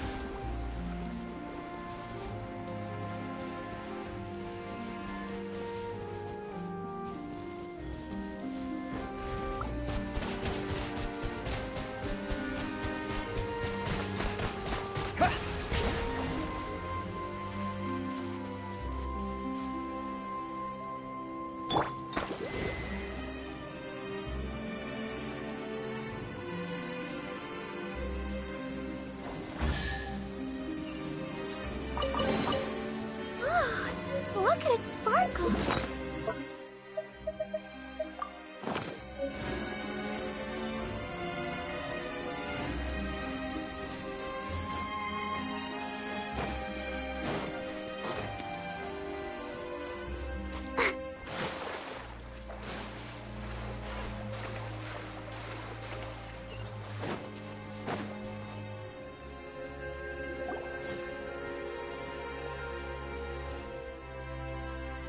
You followed us a long way. Why don't you come out and introduce yourselves? So you're Lyney. And where's your sister? Ain't she with you today? Save us the trouble and go fetch her for us. Let's not drag this out. Paimon doesn't like the tone of your voice, mister! Who sent you, huh? Save your questions, missy. You ain't gonna need answers where you're going. Looks like we can't avoid this fight. Now, I'm not the strongest fighter, so I hope you're ready to back me up. Don't worry, we got this!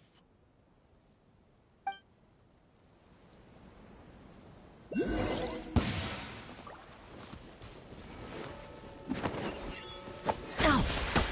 Step right up!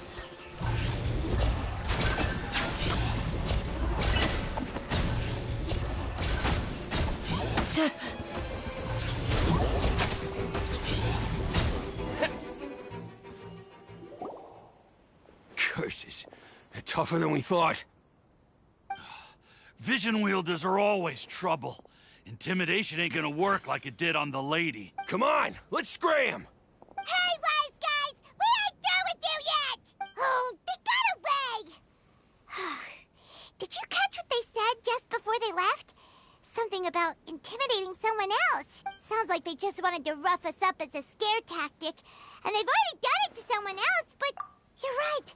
She was injured when we saw her yesterday, and she acted like she had something to hide. Maybe she was too scared to tell us the truth because those guys had threatened her. Well, if that's the case, she should be more willing to open up to us once she... Let's head back to the cafe and see if we can get any information from her.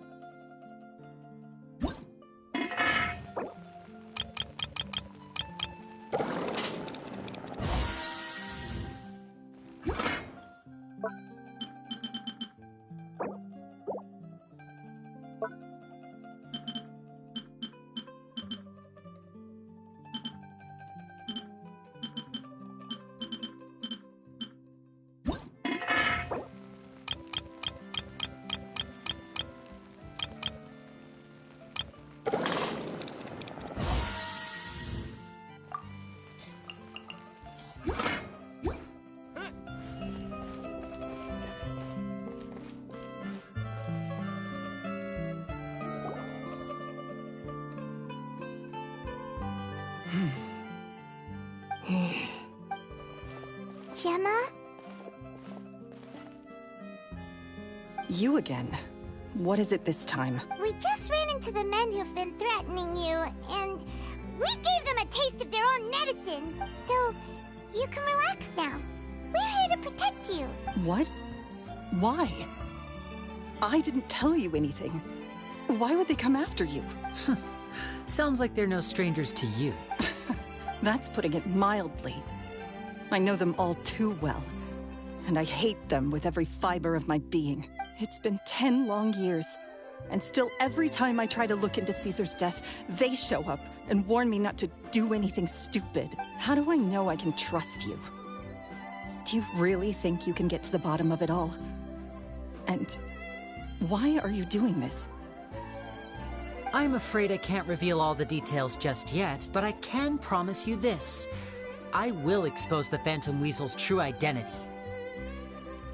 Because you see, this is a personal matter of the utmost importance. I give you my word. Trust me. Okay. How can I help you? I've heard that Caesar used to have a magic workshop where he kept a lot of his personal effects. If possible, I'd like to take a look at them. Do you know where it is? The Fleuve Sonde. But the place was sealed up by the police after his death, and no one's been there since. I also know that the Fleuve Sonde is dangerous territory. Lots of hostile groups lurking around. If you're serious about going there, please be careful. Understood. Lynette, you stay here and take care of Gemma. Don't let her come to harm. Got it. But if I'm staying here, I'm ordering dessert. I mean, bon appetit, but stay sharp, too. They're likely to come for you while I'm away. Okay. All right. Power saving mode off.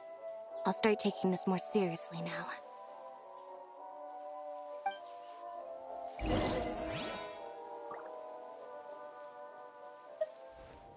With me here, nothing will happen. Whatever you do, please be careful. If anything happens to you because you're investigating Caesar...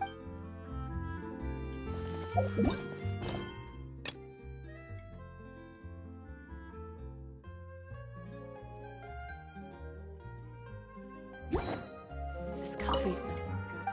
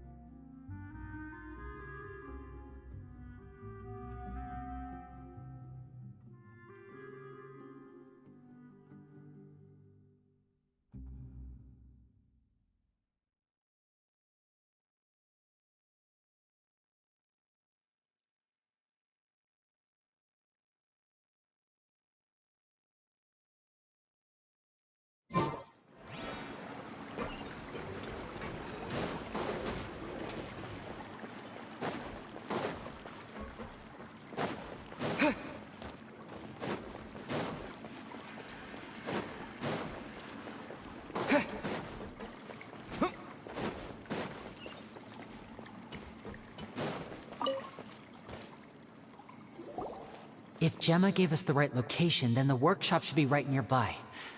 Huh. Looks like these boxes are blocking the entrance. Let's shift them away first.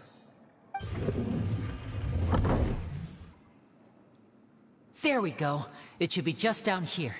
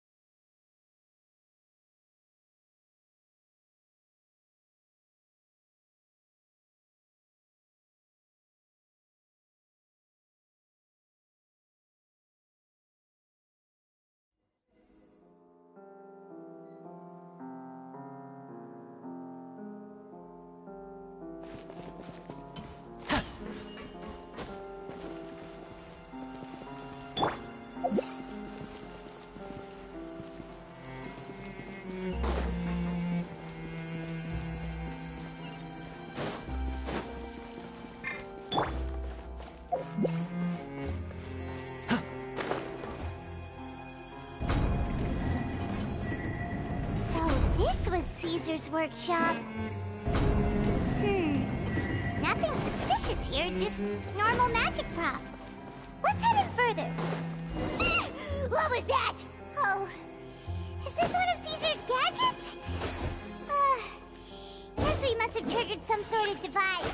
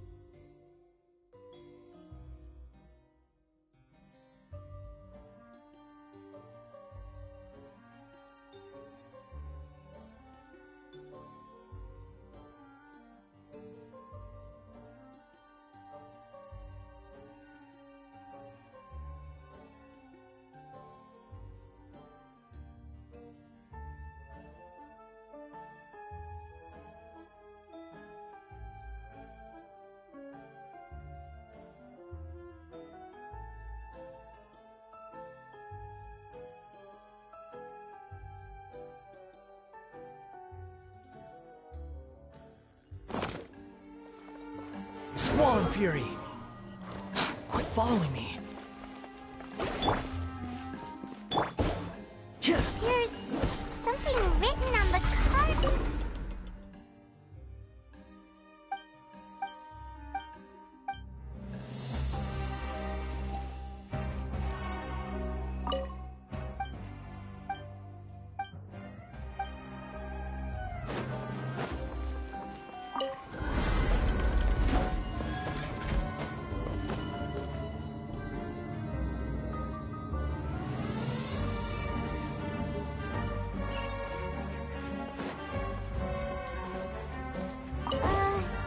These magic boxes are moving.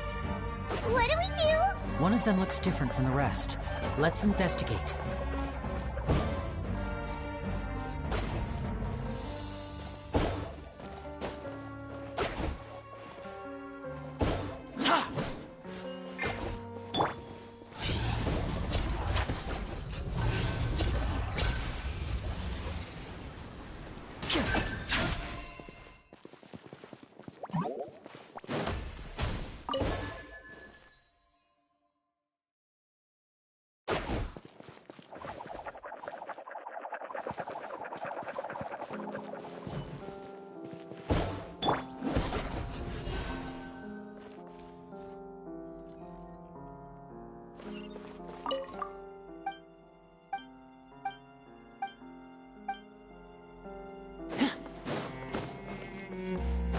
Looks like we've reached the end of this route. Shall we try a different one?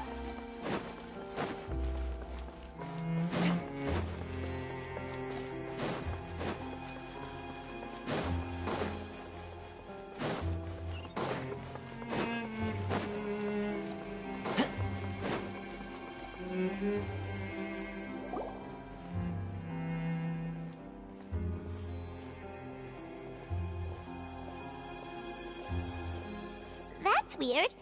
Have we reached the end already? There's nothing here. Maybe this was a wasted trip. This place seems a little too ordinary for a magician's workshop. We've triggered quite a few devices on the way here. I'm starting to wonder whether Caesar built this whole place as one big, elaborate magic contraption.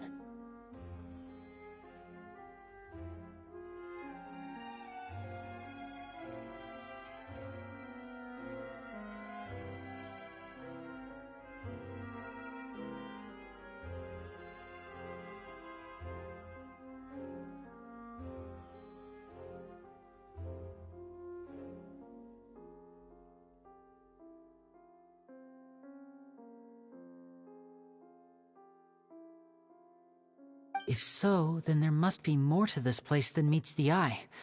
Maybe, aha! If I just move this book, then hopefully... and... presto!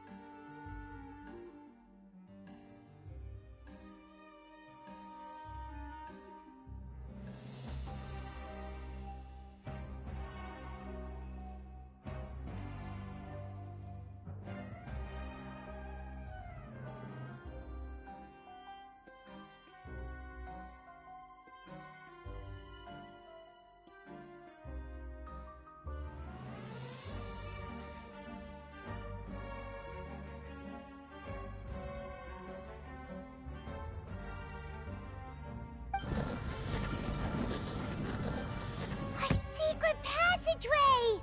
How did you know? I'm a magician too, and apparently great minds really do think alike.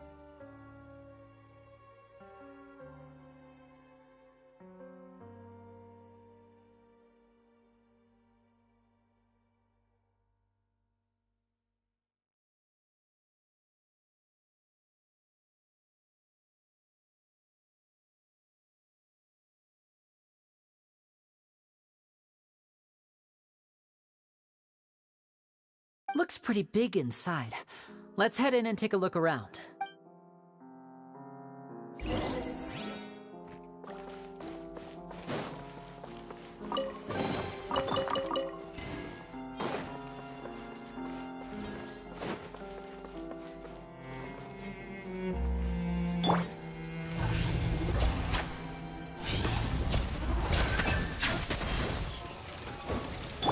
Check this out! Supporting fire! Teamwork is Gears of the storm! Dare to mess with me?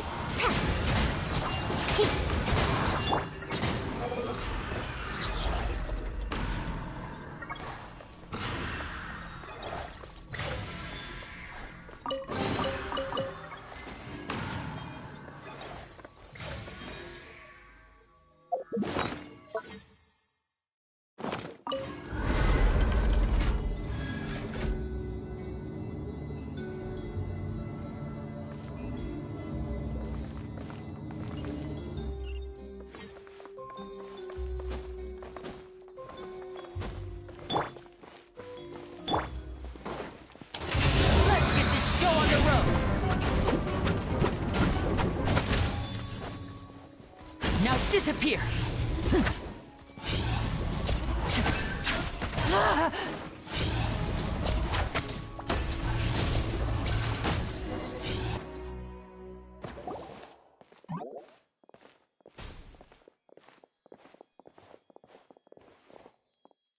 Why have you stopped, Lyney? Is there some device in that box?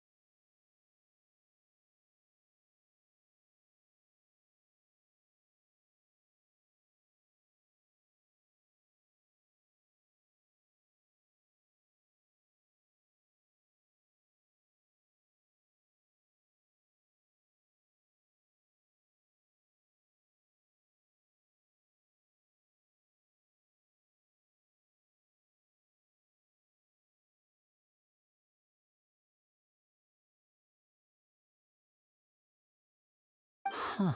It just looks familiar somehow. Let me check this out for a second while you guys go on ahead.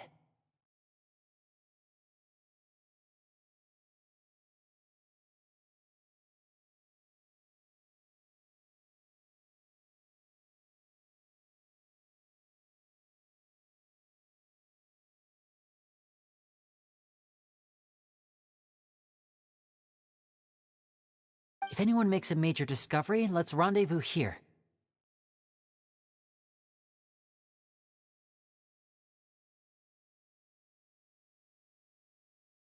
All right, see you in a bit!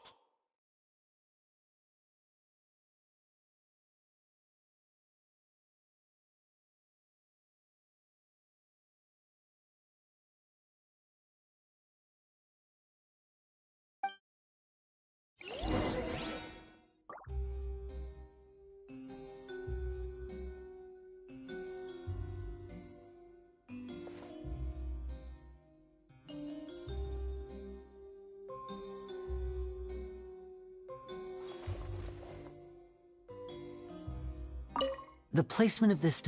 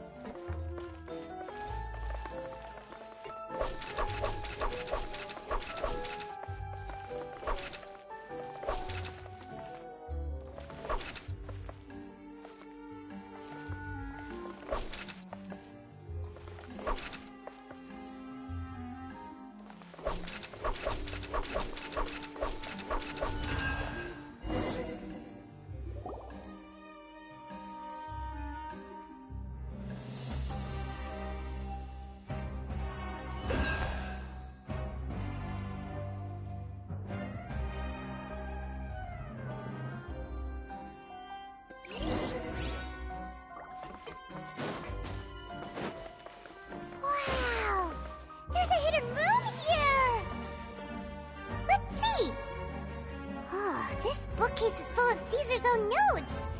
He wrote a lot about the principles of magic. Whew.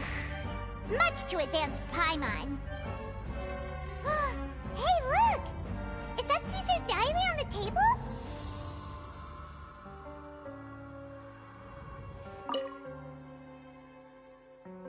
This book's thick as a brick! Let's take a peek inside it, shall we?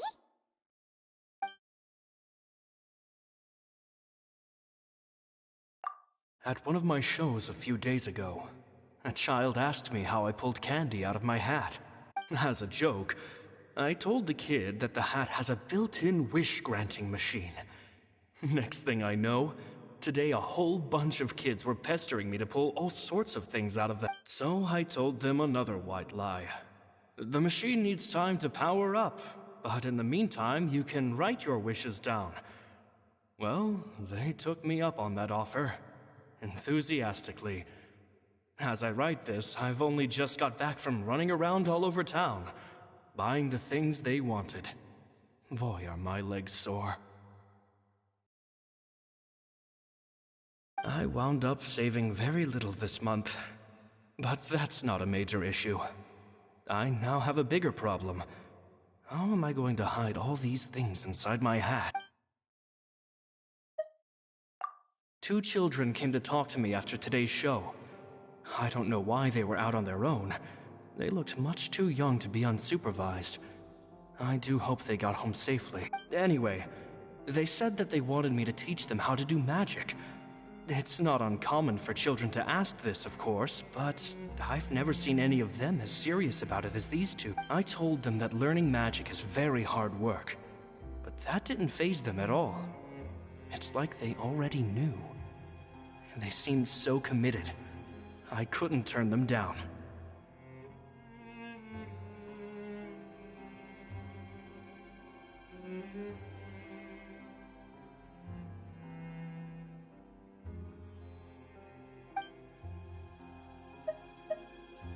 It seems like something's bothering Lorenzo lately, but he won't open up to me. Surely he's not upset that I agreed to teach those 2 children. I'll have to talk him around. I have a good feeling about those kids. They're naturally talented, and it seems like they're not new to the world of magic. They have all sorts of fantastic ideas. All I'm really doing is helping them develop a more professional standard training plan. They wanted to call me Master, but I told them they absolutely mustn't. Any magician worth their salt could have taught them what I have. They're the geniuses here. Compared to them, I don't deserve to be called any sort of master. With time, I have no doubt that they could become far greater magicians than I. My only concern is why they're so mature for their age. I fear they've had to grow up too fast. I don't dare to imagine what they must have been through. Gemma thinks so too. She doesn't like being around them. Says that their eyes are too piercing. They don't bother me, but then again, I've never been the sharpest tool in... It's nearly time for me to go on tour. I asked the 2 kids if they'd like to come with me, but they shook their heads.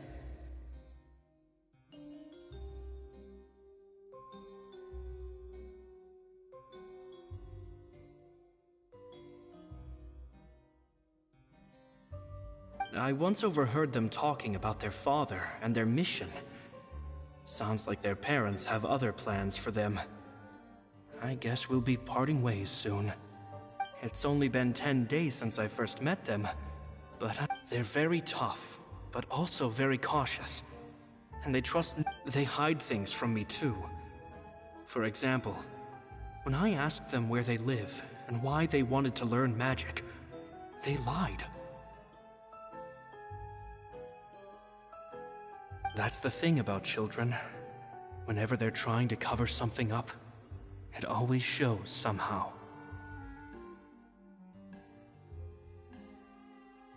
I can sense that their lives have been hard, possibly even dangerous too. They're not like other children. It's a shame that I can't do more to help them. After thinking things over, I decided to tell them a bit about how I see the world. It's full of lies and falsehoods, and that is why we must find our own truth. P.S. I hope they won't find my nagging annoying. Children are so opinionated nowadays. Will it do them more harm than good for someone they've only known 10 days to lecture them like that? P.P.S. Maybe I'm overthinking this. Children aren't interested in Oh, Caesar, Caesar.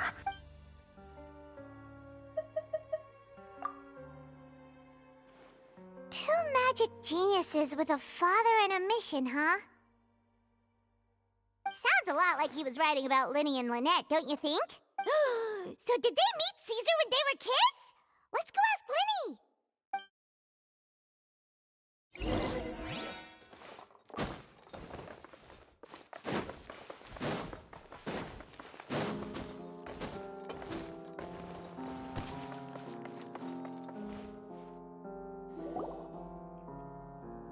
Lyney? Shh, hold that thought. As I expected, there's a lot of fishy things going on in this place. Fishy? Uh-oh, what have you found? All in good time. Before we go over our new leads, I want to tell you how a high-altitude escape is performed. First, the magician slots themselves into a magic box in full view of the audience. The box is then suspended high in the air, and a short while later, the base automatically opens. At this point, a dummy will fall out of the box, but it looks real enough to grab the audience's attention, and they start wailing and screaming. Meanwhile, the real magician, who has by now blended into the crowd, waits for a good moment to make their appearance and put on a hysterical performance. Oh no! Is that me? Did I just fall to my death? Very vivid description. Paimon can really picture it.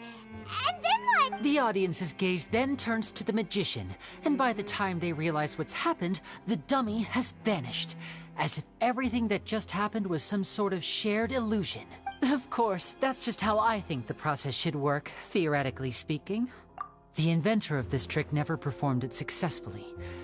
When the box opened, Caesar was the one who fell out, and not the dummy. He fell right to the ground from the highest point of the opera house.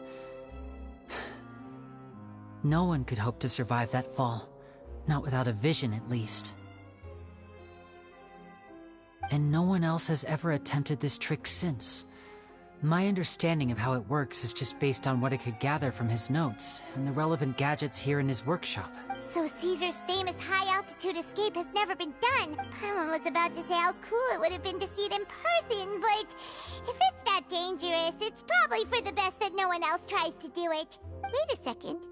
So if a dummy's supposed to drop out of the box, then where does the real magician go? How does he get out? Glad you asked. That brings us to the secret of said box. This box right here is the one that Caesar constructed himself to use in the performance, and it's not as simple as it looks.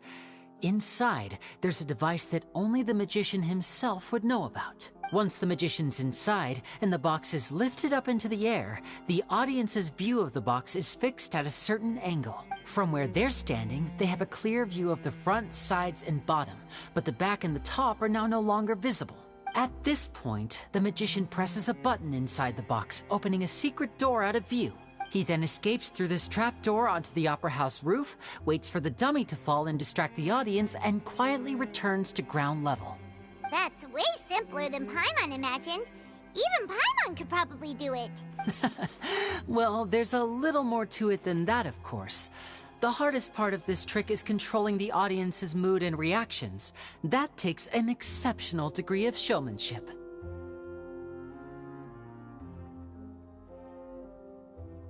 There's the falling dummy, the miraculous reappearance, the pompous performing. Maybe the magician would even have themselves tied up before it begins to strengthen the impression that there's no escape. Many days and nights of careful research and painstaking practice would have gone into this, all culminating in a performance just a few minutes long, but one that still manages to transform the shock and grief of a tragic accident to the joy and laughter of a mesmerizing magic trick. Caesar was a highly accomplished magician.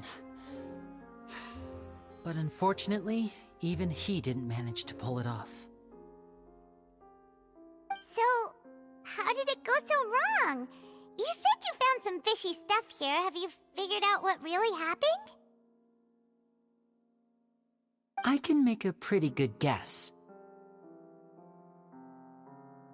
I looked into the case files. The magic box Caesar was using at the time of his death had the secret button I mentioned positioned on the right-hand side. And, sure enough, he always used his right hand as his dominant hand in public. Okay. Nothing suspicious there. But here's the strange thing. Most of the devices in this workshop have the mechanism on the left-hand side, including this box right here. Which leads me to believe that Caesar was in fact left-handed.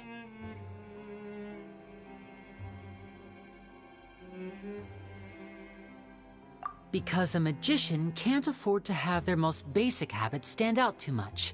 People naturally focus their attention on the most important details of the task or situation at hand. But a magician needs to be able to redirect an audience's attention at will, so as to avoid arousing their suspicion. The essence of magic is getting people to believe a lie.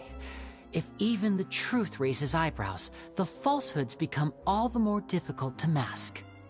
And so, Caesar trained himself to use his right hand to align with his audience's expectations. Great magic always requires sacrifices.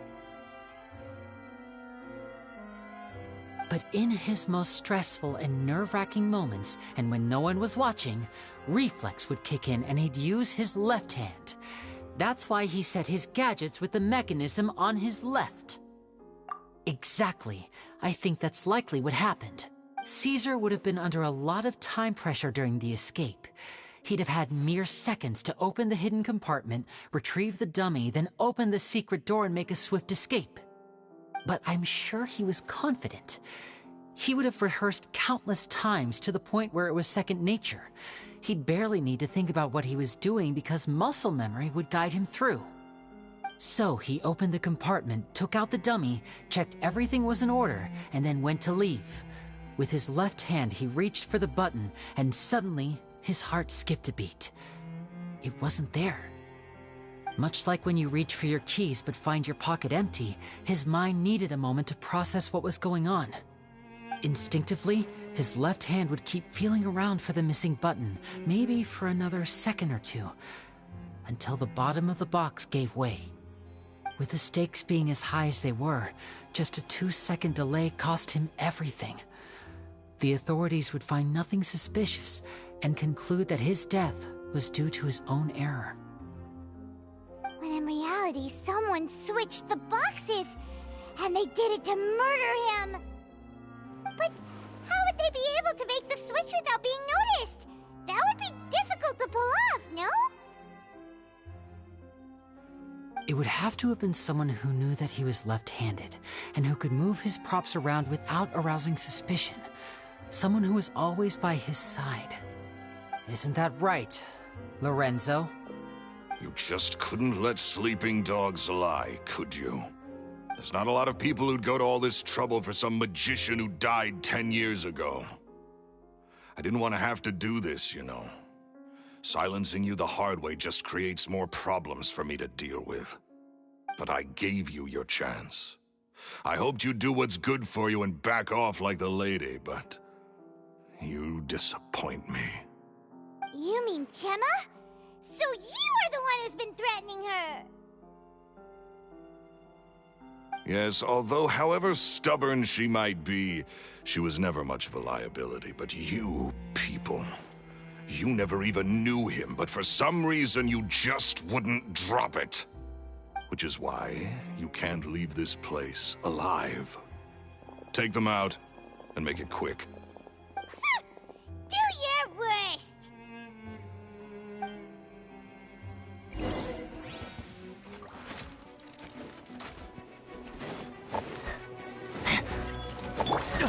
Here's backup! Don't get too close! I'm going in! Truth repeats its course. Squall and Fury!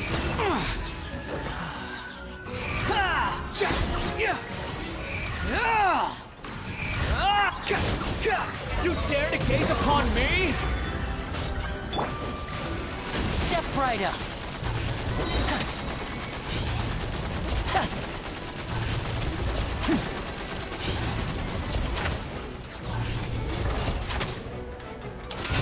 A round of applause. Now disappear.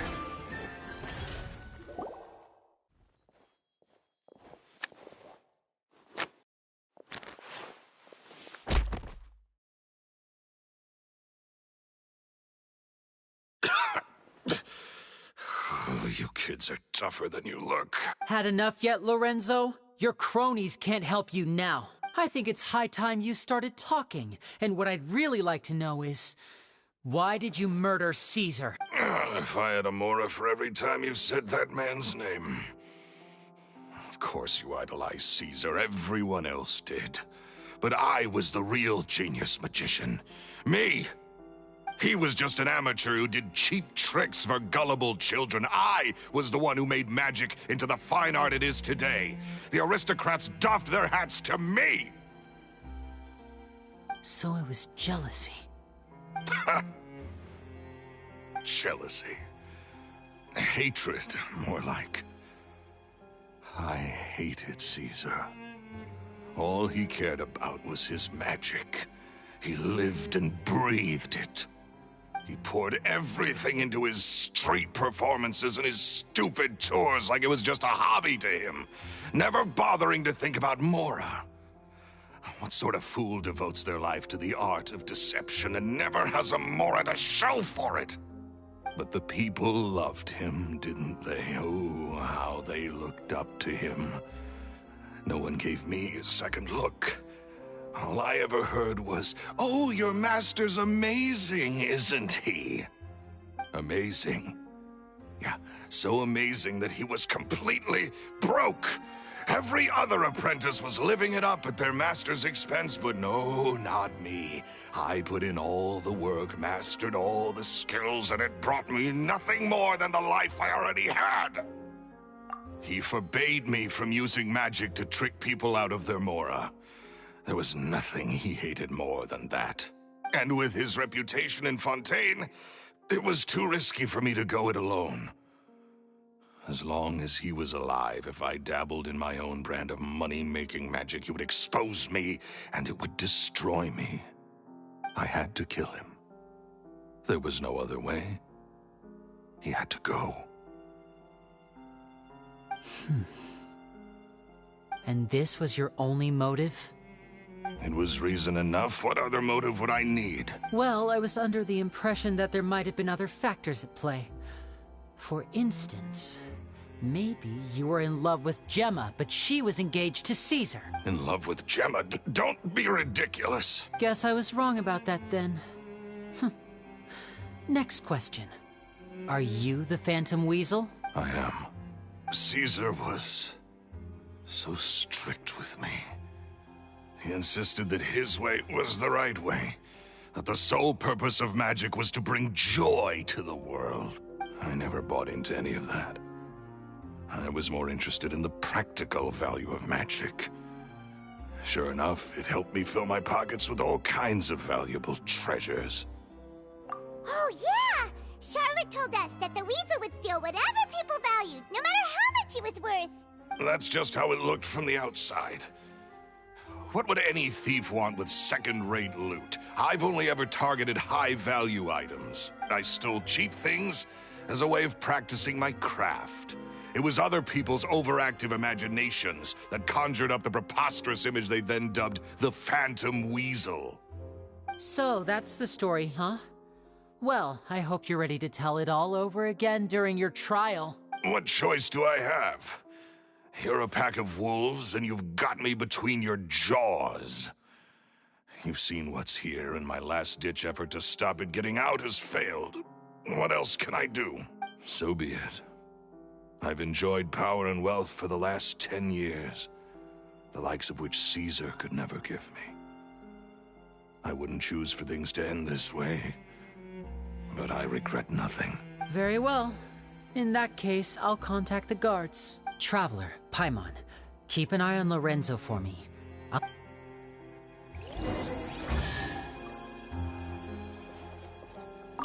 At least I can finally stop looking over my shoulder now.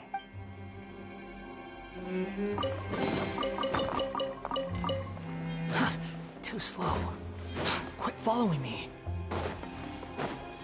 The wind rises.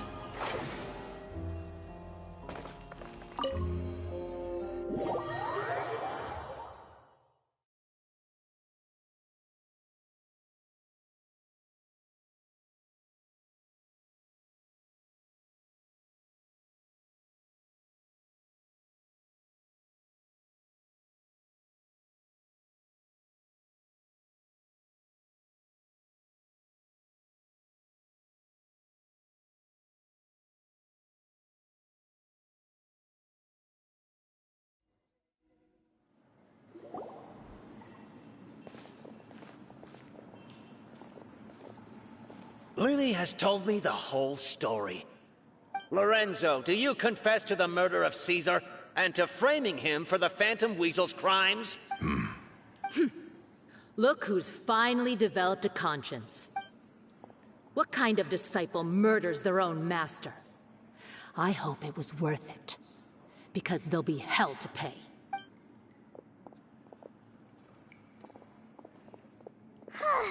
Looks like it's all over.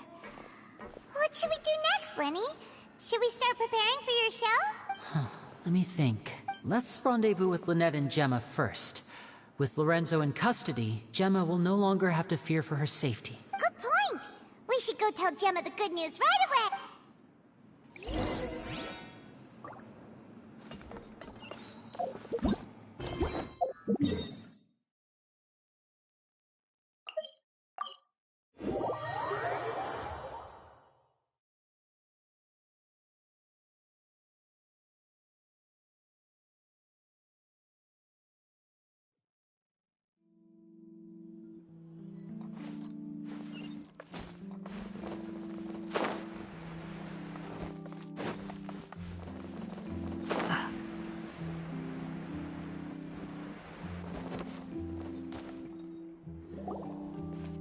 Ah, you're back.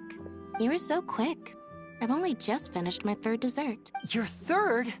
Lynette, come on, we've talked about this. Everything in moderation. You're not gonna have any room left for dinner now. It's fine. I'll shift to exercise mode and jog off the excess sugar. That's besides the point. Well, it's done now. But try to eat a more balanced diet in the future. Point taken. Did everything go okay? Of course! Lorenzo was no match for us. The guards are taking him into custody. Gosh, that's amazing. I'm sorry. I still didn't know if I could trust you, but now it seems I can't. I had my suspicions about Lorenzo, but I... It's okay. We understand. He did threaten you. Paimon would find it hard to trust strangers in your position too, but you don't need to be scared anymore. Everything's gonna be okay. Sorry. Sorry. My emotions are all over the place right now. I've been waiting for this day to come for so long. I always wanted to report Lorenzo. He took all of Caesar's property, which I found suspicious, but I had people watching me all the time, so I couldn't risk looking into it. I was so afraid. I was scared he'd do something terrible to me, and then no one would be left to visit Caesar's grave. So I never had the courage to speak out. Thank you all. Truly. Thank you.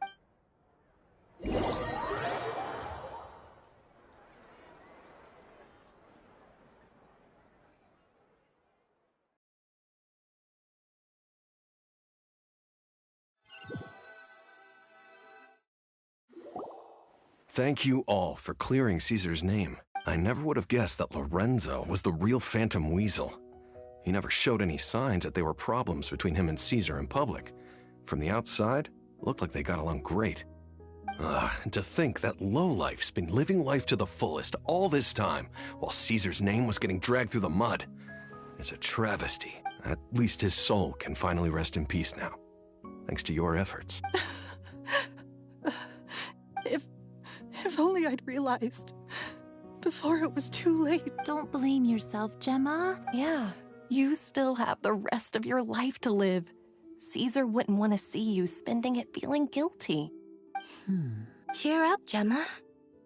My brother's doing a magic show at the Opera House tomorrow evening. Would you like to come along? It might raise your spirit. This show will be a special one. We're holding it in Caesar's honor. In Caesar's honor? Really? Thank you. I'll be there. Great. We'll see you tomorrow evening. Traveler, Paimon, don't be late. Don't worry, we'll be there. No way are we gonna miss out on a free magic show. Wait, Paimon feels like we're forgetting something. Oh yeah, Caesar's diary! We never found out if the two kids Caesar taught magic to were Lyney and Lynette or not. Lyney changed the topic back in the workshop, so we didn't get a chance to bring it up. Oh well, guess we'll just have to ask Lyney tomorrow evening.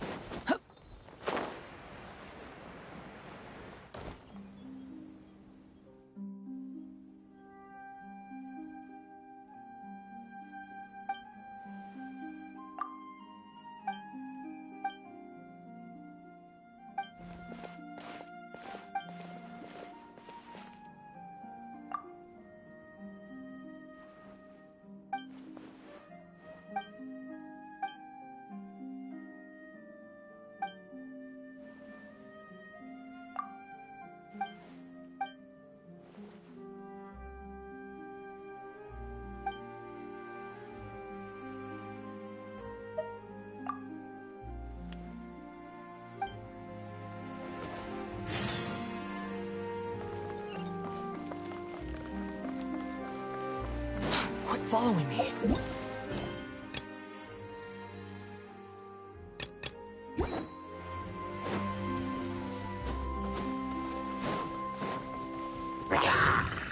Squall and Fury.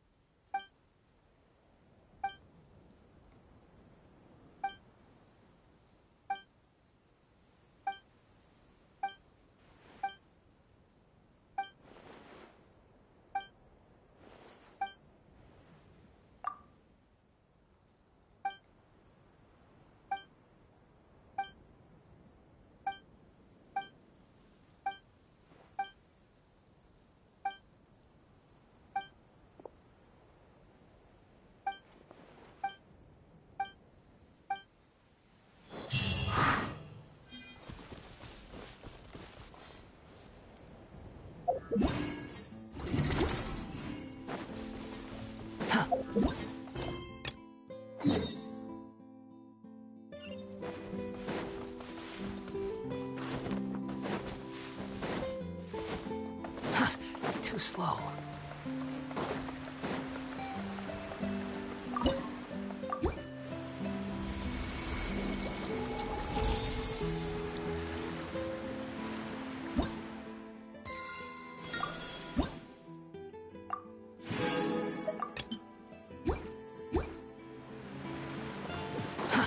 Too slow.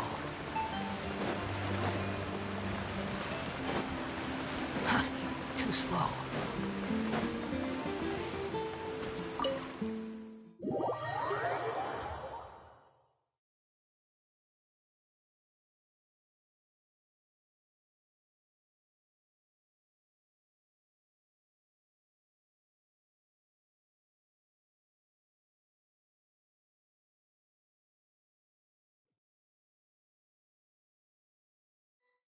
Behold!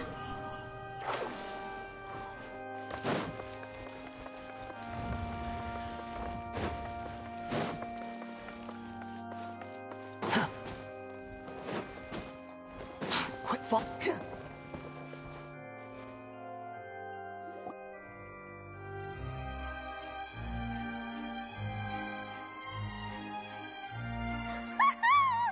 Paimon's excited to see another of Lyney's magic shows!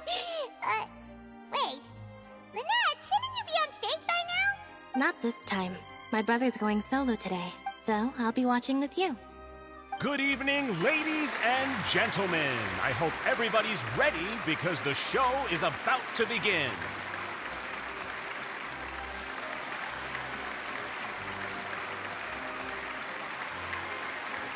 The great magician Lyney has prepared a spectacular show for us all tonight, concluding with an all-new grand finale that no audience has ever seen before. Thank you all so much for coming. Now, prepare to join me on a journey through the mystical and miraculous.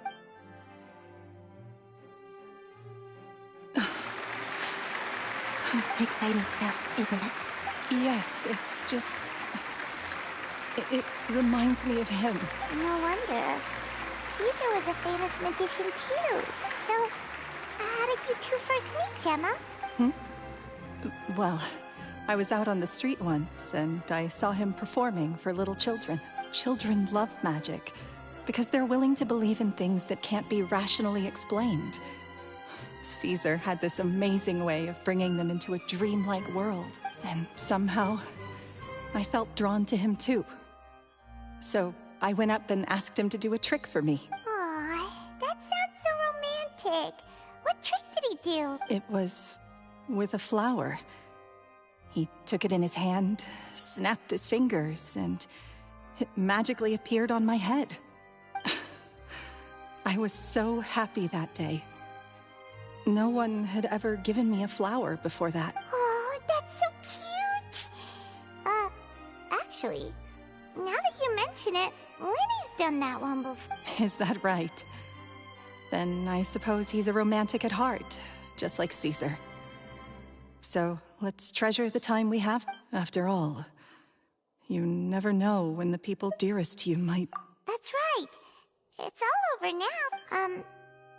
Paimon doesn't really know how to comfort you, but at the very least, no one's gonna be intimidating you from now on. You can breathe easy at last, right? Right.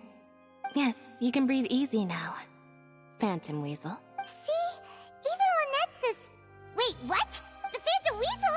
Lorenzo escaped? Where is he? What do you mean, Phantom Weasel? As Lyney once said, a performer's job is to commit fully to their role and put on a flawless performance for their audience. But once the bag of tricks is empty and the curtain falls, it's time to end the show. The spotlight is no place for someone with no more cards up their sleeve. It's been 10 years, Gemma. Aren't you tired of the grieving widow act? I think it's time to put an end to it. What are you talking about? Paimon doesn't like this riddle. Traveler, Paimon doesn't like where this is going. Come on, say something! Ladies and gentlemen, I hope you're all enjoying the performance so far. There will now be a brief intermission, after which Lyney will perform the most electrifying act of tonight's show. The final performance will take place outside of the Opera House, so please make your way outside in a calm and orderly fashion. The Phantom Weasel never did like public places, did they? Don't worry, this place will be quiet soon.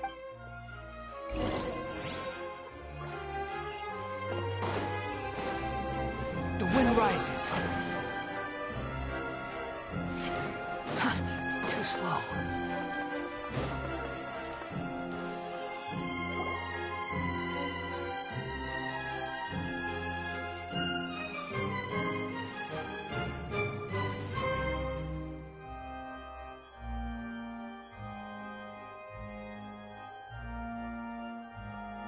Dear me, this is awkward, isn't it?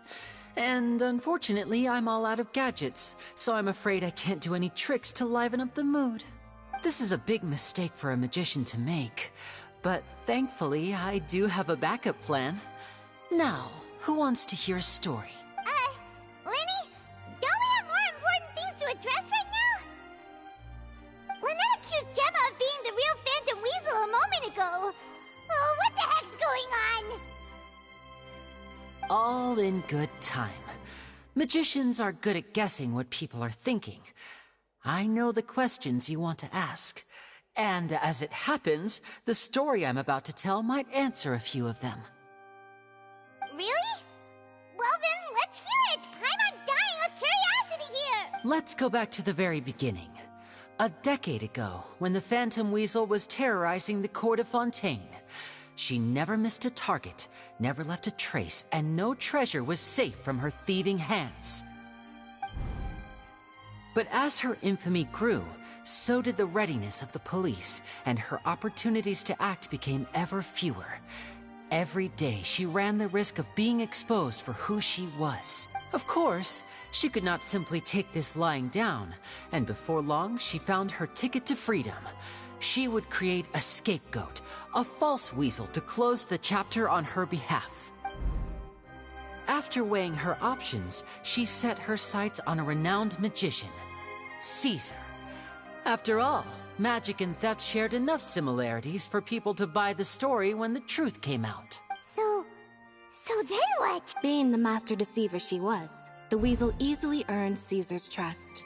Now, all that remained was to frame him for her countless crimes. But as she was considering how to make her move, she noticed Caesar's aggrieved pupil, and a new thought entered her mind. Maybe I don't need to get my hands dirty after all. At her encouragement, Lorenzo tampered with Caesar's magic box, causing him to fall to his death. Afterwards, Lorenzo seized his master's property, and the weasel set about tarnishing Caesar's reputation. Two co-conspirators committed the perfect crime.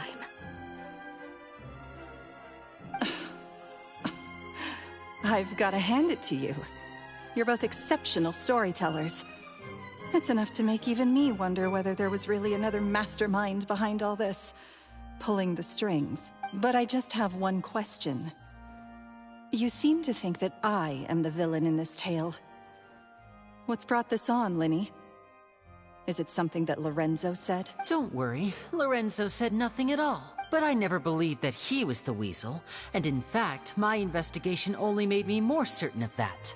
He was too forthcoming with his confession, as if there was something else he was trying to hide. How disappointing. So you'd sooner trust Lorenzo than me? Even without a shred of evidence?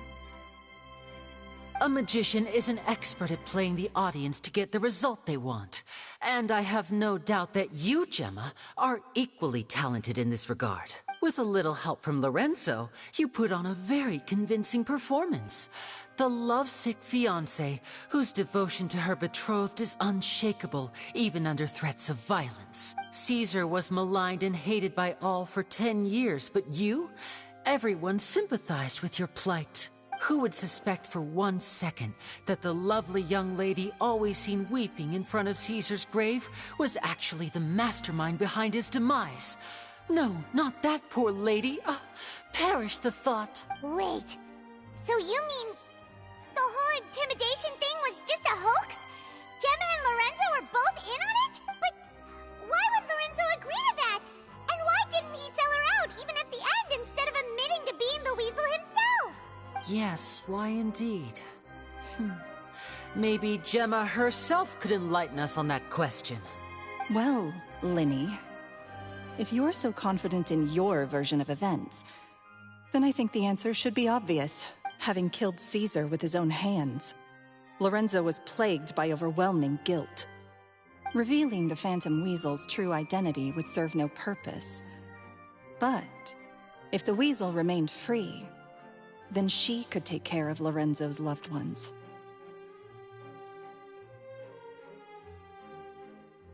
An excellent answer, though sadly a little dull.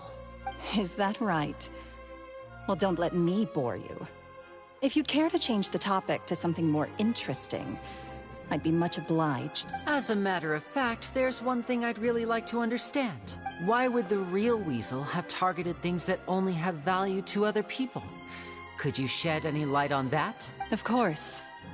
After all, we're just telling stories here, aren't we? If I had to guess, I would say that the real Weasel must have had a terrible childhood. Left to fend for herself after her parents died young.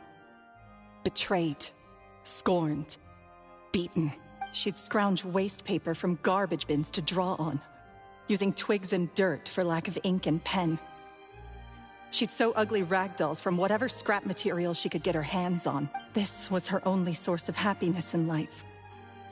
But it was all she needed, and she was content. Until the world decided that even this was too good for her. Once again, she was betrayed. And this time, everything was taken from her. She felt like life was a miry pit that dragged her further down the more she struggled to escape. At that tender age, she should have been happy. Instead, she stood in the shadows and watched with envy as all good things in the world passed her by. This was a fate too cruel for anyone to bear. Her pain became a breeding ground for dark thoughts. Thoughts which festered and grew into a twisted solution to her troubles. I detest the happiness of others, in all its forms alike. I will rob them of everything they hold to be good and true. And it will fill the void in my soul. That's some pretty heavy stuff. Now it all makes sense. Does this story satisfy you, Lyney? Yes, it is quite to my tastes. Thank you for helping to clear up my confusion. Huh. That's right. What drove you to write that letter, Gemma? What were you trying to achieve there? Because without that, none of this would have ever come to light. She didn't write the letter. After 10 long years, I'd hoped that the Phantom Weasel would be consigned to the history books by now. But it seems like someone still wasn't ready to let her finally be at peace. Lyney. Or should I call you the Phantom Copycat now?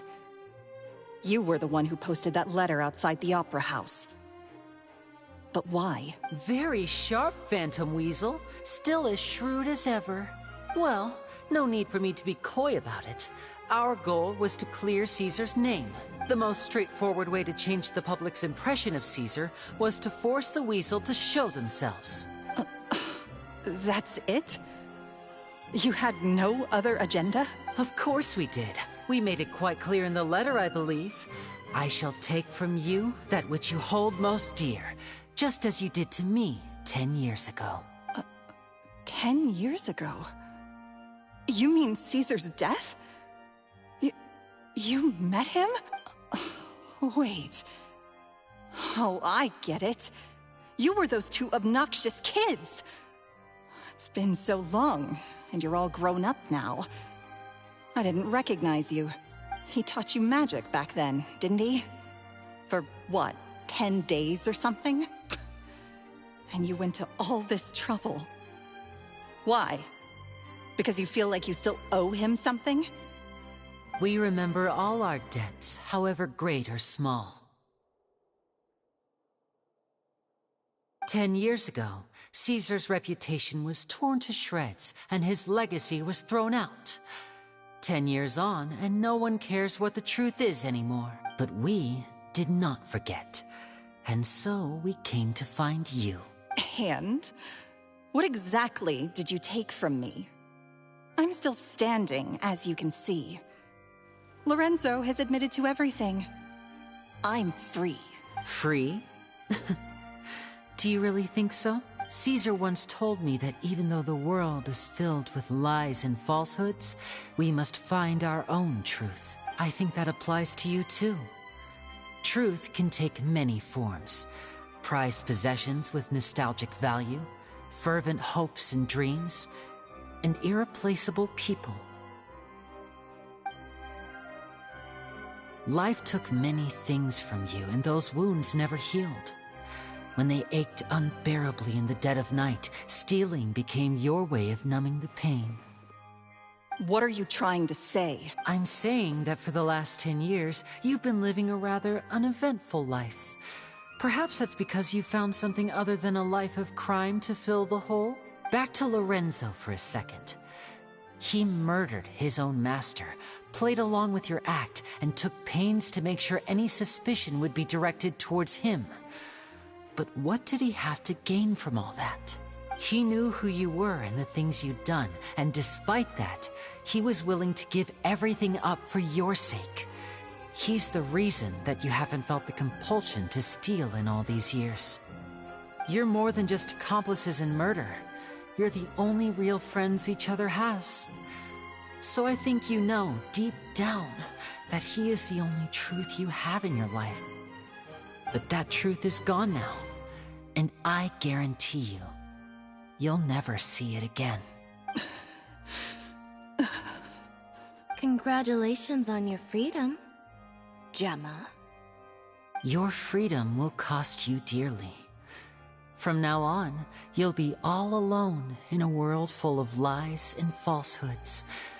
I do hope you'll be able to bear it. You've still got a long life ahead of you after all.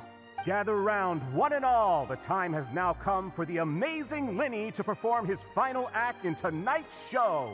I'm sure you're all wondering what he has planned for the grand finale. Well, wonder no more, for the answer is a death-defying high-altitude escape.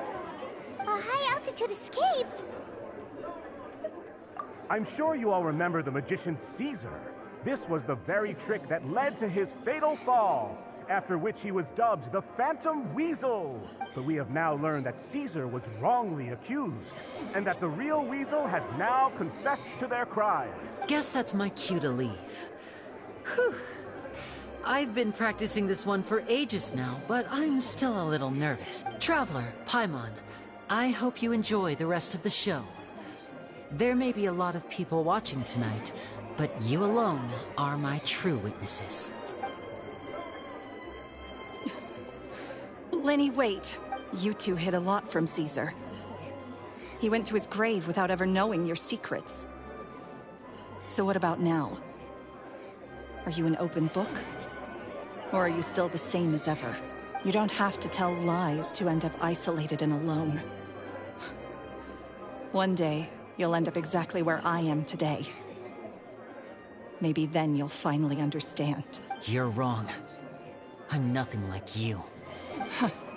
So, what are we, doing now? Like Lyney said, when you're ready, let's head outside and watch the show. But what about Gemma? She'll figure out what's best for her soon enough. Oh, and if you'd like to see Lyney after the show, you know where he'll be. The usual haunt. All right. Well, let's go and watch Lyney's finale then. This trick's a pretty dangerous one, but he should be able to pull it off.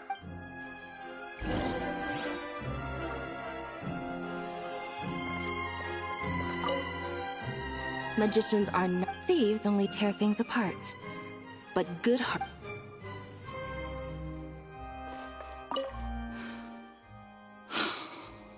What is my truth?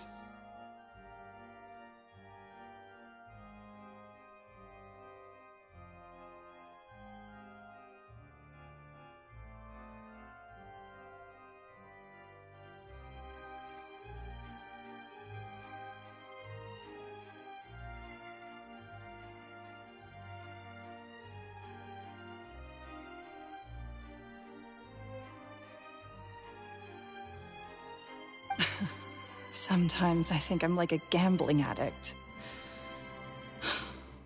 All I care about is winning, and it doesn't matter what's at stake. By the time I come to my senses, I'm left with nothing.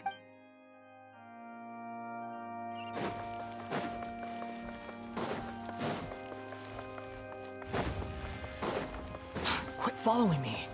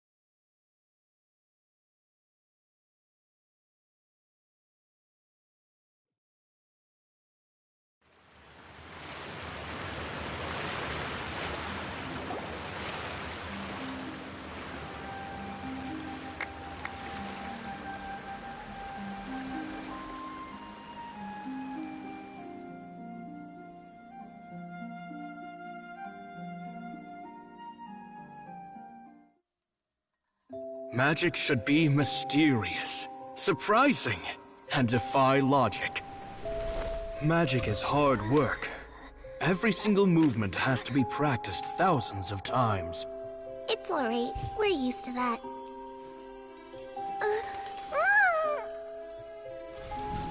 We're sorry. You've taught us so much, but we can't tell you the whole truth. It's okay. Do you still remember what I told you? This world is full of lies and falsehoods. I only hope that one day, you can find your own truth. What about you? Have you found your truth? Magic is my truth. I want to perform a magic trick so great that people will always think of me when they talk about it. For a magician, what greater honor could there be? Look! Behold! Lyney is sealed inside the box. Will he manage to escape? 10 years ago, Caesar attempted this very trick, and it was at this precise moment that... Lyney! Watch out!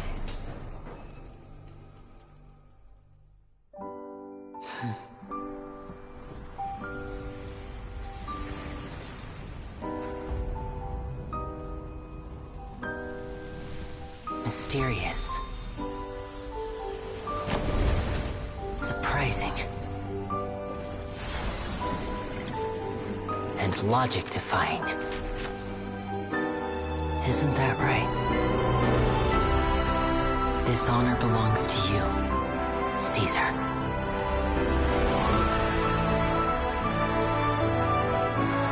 I'm just sorry it's a little late.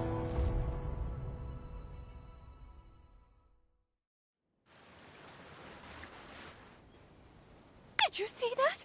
1 minute he was falling, and the next, he turned into flowers.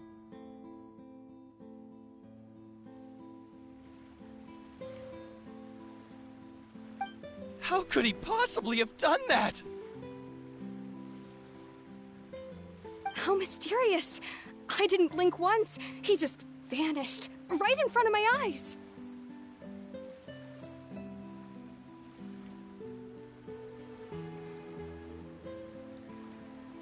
What a heart-stopping magic show!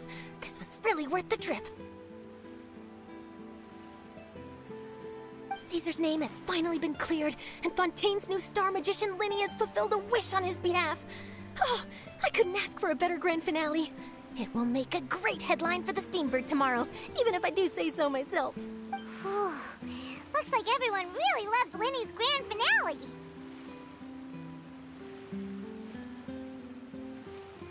Paimon doesn't see Lyney anywhere. Oh, Lynette said he'd be waiting for us at the usual hunt. But, where is that? Oh, you mean the one where Caesar's buried? Yeah, that's probably it. This whole magic show kinda seemed like Lyney's way of saying goodbye to Caesar. So it makes sense that that's where he'd be afterward. Alright, let's go look for him there.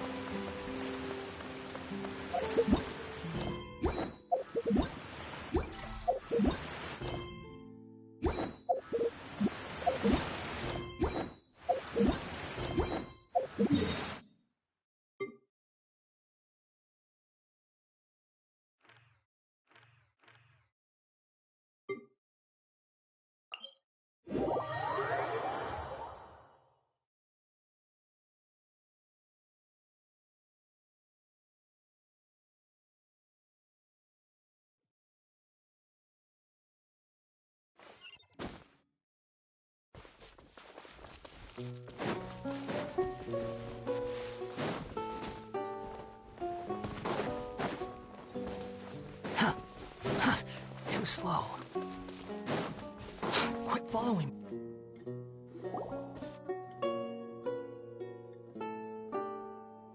Lyney!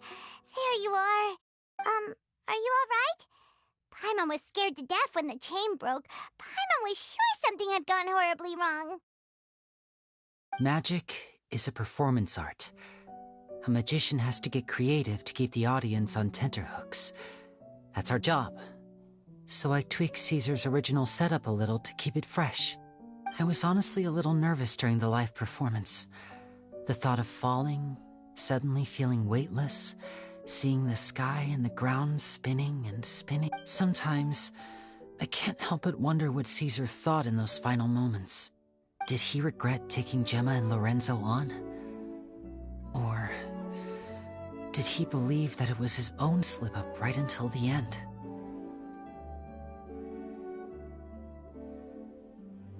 You know, Paimon's been wanting to ask you about something ever since we were in Caesar's workshop.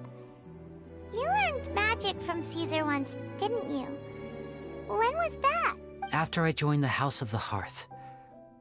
To be honest, Lynette and I had an agenda when we approached him. I told you about my past before, remember? As a young boy, I survived by secretly learning magic from street performers. I'd watch their tricks and try to figure out how they were done. But I quickly realized that observation alone could only get me so far. What I saw was the polished final performance, but the rigorous training they put in behind the scenes remained invisible to me. I needed to learn how to improve my sleight of hand, hone my misdirection skills, and make niftier props. We were gifted enough that we'd made some progress by ourselves, but without proper guidance from a professional magician, we quickly plateaued. So that's why you sought Caesar out? Yes. We figured there was no harm in asking, but it took us by surprise that he was so willing to teach us. In all, we only spent 10 short days together, but he was very good to us. By contrast, we hid so many things from him. For instance, when he asked why I wanted to learn magic, I answered, "It's my passion." But in truth, there was already a lot more to the story by then. After being taken in by an aristocrat for our magic talent, then betrayed soon after, this was no longer about me doing what I loved. What amazed me was how the lie escaped my lips even as I was hesitating over whether to tell him the truth. Trust is a beautiful thing. Sadly, I'd forgotten how to trust by then. Lyney. Still worried about the way I feel? You really are a gentle soul, aren't you? But don't worry, I'm used to it now. From the mansions of the elite to the House of the Hearth, lies and selfishness have followed me and Lynette everywhere we go. After Caesar went on tour, we became busy with our missions. The next we heard of him was that he'd fallen to his death, and was now declared to be the Phantom Weasel. That night, I remembered his smile. But as I lay there, I didn't know what to say to him. To keep secrets is to put up walls, The longer you keep them up, the less you let people in. Then, one day, you look around and realize your life is like an empty auditorium after a show, full of seats once occupied by all the people who left. But I guess that's the price we have to pay. You only realize how much someone really meant to you when you lose them completely. That's why I was so confident this would hurt Gemma. Because